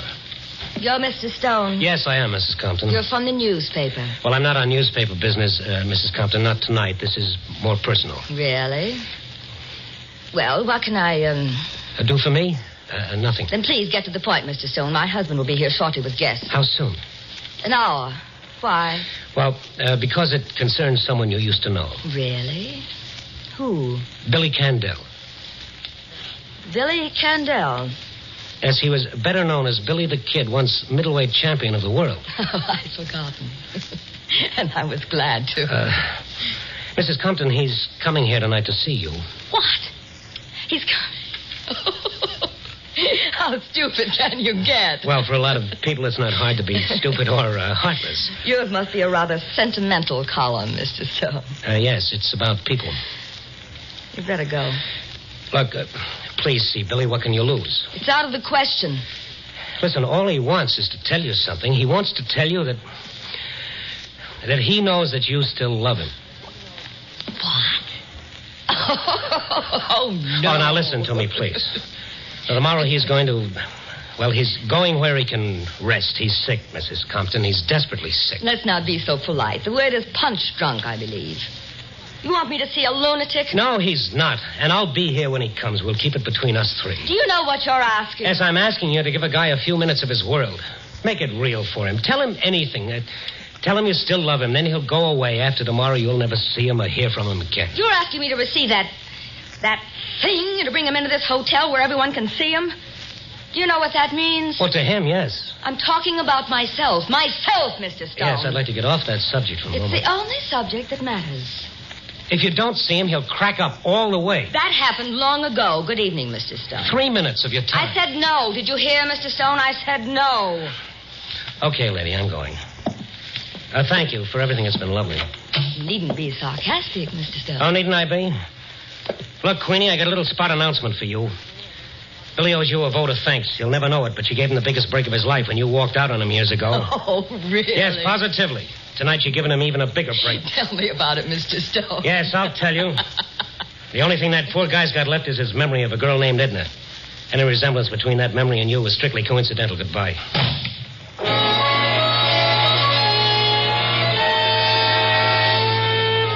I was glad to get out into the fresh air. All the way back to my apartment, I kept thinking of what I'd tell Billy, how I'd tell him. Then as I walked across the lobby toward the elevator... Mr. Stone, Mr. Stone! What is it, Charlie? Here's a message for you. Okay. Here you are, Mr. Stone. Thank you. How long ago he leave this? Oh, just a few minutes after you left. Did you know you left him locked in? He called down. He asked me to open the door. Yeah, did he say where he was going? No. Just that he couldn't wait for you any longer. Oh, that is on the note. How'd he look? How'd he look? Well, I mean, anything unusual about him? No, he had on one of your suits, I remember now. That pinstripe one he must have stolen. No, he didn't steal anything. Now, listen to me. I'm going to the Lakeshore Hotel. If he comes back here, get in touch with me there. Mrs. Compton's suite. Mrs. Compton's suite, yes. Oh, and listen, I think you'd better call the police. But as for Kalski, remember that Kalski? Kalski. Tell him to meet me at the Lakeshore Hotel and quick. I took a cab, and I took the shortest way to the Lakeshore. I watched the pavements looking for Billy, but I didn't see him. He had some money on him, and he must have taken a cab himself. And then I was back at the Lakeshore talking with the clerk at the desk there. Yes, sir. There was a man here of that description. He asked that a call be put through to Mrs. Compton's suite. And was it? Well, sir, he was a rather... Well, Yes, I know. So he didn't get through. Oh, I called Mrs. Compton Sweet myself and told her. That is, I described the man. Yes, go ahead. What'd she say? That on no account was I to put him through or send him upstairs. Oh, well. Okay, that's something. What'd he do then? He left immediately. Which way? Oh, I'm afraid I didn't notice, sir. I was registering some new guests, and I paid no attention. Okay, thank you very much. I had to find Billy before... Well, before what? What would he do? Where would he go? I asked myself those questions as I walked slowly along, watching for him, hoping to see that pathetic figure in my pinstripe suit, hoping I'd get to him before someone else stopped him. I was afraid of what might happen or could happen. And then I saw him, just past the Lakeshore Hotel, shambling slowly along, his shoulders hunched against the wind that cut in off the lake. I ran and caught up with him. Billy! What? Oh, hi, Randy. Hi. What you doing over here? Oh, I just, looking around. Why'd you leave my apartment? What? Oh, well, you was gone so long, and I had to get going, see. Oh, sure. Come on, let's walk. Yeah. Hey, I borrowed one of your suits. It's a real champ suit, all right. You mind, huh? No, Billy, none at all. Did you see her? Oh, sure. What, you did? Yeah, I see her. Billy, they wouldn't let you go up, remember? Oh, yeah, but I went up the back. The back, Billy. Now look at me. Are you sure? Oh, sure. And she still loves me, Randy. I said everything was okay. She's crazy about me like she always was. What did she tell you? Well, she didn't want to talk to me. You know how she is. But then I told her I love her, and she loves me. Yeah? Billy? I'm tired, Randy. Lots of things happened tonight. Lots of things. Yeah, I know. What do you say we go someplace for coffee? Yeah, I'd like that. I'm awful tired. And when I get real rested good, I'll go back to see her. Her and me, we'll start over again. Hey, this is where she lives, you know. Yeah. Look, I gotta see her once more, Randy. Maybe she'll talk to me this time. Huh? Not tonight anymore, Billy. But I want her to talk to me. Well, I don't she will. Yeah, she will. She loves me. Billy, now listen to me. You let me go up there first. I'll talk to her and fix everything, okay? Well, tell her not to act like a kid. Tell her to talk to me. Yes, sure. I'll tell her, but you must put... Hey, Stone? Yes, Kolsky? You put in a call for us? Oh, yes, I did. It's okay now. I found him. What'd you call the cops for, Randy? Oh, Kolsky's not a cop. He's a pal of yours. Huh? He thinks you're the greatest fighter that ever lived. He always wanted to talk to you about your big fight. Oh, sure. But we're busy now. I'll talk to you about it later, Kolsky. I gotta see somebody. Billy, I promised you I'd see her, remember? You're gonna tell her I'll be waiting? Sure. Now, you just stay with Kolsky here. Tell him about the night you won the belt. Anything the matter, Stone? No. Just keep him here. I'll answer questions later. Now, Billy. Yeah? Promise me you'll stay right here. You won't stay long, huh? Just tell her she loves me and I want her to talk to me. Sure, I will. Okay, now you wait here.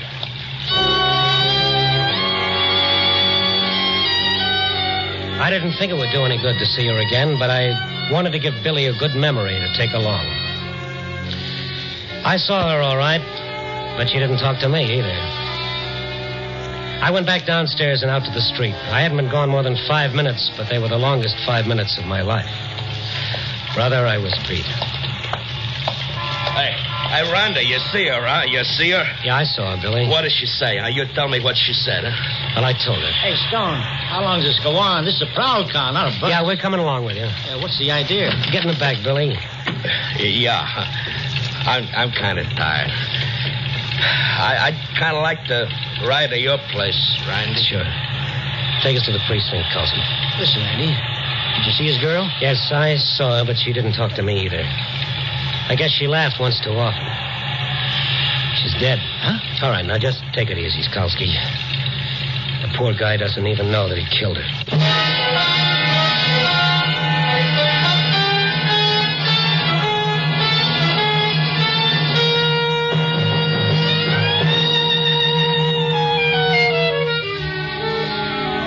4 a.m. and the lights are going out all over the city. Even those neon signs on Madison Street. I've got to write my piece and put it in the slot. But what can I say? The story of a one-sided love? Well, if that's what love does to you, I'll stick to pinochle. It's a funny thing about love, isn't it? Let someone get up and talk about hate, and he's hailed as a new leader. Let him speak of love, and he's ridiculed, he's spat upon, and even nailed to a cross. Love is the greatest thing, the oldest yet the latest thing. Yeah. Copy, boy.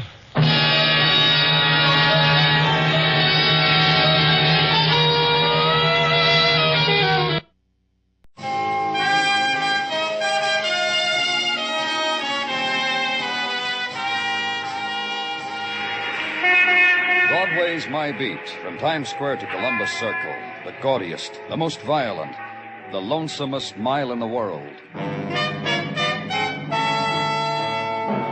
Broadway's My Beat, with Larry Thor as Detective Danny Clover.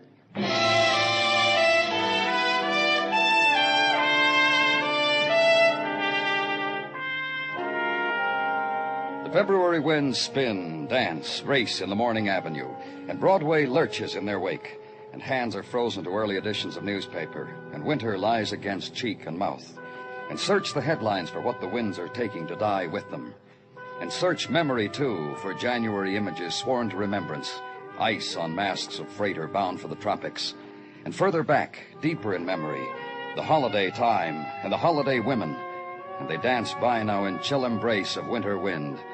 And solace is the corner coffee stand and the donut, and waiting a little way up the street, the time clock.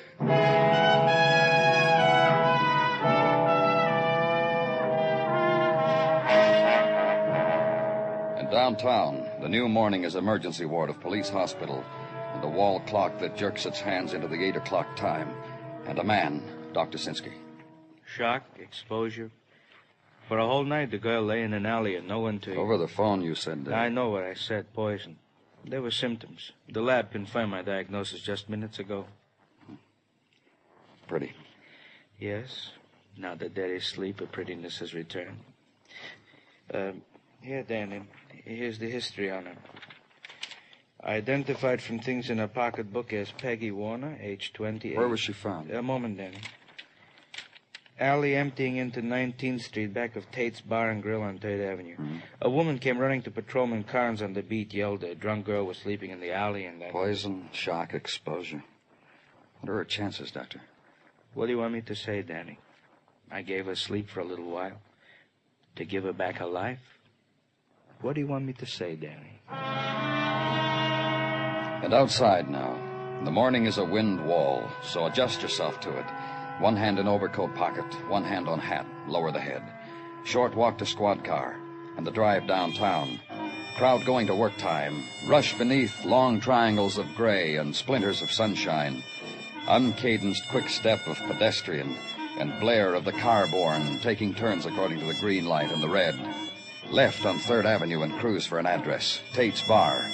Find it. Park. And Tate's Bar is 5 booths, 4 empty, 10 bar stools, half of them occupied. And the bartender flashes his 9 o'clock in the morning smile at you, takes it back at the flash of the badge, assures you his name is Tate, and assures you... My time is yours. Just a few questions about last night, Mr. Tate. Last night was different. There was a girl lying in the alley out back. Her name was Peggy Warner. Is Miss Warner in the habit of... Look around you for a minute. So? You just bear with me. Peggy Warner, Mr. Tate. You just bear with me. We'll come to Peggy. This place of mine, this bar, a convenience. I cater to those who demand their booze. Me, personally, I wouldn't be caught even with my nose to a cork for the aroma. What's this got to do with... I'm going to tell you why I fired her. Go on. So there are those who booze it from early morning on. I cater to this necessity. Notice the place, clean. The jukebox music, adjusted to soft tone level. The customers' voices low. This I demand. Talk becomes above library level. Into the gutter they must go. Now we will consider Peggy. Thank you. So you'll understand. I said thank you. 8 months ago, I got a whim. Hire a barmaid. I approve of women waiting on men. Dames I don't allow in here to drink, but to wait on in uniform and all, I have a whim where this is nice for the self-respect of those who like the bottle. I hired Peggy. 8 months ago. About that. Then I caught her drinking with a customer. 2 days after she started to work here, I bounced her. What about last night? She came back looking for a job. She looked like she just swum her way to the top of a beer crock. Out the back way she did go on my arm. No job from me to her. I see. What else can you tell me about her? 8 months ago when I fired her first. Yeah, maybe you'd like to know about that. About what? The customer who she drank with. She merely walked around to his end of the bar, went out with him hand in hand. And? Well, the guy's name was... I'll get it for you. His address, too. I got it around here someplace. But whatever this guy's name was, I saw him the next morning at his house. Oh? Yeah. Next morning, I got a messenger with a $10 bill and a note from Peggy. Bring my dress and street shoes around to this address. I did. The man I mentioned opened the door for me, took the bundle, and slammed the door in my face. Sure, I'll get his name and address for you.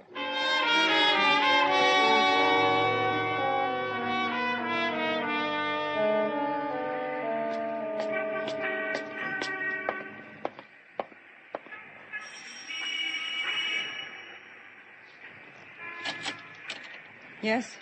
What do you want? I'm from the police, Danny Clover. And please be brief. You've chosen a very bad time. A woman's morning is quite crowded enough without... Charles Blake live here? Charles Blake, I was given this address. Charles is my husband. Well, do I have to stand out here and discuss it, whatever you... No, Mrs. Blake. Well, then let's go inside. I'm chilled to the bone. Here in the hall will do. Just let me warm myself at the register a moment. Ooh. Now, what's this about Charles? I want to talk to him. Where is he? In his office, maybe? Out with one of his clients, maybe? What do police have to do with Charles? A girl was found in an alley early this morning. There you go again. I've read how you people do things. Make it sound big. Toy with it. Act smart and fresh and knowing... You'll let me finish, Mrs. Blake? What alley? What girl? Some girl Charles is supposed to know? Something you found in an alley and right away... What girl? Peggy Warner, girl your husband... Oh, Peggy. That one? Funny, Mrs. Blake? I just like a girl like that. Where else but in an alley? Strikes me funny I was so right about her. Do you mind? What else did you feel about her, Mrs. Blake? That she had a fresh mouth and she was sloppy and lazy and had to be yelled at to make her do things. She was our maid, you know. I didn't know. Oh, yes. Charles brought her home one evening and said to me, standing right there, he said to me, Martha, I've brought you that maid you've always wanted. And Tom, my son. Tom said, you've always wanted one, Mother. Let's try it for a while. And I thought about it and I said, all right, Charles, all right, son, if you both think we need one. And was she drunk when you people found her? She was poisoned. She's dying. And I tried it. For 2 weeks, I really tried it, honestly, but I just couldn't bear her anymore. Sloppy and just fresh-mouthed, and we paid her off and dismissed her and... Oh, excuse me. Hello?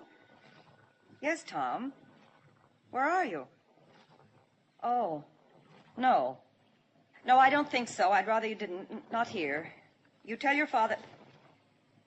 Not now, Tom. You and your father are not to...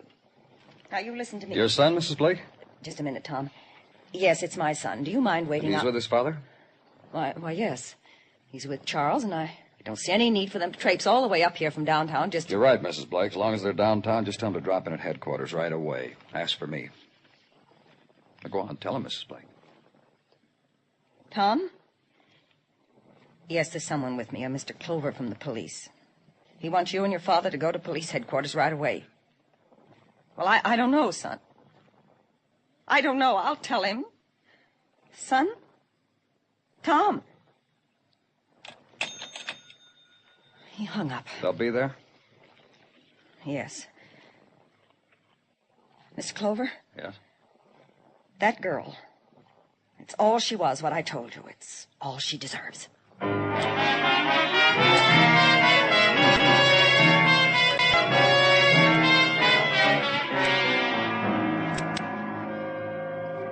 Just sit down, gentlemen. What's this all about? What are my father and I doing in a police station? Pop, I told you... Take it easy, son. Mr. Clover must have a reason. What do you do for a living, Mr. Blake? I'm a tax consultant. What about you?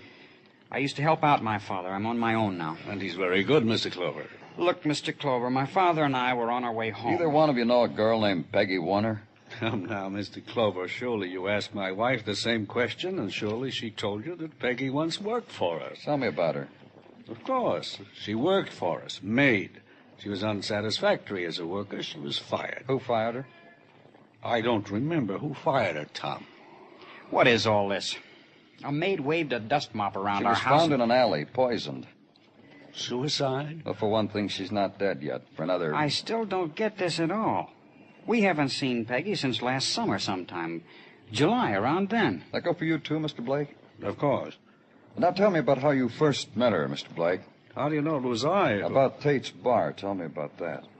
I'll be glad to. My office was nearby. I stopped in for a quick one at Tate's Bar. Peggy waited on me. I drank to her health. She told me she wished she could drink to mine. I bought her a drink. She drank it. The boss saw her, fired her. You figured it was your responsibility to take care of her, is that it? Not to take care of her, to see that she got located again. Listen, you. My mother had been screaming for a maid, so my father brought her one. Peggy was a lousy maid, that's all. And I'll tell you something else. My mother didn't like the way she took too long to clean up my room. That make you happy? No sense making up lies, Tom. There's nothing... Who's lying? I say. Well, that's about it, Mr. Clover. All we can tell you honestly now. My son and I were having a beer together. My wife is expecting us. She'll worry. Sure, go home. If I need you, you'll be there, won't you? Of course, but why should you need us anymore? Let's get out of here, Pop. And son walks away from it. Opens door for father. Grins. You want to make a production out of it, Pop? Let's get out of here. Come on, Pop. The man said... Pop, you listening? And for a little while longer, the father sits in silence, then rises, walks past the boy, into corridor, without waiting, without a word to him. And boy winks at me and closes door.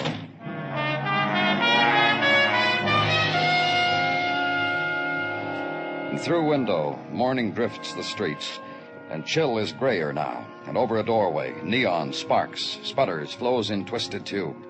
A man looks up, enters, and brief flurry of wind people on Winter Street. Danny? Danny? Come on in, Doctor. I've just come up from emergency ward checking my patients. That girl this morning. Peggy Warner? Yeah, her too. Well, what about her, Doctor? This about her. The question you asked of me this morning? What question? You said, what chances, Doctor? I didn't have an answer for you then. Now I have. Now there's nothing to ask anymore. She's dead. Peggy Warner is dead. When you look through your window, what do you see, Danny? Tell me about it.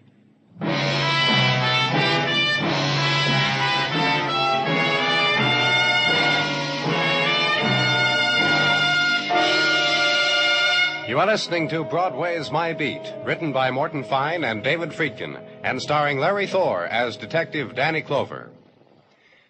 You've heard about the devastation spread in Holland by the hurricane. No doubt it touched your heart, in common with all Americans.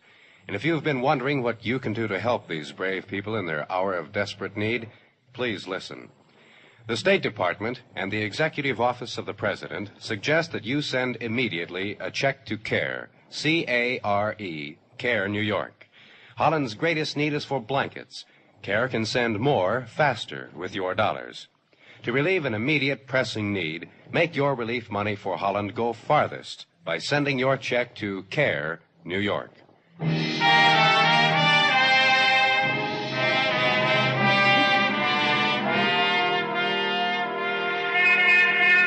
When it begins, when the February part of winter comes around, there's a kind of joy on Broadway. The time is starting to end.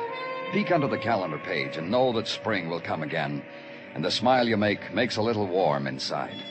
But there'll be the winter things to remember. The evenings just as nighttime drifted in, when lights danced their patterns just for you, and later when you made the stars do things just for her. And Winter Park, snow in black tumbled hair, and Hudson dawn, fingers against cool curve of cheek and laughter. It's starting to end, but there's still time. Run after it. Hurry.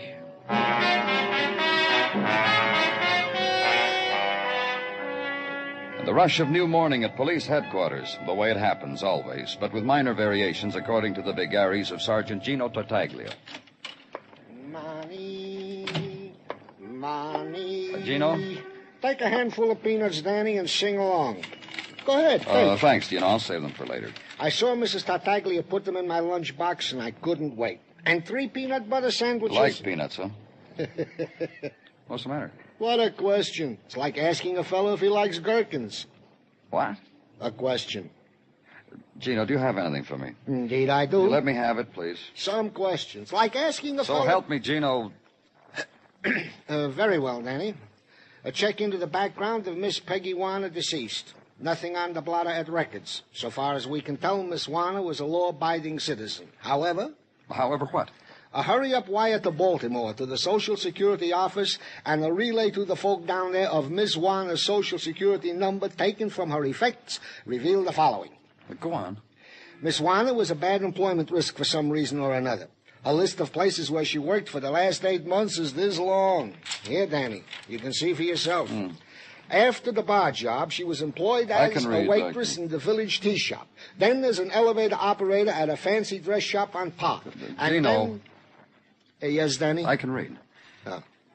Yeah, thank you very much, Gino. You were good today. Very good. Tell Mrs. Tartaglia.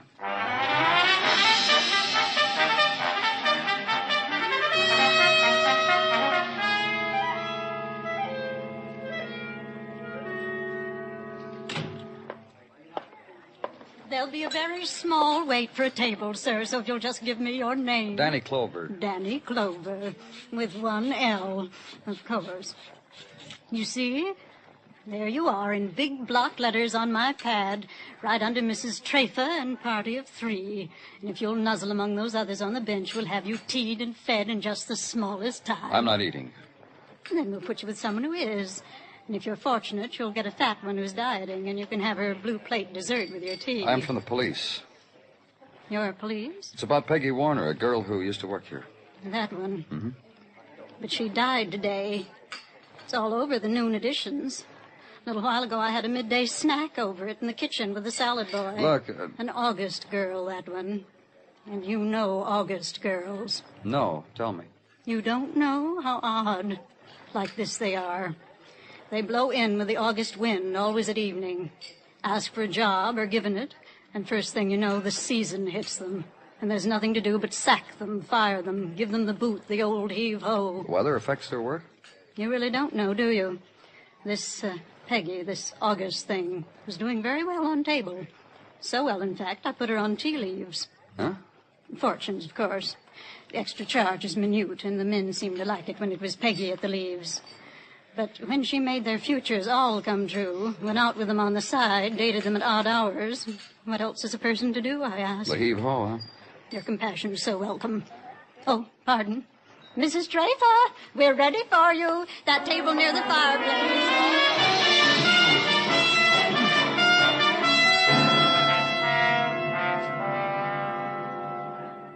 Peggy Warner, is that the name? That's right. She worked here in this dress shop, didn't she? Why? What about her? What about her is that she's dead. Why is because I'm a policeman and I'm asking. Miss Warner worked here. She ran the elevator.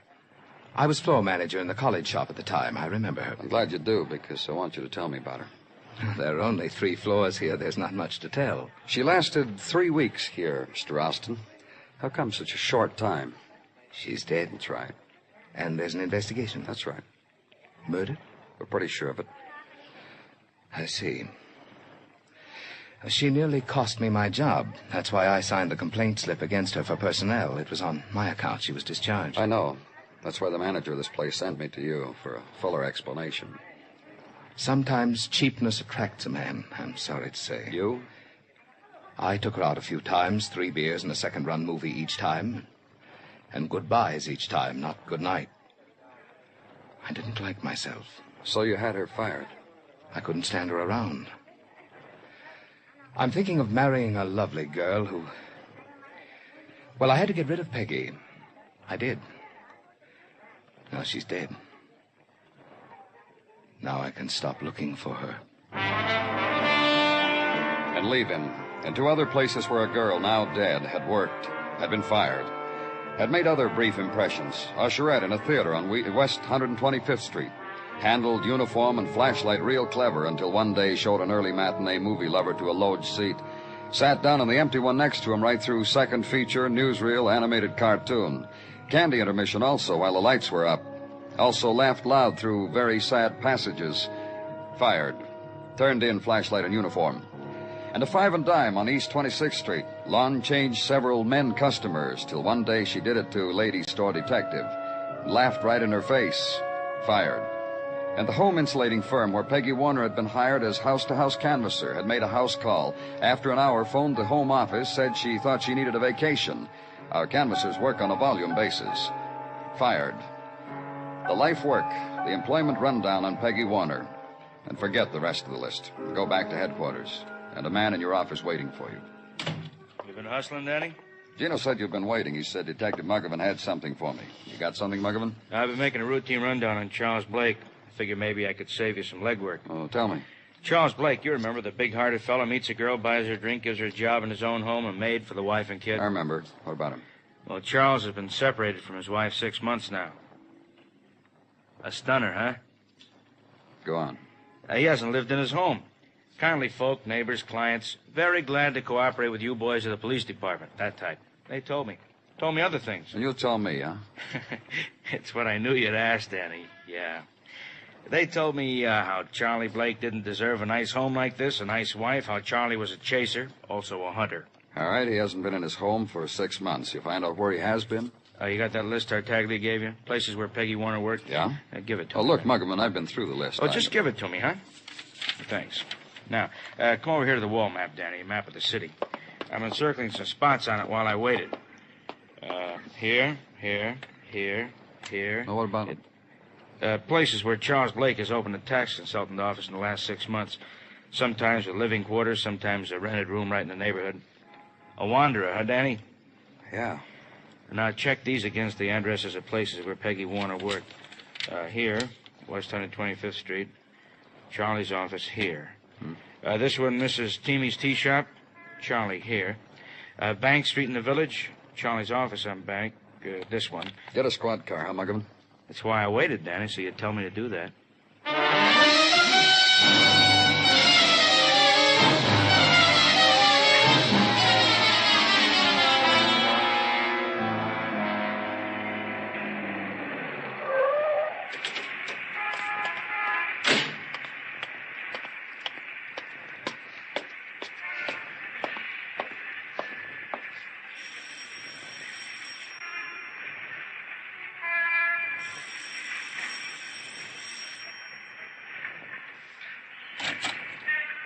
What do you want here, Clover? Talk. Let's go inside. You're busting up a family evening. Why don't you come back some other time? Tom? Okay, we go inside. Who... Oh. Hello, Mr. Clover. Good evening. Something you want, Mr. Clover? Where's your husband? Pop? What do you want with Pop? Where is he? Mother. Get him. He's upstairs. Still about that girl, Mr. Clover? That's right.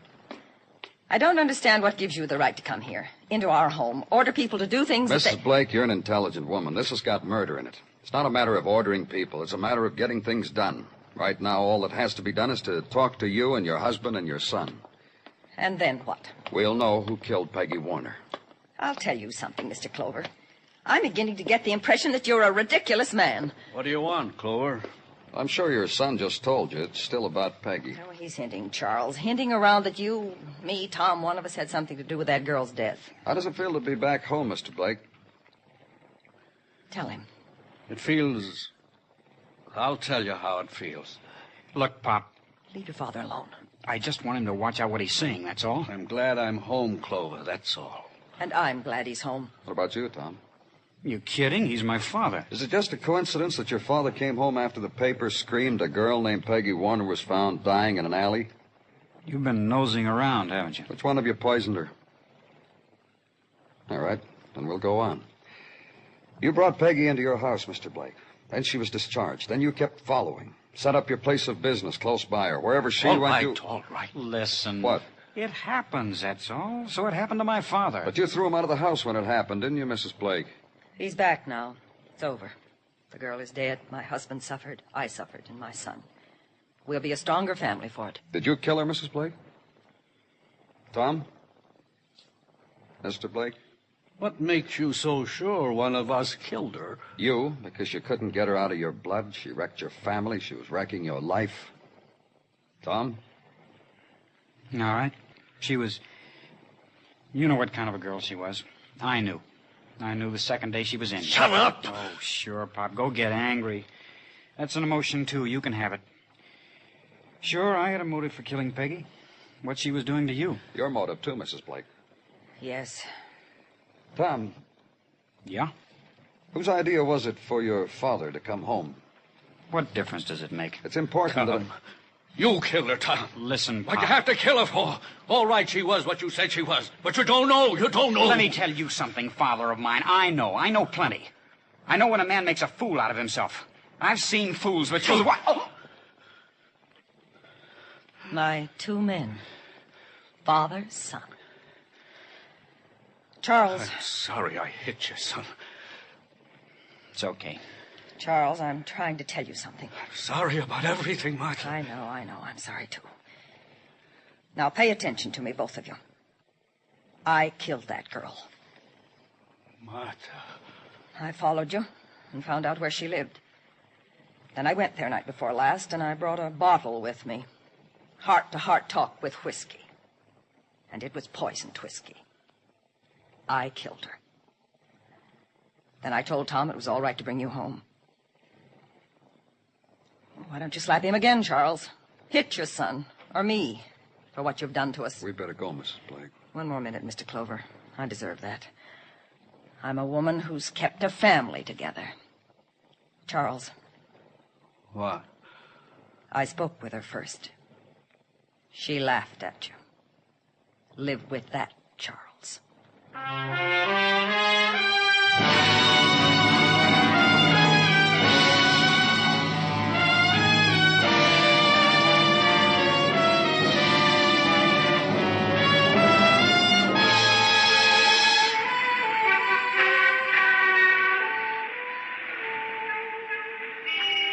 In the minutes before dawn, Broadway lies huddled in a dreamless sleep.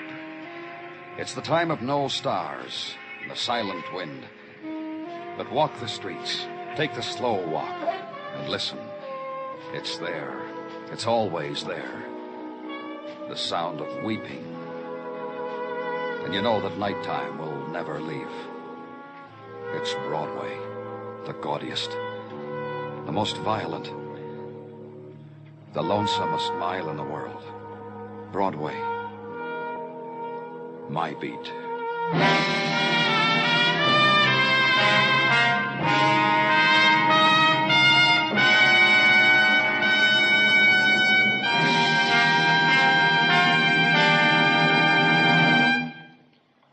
Broadway's My Beat stars Larry Thor as Detective Danny Clover, with Charles Calvert as Tartaglia and Jack Crucian as Muggavan.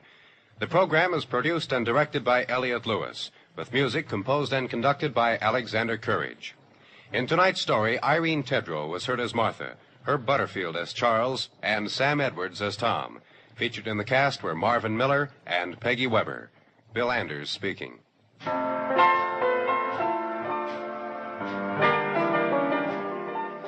A tiny island paradise off the African coast, covered with colored tropical fruit and vegetation, inhabited by brilliantly plumed tropical birds, becomes a scene of fear and violence in tonight's episode of Tarzan, Lord of the Jungle. A man, his wife, and the son they dote on are enveloped by strange events indeed, until Tarzan decides to investigate. Don't miss Tarzan on most of these same CBS radio stations. Stay tuned now for the Vaughn Monroe Show, which follows immediately over most of these same stations.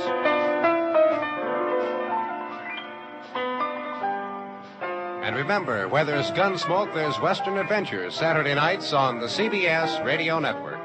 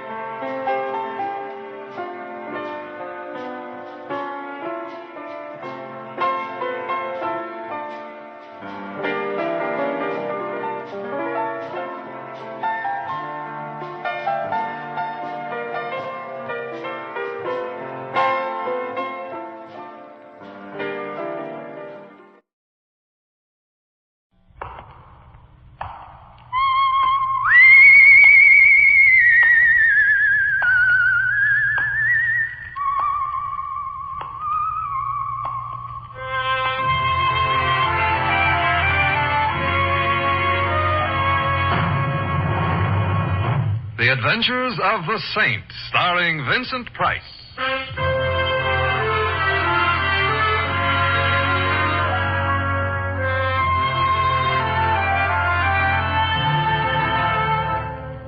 The Saint, based on characters created by Leslie Charteris and known to millions from books, magazines, and motion pictures. The Robin Hood of modern crime now comes transcribed to radio, starring Hollywood's brilliant and talented actor Vincent Price as the Saint. Mr. Templar. Yes, Dugan? You ever think much about life? Oh, not being a bartender like yourself, I haven't had the time. I don't mind admitting off and on, I've given it a little thought. It baffles me. You want an olive or an onion in your drink? Olive, if it's all right with you. Ah, you're smart. Olive's got more vitamins. A fellow was in here a 3 hours ago. Know what he says to me? No. He says, we're here today and gone tomorrow. Well put. How about my drink? Or take the blonde sitting over there. All right, I'll take the blonde. Know who she is? Maddie North. Used to be in musical comedy. Oh, I can see why, even at this distance. She sings, too. I wouldn't have thought it necessary. However, about my drink. So what happens? She makes big dough. Then she gets palsy with Joe Maxson. At that time, a small punk. But with her dough, he works himself up where he's now owning the biggest gambling joint this side of the Kefauver Committee. So now he is a big shot, and what happens? He won't even buy her a drink. Right. So I don't want to know her anymore. Don't even give her a dough back. You know something? Yes, I'm thirsty. She could kill him as easy as swatting a fly. Dugan, whom do you have to know around here to get a drink? Huh? Oh, always kidding, Mr. Templar. Here you are. Say, I better get around to the other customers. I can't stand here talking to you all night. Well, I could be persuaded to put a small bet on that. Who are you? Oh, hello. My name's Maddie North. I know who you are. Do you? Mm-hmm. Simon Templar. Hello, Simon. Hello. You're the Saint. That's why I came over. Thank you. You think I'm just a teeny-weeny bit drunk, don't you? Well... You're right, I am. I'm gonna fall. Yeah, I've got you.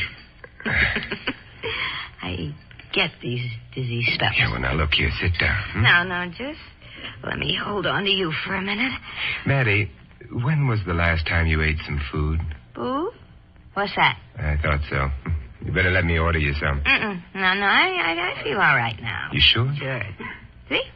I can stand all by myself. Maddie... I'm sure glad I ran into you, Simon. A real pleasure to meet a gentleman. Let's talk some more about that. No, I gotta be going. I got a date.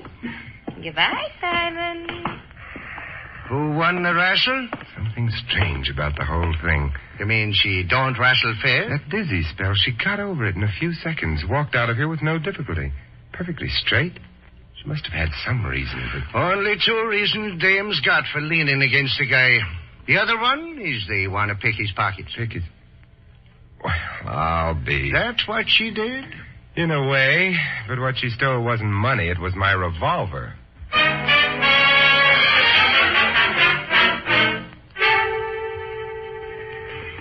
Taxi! Taxi! All you gotta do is ask. With her away, Mr. Templar. With her... Hey, how did you know my name? Louis told me. He also told me I should take good care of you should you ever step a foot into my cab. Well, my name is Eddie, and where would you like to with it? Well, I'm very glad to know you, Eddie. Do you know where Joe Maxson's establishment is? Yeah, sure. Good. Only in the best cycles, it ain't referred to as an establishment. This is better known as a joint. You gonna maybe gamble a bit? Not exactly. A blonde just leaned against me, Eddie. Oh, that's bad? She did it in order to steal my gun. That's bad, yeah. But that don't explain why you're going to Maxson's. You think that maybe she swiped the gun to give it to him? I'm afraid it wasn't the gun she thought of giving to him. Only the bullets in it.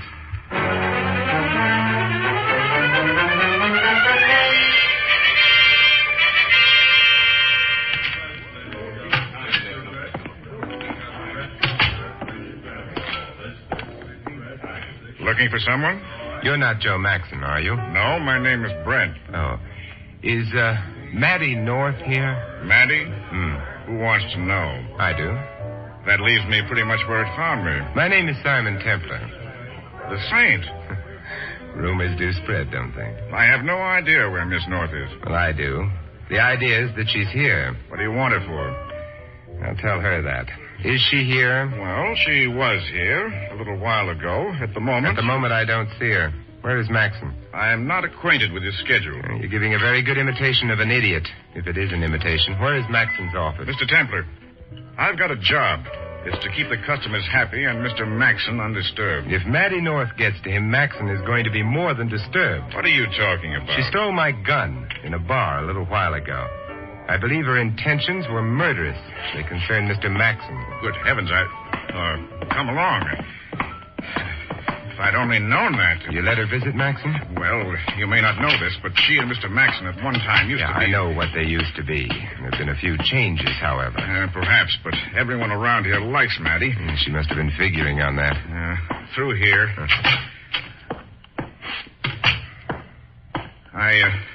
We were all hoping perhaps she and Mr. Maxon would get together again. The office is right down this way. I'd better knock. Someone else decided to knock first. It's locked. Have you got a key? Why, yes. Well, get it out, quick. All right. Those were shot. Never mind being brilliant. Here. Thanks.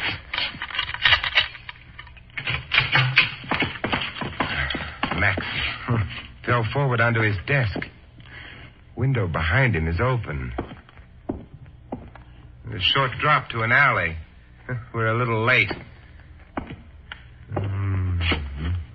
Bullets went in under his left shoulder blade. Mr. Templar. He's dead, if that's what's bothering you. No. You see, that man, he's dressed in a dark suit, and his hair's the same color, but that isn't Maxon.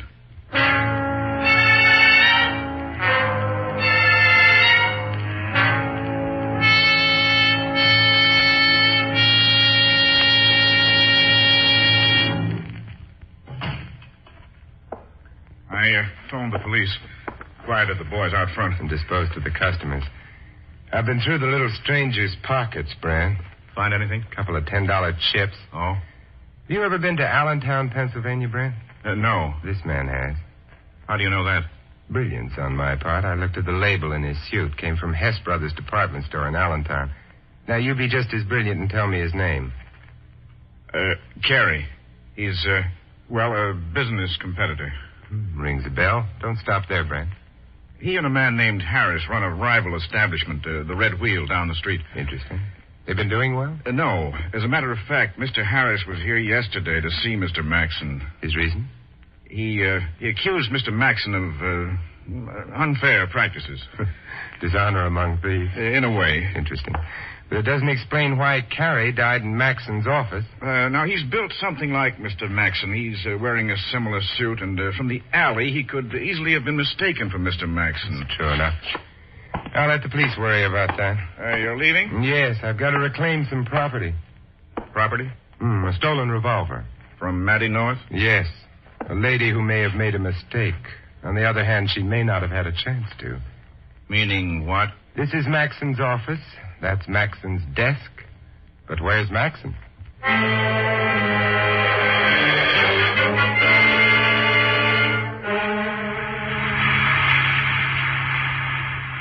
Hey, Mr. Templar, just we was pulling away from the Maxon's joint there, the cops was pulling in. And they always do after a murder, Eddie.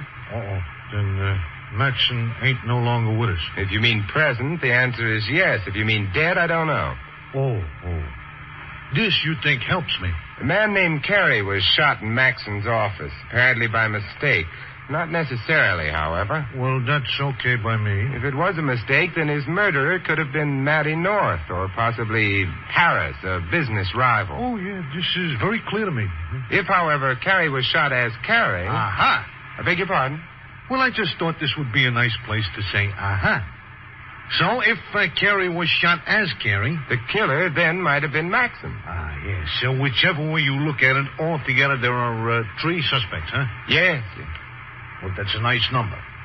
So who lives at this address that I'm taking you to? A blonde. A leaning blonde? Yes. Hey, you want to find out if she's still leaning? That's right. Or if she fell.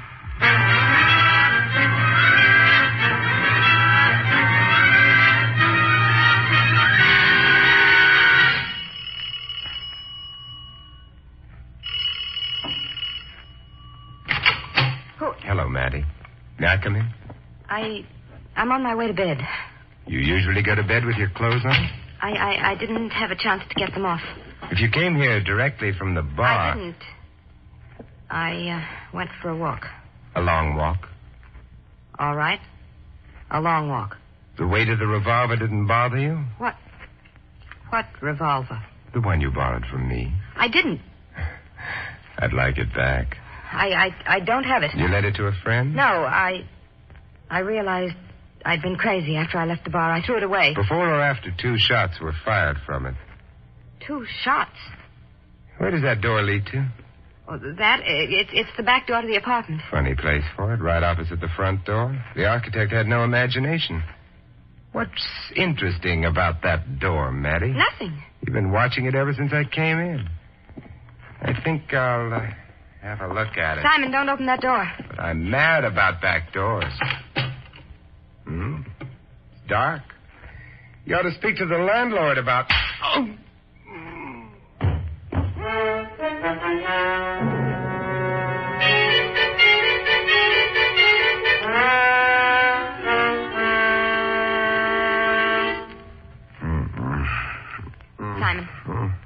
Simon. All right. I'm ready for my music lesson. Music lesson? On the harp. Or is this the other place? Let me help you up. All right. Oh, Maddie, you're a female Benedict Arnold. I was happy on the floor. Hand me my other head. Simon, please. Are you all right? I'm fine. My head may not be bloody, but it certainly got bowed. I was so worried. At what? That door turning out to be a door leading to your bedroom? Not the back door at all? Who hit me? There was a suitcase over the door shelf. It fell when you opened the door. A suitcase with lungs, Maddie? Heard it breathing just before it hit me. No. Shall we go look for that shelf? They don't usually build them over doors. Who was in that room, Maddie? I don't know. Could it have been Joe Maxson? You think I'd let him hide here? Oddly enough, I do. But I hate him. That's possibly true. You did steal my gun to kill him with, didn't you? Maybe I did. But then you changed your mind, or perhaps you didn't change your mind. Perhaps you did kill him. He's not dead. Of course he isn't. But how did you know that? You knew it because he's just been here. Maddie, did you ever wear glasses? No, my eyesight's perfect. Why? Know a man named Carey? Carey? I think so. My tense was wrong. I should have said knew a man named Carey. He's dead. Somebody shot him earlier this evening in Maxson's office. Either because the killer thought he was Joe Maxson or because he didn't. You're making up some kind of a joke. Of course. Be sure to tell it to Joe the next time you see him. He may die laughing.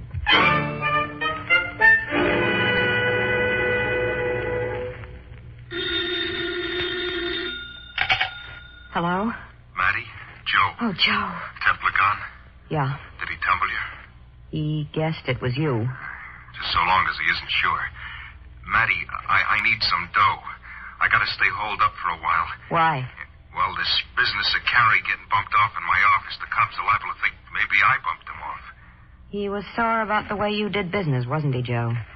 Yeah, but... Did you kill him, Joe? Of course I did. Until tonight, you didn't even want to see me, but when you get in a jam... Oh, it's not that, baby. I was busy. I was going to look you up the first chance I got. Sure, Joe. I wish I was dope enough to believe you.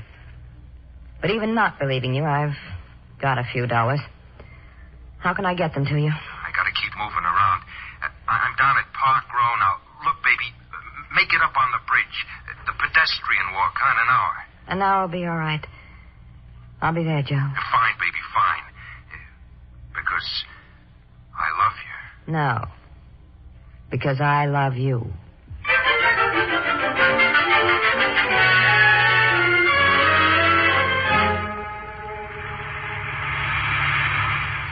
Took you an awful long time to find out about that lean and blonde, Mr. Templar. It did. So, did you find out? Uh-huh. I fell. Mr. Templar. No, Eddie. Well, it could happen to anybody. It didn't to me. Yeah, so some days you can't make a nickel. Well, that's why you're going to the Red Wheel? I think I should meet Mr. Harris. He may have some information. He has also got crooked roulette wheels. Then I won't play. You're playing, Mr. Templar. And from what I hear of Mr. Harris, you could easily be playing with death.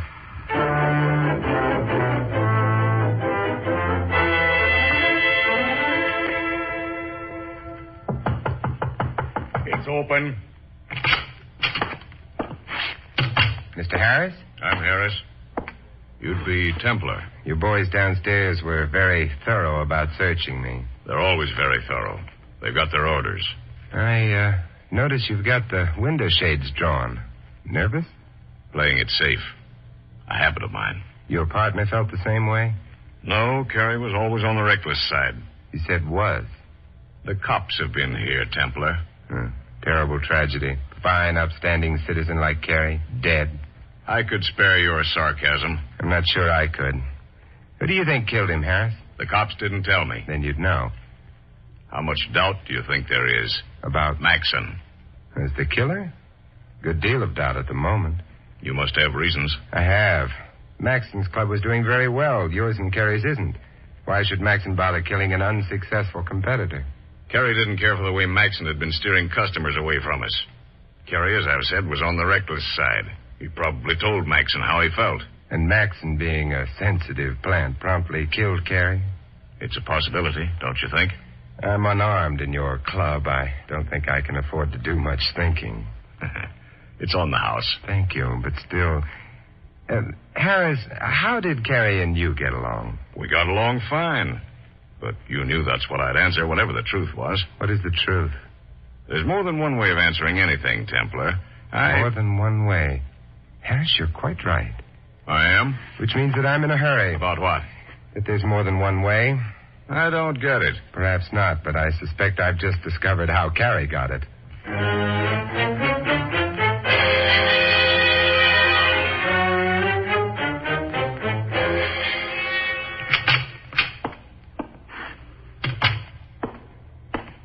Who's there? Simon Templar, Brent. Place all closed up? What do you think? The cops have been after us for a long time. Carrie's shooting gives them their chance. It's a pity. What are you doing all alone here at the bar? Repressing your tears? Taking some nourishment. The vitamins can wait. Brent, how did Carrie get into Maxon's office? He must have sneaked in. With you watching? Well, I guess he didn't sneak in through the front door. He must have got in through that back window, the one that was open. Let's go take a look at it, huh? All right.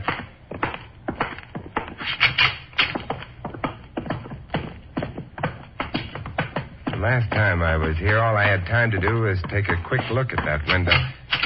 There's something I've got to check. Go ahead. I'm going.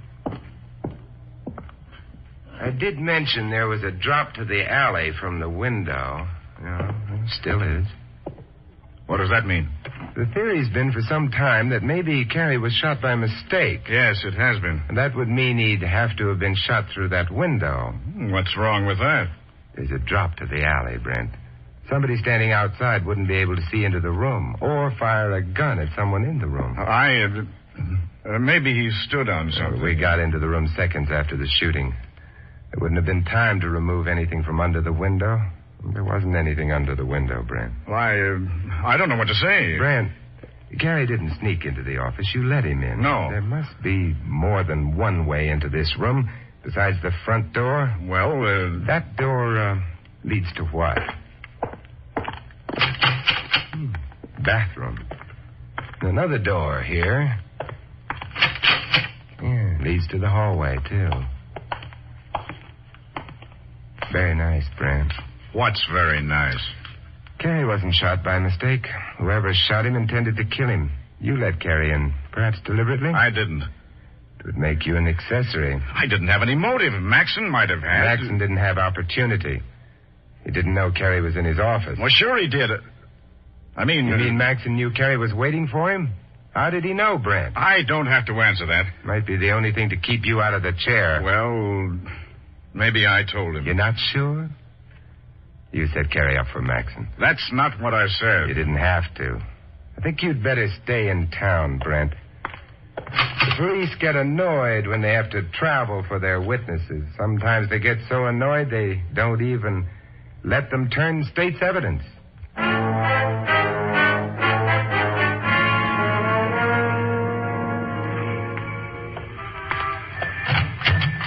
Hey, Mr. Templar, this time you come back even quicker from the blonde. For a very good reason, Eddie. She's not home. Oh, that ain't good. Huh? Worse than that, Eddie. It's bad. Well, it ain't such a cold night. I gotta find her.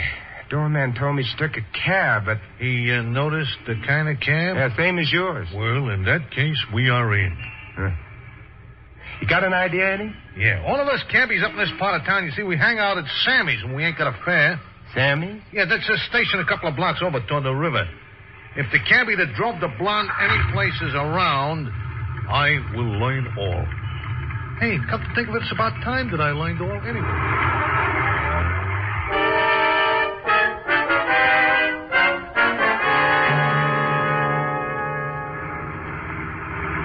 Eddie, you're sure your information's correct? Yeah, the blonde took a cab to the New York end of the Brooklyn Bridge. She got out, she started walking across the bridge. That's what you told me before, but... The truth, the cabbie happens to be my brother-in-law. And he always tells the truth? Sure, except to my sister. But why would Maddie be walking on the bridge at this hour of the night? Who can tell about blondes? Of course, she might be meeting someone there, or she may decide to jump.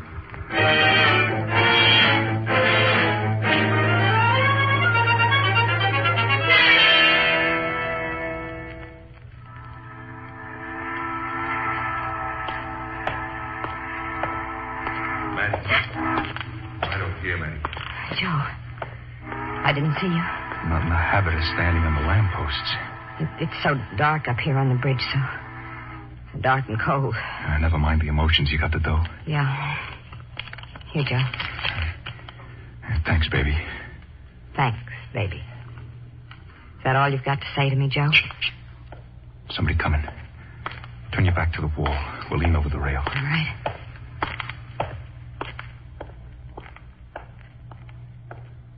Whoever it was is gone. Joe. Maddie, I think you're swell.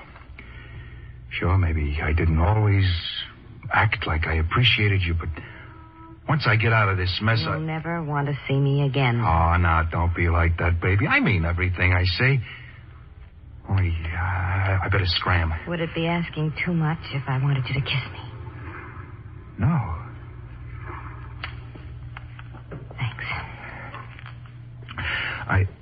I gotta hurry. So long, Maddie. I'll be seeing you.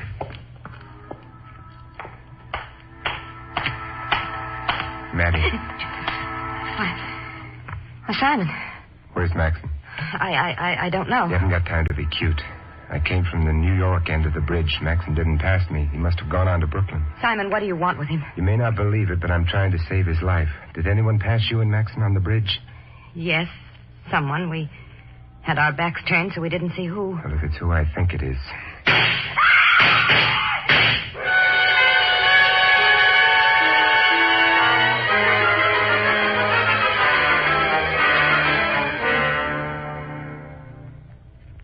Simon? Yes, it's Maxon. Oh. He's dead. Whoever killed him is heading for the Brooklyn end of the bridge. It's got a start, perhaps too much of a start unless... Simon, where are you going? I'm climbing down to the roadway. Perhaps I can get a hitch.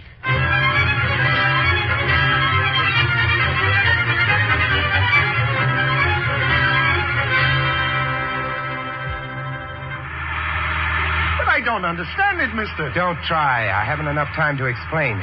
We're coming to the end of the bridge. Slow down here. Well, all right, but I don't want to get in any trouble about this. Thanks. What's it all about? Murder. Oh, dear. Goodbye.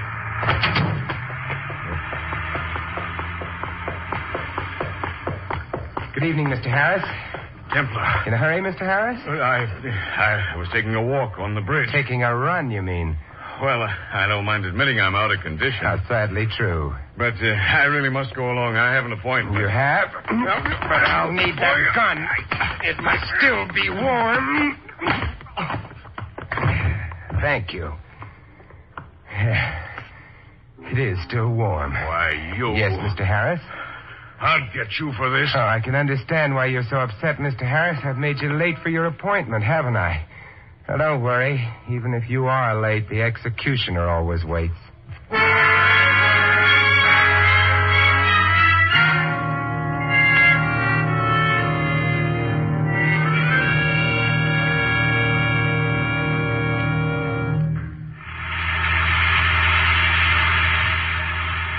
Oh, the things that happen on bridges.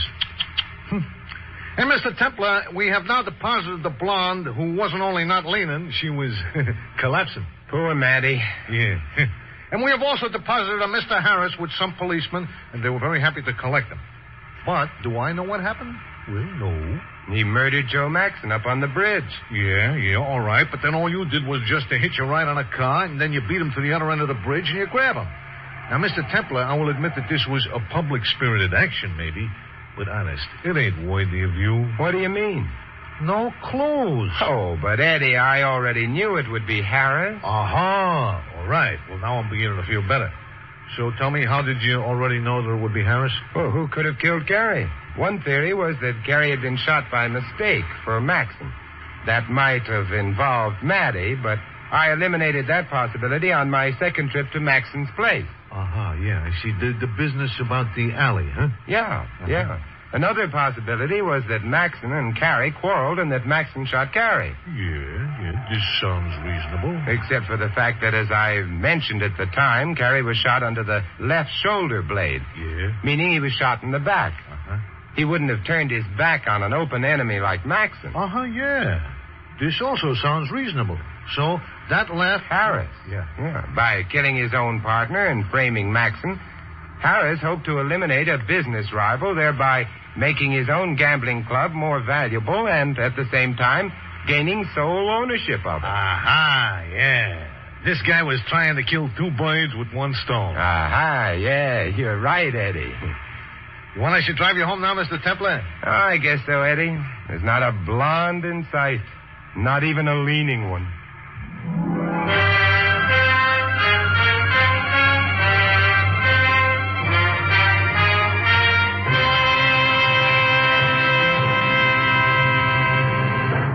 You have been listening to another transcribed adventure of the Saint, the Robin Hood of modern crime. Now here's our star, Vincent Price. Ladies and gentlemen, in tonight's cast, you heard Alice Reinhardt as Maddie and Shepard Menken as Maxon. Theodore Von Eltz was Brent, Tudor Owen, the bartender. Fred Shields was Harris. Eddie is played by Sheldon Leonard. This is Vincent Price inviting you to join us again next week at the same time for another exciting adventure of the Saint. Good night.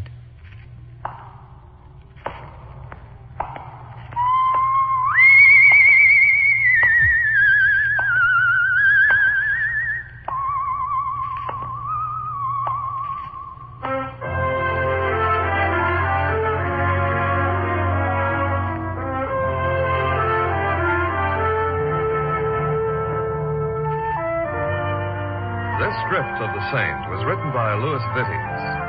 The Saint, based on characters created by Leslie Charteris, is a James L. Safier production and is directed by Helen Mack. Vincent Price is soon to be seen co-starring in RKO's production of His Kind of Woman.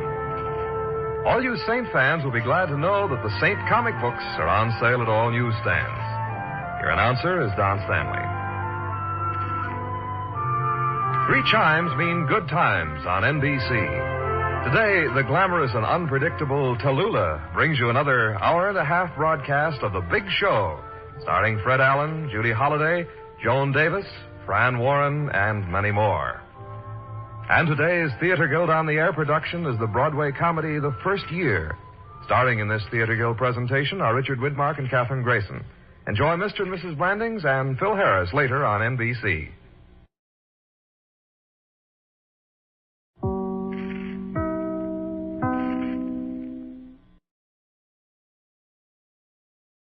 From Hollywood, it's time now for...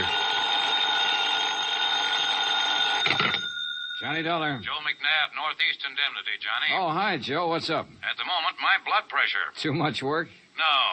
Prospect of having to pay off on a $100,000 life insurance policy. Uh-oh. Fella I think you know, Johnny. Art Wesley. Oh, sure. Been a pal of mine for years. Reporter. Yeah. Apparently, he's working on a story right now that somebody doesn't want him to report. What do you mean? Night before last, he got beat up in an alley. Yesterday, a car made a pass at him at high speed. What about today? It's early yet, Johnny. Oh, yeah, sure. But let's hope it's not too late.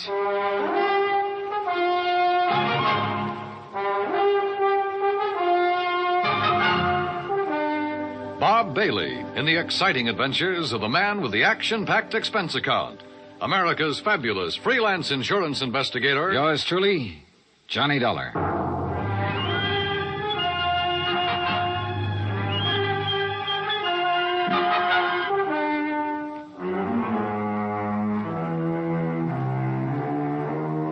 From Special Investigator Johnny Dollar to the Home Office, Northeast Indemnity Affiliates, Hartford, Connecticut. The following is an accounting of expenditures during my investigation of the Big Scoop matter. Expense account item 1, $18.40, transportation and incidentals to New York City. I called Art Wesley's paper. He wasn't in, and nobody seemed to know where he was. Then I remembered a small bar called Tony's over on 3rd Avenue. I took a cab, that's item 2, $1.25, and found him in a corner booth. Sorry, Johnny, no bodyguard. The informants I'm working with would take off fast if they spotted one. No informants, no story. That insurance policy your paper took out on you, who's the beneficiary? A dear departed wife, Joan. Departed? I thought... We split up a couple of months ago. Oh, I'm sorry to hear that, Art. Yeah, we were living in two different worlds. I wanted a home and family. She wanted a trip to the moon every night. Where is she now? Who knows? On her way to the moon, I guess. Hey, look, this story you're working on, Art. It's hot, Johnny. And big, real big. A national gambling syndicate. And run by a guy right here in New York. Who? I'm getting close, but I'm not sure yet. When I am, then out come my articles. What's this guy going to do when you push him into a corner? Look, I'm worried about you. Look, Johnny, I'm not as foolish as you think. I've got his name written down and put in a safe deposit box with what evidence I got. That's my real insurance. Oh, Art, look, we've been friends a long time. I'm not going to let you do this alone. Sorry, Johnny. I've got to go it alone.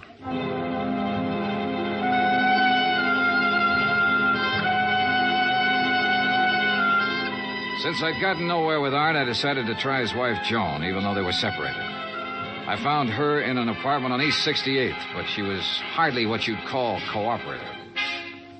Look, Mr. Dollar, so you're a friend of Art's. At the moment, I'm not. Mrs. Wesley, your marriage with Art is none of my business.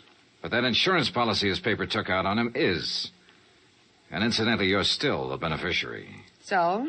So he could be in danger, those articles he's writing. Why doesn't he drop it? Oh, look, you know Art better than that. Then what am I supposed to do about it? That story is his business. How I feel about things is my business.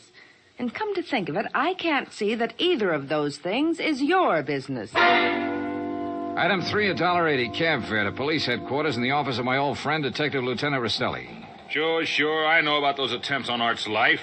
So I talked to him and got nowhere. He told me the stories about a national gambling syndicate. It's more than he told me. Supposedly the big boss is here in New York. Now, what are you going to do about it? Look, the minute Art quits thinking he's got to hit the jackpot all by himself and lets us in on it, we'll give him all the protection he... Lieutenant Rastelli. Yeah, just a minute. It's for you, Johnny. Oh, thanks. Hello? Art Wesley, Johnny. They told me at your hotel where to reach you. Anything new, Art? I'm leaving town for a few hours. This could be it, Johnny. Tonight could be the jackpot. Well, listen, let me go with you. Sorry, I gotta go alone. It's part of the deal. Art, it could be a trap. I can take care of myself. Call you when I get back. Wish me luck. Well, look, wait. Art! Art!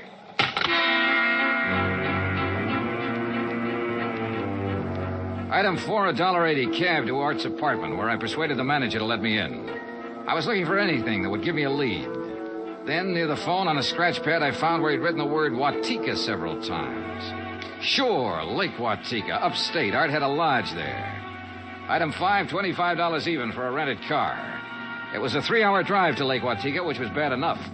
But to top it off, it started to rain, and rain hard.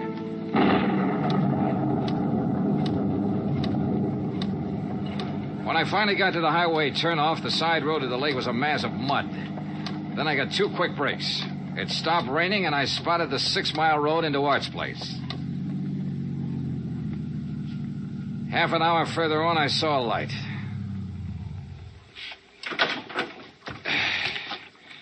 Art's car was parked at one side, and the front door of the lodge was wide open. When I got to it, I saw why. Art was lying in the doorway. Yeah. He was the one who wanted to hit the jackpot. But you can't hit the jackpot with a slug, particularly when that slug is right between your eyes.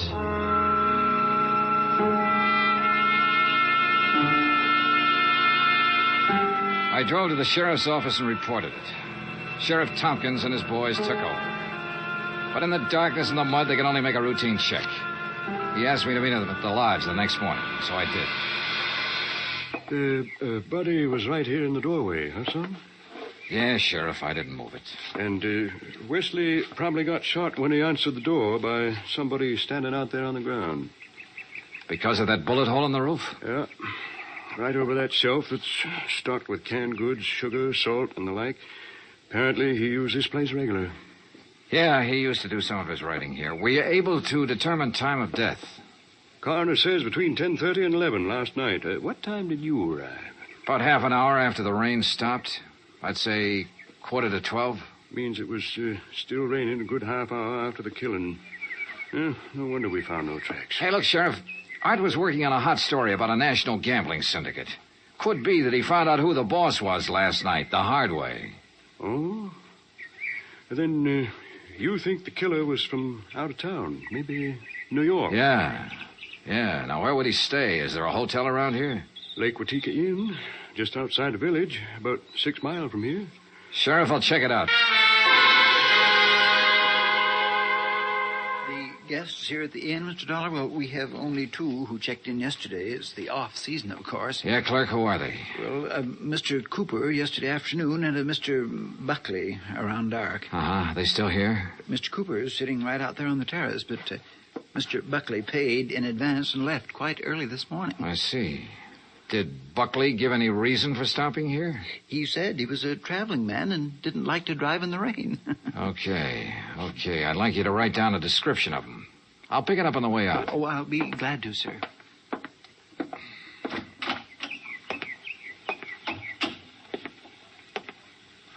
Hi. Oh, good morning. Enjoying the scenery? Yes, immensely. Oh, sit down, won't you? Sure, thanks. My name's Dollar. Mine's Cooper. You just check in? I'll just drop by. I came yesterday. Uh-huh. Pretty up here this time of year. Yes, certainly is. I really enjoy places like this in the off-season. It's a nice change. Too bad the weather hasn't been better, huh? Well, the rainstorm last night? Oh, I enjoyed that, too. You were out in it? Oh, no.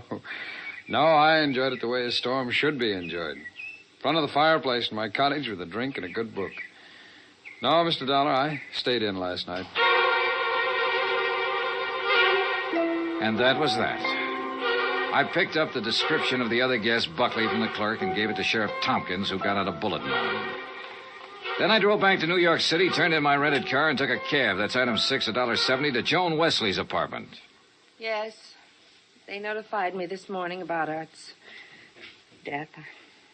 I don't know what to say. What is there to say? Good question, Mrs. Wesley. If only he hadn't been so stubborn. If only he'd given up that story about the gambling syndicate or whatever it was. Yeah. You figure somebody in the syndicate killed him? Why, of course. Mrs. Wesley, did you know Art had gone on up to the lodge at Lake Watika?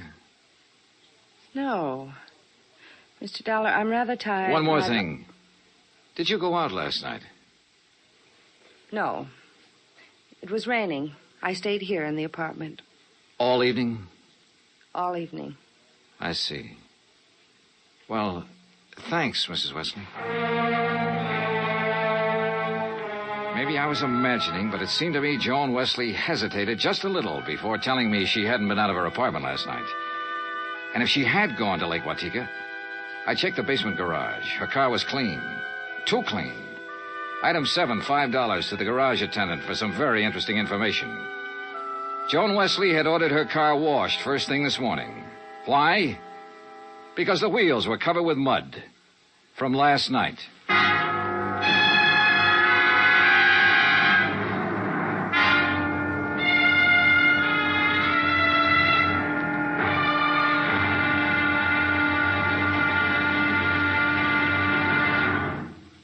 Act Two of yours truly, Johnny Dollar, in just a moment. Better schools mean better citizens, better neighbors, better families. But we can't expect our children to respond, to learn and grow, if we ourselves are indifferent to their school environment. CBS Radio urges that you write to Better Schools, 9 East 40th Street, New York 16, New York, for information about how citizens can spark community action to improve their schools. That address again is Better Schools, 9 East 40th Street, New York 16, New York. Now, Act Two of yours truly, Johnny Dollar, and the Big Scoop Matter.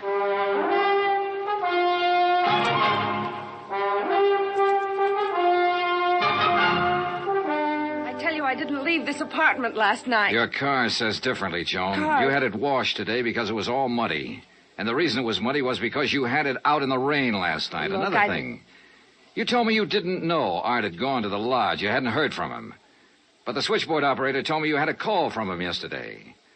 Now, why else would he call you except to tell you where he was going? Well, how about it, Joan? All right. Art did call me yesterday and told me he was going to Lake Watika. And how about last night? Yes. I went out, but not to Lake Watika. Art wouldn't give you a divorce. By killing him, you get your freedom and $100,000. I didn't kill Art. I didn't go up there last night. And where did you go? Might as well know. The reason I wanted a divorce from Art was because I'd found someone else. Oh? That's where I went for a few minutes last evening. Why did you lie about the phone call from Art yesterday? I don't know. I was confused. I was afraid it would look bad for me if it came out that I knew Art had gone up there. It doesn't look good for you this way, believe me. Oh, Johnny, I'm telling the truth. Who is this fella you're interested in? I don't see why he Who has is he? His name is Ted Nash. Will you have to talk to him? I sure will. And right now.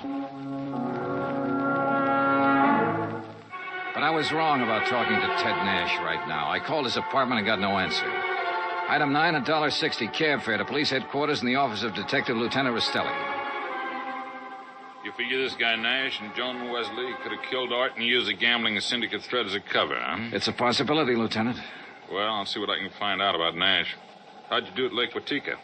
2 guests checked in the day of the killing. One, a man named Buckley. He left early this morning. Sheriff Tompkins has a bulletin out on him. Who else? A fellow named Cooper, who apparently likes to go places in the off-season. Nothing to tie him in particularly. Cooper, huh? We had a rumble some time ago that a guy named Cooper was involved in that gambling syndicate. What? Trouble is, we got no proof. Hey, wait a minute. What's the matter? Art told me he'd put the name of the man he was after in a safe deposit box. If we could find the key to that box. How about Art's apartment? Let's take a look. So we looked, and we found the key tucked away in a desk, but only a number on it. Nothing to tell where it was located. I gave it to Lieutenant Rastelli, and he promised to check every bank in town if necessary. While I went on back to Lake Watika to see if the man named Cooper at the inn was the same one Rastelli told me about. When I got there, after a frantic 3-hour drive, I found him comfortably sitting by the fireplace. Well, Mr. Dollar, isn't it? Yeah, that's right. Cooper, I want to get right to the point. You told me you came up here to enjoy the scenery. Yes, that's right. Why? The man who was killed last night, Art Wesley. He was trying to expose a national gambling syndicate. Oh, that's very interesting. So? So, I know a police detective in New York who thinks you're a member of that syndicate. Well, now, Mr. Dollar, that's a very serious charge. I presume you have proof. What? Uh-huh. No proof. Well, in that case, I don't think there's any... Dollar, long-distance call for you. You can take it on that phone right beside you. Thanks, clerk. Johnny Dollar. Rastelli in New York, Johnny. Hi, Lieutenant. You locate that? Yeah, the safe deposit box, and in it we found the name of the man Art Wesley was closing in on. It's Cooper. Thanks all very right, much. So you... Well, Cooper, you wanted proof? We've got it. Evidence that ties you in with the syndicate. Clerk. Well, now, this is ridiculous, Is Dollar. it? Let me tell you the facts about this thing. Is something the matter, Mr. Dollar? Get Sheriff Tompkins on the phone, clerk. Tell him I've got Art Wesley's killer here. You mean Mr. Cooper? Oh, now, wait a minute. Now, look, Dollar. If you'd get your facts straight, you'd drop this silly notion of yours. What kind of facts, Cooper? What time was Wesley killed? Between 10:30 and 11 last night. But, Mr. Dollar, Mr. Wesley's place is some 6 miles from here. That's right. Why? Well, then Mr. Cooper couldn't have killed him. What do you mean? Last night I took a drink to Mr. Cooper's cottage here at the inn. What time? Around 20 to 11, and I chatted with him for at least 15 minutes. Are you sure about that? Oh, quite sure. Well, Mr. Dollar, I'll buy you a drink sometime. Cooper strolled back to the bar with a satisfied smirk on his face. So the one man who had to be Art's killer couldn't have killed him. I collared the clerk again and had him repeat his story in detail. If you recall, it rained heavily last night, Mr. Dollar. Yes, I drove through it on my way up here. Well, I was making the rounds of the inn, checking windows, things like that, when the house phone rang. It was Mr. Cooper calling from his cottage. He wanted a drink. You say that was at 20 to 11? Yes, I always jot down the time when I am called away from the desk. All right, go on. Well, when I got to Mr. Cooper's cottage, he was sitting in the living room in front of the fire with a book. Yeah. We chatted a while, and then when I returned here to the desk, I jotted down the time again. 10:55. Well, that does it. What do you mean?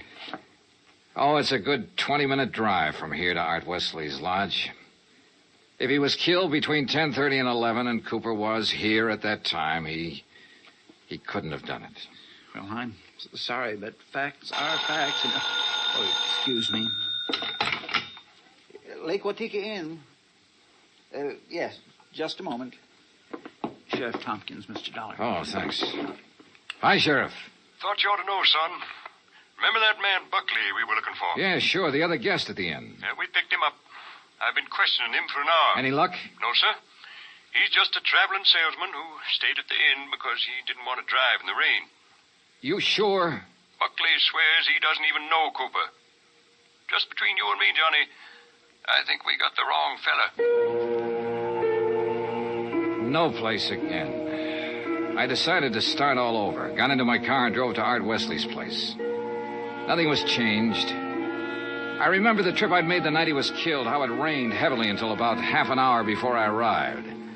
How I'd found him lying in the open doorway, a bullet hole in his head. Yeah, and the hole in the ceiling over the shelf of provisions, marking the path of the bullet. It was there. So were the provisions.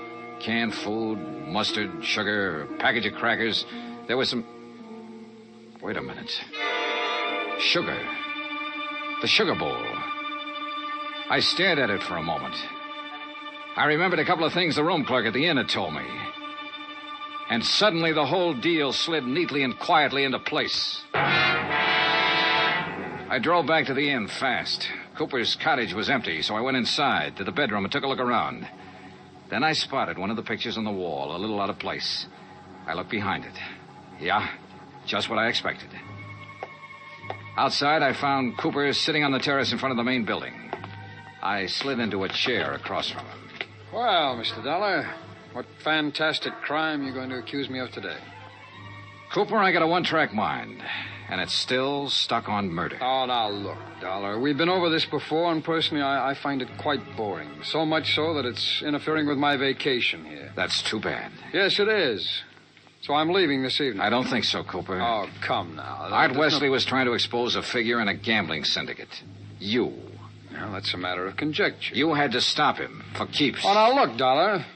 The time of Art Wesley's death has been established as between 10:30 and 11 last night. That's right, between 10:30 and 11 last night. And I'm sure you remember the room clerk telling you he was with me in my cottage living room from 10:40 to 10:55. I sure do. So that I certainly couldn't have killed your friend Wesley 6 miles from here during that time. Except that Art Wesley wasn't killed at his lodge.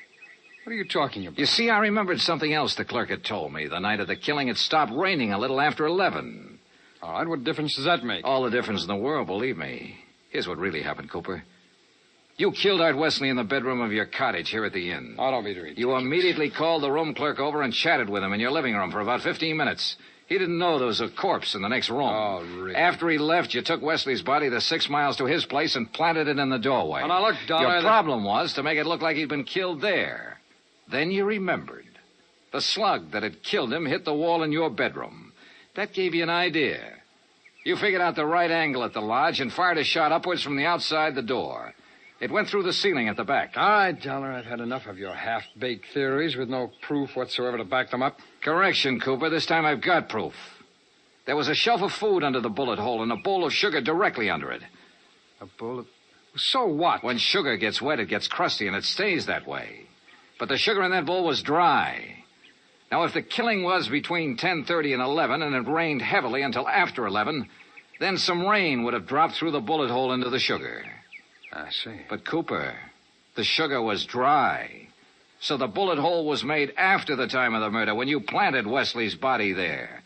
Just a little detail, Cooper, but it nails you. That and, of course, the fact I found the slug that really killed Wesley just a couple of minutes ago. Oh? Buried in the wall of your bedroom behind a picture you'd moved slightly to cover it. Well, Dollar, I may as well tell you that I saw you come out of my cottage a few minutes ago. I figured you knew. So ever since you sat down here, I've been holding a gun on you under the table. You know, Cooper, I may as well tell you.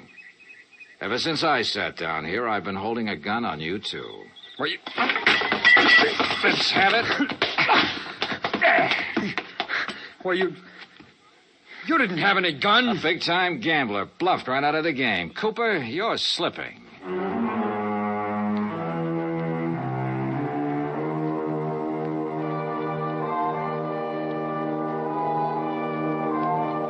Item 10, $37.50. Transportation and incidentals back to Hartford.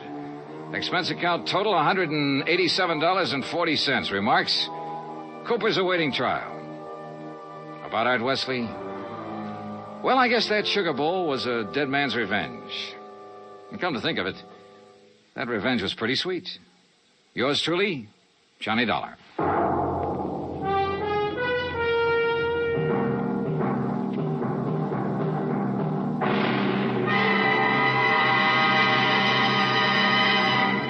Our star will return in just a moment. In days long since gone by, one had to go out in search of daring do. But in a fast-moving world, exciting things are happening right around the clock. Things you can be in on no matter what else you're doing, as long as your radio is nearby. With CBS newsmen on the job, you can make CBS Radio your listening post for world events.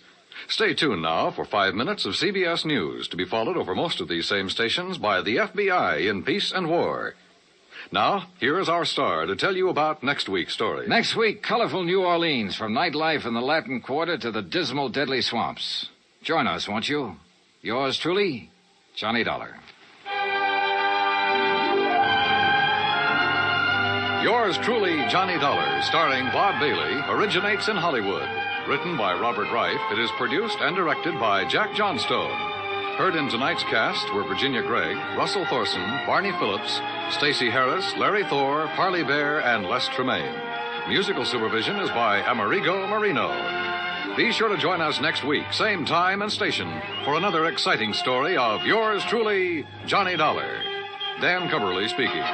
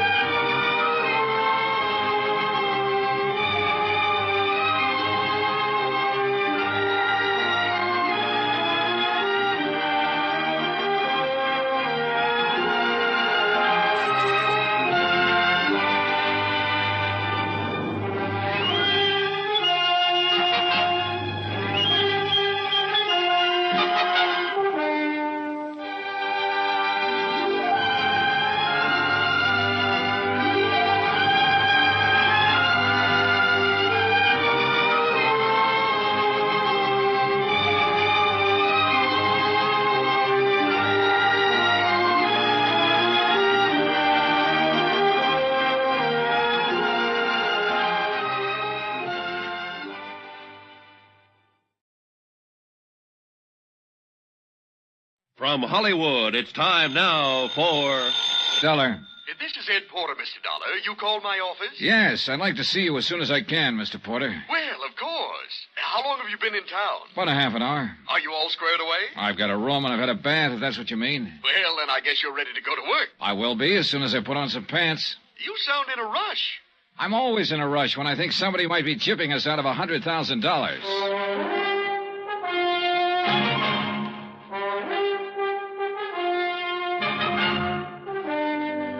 Bob Bailey in the transcribed adventures of the man with the action-packed expense account, America's fabulous freelance insurance investigator. Yours truly, Johnny Dollar.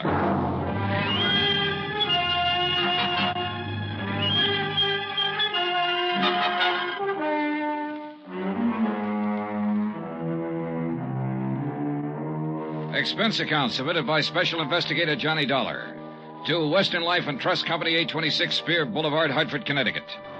The following is an account of expenses incurred during my investigation of the Markham matter. Expense account item 1, $143.69, air transportation from Hartford to San Francisco. Item 2, $17 for incidentals along the way, including transportation from the airport to the St. Francis Hotel. I walked the 8 blocks to the Commodore building where Ed Porter had his office on the 4th floor. He was a short, thin insurance broker with a face like a tight drum. He apologized for the clammy weather as though it were his fault. He asked me how things were out on the East Coast, invited me to sit down, and looked as uncomfortable as he was. I got the telegram you were coming last night. Investigator. I've never met one in all my years in the business. Must be very interesting work. Yeah. Look, I don't want to take up too much of your time, Mr. Porter, but I would like to get some information from you. Oh, certainly, Mr. Dollar. What can you tell me about a man named Floyd Markham? Markham? Well, he's the husband of a client of mine. I've met him, but I really can't tell you too much about him. My dealings have always been with Mrs. Markham. She's my customer. Then tell me about Mrs. Markham. Oh, certainly. I'm not going to ask why. I'm sure you have a good reason for coming all the way to San Francisco. The Home Office thinks I have an excellent reason. Yes. Mrs. Markham. Well, I've known her for 20 years as a customer. She's wealthy, always has been, and she handles her money well, and she lives rather well. Mrs. Markham's the one who has the money, huh? Mr. Markham is a salaried man, an industrial engineer. Frankly, I think he depends on Mrs. Markham for his livelihood. Yeah. These 2 checks were issued to Mrs. Markham this year. Recognize them? Yes. Full payments on 2 endowment policies, $50,000 apiece. And they've cleared the bank. Anything wrong with them? Nothing wrong with the checks. On payoffs like this, I always take it in person. It's a custom, of course, to call and make an appointment and deliver the check to the client. Mm-hmm. And try to sell a little more insurance in the bargain. Well, that's about the idea, yes. Yeah. Anything strange about Mrs. Markham when you delivered either one of these checks? Well, no. Before I left Hartford, I looked up her insurance records. Her premiums are always paid right on the button. Mrs. Markham doesn't have a business office or a business manager handling her affairs. The checks are always personal checks on her personal account. Now, can you explain why someone like that might forget a 3rd endowment policy? Why, no. Well, there is a 3rd endowment policy. It matured this month. I have the check with me for $50,000. Well, yes, but this business of forgetting... Floyd Markham called Hartford and spoke to the head of the endowment division. He explained that Mrs. Markham was ill and didn't know whether or not a 3rd policy existed. He said he was checking for her. Uh-huh. Now, you say you've known Mrs. Markham over a period of 20 years. Well, is she the kind of person who'd forget $50,000? Oh, no one forgets $50,000. Did you notice that both of those checks were deposited in the Markham's joint account? Well, no. Oh, so they were. Maybe Mrs. Markham's feeling generous these days. Why do you say that? Well, they have a rather strange relationship as far as I've been able to perceive. I mean, what money he makes is his, and what she has is hers. Oh, yeah. I always like to get out of that house because they never seem to me to be a very close couple in any way. But this seems to make sense now. How's that, Mr. Porter? Well, now, I called up and made an appointment to deliver both of these checks. The first time I went over, Mrs. Markham was ill. And the second time, she had just stepped out for a few minutes. Well, who accepted the checks? Mr. Markham. Both times? Yes. As a matter of fact, now that I think of it, he made the appointment on the phone both times. When was the last time you saw Mrs. Markham? Last spring. A check with the bank revealed that Mrs. Markham had not personally made a deposit since June the 18th. The deposit slips were initialed by Floyd Markham. The checks were endorsed by Leslie Markham. There had been no unusual withdrawals. Expense account item 3, $30, stenographic and notary services for the attached staplers. Mrs. Markham's been having her hair done here for nearly 10 years now. Once a week, every Thursday morning. Then she just stopped. I called her home, and Mr. Markham informed me that she was away on an extended trip. Mr. Markham called us, it was last June, and informed us that Mrs. Markham was resigning her membership in the bridge club. I telephoned the house twice to see what was the matter. Mr. Markham answered both times and said Mrs. Markham was out. Well, she used to come in here 2 or 3 times a month. Made us go over the car from top to bottom. She hasn't been around now for 7 or 8 months. I don't know who's taking care of the car. Expense account item 430 cents, 3 phone calls to the Markham residence. I didn't state any particular business. I simply asked to speak to Mrs. Markham. Each time I called, a male voice answered.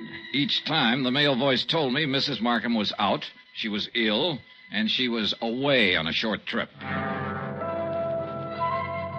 Industrial Management Limited, Floyd B. Markham president, has a 3-room office suite near the Embarcadero. 10 years ago, it had been sensationally new and glassy. When I got there, the carpet was a little too thin and the varnish a little too thin, too. The whole place smelled faintly of mildew. Yes? I'd like to see Mr. Markham, please. Do you have an appointment? No, not exactly. My name is Harris. I'm with the Cleveland Pump Company. Pump Company? Yes, we're setting in 38 of our installations at the new plant in Valparaiso. Didn't you get my letter? Well, I'm sorry. I'm afraid... May I ask your name again? Harris, Stephen B. Harris, Cleveland Pump Company. Oh, yes. Well, Mr. Harris, I'm afraid Mr. Markham never received your letter. When did you mail it? 30 days ago. Maybe it was 2 weeks. Well, tell Mr. Markham I'm here and I'll... I'm sorry, Mr. Harris. Mr. Markham isn't in the office just now. Oh. Well, I'll wait. Well... Well? He won't be in today. As a matter of fact, he won't be in the rest of the week. Where can I call him? Well, I'm afraid that's impossible. Can't I call him at home? No. Now, look, is he in business or isn't he? Mr. Harris, Mr. Markham hasn't been in the office for 6 months or more. He's tied up on a rather long-range project. What's your name? I'm Miss Beidler. Why didn't you say that in the first place, Miss Beidler? Well, Who else can I talk to here? No one, I'm afraid. You mean that's all there is in this office? Just you and him when he feels like coming in? I'll tell Mr. Markham you were here. The Markham house was on Fioradella Street, about 6 blocks from the Fairmont Hotel. Stone walls, iron grillwork, tangling ivy.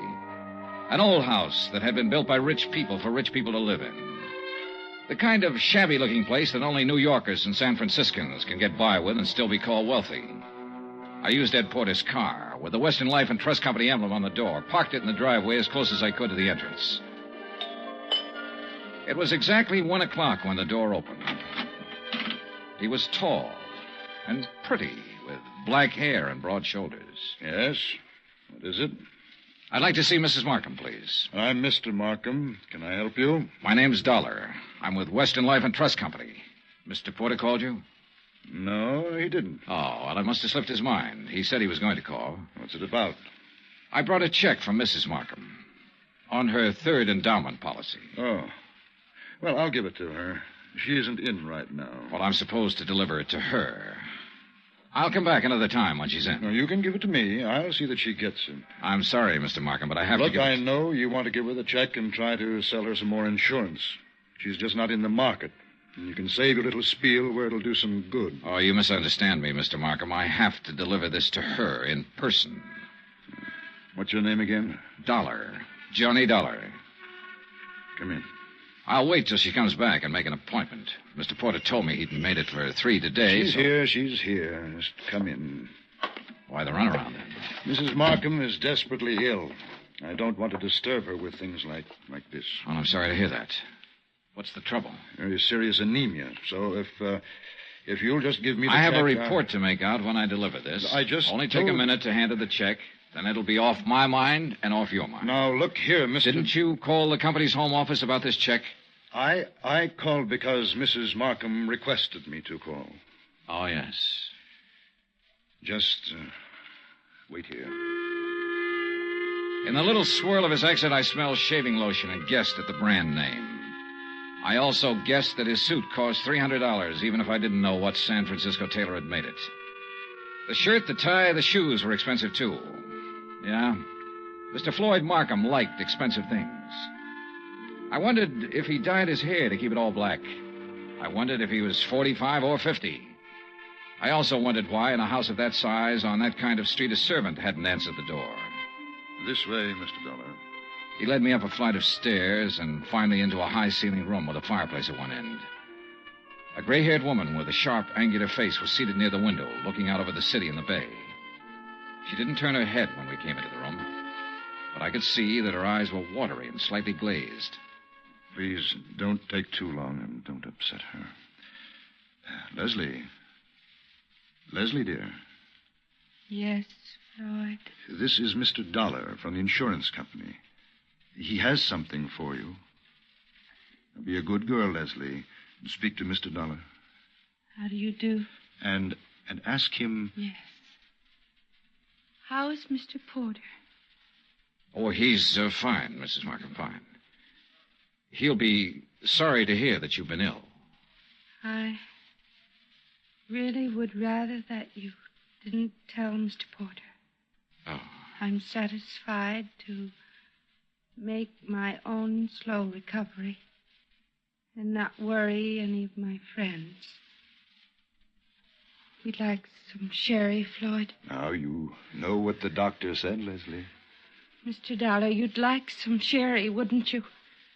Why, yes, I'd like that very much. Floyd? No, I'm sorry, Mr. Dollar. It's absolutely forbidden, and you know that, dear. Do you have the check, Mr. Dollar? Yes, right here. Here you are, Mrs. Markham. Thank you. Is there anything else, Mr. Dollar? Well, Mr. Dollar? Now, Leslie... Yes? What is it, Mrs. Markham? I'm very tired. Excuse me if I seem impolite. Good day. Good day, Mrs. Markham. Expense account item 5, 10 cents. Phone call to Ed Porter at his office. Yes, Mr. Dollar? Look, Mrs. Markham's 5'5", about 120, black hair, gray streak to the right of the part, blue eyes, looks about 40 years old, a good 40. Why, yes, that sounds like her. You mean you've seen her? I've seen what's left of her, Mr. Porter. Oh, good Lord, she's not dead. Almost. What? He's killing her, Mr. Porter. My guess is he's been at it for about 6 months.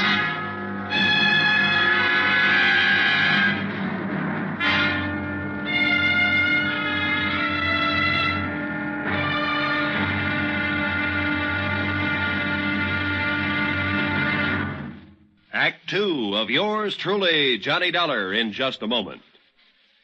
Nobody will take a frown at face value anymore now that the word has gotten around about Jack Benny's return to the air.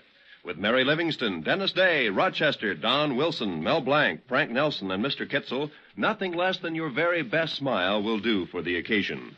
Tonight, and every Sunday night, hear CBS Radio's Jack Benny Show and give your sense of humor a real workout.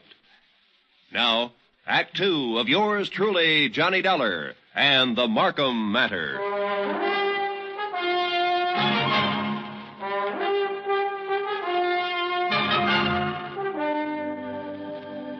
Take a rich old house on a rich old street in San Francisco. Walk in with a legitimate insurance check for $50,000 and tell a man named Floyd Markham you want to deliver it to his wife. Tell him this when you know that no one has seen or heard from his wife in 6 months.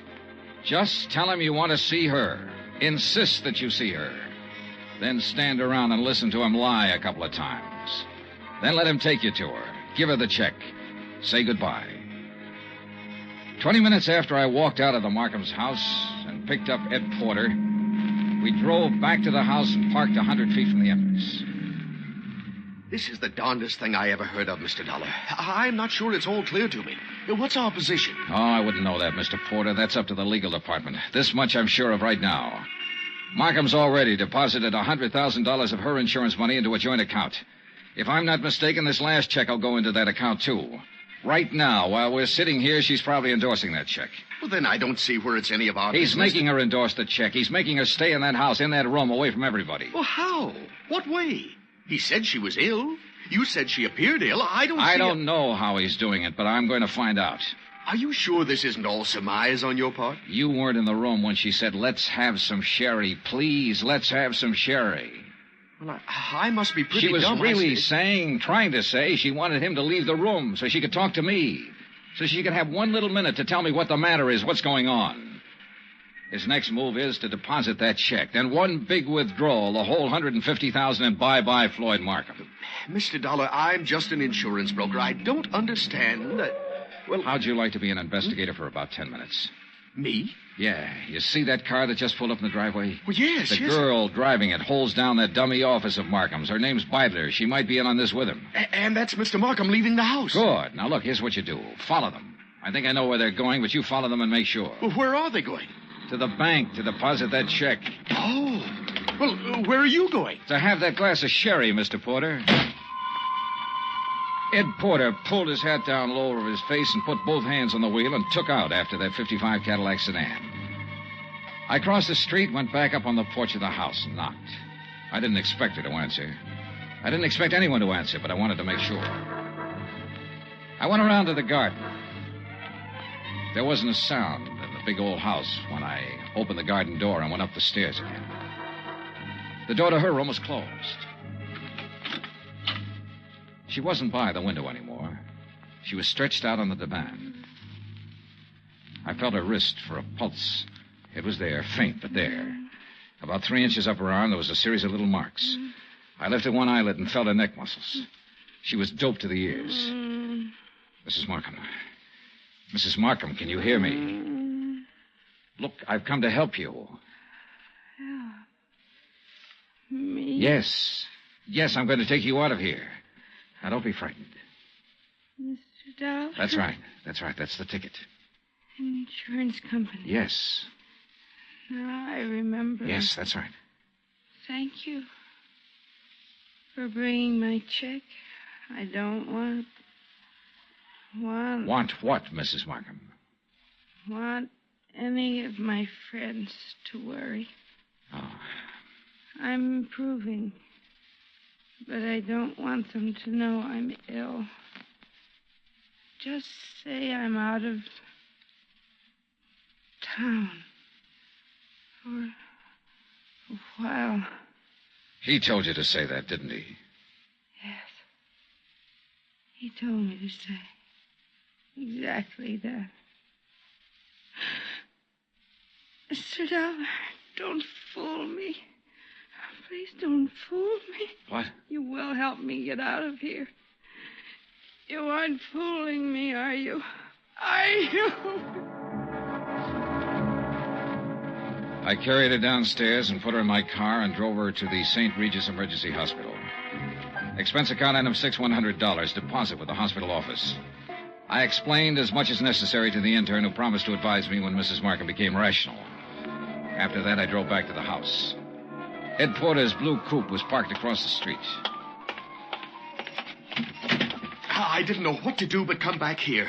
And when I got back, I didn't know what to do either. Slow down. You're doing fine. Oh, you were right. You were absolutely right. They went straight to the Bank of America to deposit that money. I kind of thought they might be back here by now. No, they're over at Angelo's having a drink and some dinner. I followed them there. You're getting to be quite a sleuth, Mr. Porter. Well, I try to do my best and use my head. Mr. Dollar, did you talk to Mrs. Markham? As much as I could. She was doped. I took her out and put her in the hospital. Oh. Well, should you have done that, Mr. Dollar? I could have left her up in that room to die, Mr. Porter. Oh, yes. Well, what's our next move? Ours? Well, certainly. I can't quit now, Mr. Johnny. Well, let's go to Angelo's, Eddie. Ed Porter settled the hat lower on his ears and gripped the wheel harder, and we took off for Angelo's on Stoker Street. When we got there, we didn't have to go inside to see if our people were still around. The Cadillac sedan was in the parking lot. So we took up a plant across the street. Well, why wait? Why not go in and take them out of there and take them down to the police? Well, that might blow the whole thing. Now, we have to wait and see what Mrs. Markham has to say when she's well enough to talk. Yeah, but... I'm sure she'll have some charges to prefer. In the meantime, we wait and see what's what. Yeah, what do you think he'll do when he goes home and finds her gone? Well, that'll be pretty interesting. What do you think he'll do? Well, I imagine he'll He'll think she got up and walked out. No, he knows better than that. He's had her doped up for 6 months. He knows he can go out of the house and she'll stay right where he left her while he's gone. No, that isn't it. Oh.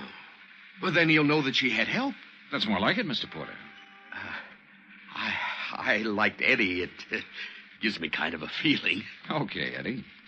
Now answer the question. Oh, what'll he do? Well, he'll try to get out of town. That's it. He'll try to leave town. He'll know that he's had it. Come on. Huh? They're pulling out. We followed them to a cocktail lounge near the Presidio. We waited around outside the place for 2 hours. Expense account item 7, 25 cents. I called the St. Regis Receiving Hospital. Mrs. Markham's condition was unchanged.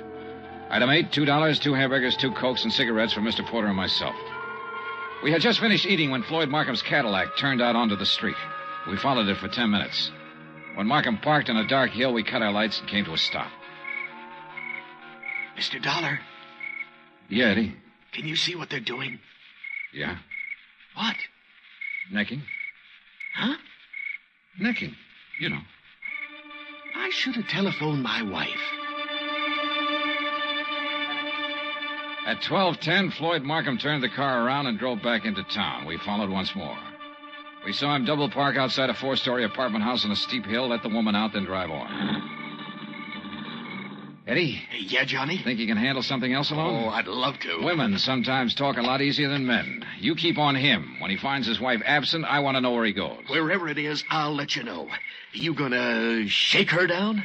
Something like that. Get going.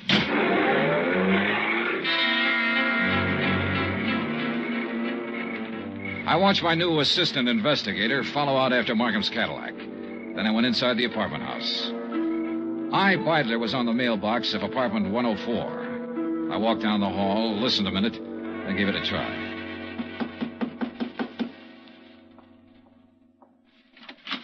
Yes? Well, what on earth are you doing? I'm here to see you, Miss Beidler. It's important. You're, Mr. Harris. I'm Mr. Dollar, Johnny Dollar. I'm an insurance investigator. Oh. There was something about you today. I wasn't sure. Now you're sure. Oh, what are you doing? Right now, I'm working for Western Life and Trust Company. You better sit down. Well, I don't know that I'd better do anything, Mr. Dollar. You're rather rude. Then you can stand. We've been checking into Floyd Markham. I don't think I have to tell you what we found out so far. I think you also know that by this time tomorrow he'll be in jail and you might be right along with him. Well, I'm sorry, Mr. Dollar. I simply don't be sorry. Just use your head. I said you might be right along with him. On the other hand, if you have some useful information, the insurance company might be useful to you. What do you mean? Well, I figure he sold you on an island trip or an estate in the country bill of goods. It'll be harder getting it out of him, but we'll get it one way or another. We'll get it all right. Now, what do you want to do? I want a drink. You? Oh, thanks.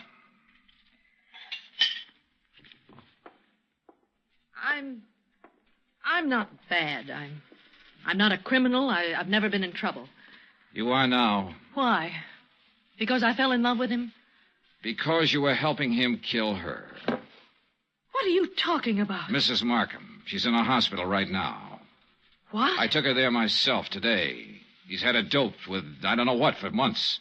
Having her sign checks, endorse deposit slips. Funny. Is it? He told me that Mrs. Markham was out of town, divorcing him. I wondered how.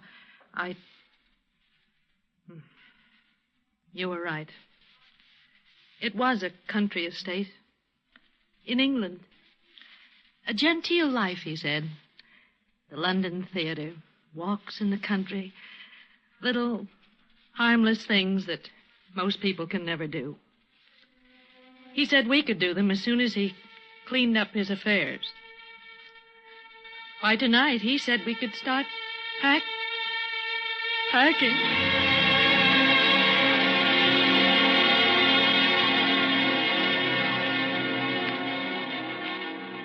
I took Iris Beidler with me back to the Markham house. The Cadillac was in the garage, and Ed Porter's blue coupe was pulled up across the street. When he saw us in the cab, he walked up. Hi. Hi. How's he doing? You can talk in front of her. Well, he hasn't done anything. I saw the light go on upstairs in Mrs. Markham's room, then it went out again. He's downstairs now, sitting in the living room. Okay, wait here.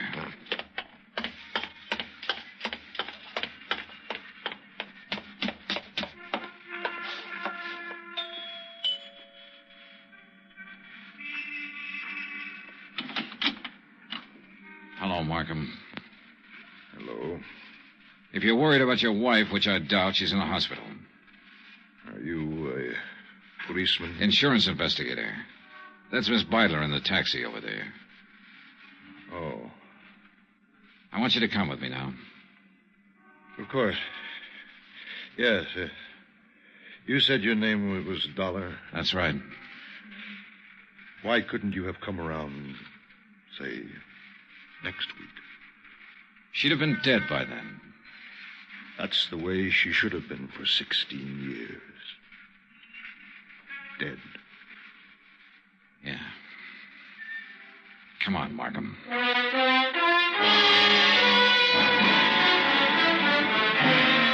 Expense account, item 9, $102, hotel and board in San Francisco. Item 10, $116, airfare back to Hartford. Item 11, $42.16 miscellaneous. Remarks? This one will wind up in court. Mrs. Markham's charges will include attempted homicide, attempt to defraud, attempt to... In the end, it was his attempt to run away, and it didn't work. It never works. Even if you get away, you find something new to run from. Total expenses, $968.20. Yours truly, Johnny Dollar.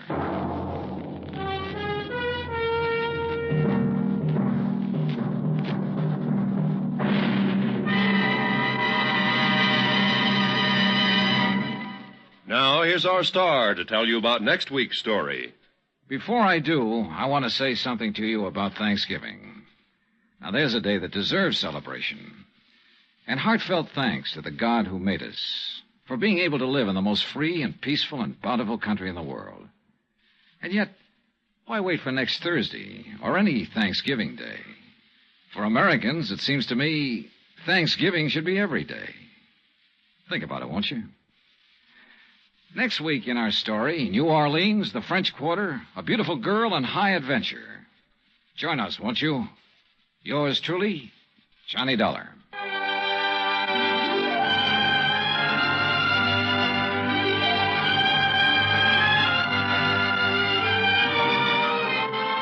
Yours truly, Johnny Dollar, starring Bob Bailey, is transcribed in Hollywood. Written by John Dawson, it is produced and directed by Jack Johnstone. Heard in tonight's cast were Lois Corbett, Frank Nelson, Virginia Gregg, Bert Holland, Paula Winslow, and John Daner. Musical supervision by Amerigo Marino. Be sure to join us next week, same time and station, for another exciting story of yours truly, Johnny Dollar. Roy Rowan speaking.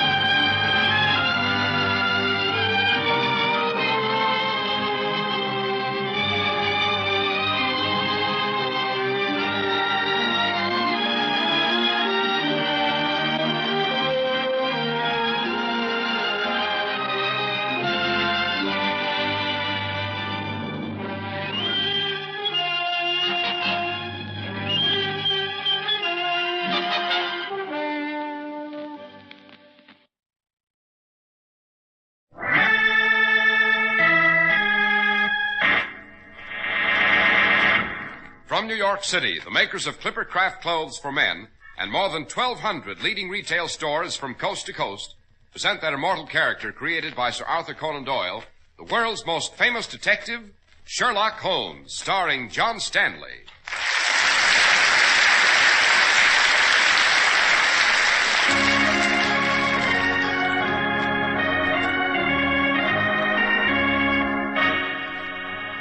This week's story, The Case of the Burmese Goddess. Yes, Watson. This little jade goddess is an ancient relic of Burma, and its legend is as evil as its appearance. Indeed? What is its legend, Holmes? It's said that he who possesses this tiny goddess dies. But first he's forewarned by a strange death song, somewhat like the reedy melody used by snake charmers to... Good Lord, Holmes. Listen.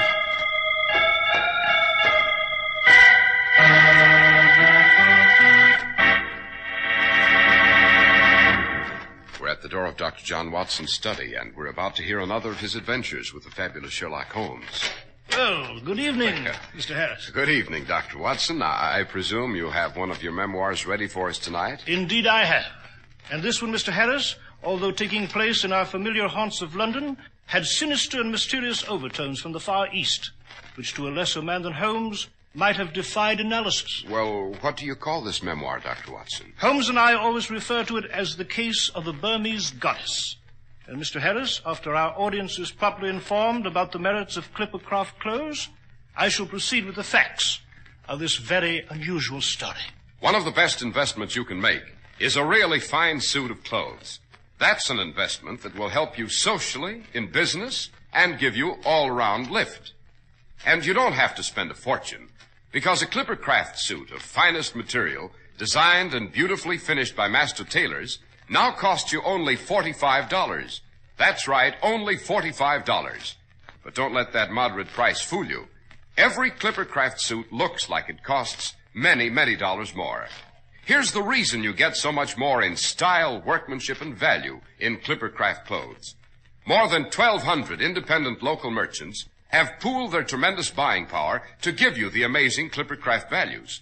But remember this, aside from the money you save, a new Clippercraft suit will really do things for you.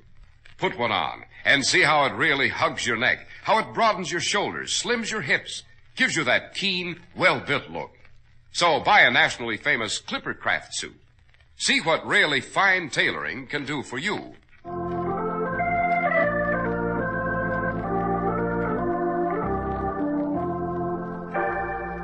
And now, Dr. Watson, what about the case of the Burmese goddess? If my memory does not fail me, Mr. Harris, it took place in the summer of 1911. This was a time when England had consolidated her empire, and many of Britain roamed the far eastern domains in search of its ancient treasure. Among these was Sir John Brandywine, recently returned from Burma with a collection of priceless relics. He hadn't been in London an hour, however, when he received a strange visitor. Sir John, my name is Ah Daku. I have come a long way, indeed from my native land of Burma, for this interview. Yes, and what is it you want, sir? Some months ago, a sacred Burmese temple near Sitang was desecrated by vandals, robbed of its sacred relics. Among these was the jade goddess of Ema, the serpent goddess. Originally, there were two goddesses, the sisters of Ema, but one of them vanished centuries ago. Yes, quite. And I have the only remaining goddess in my collection now. Yes, Sir John. And I have come to purchase it from you and restore it to the temple. I'm sorry, Adaku, but the goddess of Amar is not for sale.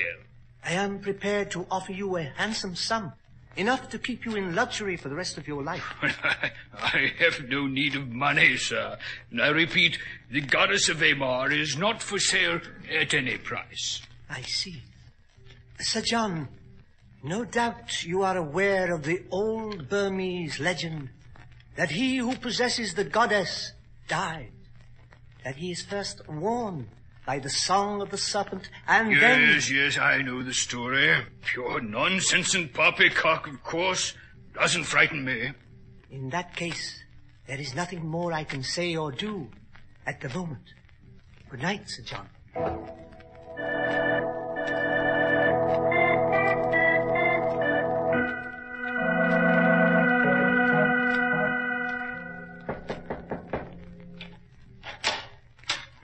Sir John Brandywine. Yes? My name is Bailey, Reginald Bailey. I am an art collector specializing in Oriental objects of art. Well, Mr. Bailey, A client of mine saw the goddess of Amar when you exhibited it briefly in Paris on your way to England here. He has commissioned me to purchase it for him. My dear sir, you're the second prospective purchaser I've seen this evening. And I'll repeat to you what I said to the first. The goddess is not for sale. My client is willing to pay £10,000, a generous offer. I'm sorry, Mr. Bailey. Sir John, I'm afraid you're being stubborn. I've been a collector long enough to know that there is no such thing as a priceless item. Everything has its price, and if it is a question of money... For the last time, sir, I shall try to make myself clear. I will not sell the idol at any price. And now, Mr. Bailey, good night.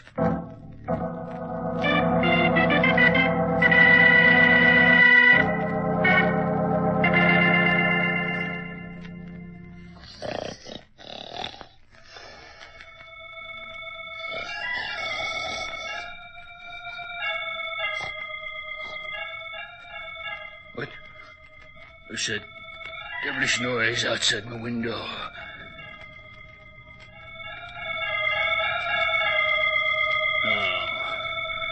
No, it can't be. That confounded Burmese legend. It's absurd. I'll find out what this is all about.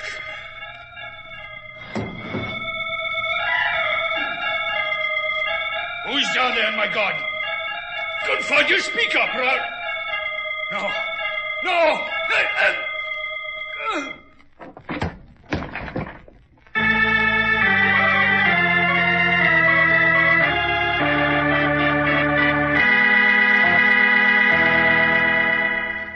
so you think Sir John Brandywine was murdered because he possessed the serpent goddess of Amar, Holmes? Obviously, Watson, his demise followed the legend to the letter.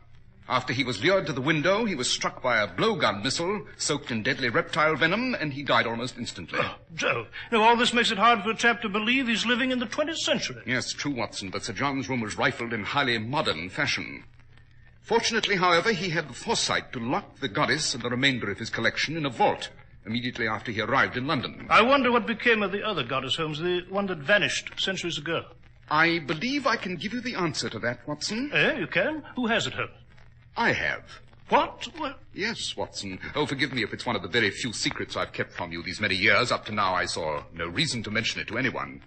You remember the adventure of the Rangoon Ruby? Yes, indeed I do. That was some 10 years ago. Yes. At the culmination of that affair, the Burmese potentate involved was very grateful for some slight service I'd rendered him, and he gave me the goddess. It seems that it had secretly been kept by his family for many generations. But, Holmes, where is the goddess now? Safely under lock and key in my tin box at Barclay's Bank. But the only other goddess of Amar in existence, that possessed by Sir John Brandywine, will soon see the light of day. Eh? What do you mean? Oh, I take it you haven't read the Morning Telegraph, Watson. It seems that Sir John's widow is auctioning off her deceased husband's entire Burmese collection tomorrow morning at Brandywine House on Berkeley Square. Jove! Then in view of Sir John's strange death, it might be interesting to see who bids for the goddess of Amar. Quite, Watson. And that is precisely why we shall attend the auction tomorrow morning.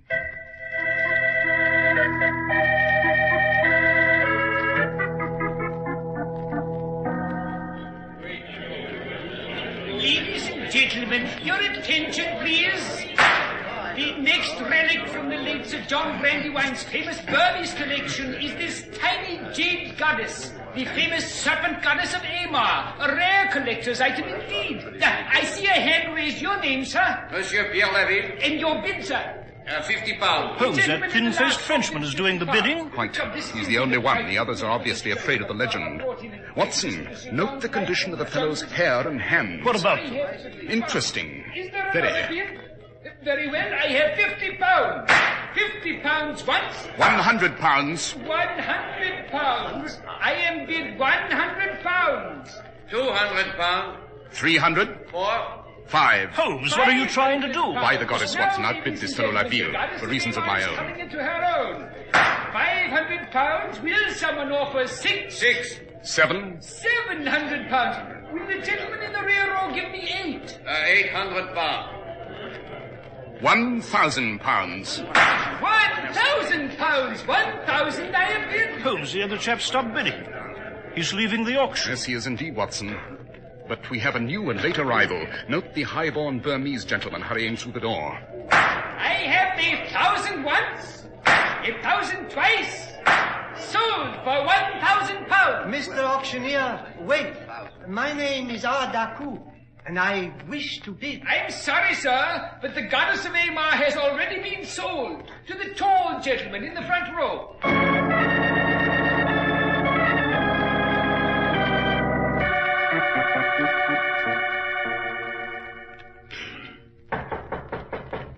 Someone's at the door, Watson. Yes, Holmes. Mr. Holmes? I am Sherlock Holmes. This is my colleague, Dr. Watson. My name is Reginald Bailey. I'm an art collector, Mr. Holmes, and a client of mine is interested in the goddess of Amar you purchased at the auction this morning. Well? My representative, Monsieur Laville, foolishly allowed you to outbid him, thinking the price was too high. Well, I am interested in buying it now and am prepared to offer you a generous price. How generous? 10,000 pounds. 10,000? Holmes, that's 10 times what you paid for. Yes, quite, Watson. But the goddess of Amar is not for sale. Mr. Holmes, you don't realize what you're saying. On the contrary, I know perfectly well what I'm saying. I repeat, the goddess is not for sale at any price. Now, Mr. Bailey, I bid you good night. Very well, Mr. Holmes. I can only say you'll regret your action. Good night. Well, dash it, Holmes, you must be mad, turning down an offer like that. Not at all, Watson. You recall the French gentleman who bid against me at the auction? You remember I referred to the condition of his hair and hands? Yes. The skin on the fellow's hands was desiccated and he'd lost his fingernails. Moreover, on certain areas of his head, he'd suffered a complete loss of hair. Dash it, Holmes, what's all this got to do with the Burmese goddess? It means, my dear fellow, that the jade figure I purchased is worth a fortune. It means that not one, but two mysterious parties want the goddess and will stop at nothing to get it. If I'm not mistaken, there may be a desperate attempt to kidnap the goddess tonight.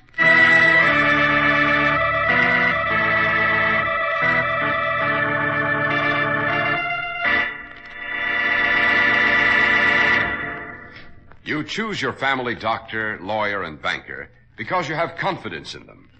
It's just as smart to choose the place where you buy your clothes for the same reason. Right now in your own city, a friendly, respected, independent merchant sells Clippercraft clothes. He believes and acts on the belief that you will appreciate the genuine savings he passes on to you. He doesn't sell dubious merchandise. His business is built four square on a firm foundation. Fine tailoring, outstanding style, value, and quality. Exceptional quality is guaranteed by the Clippercraft label in every suit and topcoat. That respected trademark derived from the staunch Clipper ships that established honest New England quality everywhere in the world. Yes, you can trust Clippercraft clothes and the men who sell them. That's why men who know insist on Clippercraft clothes bearing the Clippercraft label. So be sure to visit the Clippercraft store in your city. These leading stores in the metropolitan area are proud to add their names to Clippercraft in your suits and topcoats. In Manhattan, John Wanamaker Men's Stores, Broadway at 8th and 67 Liberty Street. Saks 34th, Broadway at 34th. In Brooklyn, Abram and Strauss. In Newark, New Jersey, Boulevard Men's Shop, Kresge, Newark. And in Jamaica, the B&B Clothes Shop, 16408 Jamaica Avenue.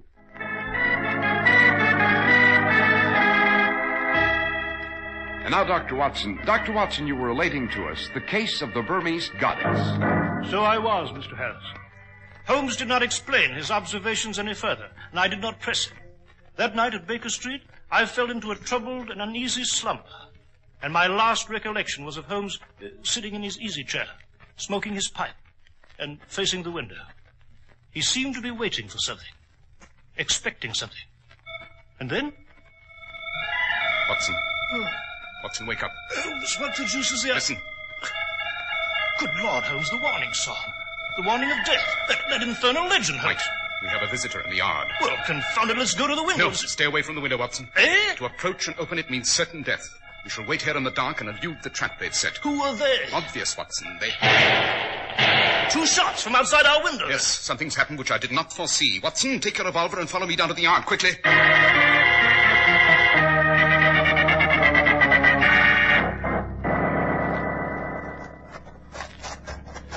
Holmes, there's a body of a man here in the yard.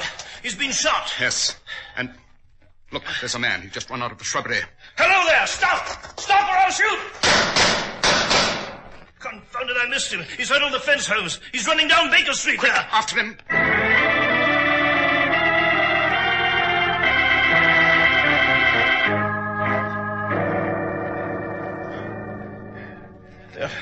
The beggar was too fast for us, Holmes. He got away. Yes, quite. But he's left us a souvenir in this corpse here. Right, let us examine the body. Aha! What is it? Identification papers, Watson. And note, they prove that this dead man is Inspector Paul Dubois of the French Sûreté. Eh? What's a French police inspector got to do with a Burmese goddess, Holmes? Everything, my dear fellow, everything. Remember, my competitive bidder at the auction was also French. Yes, the pieces of this remarkable puzzle are beginning to assemble themselves into a clear and precise pattern. And... One moment, Watson. Yes? Observe this slip of paper on the dead man's body. Seems to be a torn piece of rather expensive stationery. What of it? On it are written the words Room 322 in red ink. Well, Holmes, what does it mean? It means that very soon, Watson, I shall have the answer to this whole riddle. Suppose you find the nearest constable and inform him of this affair. For the moment, I shall return to our flat upstairs. Well,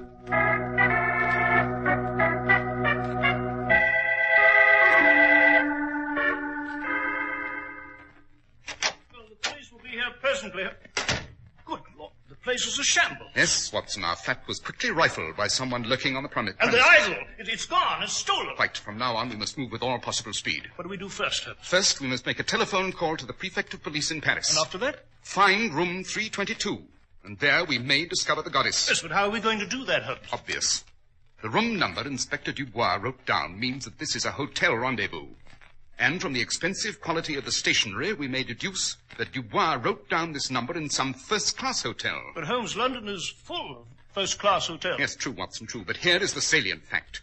The room number was scrawled in red ink, a highly unusual procedure. It can only mean that this particular hotel ran out of blue ink. In other words, if we can find a first-class hotel using red ink... Yes, quite, Watson, quite. But come, we are wasting too much time in talk. We must resolve this affair quickly before the night's over, or it'll be too late.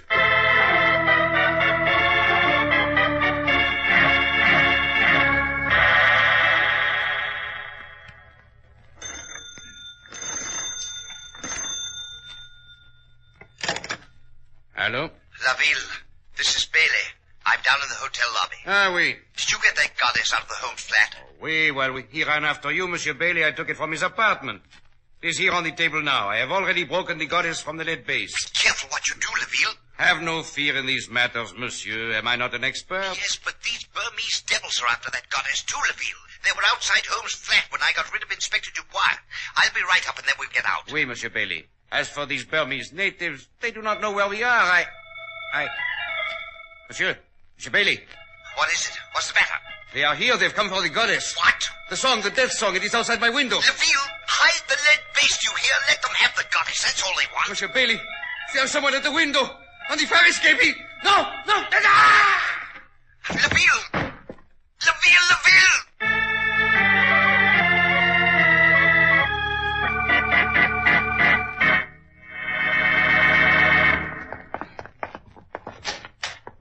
Laville!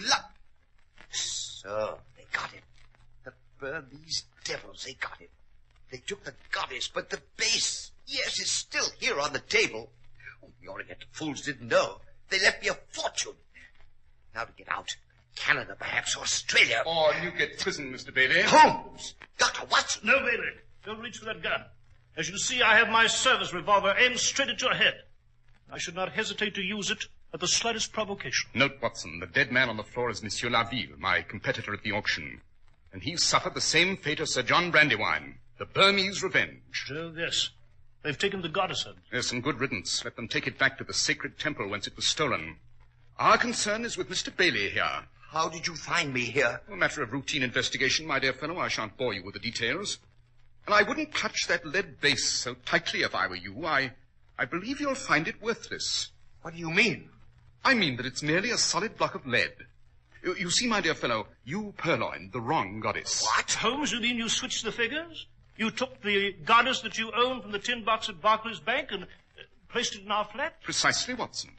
And the goddess I purchased at the auction now rests quite safely in the custody of Inspector Lestrade at Scotland Yard. Then you cheated me. You cheated me out of a fortune. Quite. What's all this about? What fort? Fortune in radium, Watson. Radium? Exactly. A grain of radium stolen from the Curie laboratories in Paris, hidden in the base of the goddess of Amar, and thus smuggled into England.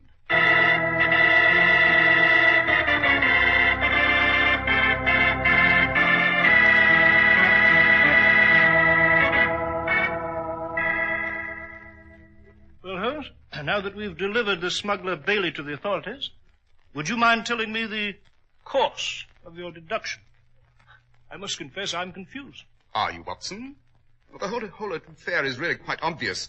The Burmese motive to recover the goddess was simple enough, a sacred and religious quest. But it was at the auction, after observing La Ville, that a new element entered. But how? How did you know? The condition of the man's hands and hair. Loss of fingernails, desiccated appearance of skin, loss of patches of hair, symptomatic of work with radium. The fact that he was a Frenchman further heightened my suspicions. Yes, but Holmes, I still don't see how... La Ville, as I learned from the Paris prefect of police, was a worker in the Curie laboratory. He entered a conspiracy with this international thief Bailey to steal a grain of radium. The next problem was to smuggle it out of the country. And so they concealed it in the goddess of Amar, while Sir John Brandywine displayed his collection in Paris, eh? Exactly. The lead base, of course, was a perfect carrier in which to hide the loot and get it past the customs and out of the country. They had planned to purchase the goddess from Sir John and then recover the radium.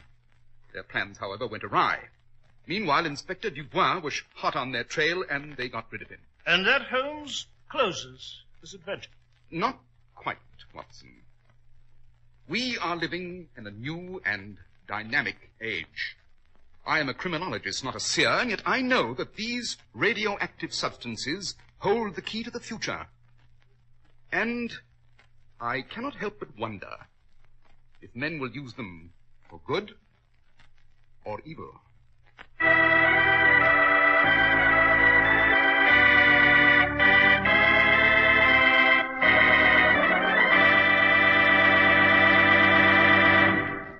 Well, Dr. Watson, that was quite an adventure, sir. Yes, indeed it was, Mr. Harris. It is, in fact, one of my favorite memoirs, and significant in the light of what is being done with radioactive substances today. And now, Dr. Watson, what adventure will you have for us next week? Next week, Mr. Harris, I shall relate to you the adventure of the Golden Pince-Nez. It concerns an untidy rug, a box of Egyptian cigarettes, and a stab in the dark.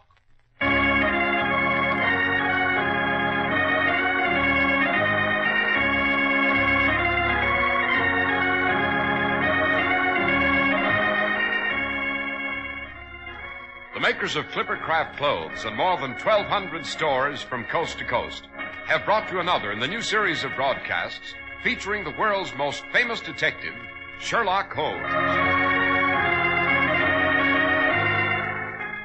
Our stories are based upon the character Sherlock Holmes, created by Sir Arthur Conan Doyle, and the program is produced and directed by Basil Lockridge. Sherlock Holmes is played by John Stanley, Dr. Watson by George Spelman.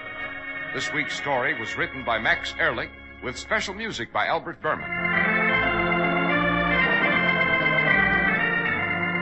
If you don't know your Clipper Craft dealer, write Clipper Craft, 200 Fifth Avenue, New York City. Be sure to listen next week to Sherlock Holmes in The Adventure of the Golden Pince-Nez. This is Cy Harris speaking for Clipper Craft Clothes, Mutual Broadcasting System. The most comfortable shoe sole in the world. The Neolite sole. Light. It's light as leather. Smart. It's smart as leather. And wear. It outwears leather 2 to 1. For men, women, children. Get the Neolite sole. Step on it. This is WOR, New York, serving the largest single-station audience in America.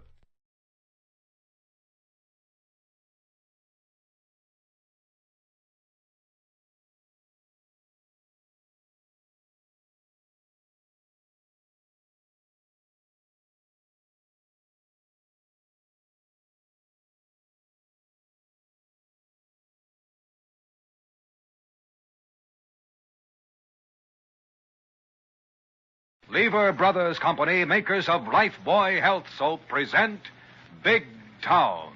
Extra, extra, extra! Here's Steve Wilson and Sports Packet Expose. Big Town gambler slain in the fatal fix. Extra, extra! Yes, Lever Brothers Company, makers of Lifebuoy Health Soap, are proud to present Big Town. The story of fighting editor Steve Wilson of the Illustrated Press, whose newspaper creed stands for freedom and justice against the forces of intolerance and evil. The power and the freedom of the press is a flaming sword, that it may be a faithful servant of all the people. Use it justly, hold it high, guard it well. Now to Big Town and Steve Wilson's headline racket expose captioned The Fatal Fix. Baseball, basketball, boxing, the racetrack have become big business, big money. And when professional gamblers move in, sportsmanship is out. And such is the case in The Fatal Fix that began, insofar as Steve Wilson was concerned, on an abandoned coal dock on the waterfront of Big Town. Hush up, Cleo. You've had your milk. Go catch yourself a rat. Hush up, Cleo. Somebody just drove out on the dock. I'm gonna blow out the candle. They ain't coming to our shanty boat. You and me don't know nobody that owns a car except our friend Mr. Wilson of the press. Cleo! Somebody's getting murdered. You stay in the shanty. I'm gonna sneak up on the dock and see what's happened. 'Cause the cops blame us for anything that happens on this old dock. Golly, the car's going away. But something happened. Something awful happened. Help! Somebody! Help! Somebody help me. Lady, I ain't nobody much, but I'll help you. What happened? He hit me. He cut my face with a knife. Help me. Oh, sure. Lean on me, lady. I'll help you into my shanty boat. No. I got away from him out of the car, but he'll come back. Kill me. They gotta kill me. Who's gotta kill you? I know too much about the fix. What fix? The bribes, the game, the big game. They're gonna miss shots and fix the score. They'll come back. Oh, then I better get you out of here. I got no place to go. They'll find me. No, they won't, lady. I know a newspaper feller'll know what to do. A newspaper man? Well, they'll kill me if I talk to the newspaper. No, they won't. My friend, Mr. Wilson, will get them before they get you. Now, come on, lady. I'll help you to a place where we can phone him right away.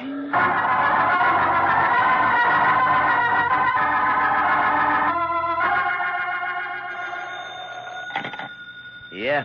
Brad? Yeah. It's me, Shiv. So what? Lola got away, You dope. but she ain't got far. Get her or you'll get it. Okay. She's on a coal dock with an old river rat named Willie the Weep. Get her and clam him. I marked her. She's plenty scared. Maybe she'll stay clammed. Bring her here and we'll find out. What if she won't come, Brad? If she won't play, finish marking her up and dunk her deep.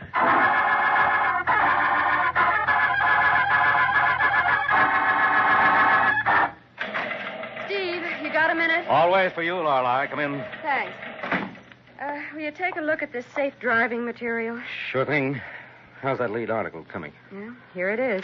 Uh-huh. Death at the wheel. Good. The Safety Council has given us the latest figures. Fine, but figures don't scare people enough, Lorelei. Well, they need to be scared out of their wits. No, into using their wits, realizing that any careless driver is asking for a fatal accident. I've hammered on that with a few well-chosen incidents. Yeah, so I see. Swell. Lead off with this and make it a series. Your private line to your listening post on the fringe of the so-called underworld. Yes, I'm expecting a new tip on that numbers racket murder last week. Hello, Steve Wilson, Illustrated Press. Mr. Wilson, it's me, Willie the Weep. Oh, hello, Willie. How's everything along the waterfront? Something awful just happened on the old coal dock alongside my shanty boat. What happened, Willie? Somebody almost killed a girl. Good grief. Let's have it, Willie. Fast. Well, he beat her and cut her up with a knife. She got away from him. Now, wait a minute, Willie. Not quite so fast. Where is she, Willie? Hiding in an alley outside the dog wagon I'm phoning from. She's afraid the fellow will come back and finish killing her. Is she badly wounded? No, just cut on the face and kind of dizzy from being hit on the head. What's back of it, Willie? Some kind of a racket. Racket? She knows too much. She's afraid to go home. I said you'd help her, but she's scared of Well, hang up and get back to her, Willie. She may try to get away from you and hide. What'll I do with her, Mr. Wilson? She won't let me take her to the police. Well, take her to Mozart's Harbor Cafe. It's only a couple of blocks from where you are, Willie. Okay, Mr. Wilson. Are you coming down? Yes, with Miss Kilburn. We'll be there in 10 minutes. Get going, Willie. Don't let that girl get away.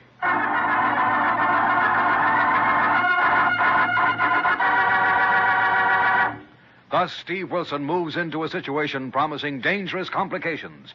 And for the exciting developments in this fatal fix, we'll return to Big Town in a moment. Lifebuoy, get skin cleaner. Lifebuoy, get skin cleaner. Lifebuoy, with its purifying ingredient, gets skin cleaner. Stops BO as no other leading soap can. Here's what the doctors proved in 820 scientific tests. People took daily baths with different soaps. Doctors found that Lifebuoy does more than just remove the grime and perspiration you can see. Lifebuoy is more effective than any other leading soap against the invisible dirt you never see. Doctors say that Lifebuoy's purifying ingredient makes the difference. And it makes Lifebuoy milder, too. Yes, safe even for babies' tender skin. No wonder Lifebuoy today is used in the homes of 40 million Americans. They like its mildness, its rich lather, its greater protection. Lifebuoy gets skin cleaner. Lifebuoy gets skin cleaner. Lifebuoy gets skin cleaner. Stops BO as no other leading soap can. So bathe with Lifebuoy every day. Get the big new bath size. Buy Lifebuoy right away.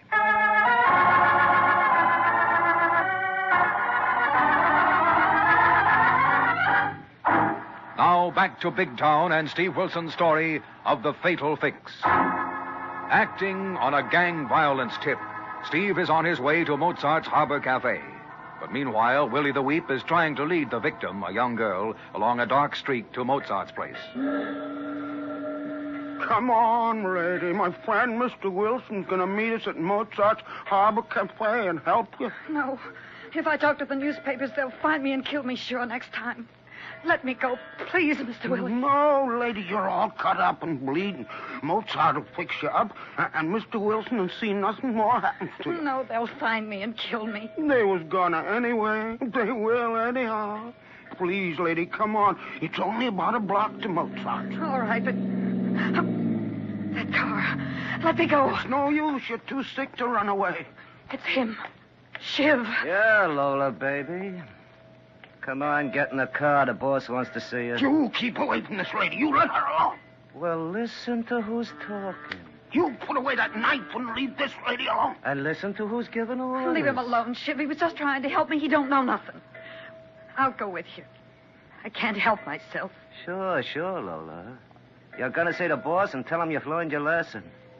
Now get in the car while I learn this stumblebum his lesson. Let me go, Shiv. Shut up. You let that lady alone. Oh, so you want to play rough, huh? Okay, brass knucks will do for you.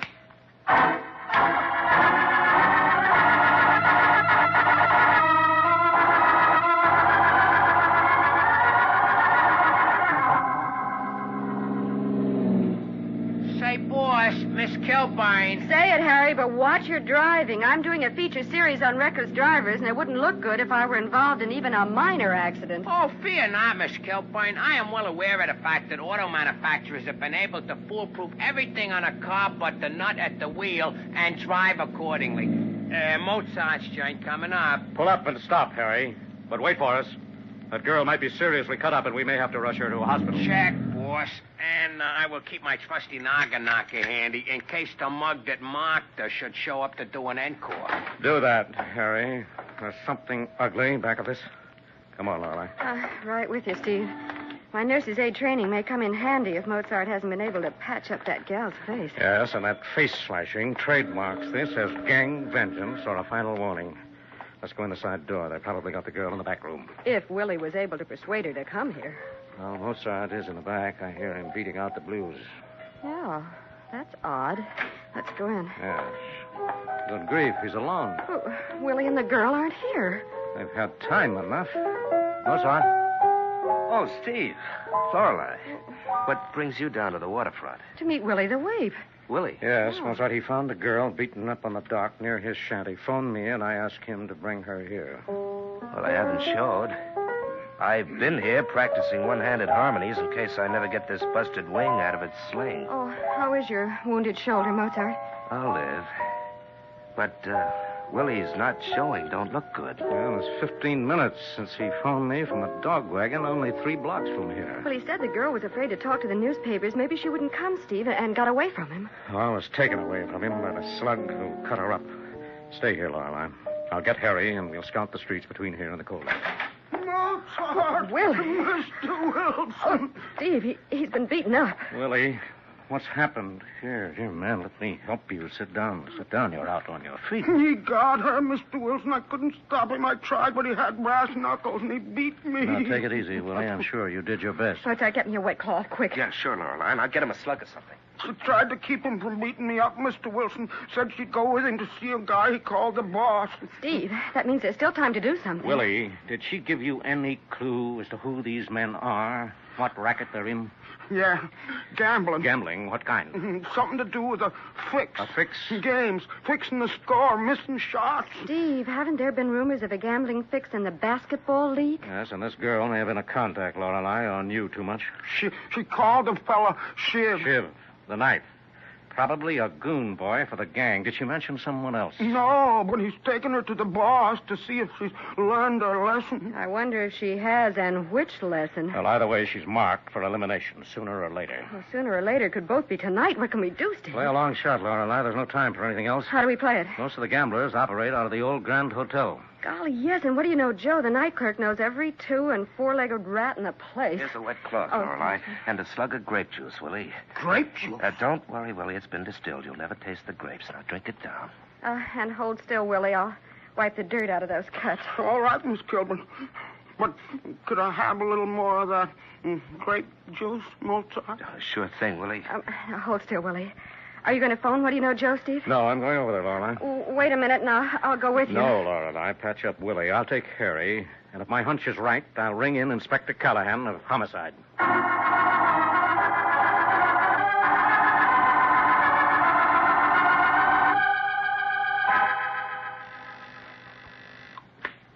Room service, Old Grand Hotel. Young man, get me the management. Lady, I'm all the management there is this time of night.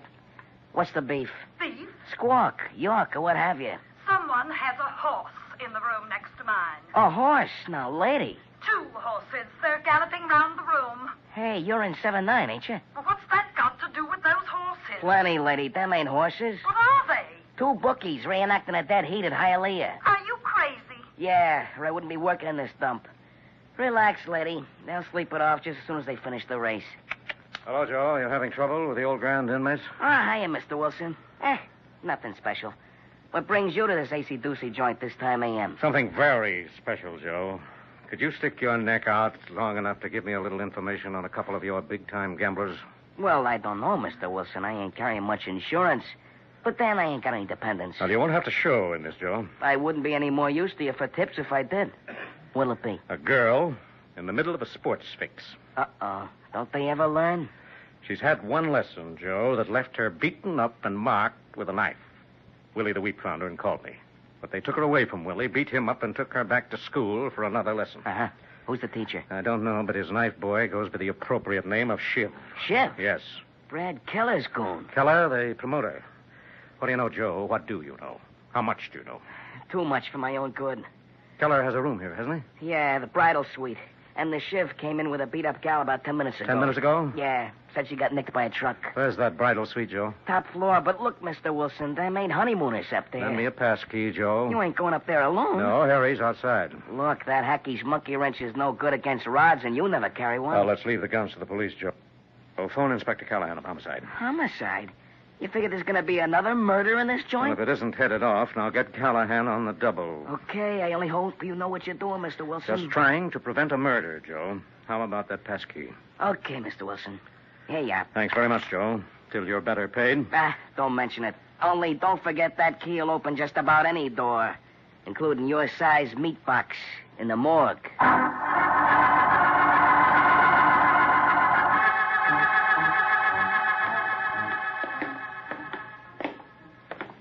Say, Hey, boss, how come we are hoofing it up these back stairs? Well, I'd rather not advertise our arrival on the floor outside Keller's suite, Harry. Yeah, and that rickety elevator would sure proclaim our proximity. That's right. And this is it. Now listen carefully. I'm all ears, boss, and I got my trusty monkey wrench ready, willing, and able. Just keep it ready, but keep quiet, Harry. And let's hope we can wait until Inspector Callahan and his homicide boys get here. Okay, but are we going to just wait here at the head of the stairs? No, Harry, I want you to stay here, out of sight, and watch the hall. If anyone comes up, follow them. Just that and nothing more. Check, boss, but while you will be doing what? Here's my plan, Harry. What do you know, Joe gave me a pass key and a sketch of the layout of Keller's suite. There are 2 entrances. One to the bedroom down at the end of the hall. You going in there before Callahan gets here? Yes, Keller and his knife boy and the girl should be in the front room. I want to hear what they're talking about. Get the lowdown on this sports fix. Who's involved? And be as close as possible in case there's any more trouble in store for that girl. That is a pretty large order, boss, and a precarious preoccupation which you'd better exercise extreme caution, as the saying goes. I will, Harry. And I'm going to keep out of it until Callahan arrives, unless they start to work on that girl again. Even so, you have not got any gun, and it is liable to end up with them working on you. So how about borrowing my trusty knock in case of contingencies? No, Harry. If this turns into a slugfest, someone is liable to get killed. Okay, boss. I'll be here waiting for a call if you need me. Just make sure that somebody getting killed ain't you.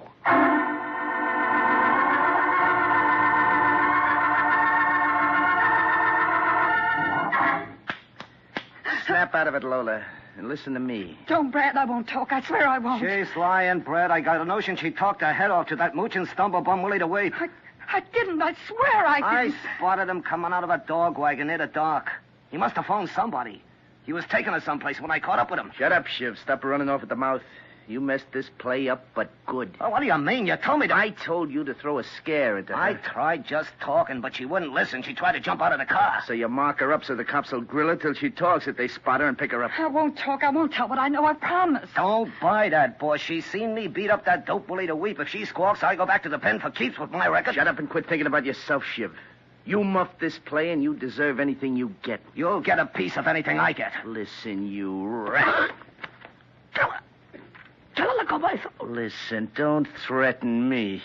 If you're picked up for that work on Willie DeWeep and you drag my name into it, you won't be safe in solitary. Now, shut up while I tell Lola how it's going to be. Okay. Okay, tell her. Now, listen, Lola, get it straight. I'm only going to tell you once. I'm listening, Brad. You got in this deal with your eyes open. You played the come-on to them dribble pusses and hoop artists, primed them for the payoff to throw some key games, so my syndicate could lay plenty of long, odd bets and make a killing. Well, I couldn't help it if they went to the prosecutor. No, but you could have beat it out of town like you were told. I was hiding in a girlfriend's apartment. That's where Shiv found me. I'll say I did. And the cops would have found you if Shiv hadn't got you first. I wouldn't have talked. We're going to make sure of that, Lola. How? You're going to go on a little trip with Shiv. Oh, no, please, Brad, not with Shiv. Let me go alone. I'll get out of town. I'll stay out of big town. I'll hide. That chance with that cut-up kisser. Well, that's your fault. That was for scratching and biting me, you lippy twist, and for 2 cents I'd give you. Lay off, Shiv. Get ready to ride. Where's he taking me, Brad? To a place out of town where the cops won't bother you and nobody will see that face of yours. Come on, get going. Wait, Brad, please. Let me go fix my face. We might be stopped on the way, and I look a mess. Yeah. Maybe you better go wash your face and put some adhesive on that cut on your cheek. Go with her, Shiv. No, please, I can do it. What? And maybe get an idea to slip out the hall door of the bedroom? Nothing doing. Go along with her, Shiv. Okay. Come on, baby, and no funny business, or I'll mark you up so you'll need a couple of yards of tape. Put away that knife and just see she don't break for that hall door or get near no windows and jump. Okay, Brad. Come on, baby. And hurry it up. Get her ready and out of here. I'll phone the boys to take plenty of bets of the big game tomorrow night. Hey, Joe, get me long distance. Come on, Toots, and let's not have any more trouble. Let go of my arm. I hate you, you dirty little rat. Oh, yeah? Maybe I'll give you a real reason when we get where we're going. In the bedroom. Now, wait till I snap on the light. Hey, you don't be dame. You close that door. No, I didn't. Now, shut up, or I'll press your windpipe in your spine, you filthy little rat. Come here, miss. Who are you? Never mind. Snap on the light, quick. Don't let him cry out. Keller's in the next room on the phone. I know. I've been listening. Snap on the light. Be careful, he has a knife. He had a knife. There. Pick it up off the floor. Get out of here, the hall door. What are you going to do? Bring this knife-slinging slug along as Exhibit A. Shiv, what's the idea of closing this door? You... Get away from that hall door, Lola. Let go of my boy, mister. All right, Keller. That gun makes him all yours for the moment. Wilson, the racket-busting newsie. Yes. And it looks like I came to the right place. You're gonna wish you hadn't. Come here, Lola. Give Shiv his knife. I didn't fix this fix, Brad. I didn't know he was in here. I wasn't going to talk. I'll get to you, baby. Give Shiv his knife. Yeah, baby. Give me that carver. Looks like this stick has got work to do.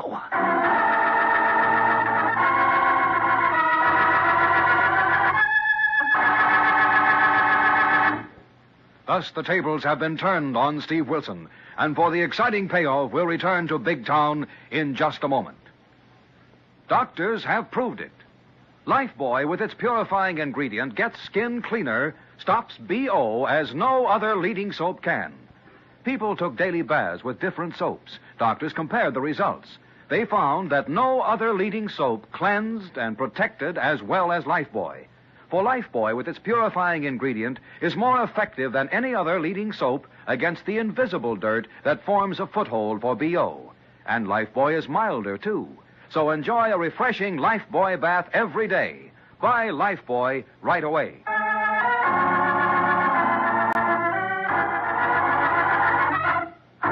Now back to Steve Wilson and the Gamblers' headquarters at the old Grand Hotel in tonight's racket expose headlined The Fatal Fix. Come on, Wilson. How did you get wise to our big fix? Talk. Yeah, Wilson, talk. Tell your goon boy to take the tip of his knife away from my throat, and I'll tell you anything you want to know, Keller. Talk, or I'll split your apple for trying to bust mine. Back up, Shiv. I want to know how much this nosy newsy knows and who else knows. The public prosecutor knows plenty, Maybe Keller. he does, but he ain't got no proof. No witnesses that we bribed any players to throw games. Wrong, Keller. Most of the players are honest, and they reported your girlfriend's attempt to bribe them. That don't prove she was acting for me. And she ain't talking, are you, baby? Brad, let Mr. Wilson go. I won't talk. I swear I won't talk if you'll let him go. Listen to Pocahontas. Shut up, Shiv.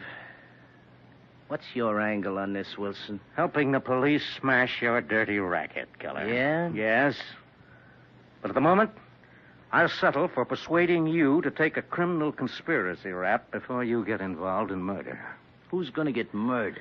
You're going to have to kill this girl, and perhaps me, to keep this sports fix under wraps. Oh, yeah, Wilson? How much do you want to keep your mouth shut? I couldn't keep it quiet if you offered me $1 million. Why not? Because I've already notified the police. Callahan of Homicide is on his way here. He's lying, Brad. He's playing this alone for a scoop in his lousy Illustrated Press. That notion has burned smarter crooks than you, Shiv. Call Switchboard if you don't believe Callahan is notified. And you're both caught in this rat trap. He's lying, stolen. Let me take him and Lola for a ride. Shut up, Shiv.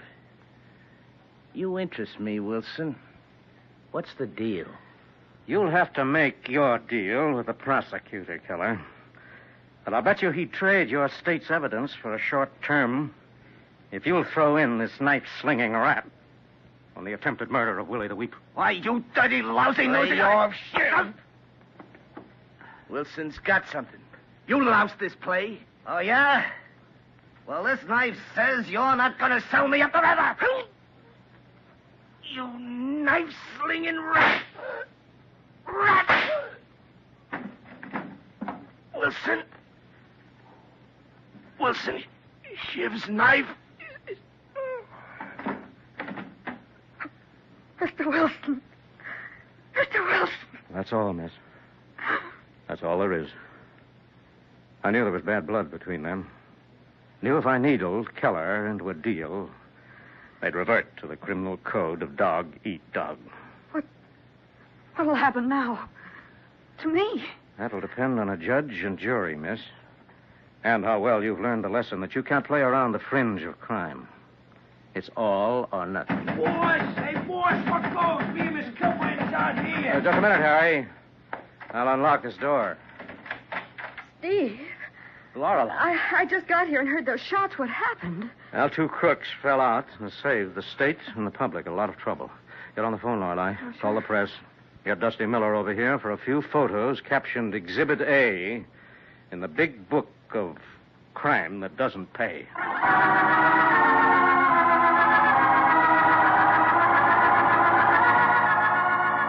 And so ended another racket-smashing adventure in the newspaper career of Steve Wilson, Lorelei, and his associates of the Big Town Illustrated Press.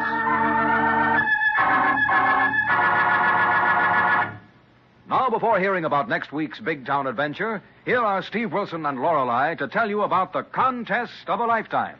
Friends, this is your chance to win the vacation of a lifetime. Would you like to explore Paris and London, see Cairo, visit Honolulu and other famous foreign cities? Then enter Lever's sensational $50,000 travel contest. Just imagine, friends, you can win a round-the-world trip for 2 with all travel expenses paid, or choose $10,000 in cash. Yes, and there are second prizes, too, 15 of them, with an all-expense trip to Europe for each winner, or $2,500 cash, plus 400 other prizes of $10 each. It's easy to enter. Here's all you do. Finish this statement in 25 words or less. I like bath-size Lifebuoy because. Send each entry with a box front from bath-size Lifebuoy to Lever Tour the World Contest, Box 1, New York 8, New York. That's Box 1, New York 8, New York. Only residents of continental United States, Alaska, and Hawaii are eligible. Free entry blanks with complete rules are now at your store.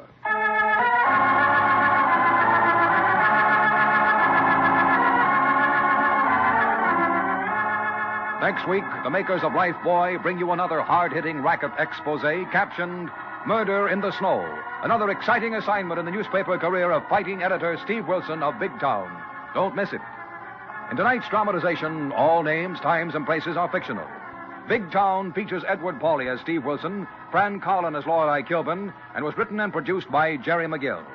And if you'd like to see what the cast of Big Town are really like, read the February issue of Radio Mirror magazine for an exciting story about Big Town, complete with pictures. And next Tuesday night, same time, same station, you'll hear the newsboy calling... Extra, extra, he roll about it. Steve Wilson in the headline story of Murder in the Snow, brought to you by Lifebuoy Health Soap, another fine Lever product. Extra, extra.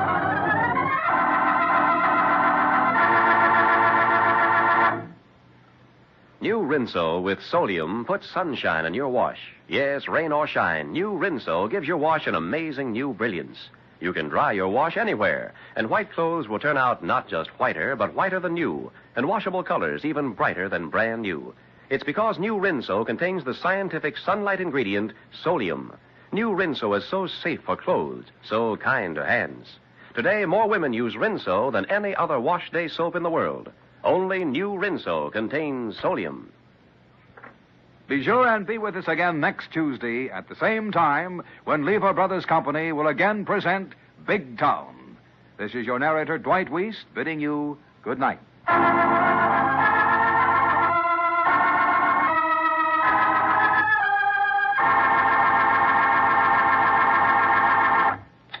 This is NBC, the national broadcasting company.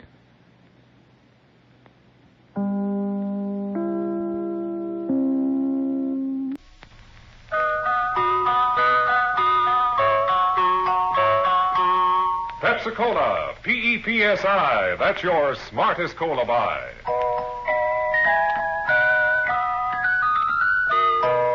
Pepsi-Cola presents Counter Spy.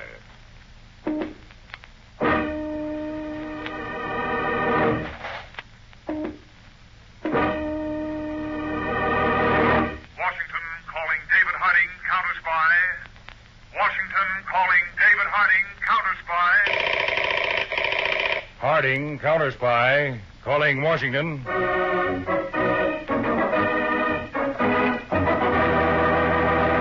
United States Counter Spies, especially appointed to investigate and combat the enemies of our country, both at home and abroad.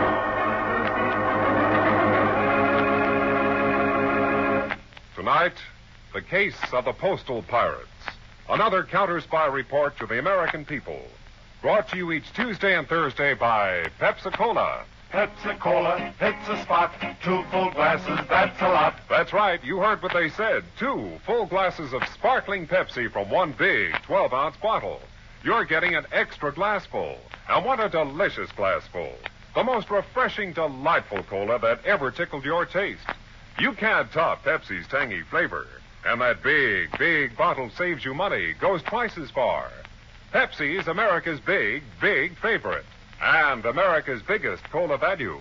So why take less when Pepsi's best?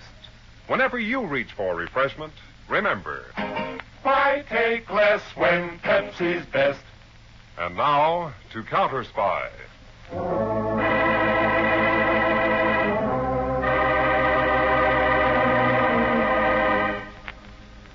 In one of New York City's larger post office branches, it is mid-afternoon and fairly quiet. Then, through the street door, comes a remarkably pretty girl of perhaps 27. Her eyes are surprisingly cold and searching, until they reach window number 5.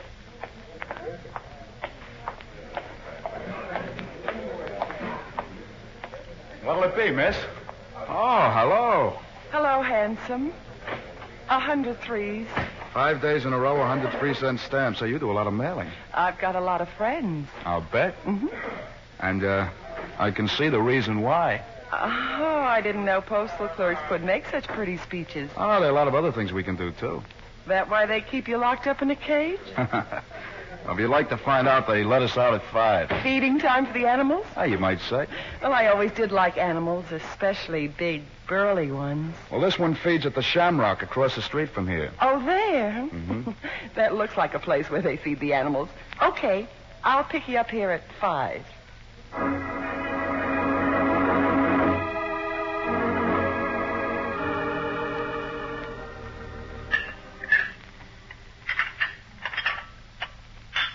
Here's the last of the dishes, baby. Put them in the sink. We'll let them soak. All right. Now, isn't my apartment, even with the dishes, better than a public restaurant? Baby, I even love the dishes. And now that we've wined and dined, how about a name? Not that I'd object to calling you baby permanently. I was wondering when you'd ask. It's Kathy. It's nice. Goes good with mine, Jimmy. Is that all? No more questions? Well, my mother taught me never to look a gift horse in the mouth. Horse? Well, I'm not sure I like that. Jimmy. Yeah. Come here. Well? You know, post office isn't only work. It's a game, too. Yeah, I played it. Goes something like this, doesn't it? Mm-hmm. Oh, don't crush. I'm fragile. Oh, who reads labels? It's a waste of time. You know, I might have a husband. Well, if you do, he's a chump to let you out of his sight. He's a chump. Oh, you have one? Oh, only on paper. We're separated. He pays the bills and prays for an excuse to divorce me. You trying to give him one? Don't be silly. I said he pays the bills. Are you, bothered? Yeah, a little. It marks you handled with care. I thought you said you didn't read labels. Try closing your eyes. That's an idea. Come here. Oh, remember, fragile. Oh, Jimmy. Oh. My. What a pretty picture. Oh, Nick. What's the idea of busting in here? Well, me and Frank just got a lovely snapshot for my album. You got it all right, didn't you, Frank? Right here from the doorway with my trusty camera. Mm-hmm. Hey, what is this? Evidence, big boy. That's why I brought my boy Frank and his camera along. Been waiting a long time for my darling wife, Kathy, to step out of line. Nick, you got this all wrong. I just met him today. Fast worker. And if I got it wrong, the camera hasn't. Right, Frank? A perfect shot. You're Kathy's husband? Sure. I'm not sore. You done me a favor. Well, you're not going to pull a stunt like this on her. Take your hands off me. Let go. Take it easy, mister. I make 2 of you. Yeah? Then this'll cut you down to size, big boy. Jimmy, look out! A gun! Get it Okay, Nick, now I got the gun. Now get out of here. You kidding? What you took, I can take back. What? What?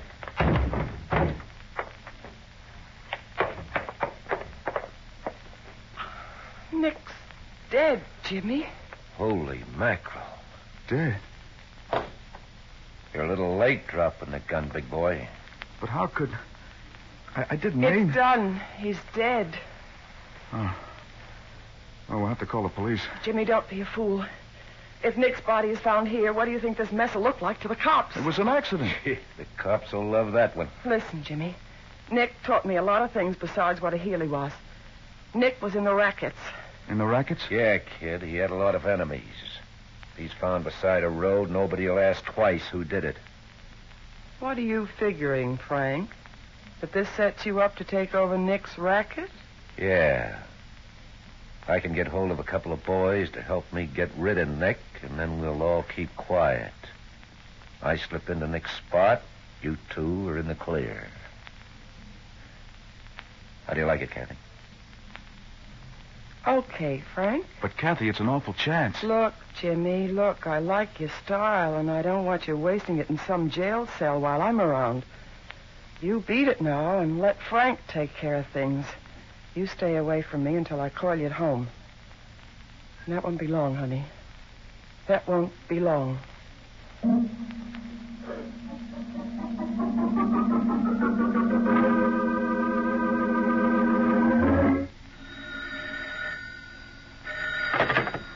Hello? Jimmy? Kathy? Kathy, I've been staying home every night. I thought you'd never call. What happened? Did Frank? He said it's all right, but he wants to see you. Half an hour in front of the Shamrock.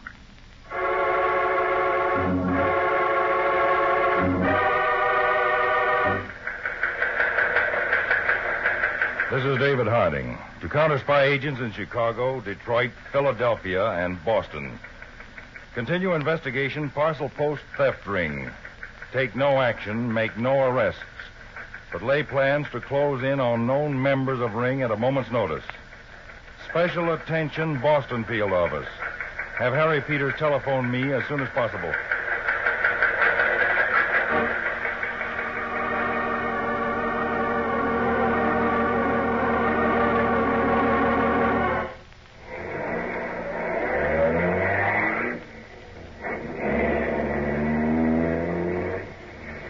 Okay, Frank, what did you want to see me for? Where are we driving? Everything's all right, isn't it? For me, Jimmy, yeah. For you, only maybe. Maybe? Depends on how you play ball. What are you driving at? Photograph I took. Not of you and Kathy, but of you and Nick. Nick? Well, what does it show? Take a look. Huh. It looks like I killed him deliberately. I cut it perfect.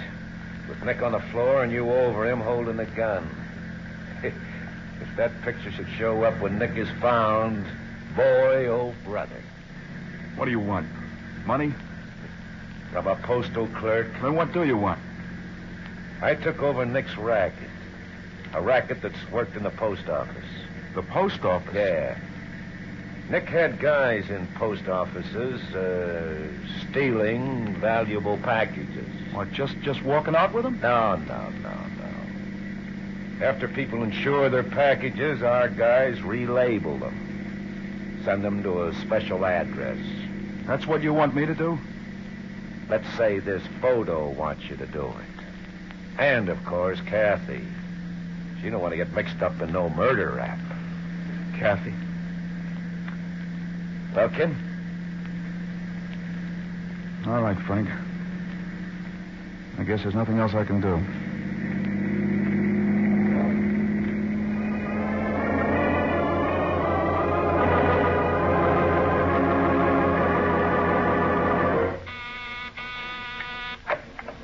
United States Counter-Spies, Washington headquarters. Oh, yes, Mr. Peters. Will you hold on just a moment? Attention, Statistical Department. If Mr. David Harding is there, Will he please take a rush phone call on extension 61 from Mr. Harry Peters, extension 61.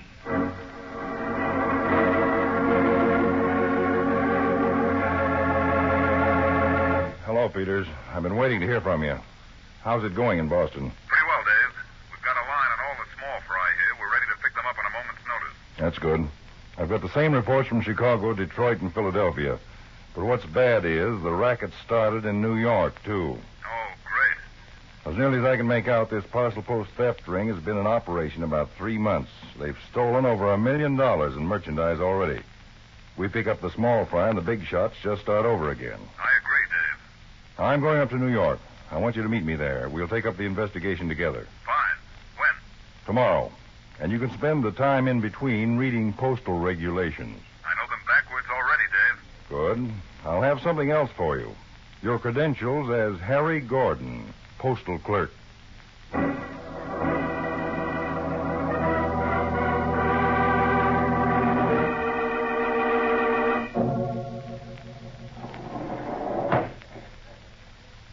Jimmy. Yeah, what now, Harry? My daily stamp reports and registration book. Will you check them to see if they're right? Well, after 3 weeks, you ought to know yourself. I'd just like to make That's sure. my luck, always getting stuck with substitutes. Guy's got to make a living. Yeah, I know. I'm sorry, Harry. Let's see. This post office work isn't so good for a guy's disposition. Forget it. I got troubles. Yeah, your books are okay. Thanks. Customer at your window. Oh, yeah. Yeah, mister? I'd like to have this package insured, please. For how much? Well, they're nylon stockings. You better make it $150. Okay. How are you doing, Peters? Okay so far, Dave. Penny Arcade, 42nd Street and 8th Avenue at 6 o'clock tomorrow. Here you are, mister. Your receipt. Will it get there all right? Sure. Be right on time.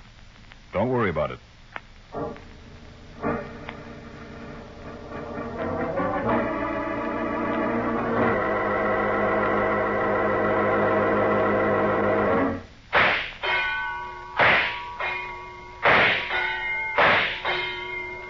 Nice shooting, mister. Like to try a load yourself? Pinball's my speed. The other side of the arcade. Come on and watch. Okay. Any news on Jimmy Morrison, Dave? We traced the package I mailed that Jimmy Morrison relabeled. It went to 428 Front Street, a warehouse. A warehouse? Maybe the central warehouse for the whole racket. Well, there's your pinball machine. Watch me, boy. One thing more. We picked up another outside contact. Your man, Jimmy Morrison, frequently meets a blonde bombshell. 46,000. Yeah. Blonde bombshell. Want me to follow that? She may be the big shot we're looking for. Mm-hmm. Not so good that time. Just watch this one. Morrison has lunch with the blonde in the main dining room of the Shamrock every day. Okay, I'll catch him tomorrow. At the Shamrock.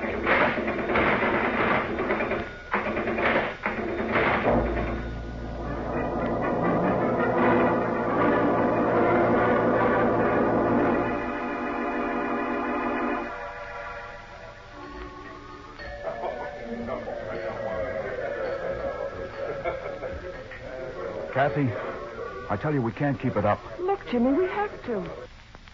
Besides, don't you like spending the extra dough on me? Oh, honey, if it wasn't for you. Why did Nick have to... Forget that name, He Jimmy. could have gotten that divorce, then we could have... What's the matter? A guy coming toward us. Well? Harry Gordon. He works with me at the post office. Oh.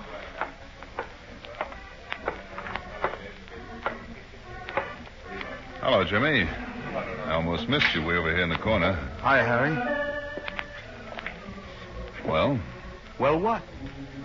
No knockdown? This is Kathy Thomas. Hi. Hello. Mind if I join you? Thanks. What's on your mind, Harry? You want me to check your books again? No. In fact, this is kind of private. Jimmy's got no secrets from me.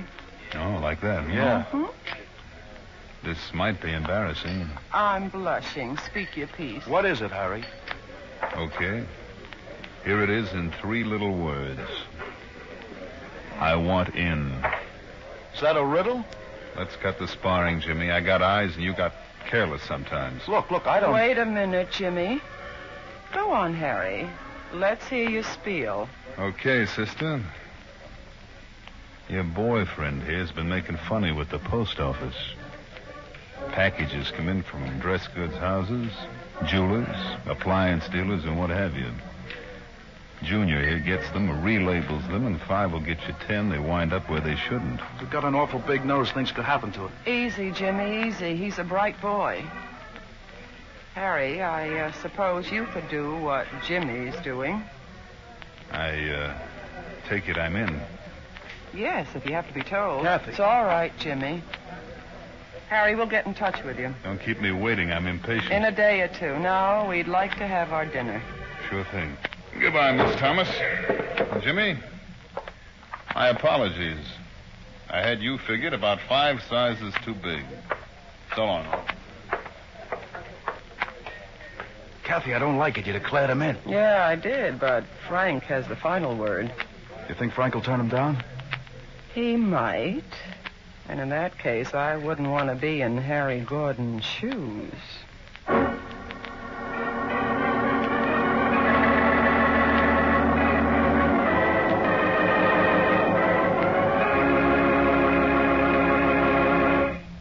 In just a moment, we'll return to Counter Spy, brought to you by Pepsi-Cola. Pepsi-Cola hits a spot. 2 full glasses, that's a lot. Lots more value, lots more zest. Why take less when Pepsi's best? More and more, among fellows and girls, among mothers and dads, you hear that sane and sensible question, why take less when Pepsi's best?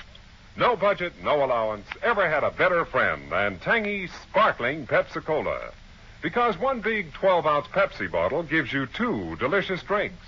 That's twice as much tangy taste, twice as much delicious Pepsi to go just twice as far. That's why more and more families say, why take less when Pepsi's best? Yes, families like yours and mine. Families all over America. They're all saying, why take less when Pepsi's best? Pepsi-Cola hits a spot. Tastes terrific when you're hot. More and better than the rest. Why take less when Pepsi's best? Today, tomorrow, always. Get America's biggest cola value. Take home a carton of 6 big Pepsi bottles. Insist on Pepsi at the store.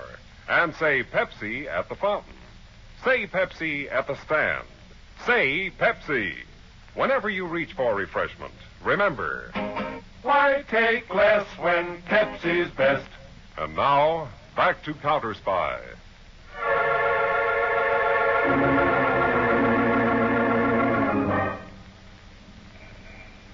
It's just after 5 p.m. in Midtown, New York. From a tall marble building, Peters, alias Harry Gordon, postal clerk, emerges to join the homeward bound throng. A man sidles up to him. Hello, Harry. What? Who are you? Guy you wanted to see. Kathy told me. Oh. Fast work. I've got my car. We'll go for a drive. That way, conversation's private. Come on.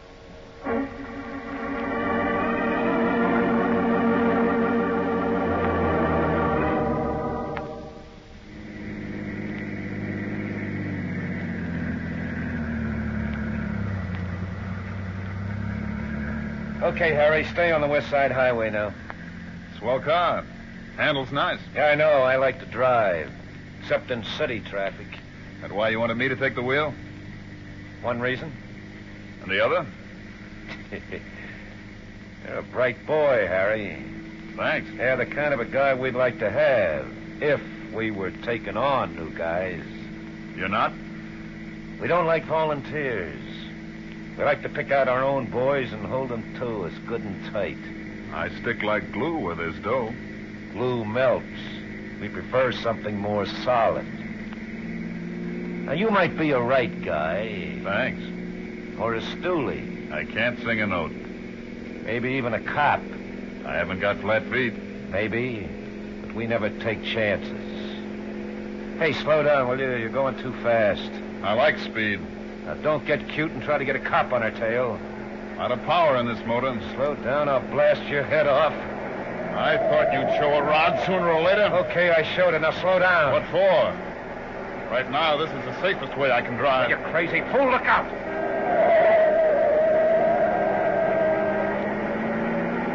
Close, huh? You don't slow down, I'll... Shoot? Then what happens to us both? The needle's pushing 70.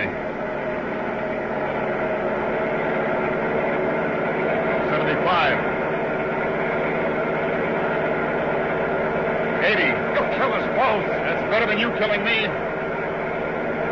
Look at the needle. It's 85. Into the car!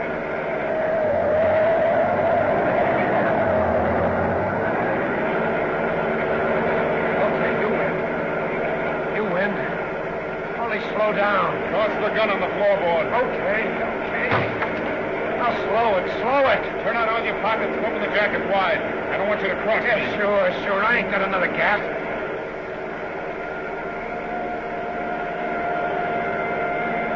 Hey, a police siren a block behind. Cops, now we are in the stew. Maybe. That's a good boy. No more guns.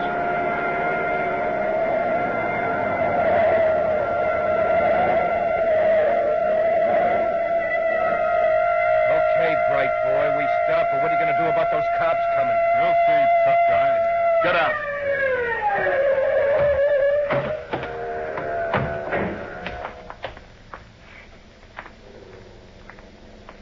Hey, what is this? Only one plainclothes guy in that patrol car. Peters, I've been tailing you since you got into this car. What a race you staged. He pulled a gun on me, Chief. The only way I could make him drop it was to speed up. Chief? Who are you guys? Counter spies. Sorry it turned out this way, Dave. It practically tips our hand. I'd rather have our hand tipped than you dead. We'll move in right away. We'll hand this fellow over to the police and then go right down to pick up Jimmy and the girl.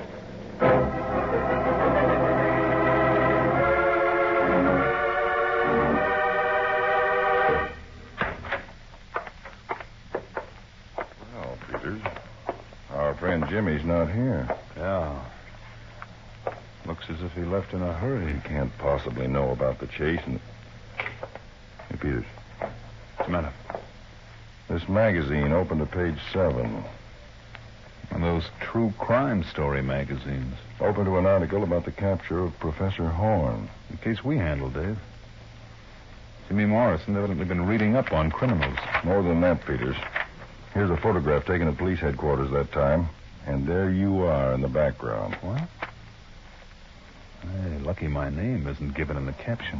Still, this picture's enough to tell Jimmy Morrison you're not the postal clerk you pretended to be. It's a cinch he saw this and lit out. He'll head for the girl first. He's soft on her. We'll go to her place then. If she's not there, then we go to the warehouse on Front Street, where the gang's been forwarding its loot.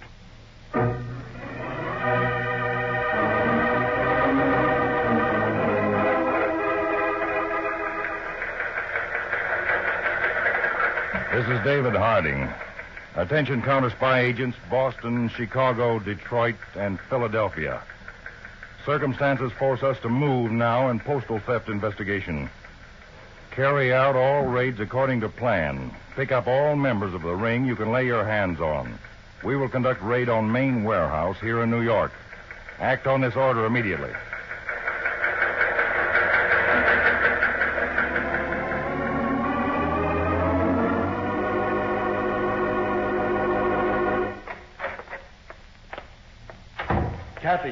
Kathy. Jimmy, I thought Frank told you never come near this warehouse. Forget Frank. We got to get out of here. What are you talking about? That guy, Harry Gordon, he's really a counter spy. Counter spy? I saw his picture in a magazine. Oh. Come on, Kathy. We haven't got any time to lose. There may be... Kathy, that last... Oh. Nick. What goes, Kathy? Counter spies. Jimmy says they're onto us. What? Nick, I thought I'd killed you. Forget it, Jimmy. We're all in a jam now together. A frame-up. Look, Jimmy. You jockeyed me into this. Yeah, kid. And you're staying in. Nick, forget the gun. We've got to stick together. That one loaded with blanks, too, Nick? Try it and see, kid. Stop it. The counter spies could be right outside this minute. Well, I'm putting it together, Kathy. At that time you telephoned me, I never gave you my number. So you didn't. You didn't even know my last name then. That's right. It was a frame. Nick played dead, so you'd be forced into this setup. Your post office is in a nice district. Good merchandise. There, you got it all. Yeah, but the funny thing is, Kathy, you didn't have to frame me. I'd have done anything you wanted me to. But I'm not doing anything more. Jimmy, we've got to get away from here. The three of us are in this now. Wrong edition, baby. Huh? Just two. You two. What? Get over there. Both of you. He's crossing us, Jimmy, you and me. How does it feel, Kathy? Don't be a sap. Do something. All Jimmy's going to do is die. Now stand there. I got a letter to type, and I'm strictly a one-finger guy. And I don't want to use it on the trigger. Yet.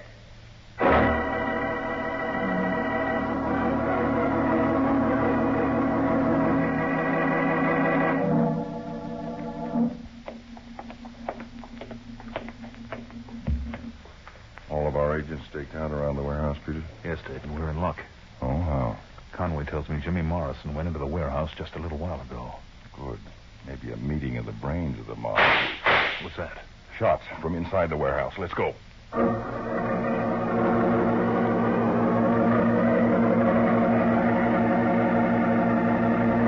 right, you men cover the main floor of the warehouse. Peters and I'll take the office upstairs.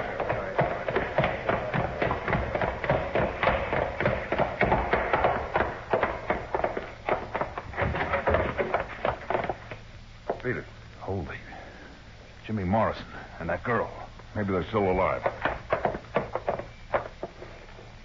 No, she's not. Jimmy Morrison's gone, too.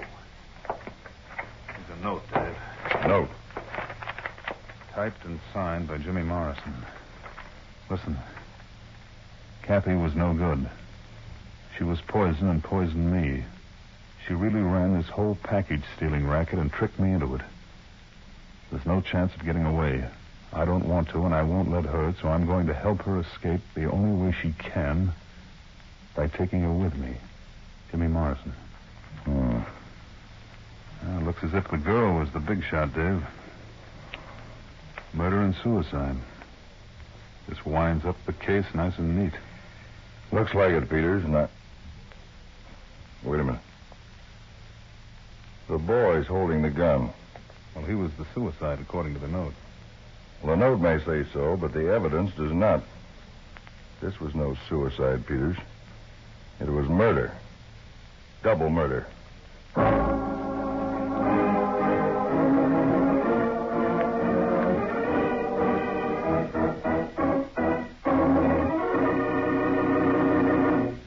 Back to David Harding in a moment.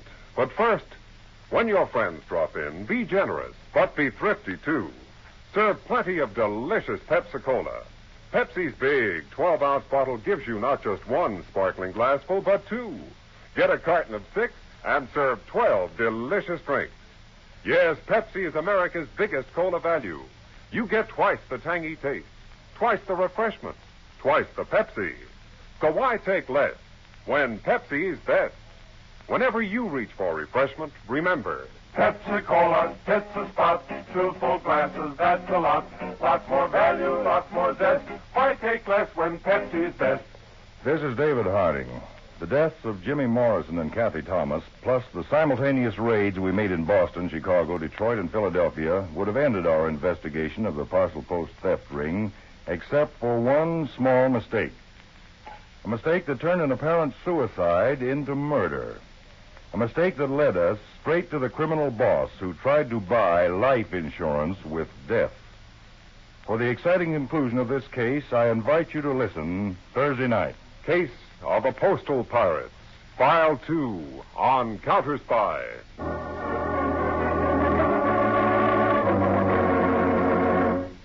Tonight's Counter Spy program originated in New York, was directed by Leonard L. Bass, dramatized by Palmer Thompson, and featured Don McLaughlin and Mandel Kramer with music by Jesse Crawford. Counter Spy is a Phillips H. Lord production for Pepsi-Cola. Enjoy some Pepsi, ice cold tonight.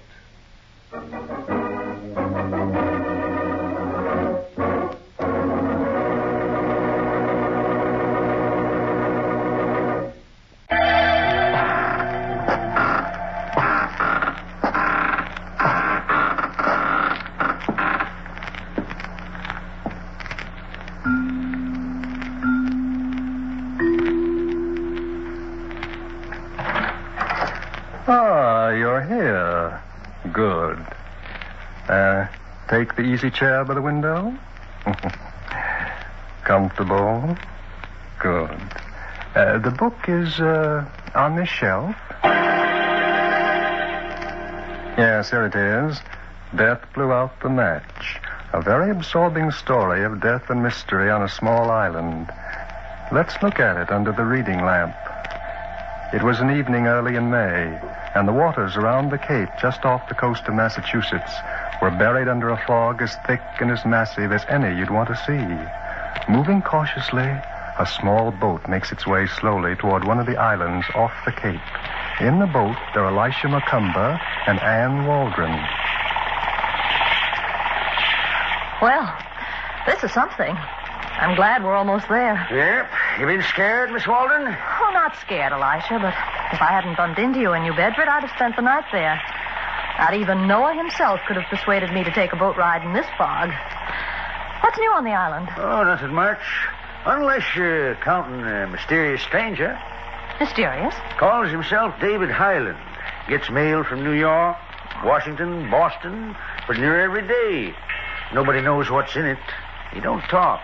Maybe he's an ex-sailor with a sweetheart in every port. This could be. But I'm chairman of the Board of Selectmen, and it's my duty to keep the peace on that island. Well, you've always managed, Elisha. What else is new? Leonard Case is there, too. Leonard? Yep. 4 weeks now. Then Myra Van Wyck must be the... She ain't. I guess Mr. Case will be mighty glad to see you, Miss Waldron. Why should he be glad? Well, I reckon the fella gets pretty lonesome with a plaster cast on each leg. Plaster cast, Leonard? Got both his legs broken in an automobile accident a few months ago. I figured you might know about it. No. No, I didn't know. Elisha, are you sure Myra isn't on the island? Mm-hmm. You're still sweet on the fella, ain't you? He doesn't mean a thing to me. Maybe not. But summer last year, when Mr. Case turned from you to that Van Wyck woman, yep. I was mighty glad the season ended without a killing.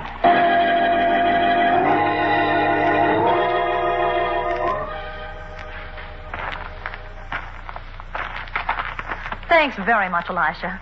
I'll go the rest of the way alone. Oh, I don't mind taking you to your door, Miss Waldron. Well, you don't have to.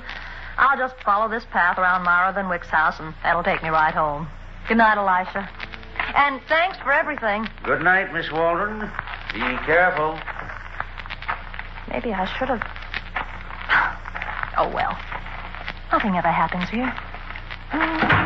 What was that?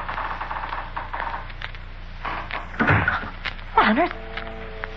At Myra's house, and it's closed tight. Someone's coming this way. Someone... Hello? Fancy meeting you here. Who are you? What do you want? You sound like a native. Suppose I answer your first question first. Who am I? David Highland. Highland? Why don't you call me David? Then I can call you... Ann Waldron. Ann. Lovely. Your house is about 200 feet from here, isn't it? Yes. Do you expect to live there alone? What business is it of yours? Just this. You won't tell anyone that you met me tonight, will you? I won't. That's what I said. Because if you do, one of us will become very useless.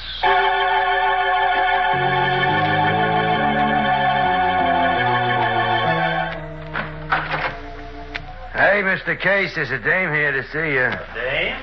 Show her in, sir. Okay, Tootsie. Help yourself to the boss. But don't make him nervous. He's in a very delicate condition. Ann! Oh, Ann, darling, I'm so glad to see you. Hello, Leonard. You look beautiful. More beautiful Hey, than Mr. Case, is it all right if I take the car and go for a drive into town? Yes, beat it. Go anyplace. I'll pick up some chow for the icebox while I'm there. You got a couple of preferences, maybe? Buy anything you like, but for Pete's sake... Okay. Well, don't look so surprised, Ann. The guy saved my life. Pulled me out of the wreck before the car went up in flames. Hang it if he doesn't turn out to be the best cook and butler this side of the Atlantic. I was hoping you'd come, Ann. You were? What do you mean? I knew you were on the island. Oh, Elisha told you. No? I saw you. From here? Hmm? But my house is... Leonard, what have you done to this room? You like? I had these walls ripped out and the glass put in their place. Nah, I don't miss a trick. I simply look through this telescope, and the island has no secrets. I see. Leonard, when is Myra coming? She isn't. Too busy in New York? I hope so.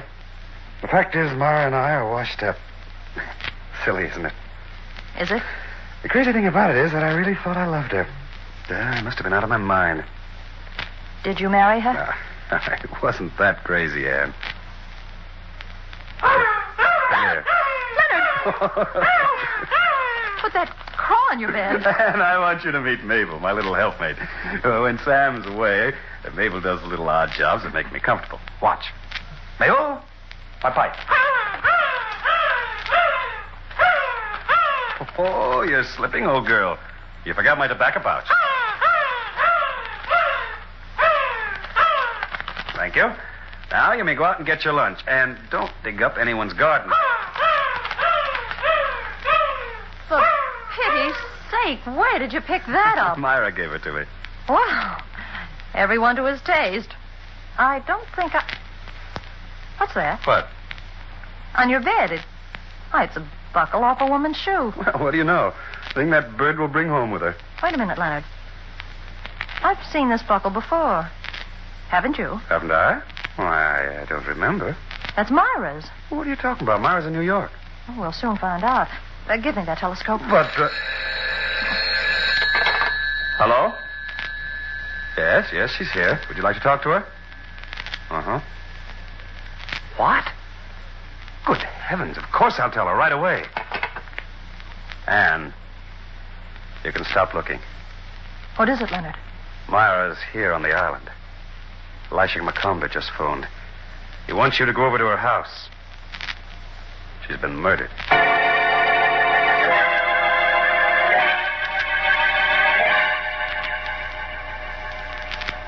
Elisha? Hey? Oh, Miss Waldron. You got here pretty quick, didn't you? I can't believe it. Myra dead. When did it happen? Sometime last night. Last night? The coroner says it must have took place between 11 and 12. That's impossible. Is it? Why? Well, it was close to 12 when I left you. I took the path that runs around this place. The house was locked up. Did you look to see? No, there was no reason for me to look. You yourself told me Myra wasn't on the island. I reckon I was wrong, Miss Waldron. Miss Van Wyck must have got here while I was in New Bedford. And that must have been it. What was that, Miss Waldron? The door. As I was passing by here last night, I heard the door open and close twice. Of course, you didn't see anyone, did you? As a matter of fact, I didn't. It's too bad. Would you like to see the body? Must I? It can't hurt you. It's right there in the living room. Come along.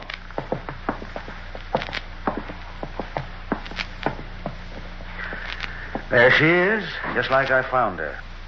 Oh, her head's almost in the fireplace. Yep. She was just about to light the fire with that match when death blew it out. You got any idea what killed her? I? Well, why should I? I thought you might have. It was cyanide of potassium. Oh, how awful. Uh-huh. But there's one thing that puzzles me, Miss Waldron. How did the killer get her to take it? I don't know, Elisha. There ain't a sign of a struggle in the room, and there ain't a mark on her body. Cyanide works like lightning. That means she was killed right here in this room. But, Elisha, you keep talking about murder. How do you know it wasn't suicide? Of course, I ain't never seen a corpse that could get up and dispose of the evidence. Maybe she chewed it. Huh? How would you be knowing about that, Miss Waldron? That piece of gum near the fireplace. I guess I must be slipping. We'll see what the coroner has to say about this gum. It was suicide, Elisha. I'm sure of it now. Why? Ask Leonard Case. He can give you all the facts. I'm asking you, Miss Waldron. I don't know them. Now, why did you send for me? I wanted to hear what you had to say in the presence of the corpse. But why me? To my way of thinking, Miss Van Wyck was murdered. And I thought maybe I ought to have a talk with the one person that had both motive and opportunity. That's you, Miss Waldron.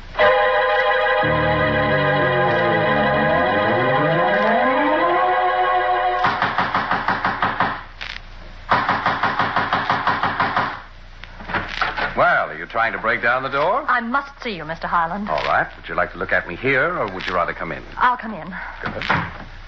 Sit down. No, thanks. Mr. Highland, what were you doing out in the fog last night? You won't call me David, will you? Will you answer my question, please? Sure. What were you doing out in the fog last night? I was going home. So was I. That makes us even, doesn't it? Not quite. Myra Van Wyck's been murdered. What? You don't say. On this quiet, peaceful island? Did you tell anyone you met me? No. Good girl. Yes. Always play it smart. But I will, Mr. Highland. Will you? Would you like to hang for the murder of Myra Van Wyck? What? Suppose I told Elisha that I saw you coming out of her house last night. But you didn't. How do you know I didn't? Well, I didn't go in after I left you. I went right home. Can you prove it? Can I? Now, look here, Mr. Highland. What are you trying to do? I don't want you to make any mistakes. You protect me, and I'll protect you. You killed Myra. Don't point, Miss Waldron. It's bad manners. Why did you do it? All right. I'm going to find out, Mr. Highland, and what you came to this island for. And when I do... Yes? That letter on the desk. That's Myra's handwriting on the envelope. Put it down. Mailed from New York yesterday. Give it back. You didn't have to break my arm. I'm sorry. It's such a pretty arm, too. And that's such a pretty neck. What are you going to do? Nothing. But if you say one word about this letter to anyone, I'm going to put a rope around that neck for keeps.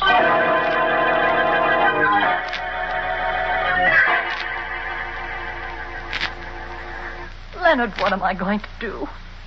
Elisha thinks I killed Myra.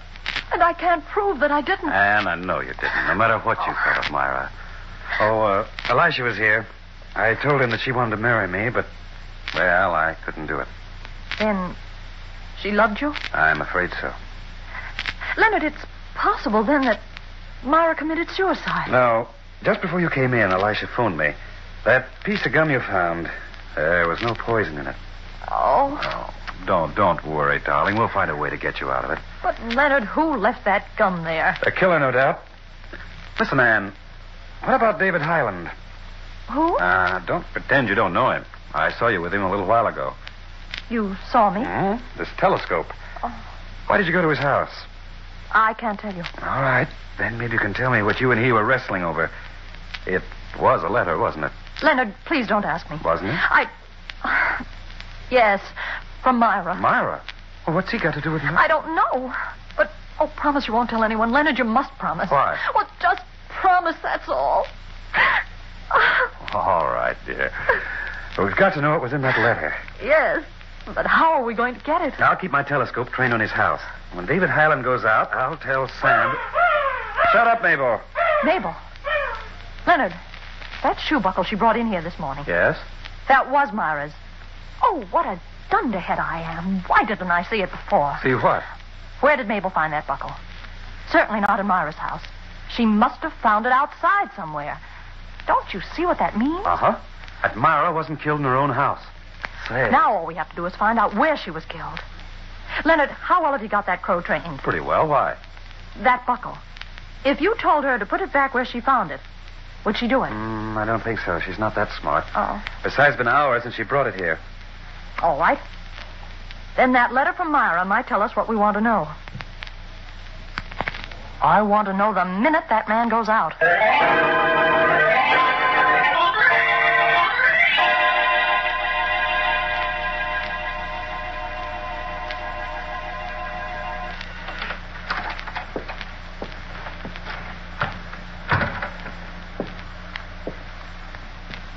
Now, let me see.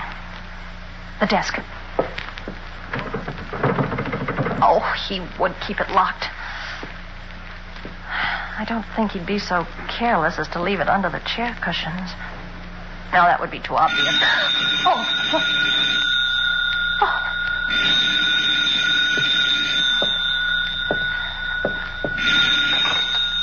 Hello? Anne.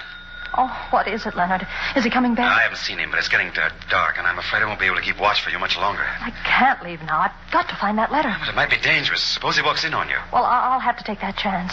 Hold the wire. I'll go look some more. All right, but hurry. The chair cushions.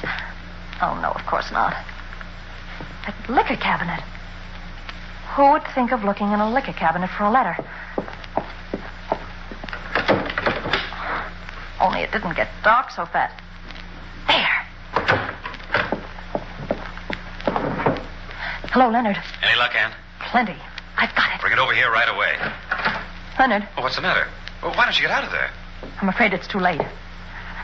Oh, Leonard, send for Elisha McComber, quick. Is it Highland? I can't see. It's dark. Get Elisha. Ann!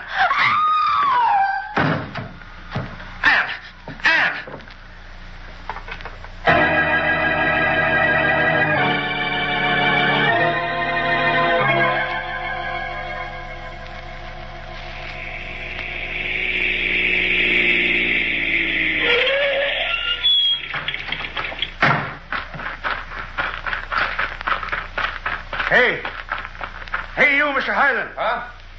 Why, Elisha McComber? What's all the excitement about? And where do you think you're going? I'm not thinking, Your Honor. I'm going for a walk. Where's Miss Waldron? Anne? She's supposed to be here? Yep. Let's go into your house. All right, if you like. While we're doing that little thing, would you mind telling me what this is all about? In time. Where is she? I don't know. When I left for the village, the house was empty. When I came back, it was still empty. She spoke to Mr. Case on the phone from here. Really? Well, perhaps I should lock my door when I go out. Do you think my neighbors would disapprove? Ain't none of my business. But this matter of Miss Waldron. Mr. Highland, would you be a gum-chewing character? Gum-chew? Sometimes. When I want to get rid of a bad taste. Now, how did you get rid of the gum? Spit it out on the floor? What do you mean? Over there, by that table. But, well, I'll Maybe be... you will a lot sooner than you'd be expecting. Are you ready to talk about Miss Waldron? Of course. Yes, I think she's beautiful. I think she's a charming girl. Now, if she were only a bit more friendly... Is that all you've got to say? No, but for the moment, it'll have to do. Mm-hmm. Well, maybe you'd better come with me. Where? To Miss Van Wyck's house. Why there? Me and my boys have given that place a mighty fine once-over. Somebody that done a killing could think that we'd have no more reason to go back there. But we have, Mr. Highland. Come on.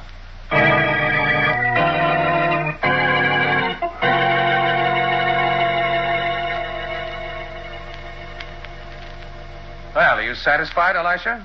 There isn't a trace of Ann Waldron upstairs or even down here in the cellar. I ain't through looking yet, Mr. Highland. Where do you expect to find her? In the coal bin? Maybe. Hand me that shovel. All right, but On the other hand, maybe you better do the shoveling. Hmm? I can keep an eye on you that way. Well, anything to make a selectman happy, especially if he's the chairman of the board. You're a mighty calm young fella, ain't you? Pretty sure of yourself. I was brought up right. What do you know about Miss Van Wyck? She's dead. The postman mentioned that you got a letter from New York this afternoon. It was in a woman's handwriting. I get lots of letters. From dead people? And you can never tell about that, Elisha. Sometimes you can swear a person is alive, and then after you've known him for a while, you But this change your letter, mind. Mr. Highland, the postman had an idea it was in Miss Van Wyck's handwriting. From what he remembers of her handwriting. I didn't kill her, if that's what you're leading up to. Yep, that's what I'm leading up to. You got that letter? Nope. That'll suit yourself, Mr. Highland. You don't have to talk now. Wait a minute. Huh? That suitcase, it was buried in the coal. Well, I'll be swan. Open it. Jumping Jehoshaphat. Jewels. Diamonds. Well, there must be $1 million worth. So that's it. That's why Miss Van Wyck was killed. Uh-huh. She come back here too soon. Whoever was hiding this stuff here figured that she'd be in New York, maybe. And maybe not, Mr. Highland. No? Maybe that person knew she was coming back. Maybe him and Miss Van Wyck were sort of partners in a business that wasn't legal. Does that make sense to you, Mr. Highland? I don't know. I don't go in for guesswork. How about cyanide of potassium? You're singing way off key, Elisha. But you've got the right tune, ain't you? Put your hands up, Mr. Highland. All right. Now, just you walk up them stairs. And no monkey business, my friend. I got an eye like an eagle.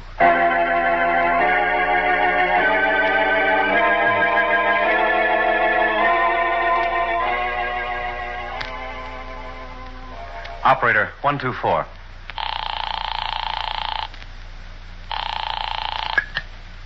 Hello? Elisha, this is Leonard Case. Have you found Ann Waldron? No. Oh, good heavens, what are you doing about it? I got searching parties out all over the island. But what about David Highland? It was from his house that she called for help. He'll talk, Mr. Case, about Miss Waldron and about Miss Van Wyck, too. You mean that he killed Myra? Yeah? Well, Mr. Case. Yes? The folks here in the village tell me your car's been parked all day by the general store. I know. My butler, Sam Ray, took it this morning. Send him back if you see him, will you? Ain't nobody seen him since 2 o'clock this afternoon. I reckon you'll have to be advertising for a new butler, Mr. Case. Oh, that's ridiculous. Sam wouldn't quit me without notice. Maybe not, but he ain't on the island.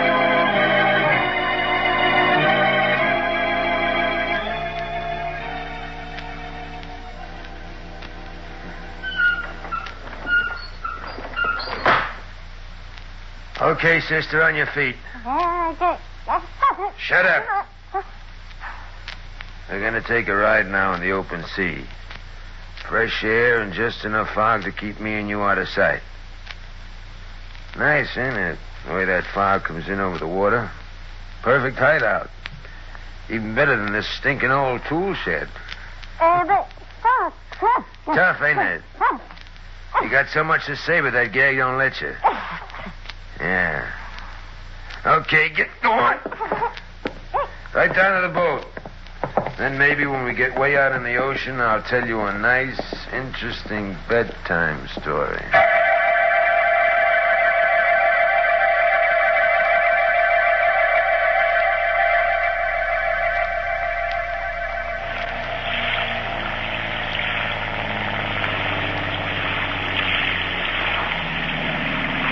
Okay, baby, this is it. Yeah, you're dying to talk, ain't you? Okay, I'll take off the gag. Yeah, you can scream, too. There ain't a soul around here to hear you, 8 miles offshore. Sam Ray, when Leonard Case finds out about this, What's he gonna do, fire me? he'll... What have you got against me? Why did you bring me out here to kill me? I don't like snoopers, baby. But I was only trying to protect myself. Elisha McCombs suspected me of killing Myra Van Wyck. I didn't do it. I had to find out who did. So you went after a letter? I thought it might give me a clue. Yeah, Did that letter contain any evidence, Sam? plenty. What kind of evidence? You're sure a dame, ain't you? Well, you can't be afraid to tell me now. I'll never have a chance to... Will I? How right you are. Well, are you going to tell me, or aren't you? Baby, that letter meant the difference between $1 million and zero. That Highland guy... Then he was mixed up with the death of Myra. Shut up. What's the matter? Listen. There's a boat out there. If you make one sound... You listen. Are you dirty little... I'm going to finish you off right now and get out of here. Get away from him, Miss Waldron. Get down in that boat. Go ahead, Elisha. Go ahead.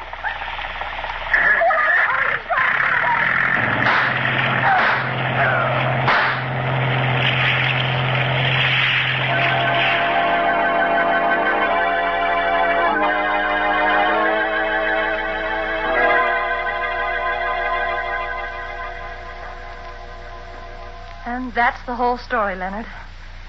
If it hadn't been for Elisha, I'd be at the bottom of the ocean now. And, darling, I don't know what to say to you. I feel as though it's all my fault. Nonsense. But Sam worked for me. I trusted him. How was I to know that he was a diamond thief and that he'd killed Myra? He did kill Myra, didn't he, Elisha? I reckon so. We got no way of knowing now with him at the bottom of the ocean. Well, all I can say is thanks for saving Anne. Now, how about a party to celebrate? Sam gone, I guess we'll have to rely on Mabel to do the honors. Mabel! Candy, Mabel, for the lady. If she could only cook. Mabel! She flew out the window. Leonard, she's flying toward Myra's house. Candy for the lady, eh, Mr. Case? I don't understand what got into that bird. She's never disobeyed orders. And I reckon she ain't disobeying them now. She's flying to the only lady she knows. All right, Mr. Case, you can talk now. If you got a mind to. But I got nothing to say. That's your privilege. But you killed Myra Van Wyck by sending that bird out last night with a piece of poisoned candy. And you done it because you knew the lady would take the candy from the bird, maybe as an omen of reconciliation. Miss Waldron, did you know that Mr. Case and Miss Van Wyck was husband and wife? Married? Yep. I asked the police in New York to do a routine check on Miss Van Wyck, and they come up with the dope. Leonard. All right, so what? I didn't want her around. I told her to stay away from the island, to leave me alone. And you had good reason to. She might have found them diamonds in her coal bin. That would have been too bad, wouldn't it, for you?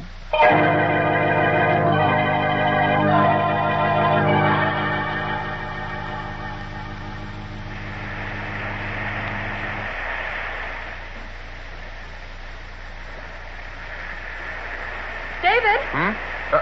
Anne. Well, what brings you down to the beach at this hour of night? You. And some of the things you can explain to me about Leonard. Oh. Well, Leonard Case was a smuggler. Sam Ray worked for him. So did a lot of others. It was my job to round up the gang from the top down. Your job? Mm-hmm. I'm an agent of the Treasury Department. Oh. Well, that tells me a lot. Oh. Well, that's why I had to be so tough with you on occasions. I couldn't take the chance of being implicated in a murder. I would have had to explain my position to Elisha. But he's an officer of the law. Rounding up a gang of smugglers was my job. Finding a murderer was his. Yes. But what about that letter you received from Myra? That, my dear, was an authorization for me to enter her house and search it. Oh. Oh! What a... What a little dope you are. Mr. Highland. David. Come on, let's take a walk.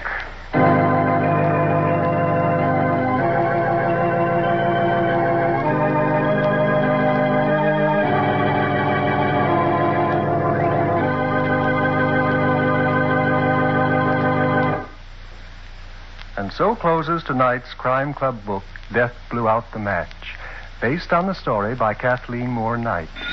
Stedman Coles did the radio adaptation. Roger Bauer produced and directed. Oh, I beg your pardon. Hello, I hope I haven't kept you waiting. Yes, this is the Crime Club. Well, I'm the librarian. Yes. Come over a week from tonight. Good.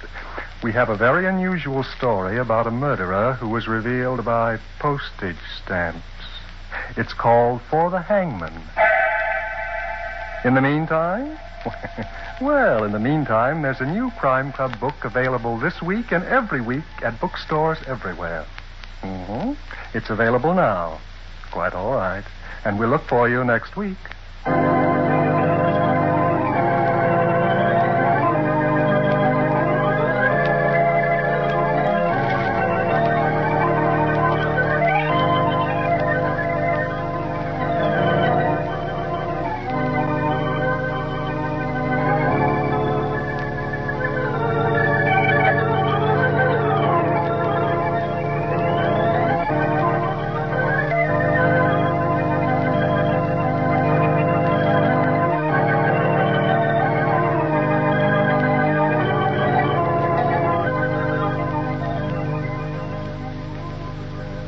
This program came to you from New York. Mutual's Mystery Hour continues immediately after station identification with a casebook of Gregory Hood.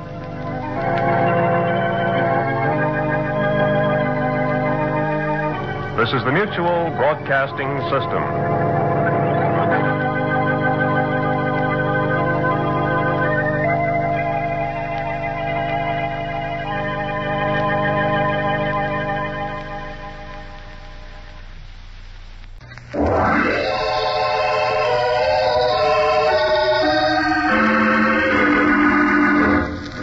Danger, Dr. Banfield.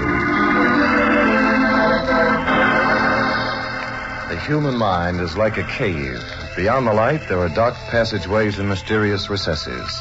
I, Dr. Daniel Danfield, have explored those unknown retreats and know their secrets.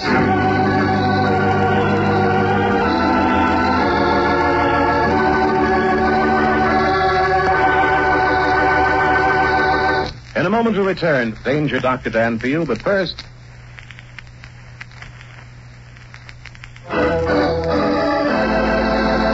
Dr. Daniel Danfield, authority on crime psychology, has an unhappy faculty for getting himself mixed up in hazardous predicaments.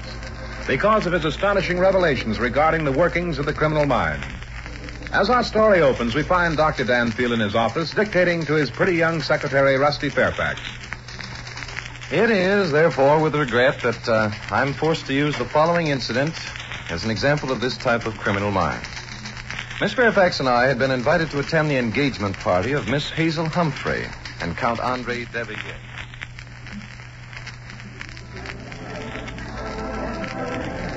Oh, there you are, Danfield. Enjoying yourself? Indeed I am, Mr. Humphrey. It's been a long time since I've seen so many celebrities at one gathering. Well, you notice any criminal types among them? Yes, as a matter of fact, there are quite a few. What? Well, who, for heaven's sake? It would be hardly discreet for me to single out those among your friends whom I believe to have criminal tendencies, Mr. Humphrey. Oh, but look here. You can't just make a sweeping statement like that and then refuse to... I'm sorry, Mr. Humphrey, but unless you can tolerate sweeping statements, you shouldn't ask sweeping questions. Well, I see. I think we'd better understand each other, Mr. Humphrey. I strongly suspect that you invited Miss Fairfax and myself to your weekend house party because you're secretly amused by the nature of my work. Really, Danfield? I take my work quite seriously, you know, Mr. Humphrey. I intend to be honest in my opinions also. Otherwise, I could hardly hope for success. Honesty is the best policy, don't you think? Of course, of course. And now that we've reached an understanding, Miss Fairfax and I would be happy to leave if you feel it. Oh, not at all. Oh, look here, Danfield. Perhaps I owe you an apology. No. Frequently I run into this sort of thing. It's often necessary to point out to my friends that I'm not an entertainer, but a professional man. Quite. As a matter of fact, Danfield, I'm rather glad you're here. Oh? My wife is wearing her diamond pendant. It's quite valuable, you know. Oh, indeed, I do know. The Humphrey pendant is famous. I understand it's been evaluated at $100,000. Yes. And now that you've mentioned that, that there are criminals present... Oh, you misunderstood me, Mr. Humphrey. I didn't say there were criminals present. I said there were many people present who possessed criminal tendencies. Well, it amounts to the same thing. By Jove, now I am alarmed. I think perhaps I'd better warn Edna and suggest that she... Well, here's the young lady. Yes. Some party, eh, Dan? Oh, hello there, Mr. Humphrey. Hello. Oh, yes, of course. You're Miss Fairfax, Danfield's secretary. I'm sorry I didn't... Oh, don't apologize. With this gang, I don't blame you for forgetting the names of half of them. Or do you know them all? No, I'm sorry to say I don't. Now, if you'll excuse me, I must find Edna. What's the matter with him? Am I poison or something? Mr. Humphrey is disturbed over the fact that his wife is wearing her famous diamond pendant, Miss Fairfax. Well, why shouldn't she wear it? What kind of a bang can she get out of owning the thing if she keeps it locked away in a safe all the time? Oh, Miss Fairfax, I'm afraid you'll never understand human nature. Some people enjoy possessing valuable articles, even though they may never see them. Maybe you're right. Maybe I don't know much about human nature, but I know an unhappy bride-to-be when I see one. Oh? And to whom are you referring, Miss Fairfax? Hazel Humphrey. Who else? Hazel Humphrey? The young lady whose engagement is about to be announced? Oh, come, Miss Fairfax. Hazel Humphrey is making an excellent match. Who says so? Why, everybody. The papers have been full of it. Have they? And how do the papers know how a girl feels deep down in her heart? I haven't the remotest idea how the newspapers happen to know such things, Miss Fairfax. Yet I must confess that they publish facts with an air of assurance. Well, this time they missed the boat. Take a look over there. Over where, Miss Fairfax? Over there near the doorway to the dining room. See that tall blonde girl talking to the short man with a mustache? Oh, yes. What a gorgeous creature. You would notice that. Well, anyway, that's Hazel Humphrey. And the person she's talking to is Count Andre de Villiers. Is it really? Well. Does she look happy to you? I see what you mean. She doesn't seem to be playing the role of the ecstatic bride-to-be, does she? Oh, well, probably a lover's tiff. Lover's tiff, my foot. She doesn't want to marry the guy. Her mother's driving her into it because Count Fatso has a title. Oh, Dan, can't you do something? Do something? I? Come, Miss Fairfax. Let's be serious. I am serious. Look, you're supposed to know all there is to know about human nature and human instincts and all that sort of thing. Why don't you get in there and help that poor girl out? Miss Fairfax, must I remind you that... Oh, yes, I know. You're only interested in the criminal mind. All right. It's criminal if you stand to one side and let that poor girl fall into the clutches of that money-grabbing phony. That's quite enough, Miss Fairfax. I'm not conducting an advice to the Lovelorn Bureau. I haven't the faintest interest in whether Miss Humphrey marries Count de Villiers or whether she jumps from the Brooklyn Bridge tomorrow at dawn. Now, is that clear? It certainly is. And a lot of other things are clear also, Dr. Daniel Danfield. It's clear that you're stubborn and selfish and that you can't see beyond the end of your nose. Miss Fairfax. It's clear that I was a fool to have ever hoped that someday you might thaw out and act human. Act human? It's clear that I think you're a prude and that someday I hope you fall in love and learn what it's like.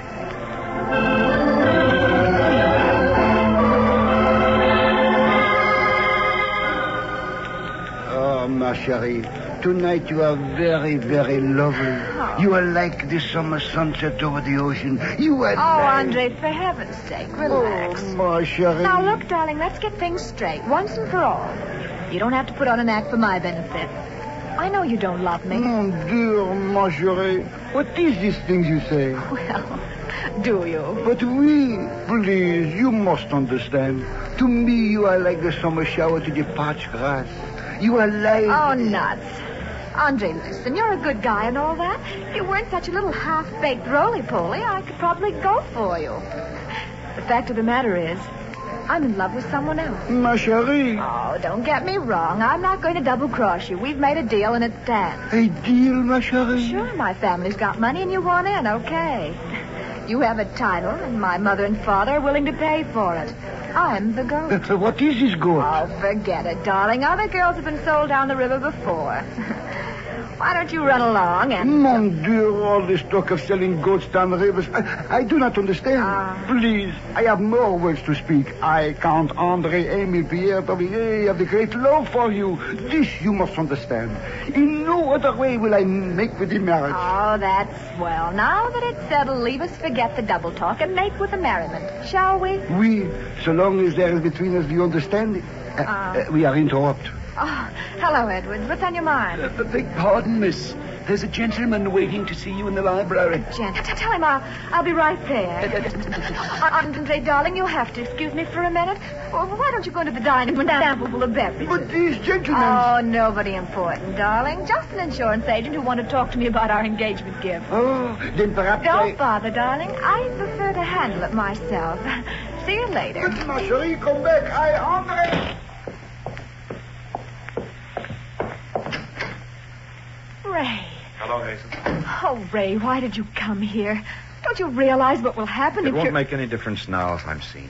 No difference? But, Ray, I came to say goodbye, Hazel. Goodbye. Oh, Ray, you mustn't talk like that. You mustn't. Sorry, darling. I've thought it all over. It just won't work with us. It wouldn't be fair to you. Oh, now stop it, Ray. You don't mean that. You can't mean it. Now, listen to me, Hazel.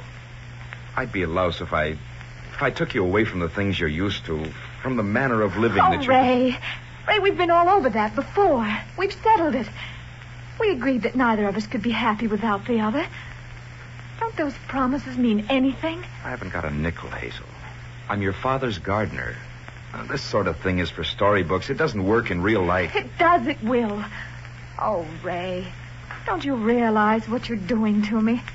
It's only because of you that I've been able to go through with all this engagement business. Tolerate the sentimental mush of that detestable little Frenchman. Devilier's your type. He can give you what you want. He isn't my type. He can't give me what I want. I'll not marry him whatever happens. Hazel, you've got to. Have I? Oh, Ray. Have you stopped loving me? Is that it? You know it isn't. I'll never stop loving you. Well, then there's only one answer, darling. We'll have to go through with our plans, because if we don't, I'll make a worse mess out of things. Oh, Hazel, do you mean that? Oh, every word. Oh, my darling. I hope that's what you'd say. Oh, Ray. Hazel, the idea. Oh, Mother. So this is what's been going on. Hazel, I'm ashamed. Oh, just a minute, Mrs. Humphrey. It isn't Hazel's fault. That's quite enough, young man. Go back to your quarters at once. Pack your things and get out. No. Ray, you stay here, please. Hazel, how dare you defy me? Well, I'm sorry, Mother. I hoped we could avoid this scene. I hoped it would be all over before you found out. Found out what? I'm not going to marry Count Davillier, Mother. Hazel. I'm going to marry Ray. Hazel, are you out of your mind? No, I'm quite sane. I can't help it. It's Ray I love, and it's Ray I'm going to marry. Is it? We'll see about that. Well, Raymond, are you going to obey my orders? I'm sorry, Mrs. Humphrey. Leave this house at once. When I do, I'm taking Hazel with me. Why, You pauper. Oh, Mother. And you, my own daughter. Is this the way you express your gratitude? After all your father and I have done for you? Giving you every advantage? Sending you to the best schools? Arranging for you to meet the right people? And now this. Oh, Mother, I know I'm grateful for what you've done for me. Only sometime I've got to begin living my own life. Doing things that I think are right. Things that you think are right. Do you think it's right to hold a clandestine meeting with your sweetheart at your own engagement party? Do you know how much this party is costing your father and me? No, and I don't care. I didn't want the party, and you know it. What? It was your own doing. I've told you 1,000 times I didn't love Count Davillier, that I wouldn't marry him.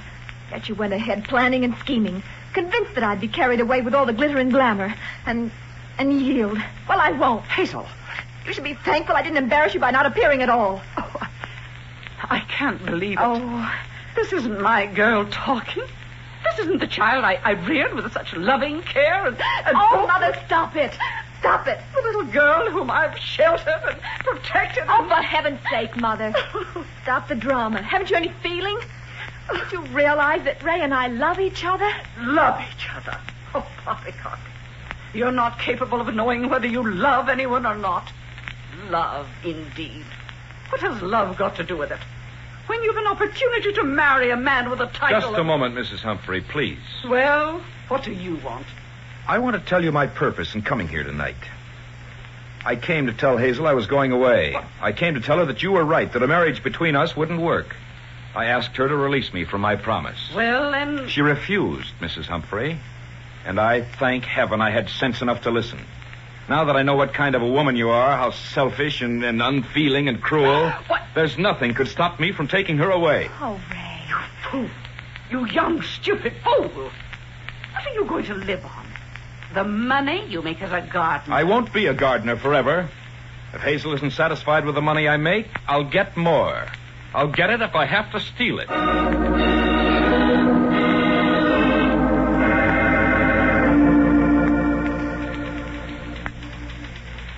Had I known of the foregoing incidents at the time the diamond pendant was stolen, it would have helped immeasurably in apprehending the criminal.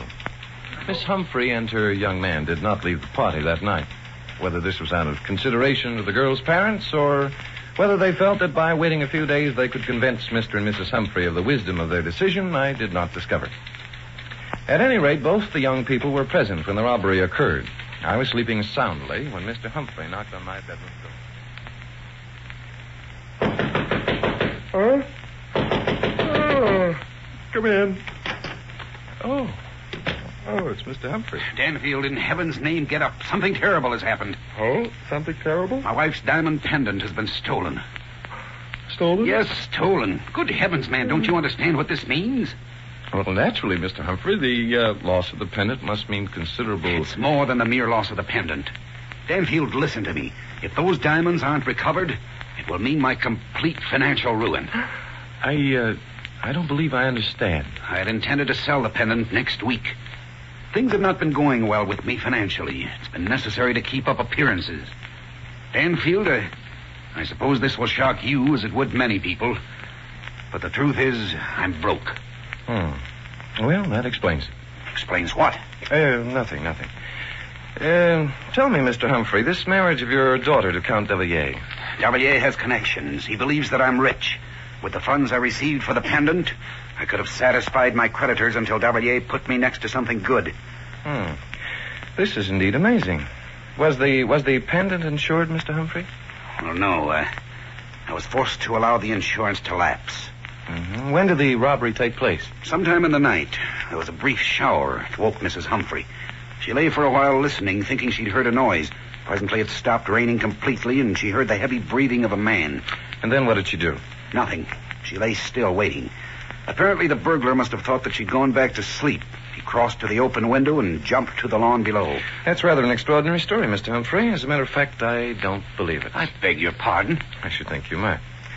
I suppose Mrs. Humphrey screamed and aroused the household, demanding everybody's arrest? Why, no. She told no one but me. I rather thought it best to keep the thing quiet until you'd had a chance to investigate. Now, look here, Danfield, if you're suggesting that last statement interests me, Mr. Humphrey. Tell me, did your wife recognize the figure that jumped from the window? Why, no. That is, she rather thought at first that it was our gardener, a young man named Raymond Arrow, but she was by no means sure. Ah. What do you mean, ah? Nothing, just, where is your wife now, Mr. Humphrey? She remained in bed. The experience upset her considerably. I've sent for Dr. Chandler. I see. Now, will you please tell me the time? Time? Why, it's 6:45. Thank you, Mr. Humphrey. If you wake Miss Fairfax and ask her to join me outside in 15 minutes, I think I shall not only be able to identify your thief, but recover your wife's diamond pendant.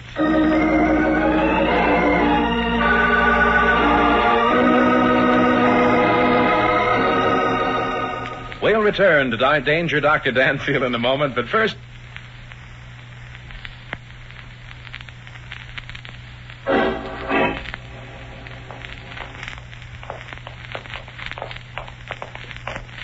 It seems to me you were bragging too much when you told Mr. Humphrey you'd recover the pendant for him. Oh, really, Miss Fairfax? Yes, really.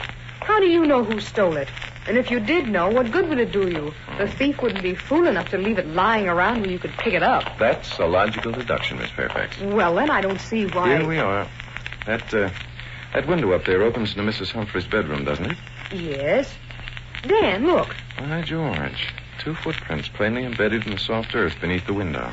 And they're deep enough to have been made by a man jumping from the window above. Yes, indeed they are. Miss Fairfax, look.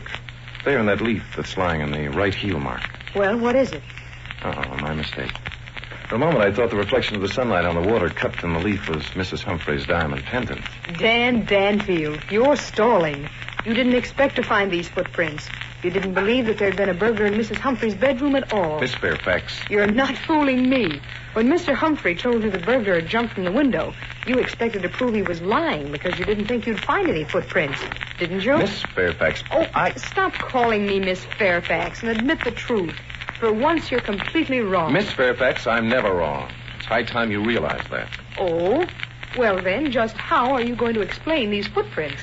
If you'll come with me, I'll show you not only the pair of shoes that made those footprints, but the man who owns them.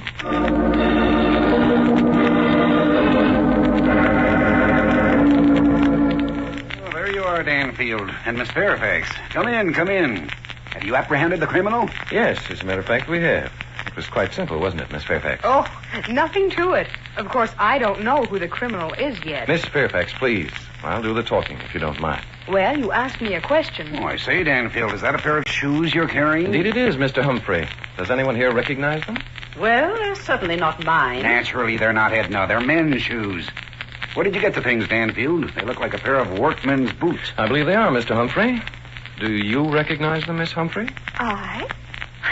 Well, why should I recognize them? Of course not. I've never seen them before in my life. Oh, pardon me, Miss Humphrey, but you sound altogether too definite. I think you've seen these shoes before and on many occasions. They belong to your gardener friend, Mr. Raymond Arrow. Oh. So, the gardening man wears shoes, does he? Most anyone would wear shoes, my friend, when he plans to jump to the ground from an upstairs window. I knew it. It was that gardener who stole my pendant. It wasn't. It couldn't have been. So, this gardening man with the cone is also a thief. Ma chérie, at least I can't... Oh, Andre, for pity's sake, be still. Ray didn't steal the pendant, and this Danfield person or anyone else can't prove that he did. Dan, are you going to let her talk to you like that? Miss Fairfax, please.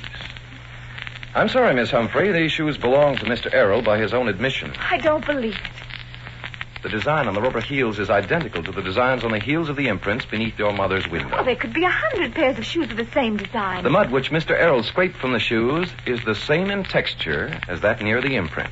Right, Miss Fairfax? I guess so. Never guess, Miss Fairfax. Be specific. Why should I? You don't pay any attention to me. Just a moment. Danfield, there's something amiss here. For some reason or other, you're stalling with a lot of nonsensical Stalling, chatter, but... Mr. Humphrey? Yes, stalling. If Errol is guilty, why haven't you...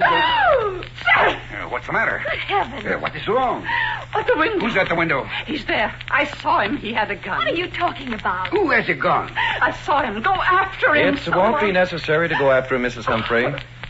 Come in, Mr. Errol. Oh, Ray. Hello, darling. Sorry I had to frighten your mother so. Errol, was that you outside the window? Yes, sir, it was. What's the meaning of this? Dr. Danfield, arrest that burglar. I haven't the authority to arrest him, even though he were the thief, Mrs. Humphrey. What do you mean, even though he were the thief? He is the thief. You've already proved it. Oh, darling, I knew you didn't do it. Danfield, will you be good enough to explain what this is all about? If given the opportunity, I'll be glad to, Mr. Humphrey. There's no need for any further... Be still, Edna. Well, I think, Mrs. Humphrey, your husband's suggestion is a good one. The more you talk, the worse you make it for yourself. why, the idea... Ever Seth, since your husband told me of the man jumping from your bedroom window, Mrs. Humphrey, I wondered why you didn't scream when you saw it happen. I didn't scream. Yes, you see, there's not one woman in a million who would lie in a bed and watch a strange man prowl about a room and then see him jump from her window without raising her voice by a scream. Oh, nonsense. You'd rather gave yourself away, Mrs. Humphrey, when you glimpsed Mr. Errol's face outside the window a moment ago. Of course, the reason you didn't scream last night when the prowler was in your room is because you knew his identity and knew why he was there. The idea... Edna, is this true? Who was this man? I am Inshal. I shall at once leave. You'll stay right here until we get through with you. Keep your hands off me, corn-gathering man. Take it easy, mister. Why don't you challenge him to a duel, Frenchie? Oh, it was Andre who was in Mother's room. Mother and Andre conspired to make it appear as though Ray were a thief. I wouldn't marry him. Oh, Mother, how could you? Edna, is this true? Speak up. Yes. Yes, it's true. I didn't want her to marry Ray. I wanted her to marry Andre because he had a title and... And the pendant? Where is it? It's in my room. I hid it there so everyone would think that Ray had stolen it. Positively, I am Inshal. One more minute longer, I will not stay here. I count Andre... Frenchie, with apologies to the good neighbor policy, here's a little memento that you can take back overseas with you.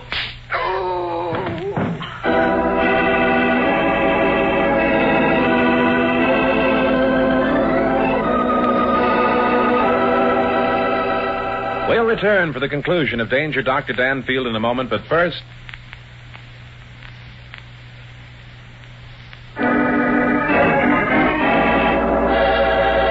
Now for the conclusion of Danger Dr. Danfield.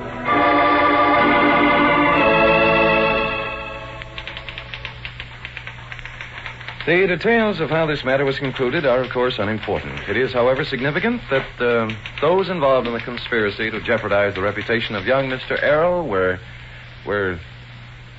Well, Miss Fairfax? Don't your lecture classes ever get bored, Dr. Danfield? Bored? My lecture classes? Come, Miss Fairfax, whatever put that idea into your mind? Because you're always feeding them this double talk about criminal potentialities and the workings of the criminal mind. Well, Miss Fairfax? Why don't you make it a little spicy? Tell them about how Hazel and Ray eloped the next day and the old lady finally broke down and admitted that she didn't want a title anyway. But, Miss Fairfax... Tell them when Ray found out that Frenchie'd swiped his shoes and what he'd used them for, he socked the guy again, which pleased everybody. Miss Fairfax, it seems to me that... And then tell them how you knew that the old lady was lying when she gave out with that story about a burglar jumping out of her window. She wasn't lying. Count de Villiers did actually jump from the window so that we'd find his footprints. Well, I know that, but it seems to There me... was merely a discrepancy in Mrs. Humphrey's story which aroused my suspicions. You see, she told her husband that she lay awake until it stopped raining completely. Then she heard a man's breathing, and then she saw him jump from the window. Well? Why, Miss Fairfax, you yourself saw the raindrops on the leaf that we found in the footprints. The sun shone on them, which made me think for a moment we'd found the lost diamonds. For gosh sake. Now, do you understand, Miss Fairfax? Why, sure. If the burglar had jumped from the window after it had stopped raining, there wouldn't be any raindrops in the leaf, would there? Quite right, Miss Fairfax. Now, shall we continue? Oh, let's not. Let's not. Dan, aren't you ever going to learn to be human? Human? Miss Fairfax. Rusty, would you lift your chin just a little bit higher? Yes, that's fine. Now. Wow. How human can a guy get? Miss Fairfax, I see what you mean.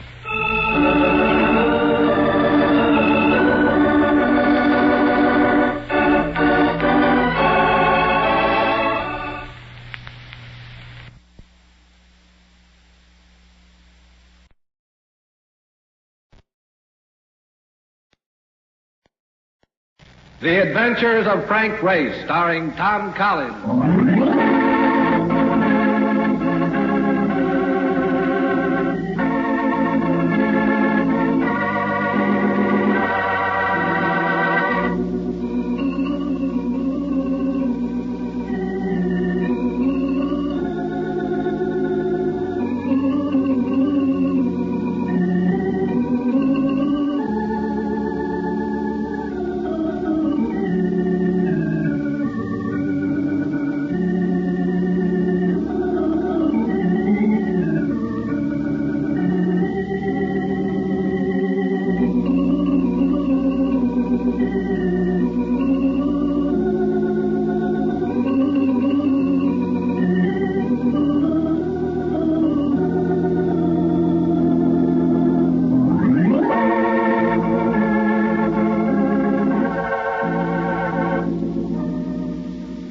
things were changed during the war. The face of the earth was altered, and the people of the earth changed. Before the war, Frank Race was an attorney, but he traded his law books for the cloak and dagger of the OSS. And when it was over, his former life was over too. Adventure had become his business. The Adventures of Frank Race.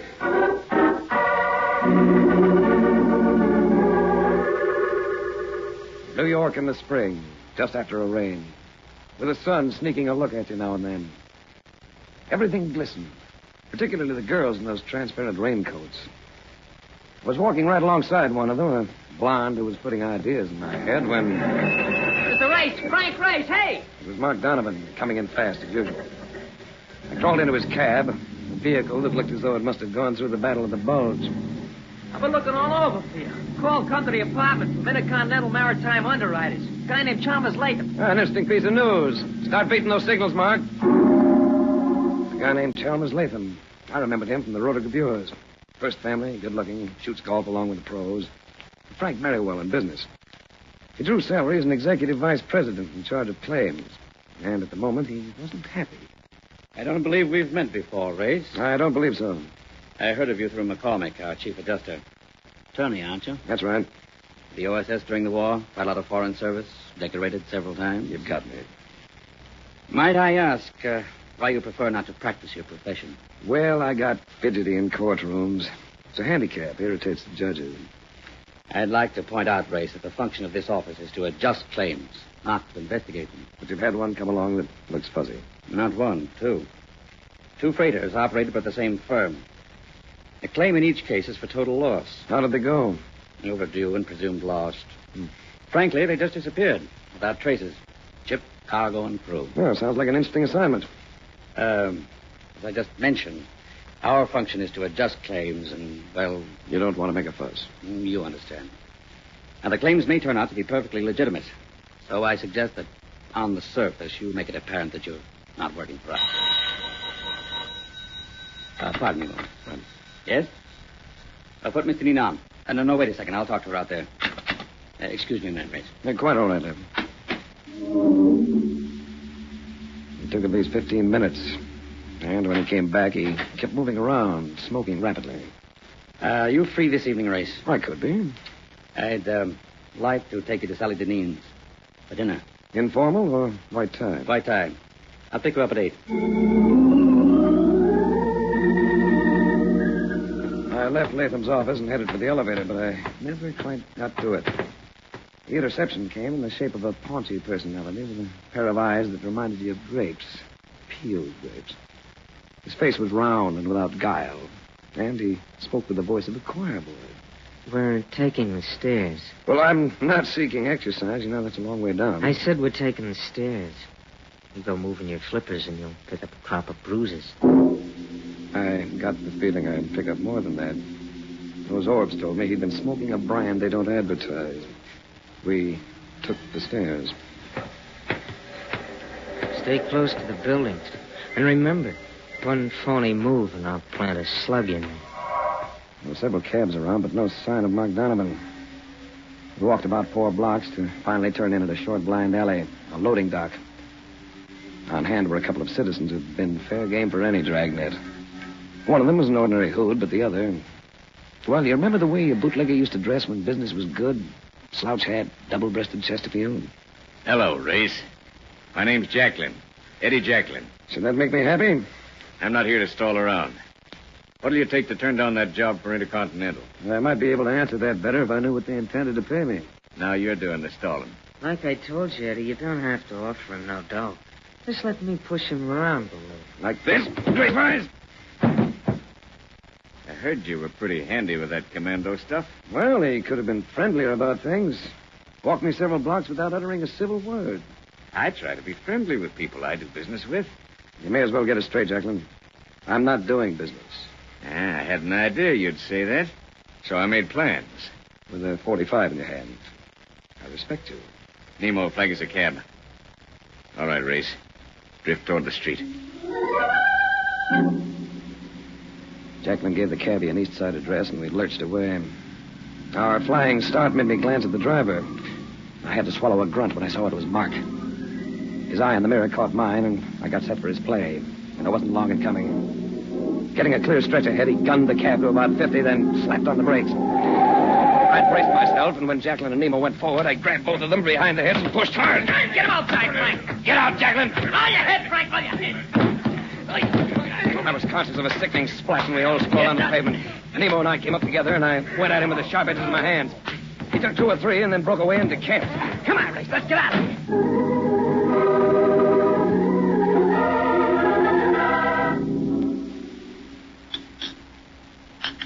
Fine fare you turn out to be. Wait for me, says the man. And that is the last I see of him. Well, if you'd been watching, you'd have seen me come out of that building with a gun barrel bruising my backbone. I took 5 minutes maybe to snag me a cup of coffee. How much coffee do you drink in a day? This is only my 9th cup. Since noon, that is. Why don't you have some more? Mark, do you know about a family named Deneen? Oh, the big shots. Yeah, I know. Followed them around once or twice. There is a girl that's a pip. Do they own ships? That's right, sure. The girl and her brother had a big court fight in 44.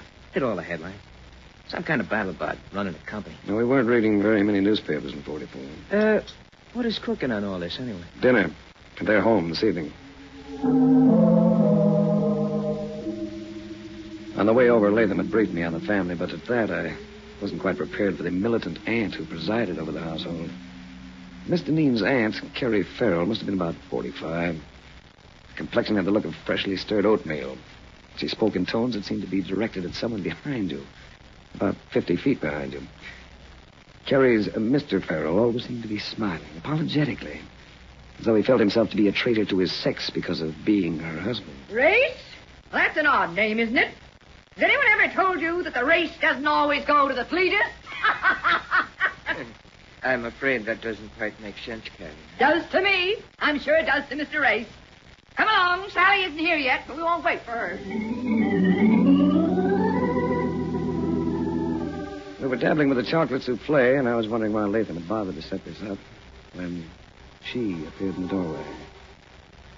You know, the loveliness of some women affects you gently, like the sampling of fine wine. With Sally Deneen, it reached out and took you by the lapels and said, "Look at me." She wasn't a blonde. She didn't need to be. Not with that coloring. Not with that thick, dusky hair. Her eyes were large and sultry. When they settled on me, I wasn't conscious of where I was. Sorry I'm late, everybody. Hello, Chalmers. What have you been doing lately? Fretting about your ships? Oh, bother the ships. Yeah, that simply amazes me, the way you all accept the situation so resignedly. What else can we do, Chalmers? None of us here knows a thing about shipping. Bob does, or should.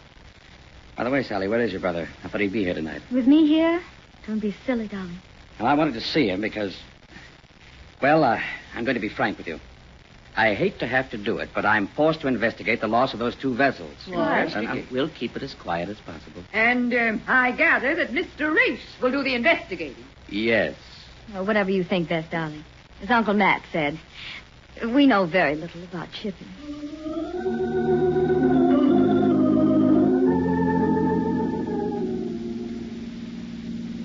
Nice dinner, Latham. I enjoyed it. What did you think of them? Interesting people. Do they share ownership of the company? Sally and Auntie and Brother Bob. Farrell is in only to the extent of marriage. How are they financially? I'm not sure. You see, Race, I have an emotional interest in their affairs. Yeah, I caught that. How soon can you leave for San Francisco? That's where the ships are? Most of them. Well, I'll be phoning for a reservation while I change my clothes. Good. And, Race, there'll be a $1,000 bonus if you make good use of that discretion of yours.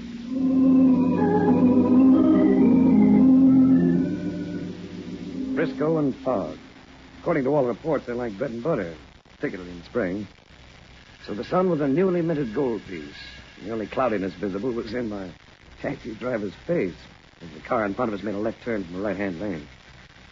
The cabbie dropped me at a hotel that matched the weather, the Mark Hopkins.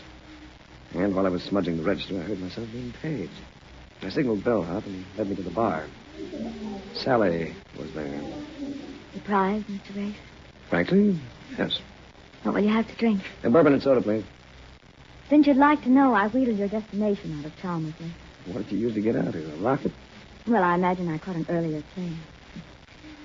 trust I don't look travel worn. You look... Well, if you don't know how you look, you're not the girl I think you are. As a compliment, I'm afraid that one is tinged with cynicism. No, I'm not being cynical. I may get that way later, but I'm not now. I like you, Ray. You mind? What about Latham? Will you believe me? If you level. I'm leveling, Ray. Chalmers doesn't know I'm not interested. It isn't my fault. It's good enough for me. Let's drink to the new cities. New acquaintances. Let's drink to ours.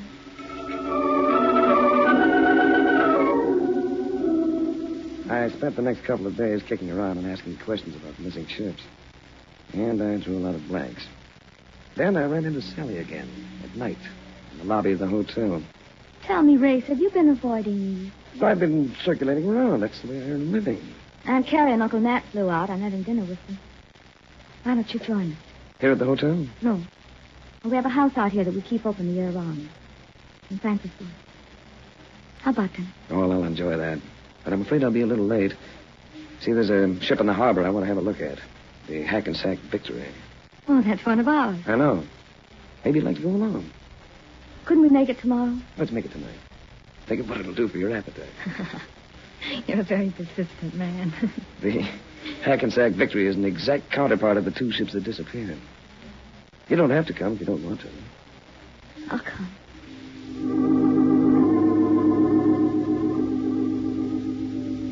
We found the Hackensack Victory with the gangplank down. When we reached the deck, I led Sally aft to a cabin door that bore a brass plate, identifying the quarters as belonging to the master. The captain may not like this. Don't happen to know him, do you? To the best of my knowledge, I've never even seen the man. Now, what do you want? We just thought we'd like to have a look around. Now, we've got no time for sightseers. Captain, this is Miss Sally Deneen, one of the owners. Now, how would I know that? Maybe you'd like to see her drive this I'm not interested. I'm sorry, but you'll have to go ashore. I think we better do that, Race. He's perfectly within his rights. All right, Sally.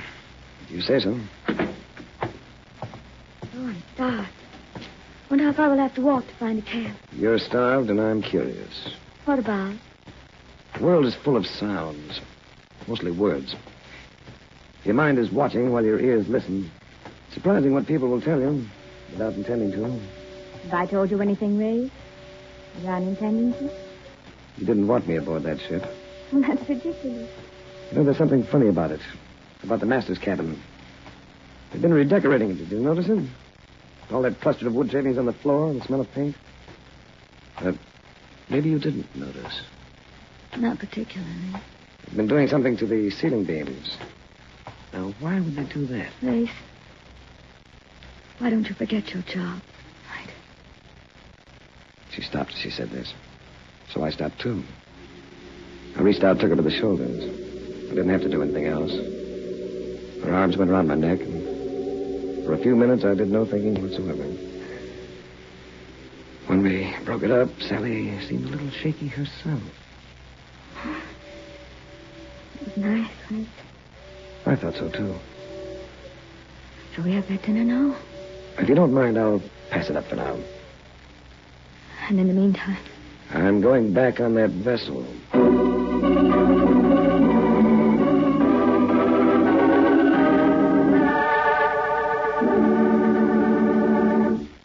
We'll return to the adventures of Frank Race in just about 1 minute.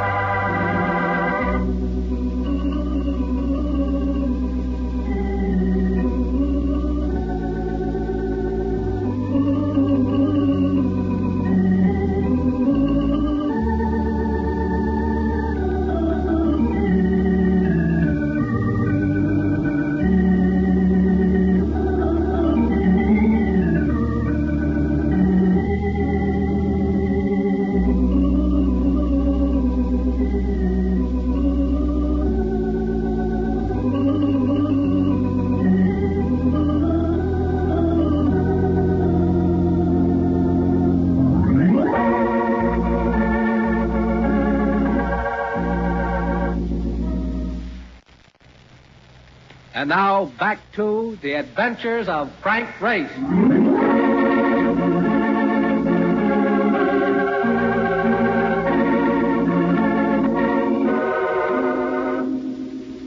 something wrong with the Hackensack Victory. I was sure of that.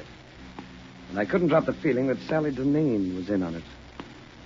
The gangplank of the ship was up, so I picked a mooring line and managed a hand-over-hand passage that put me aboard. No one seemed to be around, but the master's cabin was unlocked, and I pushed my way in. It was the same lad. He started to be trucking it again until he glimpsed the Smith & Wesson in my hand. Well, what do you want now? Just a little talk. Why don't you sit down? First, I'd like to know why the remodeling job. The beam up there. I don't know what you mean. That beam has just been cased with another piece of wood. Very skillfully, too. Why would anyone want to do that? This vessel carries a serial number. It's to be found on her engines, on her compass, on her keel. It's usually carved into the main beam of the master's cabin. Who'd want to be changing all that? I thought maybe you'd like to tell me. Not saying a word about anything. Maybe you'll talk at police headquarters. Put on your coat. You can't arrest me. Where's your authority? In my hand. Get that coat on. I was right. I had no authority. But somehow I was going to get him inside a police precinct. He left the cabin and went to the waist. We got halfway down the gangplank. That's you, Kennedy? Yeah, but watch out for this fella. He's hijacking me.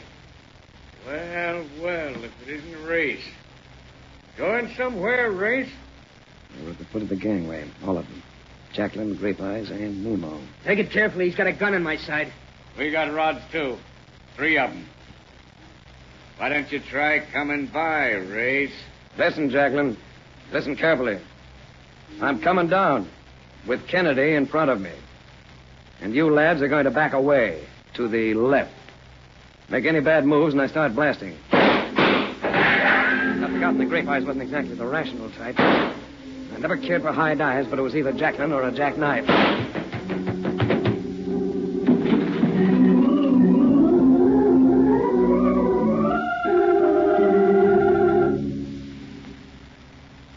I must have been a sad sight parading around with that oil slick all over me. But I paraded. At police headquarters, I wrote a description of Captain Kennedy and swore out a warrant for his arrest. Then I went to the hotel and scrubbed myself for about an hour and crawled into bed. I slept hard until... Yes? Good afternoon. Oh, hello, you. I'm sorry about last night. Adventure reared its delaying head. All is forgiven. As a matter of fact, we're getting together tonight. Aunt Carrie, Uncle Matt, you and I. You aren't too busy. Ooh. Is this for dinner? In your honor. The address is 122 Roland Lane. St. Francis Wood? That's it. I'll be there scrubbed and cold.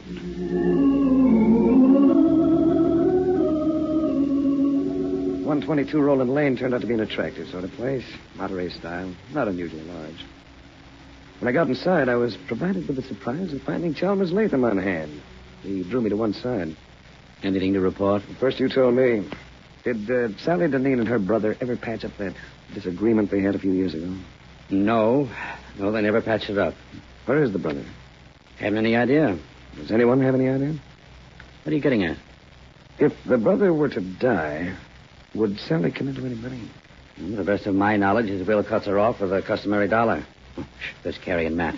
I'll talk to you later. Well, what have you been doing with yourself, Mr. Race? Suppose I could say I've been looking for victory ships. Oh? Are there a lot of them? Good heavens, my dear. There were hundreds of them built during the war. And many a welder lost his life working between their double hulls. Some of them weren't built very well. A number of them are broken apart at sea. That could have happened to ours, couldn't it, Race? Yeah. You look pensive, Race. Did you hear me? I said you look pensive. Yeah, it must be this cigarette. I'm trying a new brand. Oh, come now, Race. Or maybe it's because I just realized what happened to those 2 vessels. You what? All right, Race, let's have it. If you own ships insured for $250,000 apiece, it's sometimes profitable to collect that insurance, isn't it? Quite profitable. But it would be more profitable if you could collect the insurance and still have the ships, wouldn't it? More profitable and less open to detection. What are you driving at? Victory ships. And the fact that so many of them were built. Ships that are exact duplicates except for their registry. Some of them are worth $250,000. Others you can pick up as salvage for a few thousand. Please come to the point, Mr. Race. The Hackensack Victory was originally bought for a salvage price, wasn't it? I think so. I believe our company had it refitted. And that happens to be my point. The Hackensack Victory was never actually rebuilt. What? The Hackensack Victory isn't the Hackensack Victory at all. It's the Jackson Victory, one of the ships you were supposed to have lost. Why, you must be insane. And it makes quite a picture. You have a sound vessel insured for a fat amount. You buy a battered sister ship for a couple of dimes, sink it somewhere, then transfer its identity to the valuable ship and declare the good one lost. Sweet maritime racket for somebody. But who? Who among us would do a thing like that? I beg your pardon, madam. There's a phone call from Mr. Race. It was the hotel, relaying a message from police headquarters. They picked up Kennedy and wanted me to come in and identify him. Sally had come to the phone with me, and I told her about it. Never mind calling a cab. We'll take my car. Come on. What could I say? We went to the car and blew out of there. Took me several minutes before I realized she was headed away from the city instead of toward it. I let out a yelp. Just relax, Race, and everybody will be happy. Hey, you little ninny, what are you trying to do? I'm sorry, Race. Company's been losing money for some time. I guess that brother of mine just couldn't take it. But I care for him, Race. I care for him, even though we don't get along. I care for him too much to see him disgraced. Hey, you little idiot, slow down. Don't move, Race. I'll wreck us if you do. Knew what I had to do. Grab the wheel with one hand and hit her with the other. There'd be touch and go, but...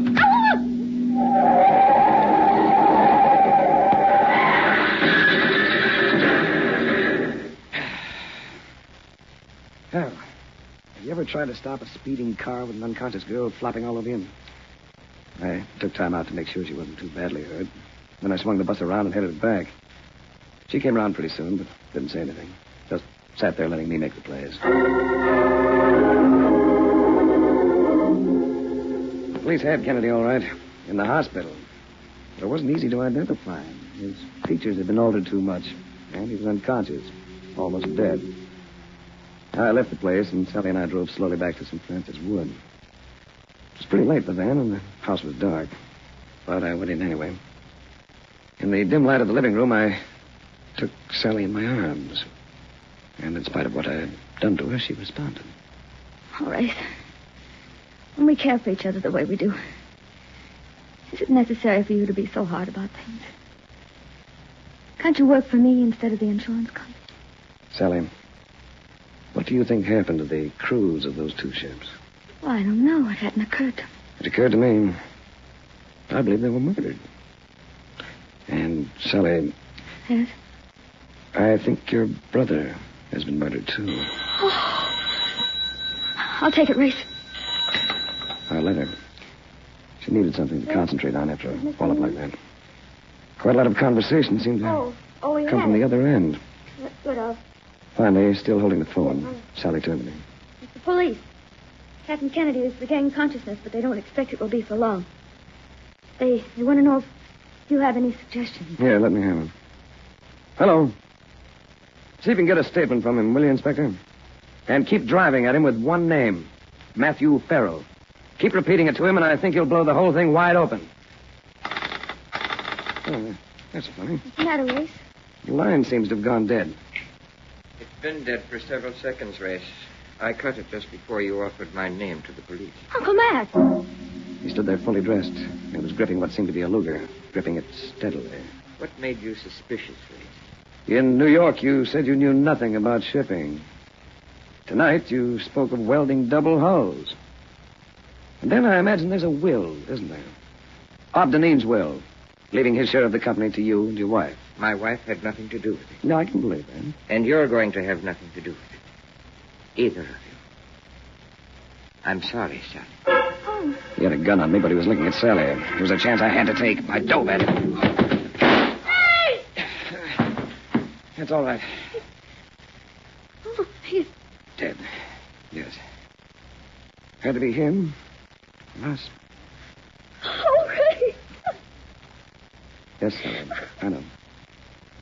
Violence isn't part of your world, is it? You really don't have any courage.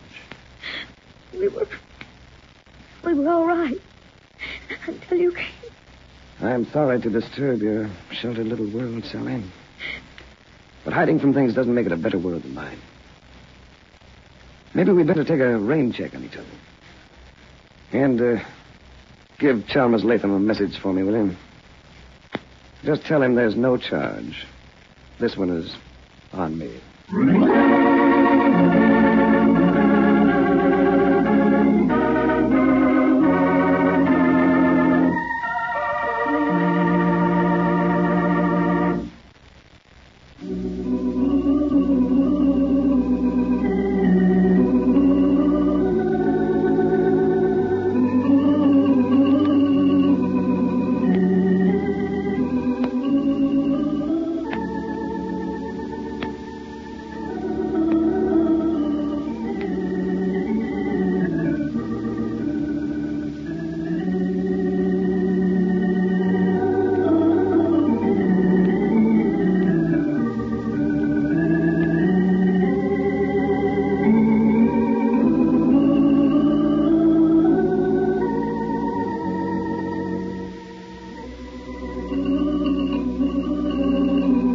Adventures of Frank Race, starring Tom Collins, came to you from Hollywood.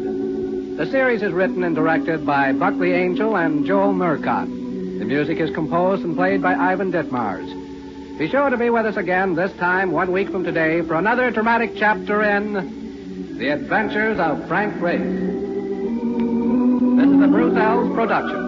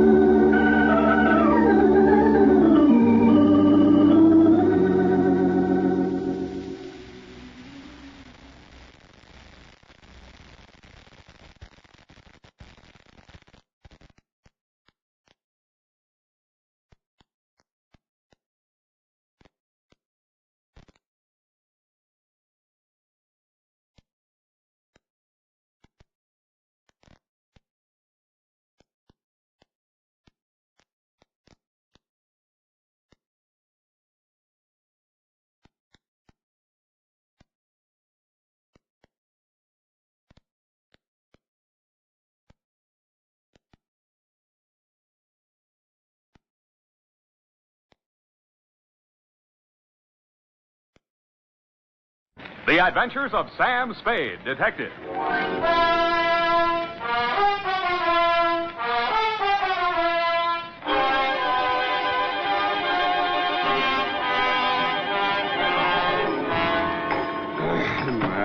Date? To Deputy Sheriff Bill Woodington, Marin County Sheriff's Office, San Rafael, California. From Samuel Spade, San Francisco, license number 137596. Subject, the Battles of Belvedere. Dear Bill, by this time, I should have known better, and I did. Per square mile, there are more screwballs in your stamping ground across the bay than should happen even to me. But Belvedere Island is very small, and I'd always been very curious about it. I can see it from my office window. A little green hump rising out of the water just around the corner from the Golden Gate Bridge and connected to the mainland by a narrow causeway. But I got there the stylish way.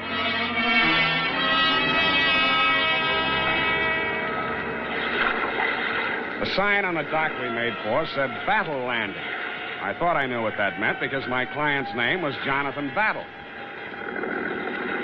But I was not quite prepared for the beautiful welcome I got. Golden is the word that best describes her. From the gold sheen of her complexion to the gold sandals on her delicate little feet and the heavy Oriental-type gold jewelry gleaming from her ankles, arms, throat, and earlobes. Her jet black hair was partially covered with a gold-embroidered sari, and as she came nearer, I saw that her eyes, with their slight Oriental cast, were not green, as they looked from a distance, but blue, with flecks of gold in them. I am Chandra Leslie, Mr. Spade. Welcome to Belvedere Island. Thanks. I think I'll like it here. If you will accompany me, I will take you up to the house. Thank you.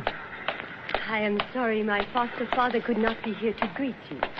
But he is an artist, you know. Oh. You're Jonathan Battle's foster daughter? Yes. He was my father's closest friend. When I was left alone in the world, he came out to India after me and brought me here. I see. How do you like San Francisco? I've never crossed over to the city. I wish I could. Well, why can't you? I am only a woman. I must do as I am told. I see. I wasn't told not to go down to the landing to meet you, but perhaps it would be just as well if you did not mention it. Mum's the word. That is his studio down that path. I'd better not go any farther. Hey, wait. Won't I see you again? That is for you to say. With that, she vanished. I wasn't surprised. She was much too beautiful to be true anyway. What did surprise me was what I saw through the big studio window at the end of the path. A man stood with his back to me, daubing paint on a big canvas. Across the room from him, two models were posing. They both looked familiar. I couldn't remember then who the dark-skinned, beturbaned male giant squatting with a rifle between his knees resembled. But the feminine one in the Oriental dancing girl-type pose was a dead ringer for Chandra Leslie, the girl who had just left me going in the opposite direction. I couldn't figure how she could have gotten in there so quickly. And if she was too good to be true, how could she be two? The answer proved to be absurdly simple. Interruptions, nothing but interruptions. If I ever finish this picture, it will be a miracle, even if I live to finish it. Just look what I'm forced to use for models. Wax dummies. That one is a good likeness. That girl, where is she? I can never find her when I want her. Always out chasing birds somewhere. And that dark-skinned fellow just disappeared. Had to copy him from memory. Yeah, he looks familiar, Mr. Battle. Who was he? I never asked him. Just came wandering out of the woods one day, soliciting odd jobs, and there he was, exactly what I needed for the figure of the Sikh soldier in my painting. Sikh soldier. You mean he wasn't well? Oh, no, Mr. Spade. Sikh, man. Sikh, S-I-K-H, as in India. Oh, foolish I me. can see you're interested in my work. Have a good look at it. See here?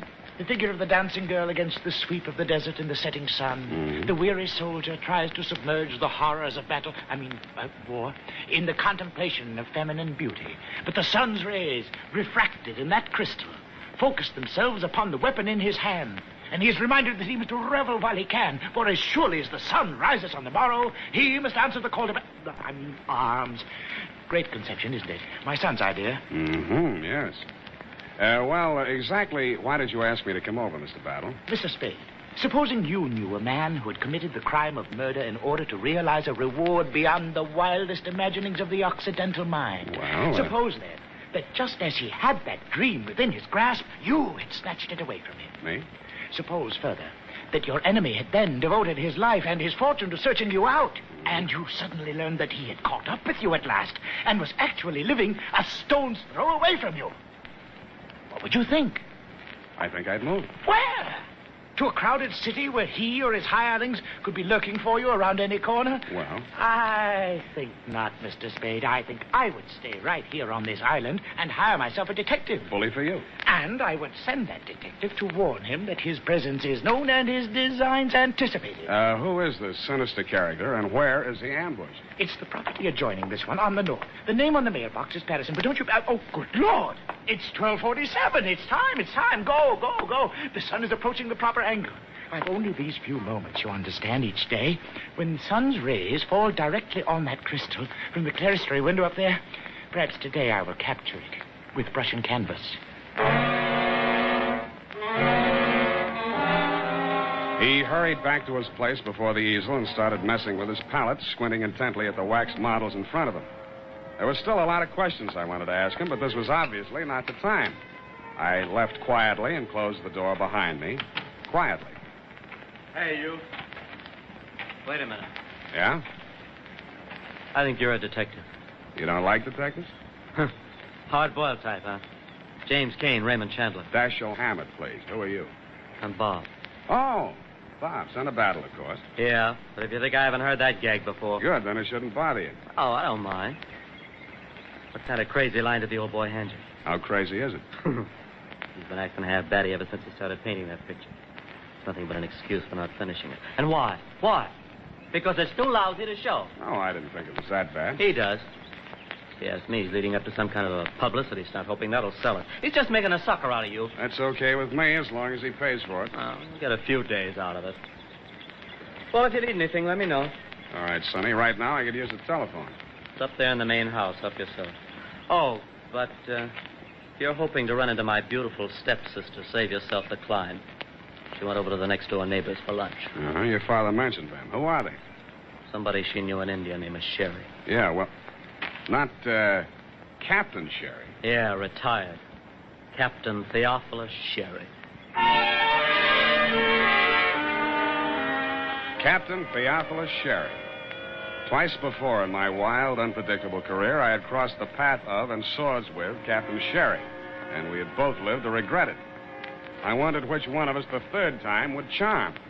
I knew one thing for certain. With Captain Sherry on Belvedere Island, it would be a good idea for the natives to apply immediately for more life insurance.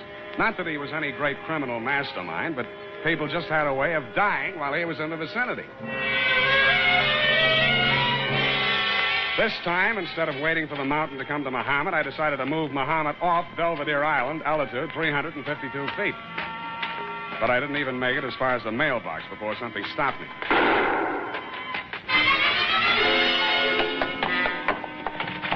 Hey, Battle! Battle! Anyone in there? Battle, can you hear me?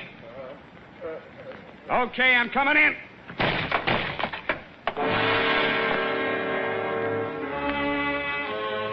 dead before I got to him. The front of his artist smock was so gouged up with paint it was hard to tell which red was which. I finally located the wound. A large caliber slug had torn through him after entering just below the breastbone. It was a locked room puzzle. The one door bolted from the inside, the windows locked and unbroken, no marks of tampering. In fact, no possible way for the killer to have made his escape. I didn't know it then, but he hadn't.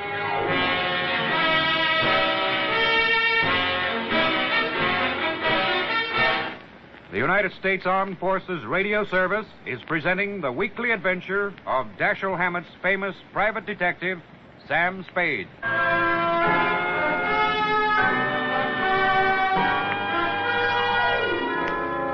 After I'd phoned you, Deputy dear, I went back to the studio to pit my wits against that locked room puzzle. I was glad I hadn't brought my stupid toes with me, because when I got there, the mystery was not quite as deep, or so it seemed. The first time around, I'd made very sure the room had been just as I left it, up to and including the 2 wax dummies. But I hadn't given them the fingernail test. And now I blushed to say that one of them, namely the giant-sized, dark-skinned, but turbaned Sikh that had been squatting with a rifle between his knees both before and after the murder, was now resting under a studio couch. His turban and the rest of his costume had been hastily stuffed behind a cushion. That's when I remembered why that dummy had looked so familiar to me. I thought I knew where to find the original.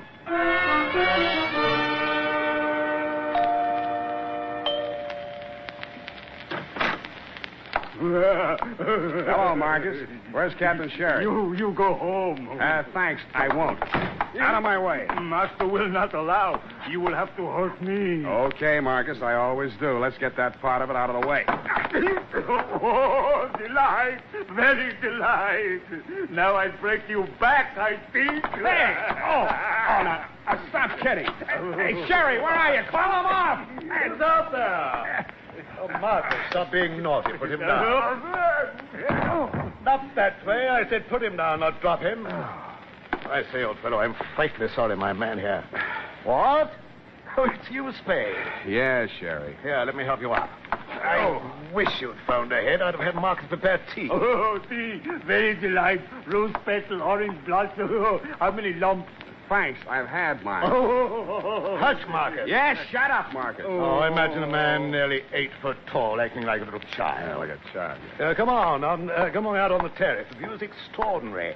The agent informed me that this is one of the few spots in the San Francisco area which commands the view of both Alcatraz and San Quentin. Yeah, well, you'd better enjoy it while you can, Captain, because when you're in either, you can only see the other one. I once spent a fortnight in the brig out in India, and I can tell you the prison life is not for me. Then why don't you stay away from people who get killed? Oh, I say, you mean old Battle? Has it happened so soon? Okay, what's your alibi this time? I'm sure you have one. Oh, drat it, man. Why do you always commence by taking such a dim view of my activities? However, I will not allow you to goad me into letting you make a fool of yourself. As always, I shall place my cards upon the table. Face down, as always. Well, you've only to turn them up. I'll be brief. 20 years ago... Oh, here we go. Marcus and I were having a go at the east slope of Nanga Parbat in the Himalayas when our pack train encountered an avalanche which swept us bodily across the border into Tibet. I'll bet. Our carriers were decimated, but luckily most of our gear remained intact. What kind of contraband were you carrying? Contraband into Tibet? Oh, I say, really. No, matter of fact, we were traveling light in the hopes of bagging a few brace of bar-headed geese. Foul play, eh? Allow me to finish. We arrived in Serra, a valley adjacent to Lhasa, to find the religious community in an uproar. It seemed that in their haste to create a new Tashi Lama, the native astrologers had misread their stars. In short, they had vested in the holy monastic robes an infant girl. She's not 16 years of age, and due to make a public appearance with a thunderbolt of Vajra. Oh, please, interruption. Sorry. To make a long story, a young adjutant in my company by name Leslie became smitten with her charms and offered to take her off their hands. But unfortunately, from their point of view, certain irrefutable temporal awards had been conferred upon her at the time of her accession. Among them, a mountain worth several billion pounds. On our journey back to the Punjab... Hey, wait a minute. Did you say this girl owned a mountain? Precisely. A most amazing... Worth several billion pounds? Yes, it's the gold, you know. The presence of gold in the Serra has long baffled geologists for the simple reason That it's an unnatural deposit. Unnatural? Synthetic, that is. For 13 centuries, the devout have made pilgrimage thither to implant in the mountain small gold nuggets in the ignorant belief that they will grow into large lumps. How many centuries did you say? 13. Oh, very well, 12. That's better. And needless to say, the small nuggets never do grow into large lumps. Needless. But until they do, the devout, with the exception of the aforementioned or her nearest relative, are forbidden to carry off any of the gold. And who is the aforementioned? That dear little girl whom Leslie carried off to the Punjab as his bride. They had one daughter, Chandra, the girl who met you at the landing this morning. How did Battle get hold of her? Well, sir, a few years back, as our company was marching along the east face of Nanga Parbat... There was an avalanche. Precisely. And poor Leslie perished miserably. But the ungrateful scamp, in spite of his many promises to me, had left instructions that Chandra should become the ward of that presumptuous paint puddler, Jonathan Battle. He forbade her to see me, and finally left India under cover of night, taking her with him. So you finally tracked them down on Belvedere Island. Exactly. Now, my plan, if all else failed, was to win her hand in marriage. What if she objected? You little comprehend the Oriental mind. She's a woman. She must do as she's told. All I had to do to turn the trick was to frighten Battle into giving her the necessary fatherly instructions. So, you see, his death has come at a most awkward time. By the way, who do you think did old Battle in? I think he was killed by the rifle held by that warrior he was painting, the figure your boy Marcus posed for. Oh, hello. Oh, that's nonsense. Marcus was with me at the time. I don't think Marcus had to be there. I don't think anybody had to be there. Well, that settles that. Marcus, pack the marmalade. We're leaving. Never mind the crumpets. We'll leave them for the poor. Oh, good night, very good night.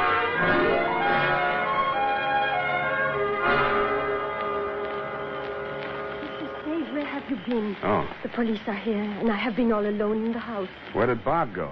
They took him away. They arrested him. What for?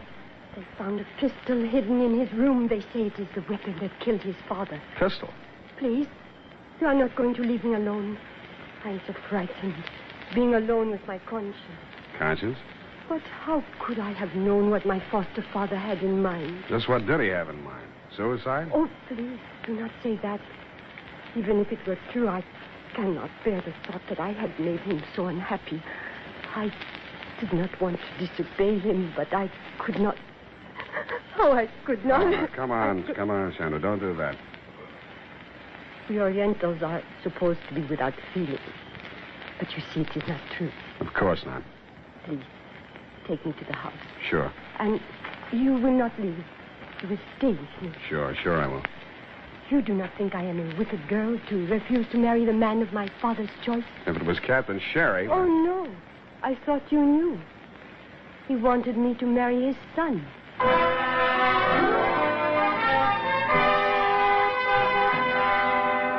I spent the rest of the night keeping her insomnia company, and a very pretty one, too. I didn't get to you on the phone to ask you about that pistol of Bob Battle's that you'd tagged as the murder weapon until just after sunrise. What I learned from you was that the rifle that had posed with the dummy warrior was an old-fashioned Belgian-made Browning with a smooth bore, which could use revolver ammunition.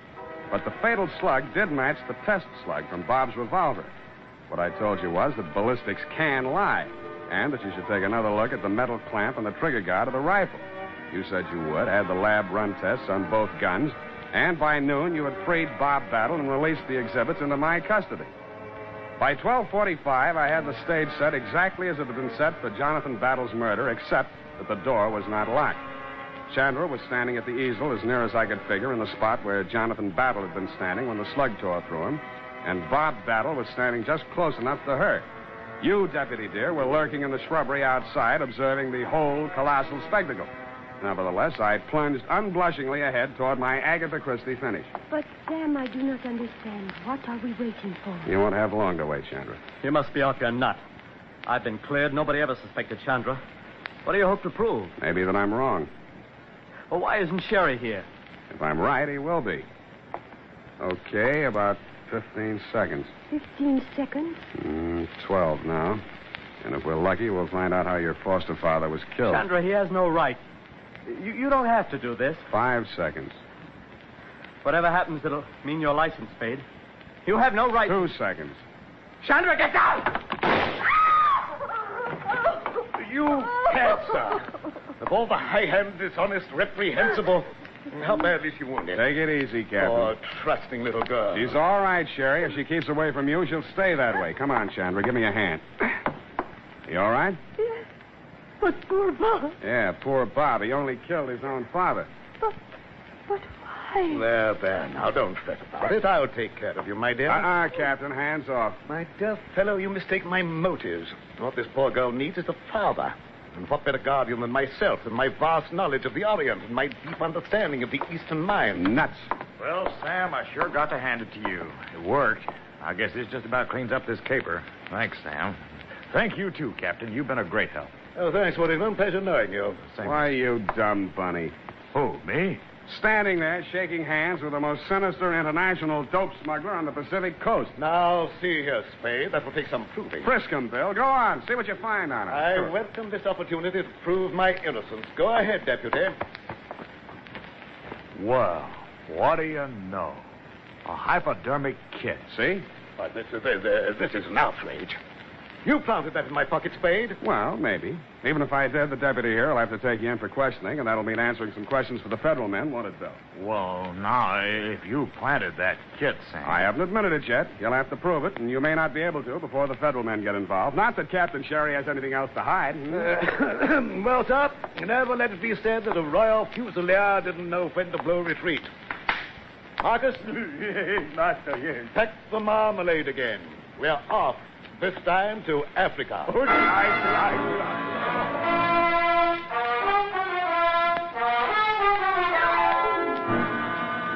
Period. End of report. But Sam, you let him go. I know exactly what you're going to ask, Effie. It worked like this. At a certain time of day, the sun rays were refracted through the crystal directly on the spring metal clamp and the trigger guard of that rifle. This caused the metal to expand, thus pushing the trigger and discharging the rifle, which had previously been aimed at the spot where Battle customarily stood while painting. But Sam... Don't interrupt. To further confuse the issue, as well as splitting an infinitive, not to mention a hair, Bob, son of Battle, loaded the smoothbore rifle with a cartridge containing a slug previously fired from his revolver, thus drawing attention away from the rifle and onto the revolver, which could not be placed in the locked room at the scene of the crime. But Sam... Please, these interruptions. His motive. He thought his father was, in fact, going to force Chandra into marriage with Captain Sherry. Oh, that poor boy. He did love her. Perhaps, but don't forget the $1 billion mountain. But he leapt in at the crucial moment and interceded with a bullet meant for her. He died perfect. He undoubtedly will have, but at the expense of the state and not of my conscience. In short, I loaded that rifle with a blank cartridge. He was not dead when he hit the floor, merely in a dead faint. Oh. No, please, no applause. Business as usual. Go type that up.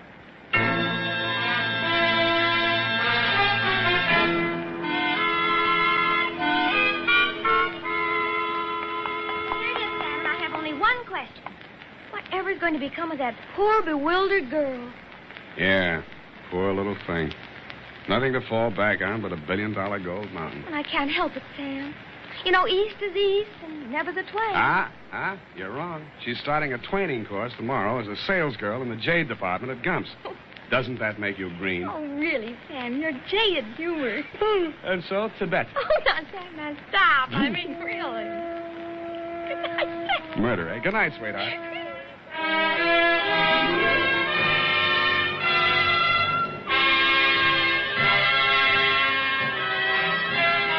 The Adventures of Sam Spade, Private Detective, is a presentation of the United States Armed Forces Radio Service, the voice of information and education.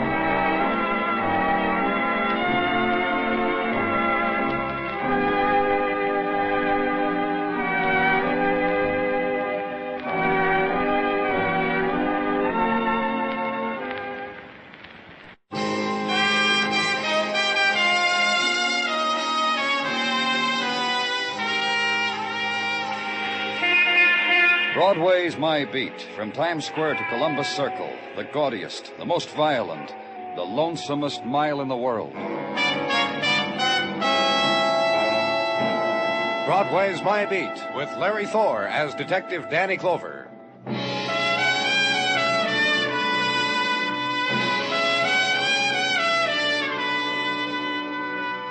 In the cold of winter, Broadway is seen through a misty chill. And it's that time again. Make the big wish, Palm Beach, and the 15-day tour to sunny Cuba. Make the annual excursion to the Travel Bureau to ask prices. Then step next door again and purchase the steaming Knish against the blasts of January. And the next door down, and stand under the music shop loudspeaker and listen to the record of La Cucaracha. Button up your overcoat. Walk Broadway. It's touched you, and it can never rub off.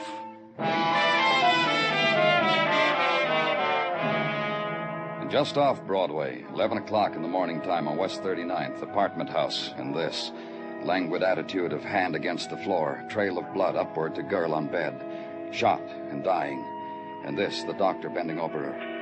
And in the living room, this, the protesting man. Who are you calling a killer, mister? I'm no killer. I'm a mover. Mr. Barnes. You want an item of furniture moved, a stick or a house load, you call me and I come with my truck and I move you. You want to kill a girl, you should call somebody else, not me, mister. Listen, why should Nobody called you a killer, Mr. Barnes. I'd just like to know how you happen to find this girl, that's all. Well, yesterday comes a call. I got a big ad in the yellow section of the phone book, picture of my truck and all. Well, yesterday comes a call. Oh. Take your time. I've stumbled on some strange things in my line of work, mister. Like the time I was moving some wax. Well, just tell me about this morning. You got a call. Yesterday. All here on the order sheet. Pick up apartment full of furniture, this address. Take it to this address. Here, right here on the paper. It's written down, so how could it not be so? It's written down, so how can it not be so? I'll just take that paper. Thanks. Go on. So look under where it says special instructions, and it will prove to you that the dame who called, Helen Selby, she said her name was, she said in case nobody's home, walk in and start moving. That's the way it happened. You knocked, nobody answered, you walked in. Sure. Walked around, cased the joint. The trunks were already packed. They're right over there. Walked into the bedroom, looked again, called the police. Look on the paper, will you? It's written down. I can't be lying to you. The time then for waiting, measured like this. Brief span of morning sun to lie against the face of a wounded girl. Gold drift of January light on throat of dying girl. Till ambulance came and the young men of the stretcher to lift her, carry her to another place, another room, suitably darkened. And time now for you to leave.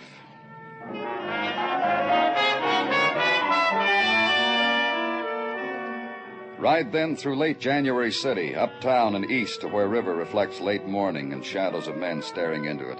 And late morning wishes cast into its waters, and uptown into the 70s to a delivery address on a moving man's order sheet.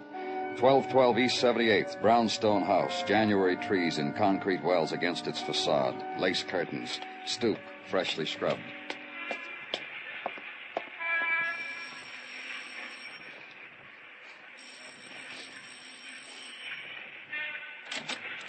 Yes, what is it? I'm from the police, Danny Clover. So? I'd like to talk to you. May I come in? Well, I don't know. You see, this is... Can't you tell me about it inside? Yes, I think I can. I think it'll be all right. Now, please come in. The living room there. But please be careful of things and... And what? What I've been trying to tell you. This isn't really my house, and it's a very nice house. I just live here with a friend. It's his house. Whose? Leo's. Leo Pearson. Oh, I'm sure your friend won't mind, Mr. Alex Ewing. And I'm not sure that Leo won't mind. He's very careful about his nice things, and so am I, and we get along real fine together. You see, Leo is a very lonely man. Oh? Oh, yes. You see, his wife and child were killed in an automobile accident. It's almost a year ago. A year. And Leo was very lonely, and he asked me to come live with him, and, well, I did, and it's worked out just fine. Police? Why have you come here? A girl, a young woman, was having her things moved into this house this morning. A young woman? Helen Selby. The moving man found her in her bedroom. She'd been shot. She's dying. Oh. Yes, Mr. Ewing? Nothing, just that it's such a terrible thing. To be wounded, to die... A young girl, such a terrible thing. Yes. Helen Selby, you know her? No, I've never heard of the young woman until now. And your friend, Mr. Ewing? Oh, I'm sorry. I wandered for an instant. That young woman, perhaps Leo knows her, but he hasn't said anything to me about it. She was going to move in here? Yes. Where's Leo? Well, I don't know. He went out early this morning. Didn't say where. He said to take care of things, Alex, and I scrubbed the stoop and did other little things around, and I made lunch. And Kate, shall I tell him you want to talk to him when he comes home? Yes. I'll do that. I'll tell him first thing. Well, let me show you to the door, Mr. Clover.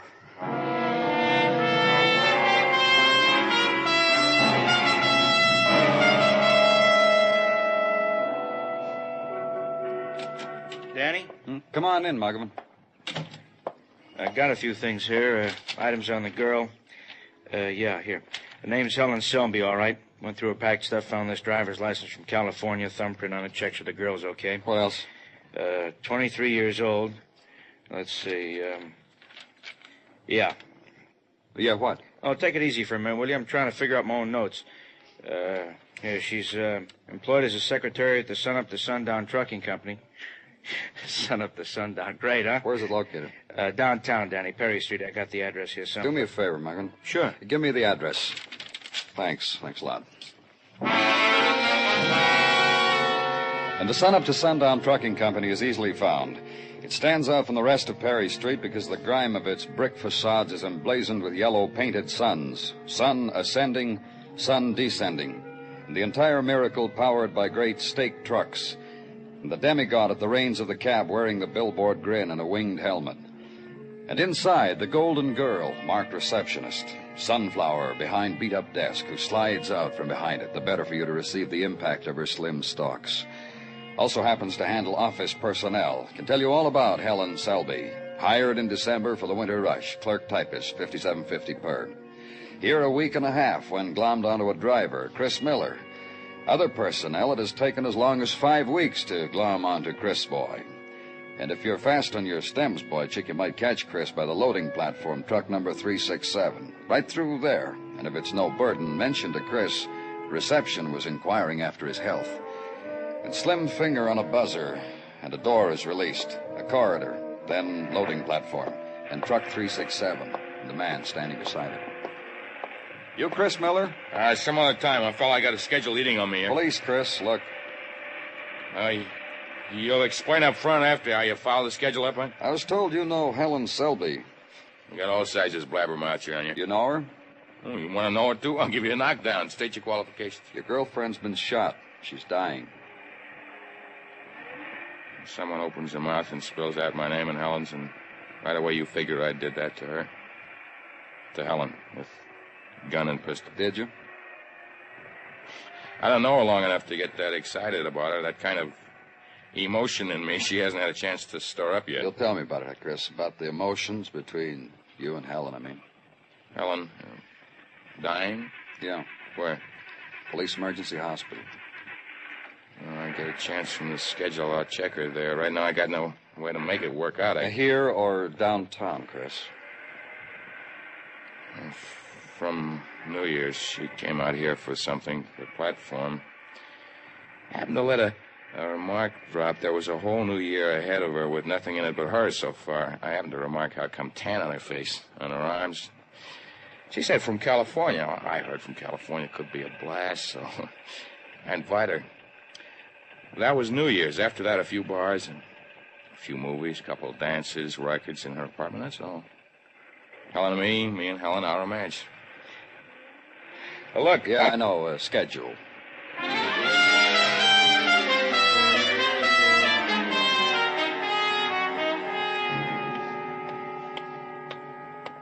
Danny.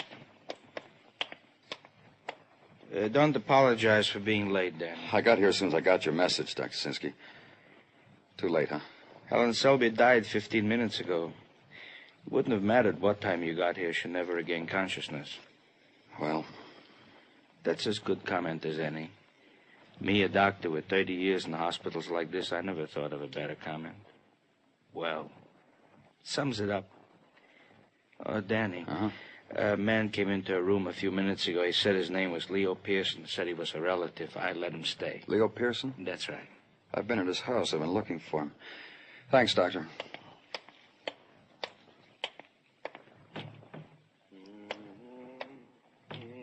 Mr. Pearson?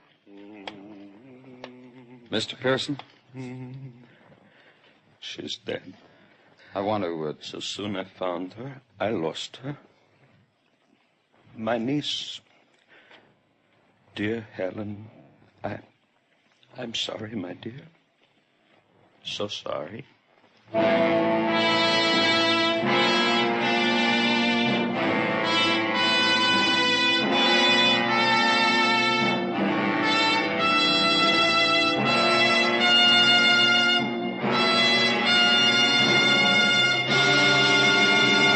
You are listening to Broadway's My Beat, written by Morton Fine and David Friedkin, and starring Larry Thor as Detective Danny Clover. Truly a leader in its field, your Sunday night playhouse has for years made a specialty of historical dramas and literary adaptations. Every week, Lionel Barrymore is your narrator and host. Tomorrow night, again, on most of these same stations, enjoy your Sunday night playhouse, presented by CBS Radio.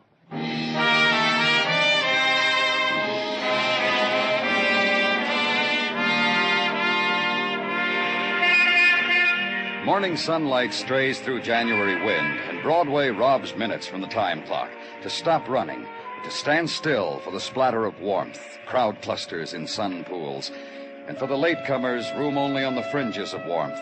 The chill place, the shadow place, where a vendor stood last night and hawked his night merchandise. And sold out before you got there. Late for that, too. So move on. Smile the secret smile. Nibble on the bone. At office, on worksheet, there will be a demerit for the sunbathers. And for you, a pat on the cold cheek for promptness. In my office at headquarters, a man who last night had stood at the side of a dead girl, a murdered girl, who had not wept, who had sung some tuneless thing, a man of regret. She had loveliness, a gentleness also, Helen Selby. Mr. Pearson. She offered this to my house and to me, and there could have been happiness in it. I so arranged it. You mean about her moving in with you? Mr. Clover. Yeah? You were in my house. That's right. Then you saw how I live. It's a nice house. Your friend? My friend Alex. He told me of you. You know of Alex? Well, that he's your friend, that he lives with you. That he said he knew nothing about Helen Selby. Alex, to me, was once a partner in coin collector business many years ago. Alex was a man without poise, without serenity, and because he was so, he sold to me his share of the business and squandered the money, became a man of pity. I arranged for him a place in a home for the old and the helpless. Home for the men of pity. Then you took him out of there and brought him to your house. You know of my wife, my son, you know of this? Well, Alex told me they were... Killed, struck down in an accident, taken from me, and I was alone. And one day I thought, Alex, of course, Alex, and I brought him to my house. About Helen Selby, tell me about her. Of Helen? Well, how you met her, how you got to know a young woman well enough to ask her to come live in your house. Helen is kin of my wife's blood, and I am an old gentleman. What was she to your wife? Niece to my wife. Child of my wife's sister, who was in California many years. Then you knew her before she came to New York? No, I did not know of Helen. Her mother, my wife's sister, is dead now many years. Of the child, we had known nothing until Helen came to me, to my house. When? Maybe a month. Helen came, say to me she is of my wife's sister, show me old letters such as between sisters, show me an album of pictures when she is baby. And the thing came quickly in my thoughts. What thing, Mr. Pearson? Mr. Pearson? And the laughter of youth and the touch of youth. Helen said to me once, how lonely you must be, old gentleman. How quick are the eyes of youth. And you asked her to come live with you? Yes, I asked her, and I said to her, with your husband, too. Stay with me, Helen, this big house. For you, for... Husband? She'd tell me a boy she loved, a boy who wished to marry her. I had a big house, many empty rooms, and nice things for a girl. Now it's again death, and only death, and rooms of There's no gentleman to cry before. There's no... And after that, after the grief washed over him and broke and carried him with it to some shore of the mind, to the faraway and desolate place of lost images, after that, the small things. Fold the handkerchief neatly and replace it in the breast pocket. Straighten the tie. Flick the lint. Neat man going out of doors where people could see him. And after he leaves, sit with it for a while and think. Helen Selby, dead girl. Was going to be married, her uncle said, which didn't jibe with previous information. So call the Sun Up to Sundown Trucking Company, and the Solar Voice on the other end tells you that Chris Miller is off today and gives you his home address warmly. So get Detective Muggavan, squad car ride, address, and Chris Miller entertains from his bed. This is going to be a real fine day, I can tell that. Not enough we got a cold radiator, I gotta have you. Get out of the bed, Chris. We want to talk to you. Show me where it says I can't roll over on my side and tuck the chin on the elbow and converse. What's the matter? You going to get different answers from me in a bathrobe? You know about Helen? Hey, how's Helen? Dead. Oh. Helen. Look, Sonny, I got a confession to make. It's about the beds in the pokey. There's been some complaint Leave about... him alone, Mark. He crying? Just leave him alone. I'm okay. Just give me a second to get into my robe here. Okay. You shoot Helen, Chris? No. We found out Helen was going to get married. To you? Yeah, to me. You know a man named Leo Pearson? He killed Helen? You know him? No. Helen was going to live with him. Yeah, I know about that. And then you were going to move in. Yeah, later, after we got married. What were you waiting for, Sonny? I wanted to get married right away, set up housekeeping here. Not for Helen. I'm not good enough. She used to like fancy. She's a good kid, but like fancy, you know. Sure. You know? Not quite. You tell us. Well, move in with Uncle and get to... I don't know how she put it. Get the feel of the place. And then we get married. And I'd move in, too. Makes sense, doesn't it? I used to tell Helen it made sense. I don't know.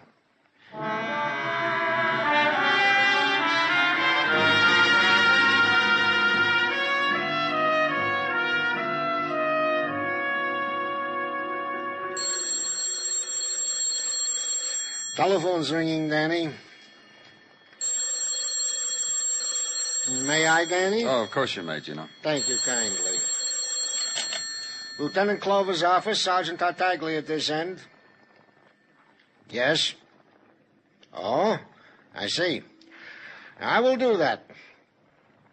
And your address, madam? Kill me, madam. I happen never to have heard of your place, so the address, if you please. Uh-huh. Thank you.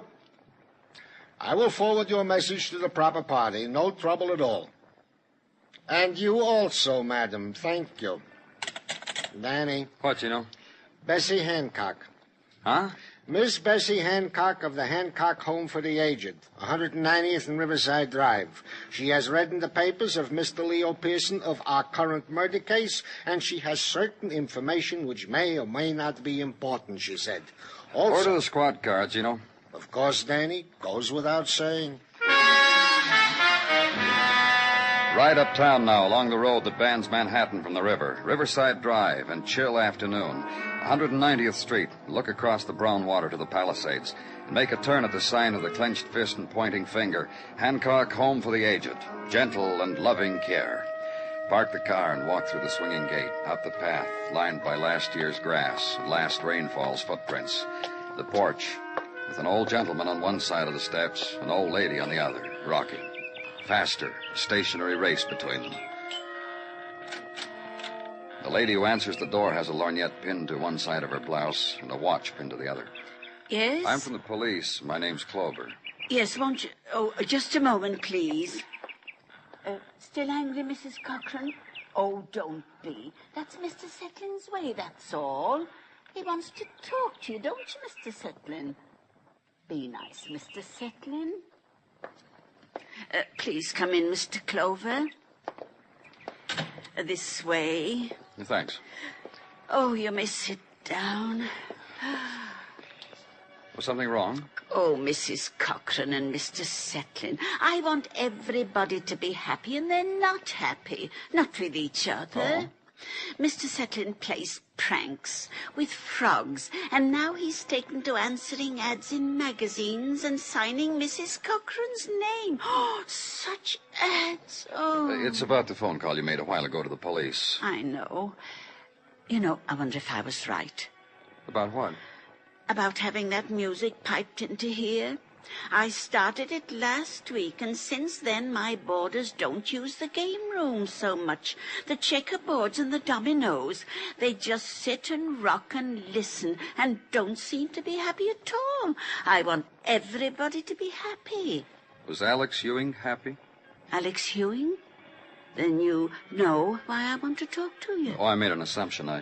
I spoke with Leo Pearson. He told me he paid the bills for Alex in a home for the aged. Then you called. And... Oh, Alex was miserable. He made us all miserable. The things he would do. Oh? Get up in the middle of a meal and make speeches. How this was a prison. How he wasn't really old. How he would rather be dead than stay here. If Mr. Pearson wasn't paying me so much money to keep him here... And after Mr. Pearson's wife and son were killed, he took Alex out of here and into his own home. Yes, thank goodness. For instance, you see that big stain on the wall? Mashed potatoes. Alex... Why exactly did you call me, Mrs. Hancock? Oh, I don't know whether it's important. Last week, Mr. Pearson came in here and made arrangements for us to take Alex back. Today was supposed to be the day, as a matter of fact. Of course, I charged him more money. You can understand that. If my boarders get miserable again, I should be paid for it, surely. And I do want everybody to be happy.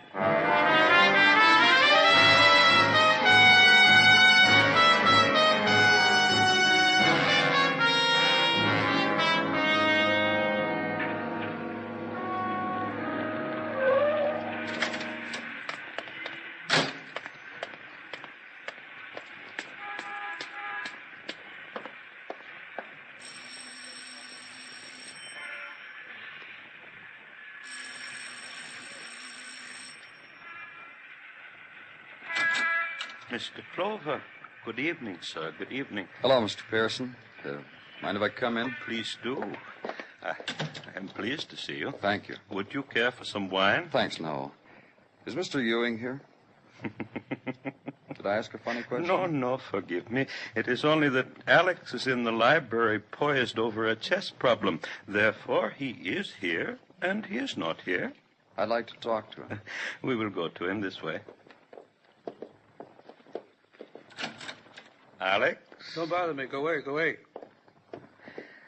Castle to King 4, Queen to Bishop 4, and mate.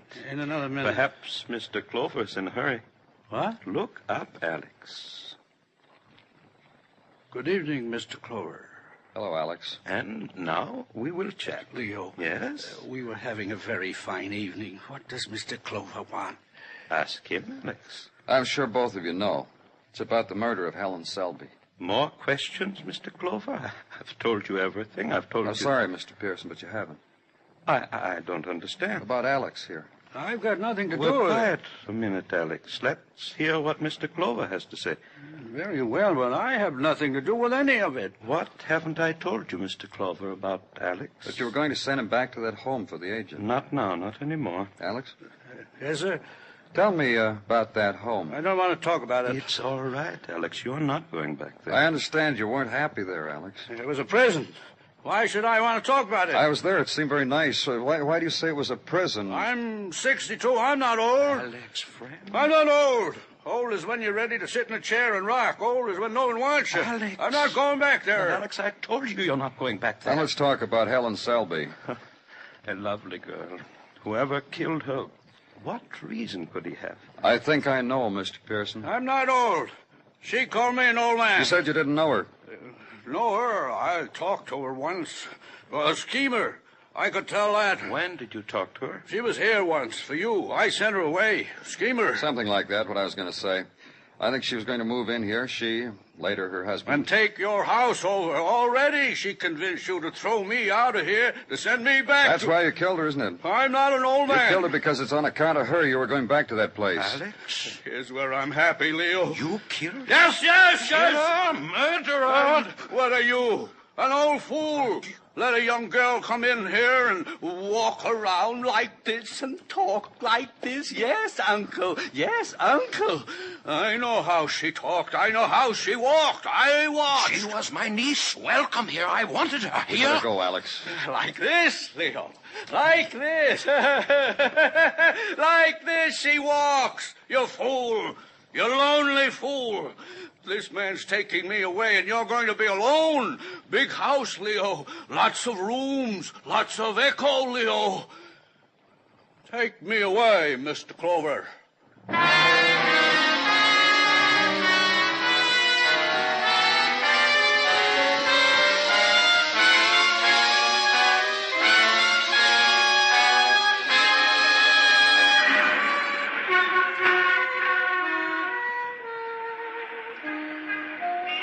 It's a panic in Neon, this Broadway, where pleasure is a packaged commodity and pain, where bargains prevail for numbness and the fleeting smile, sometimes on installments. It's a place that dares you, and one way or another, it'll rock you to sleep. It's Broadway, the gaudiest, the most violent, the lonesomest mile in the world. Broadway. My beat.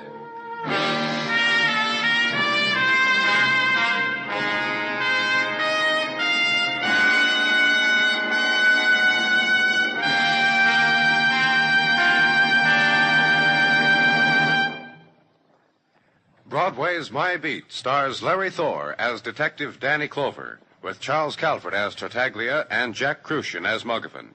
The program is produced and directed by Elliott Lewis, with musical score composed and conducted by Alexander Courage.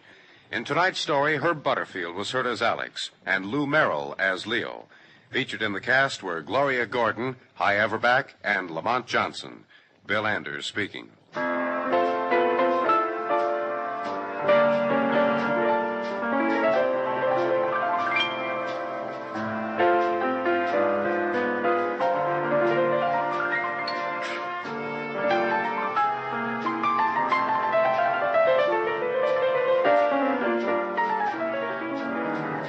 Every Sunday night all over America, everything stops with the laughter when it's Jack Benny time on CBS Radio. Join the gang again tomorrow night. Jack, Mary, Dennis, Don, Bob Rochester. For more of that special kind of comedy that everyone recognizes by its Jack Benny trademark.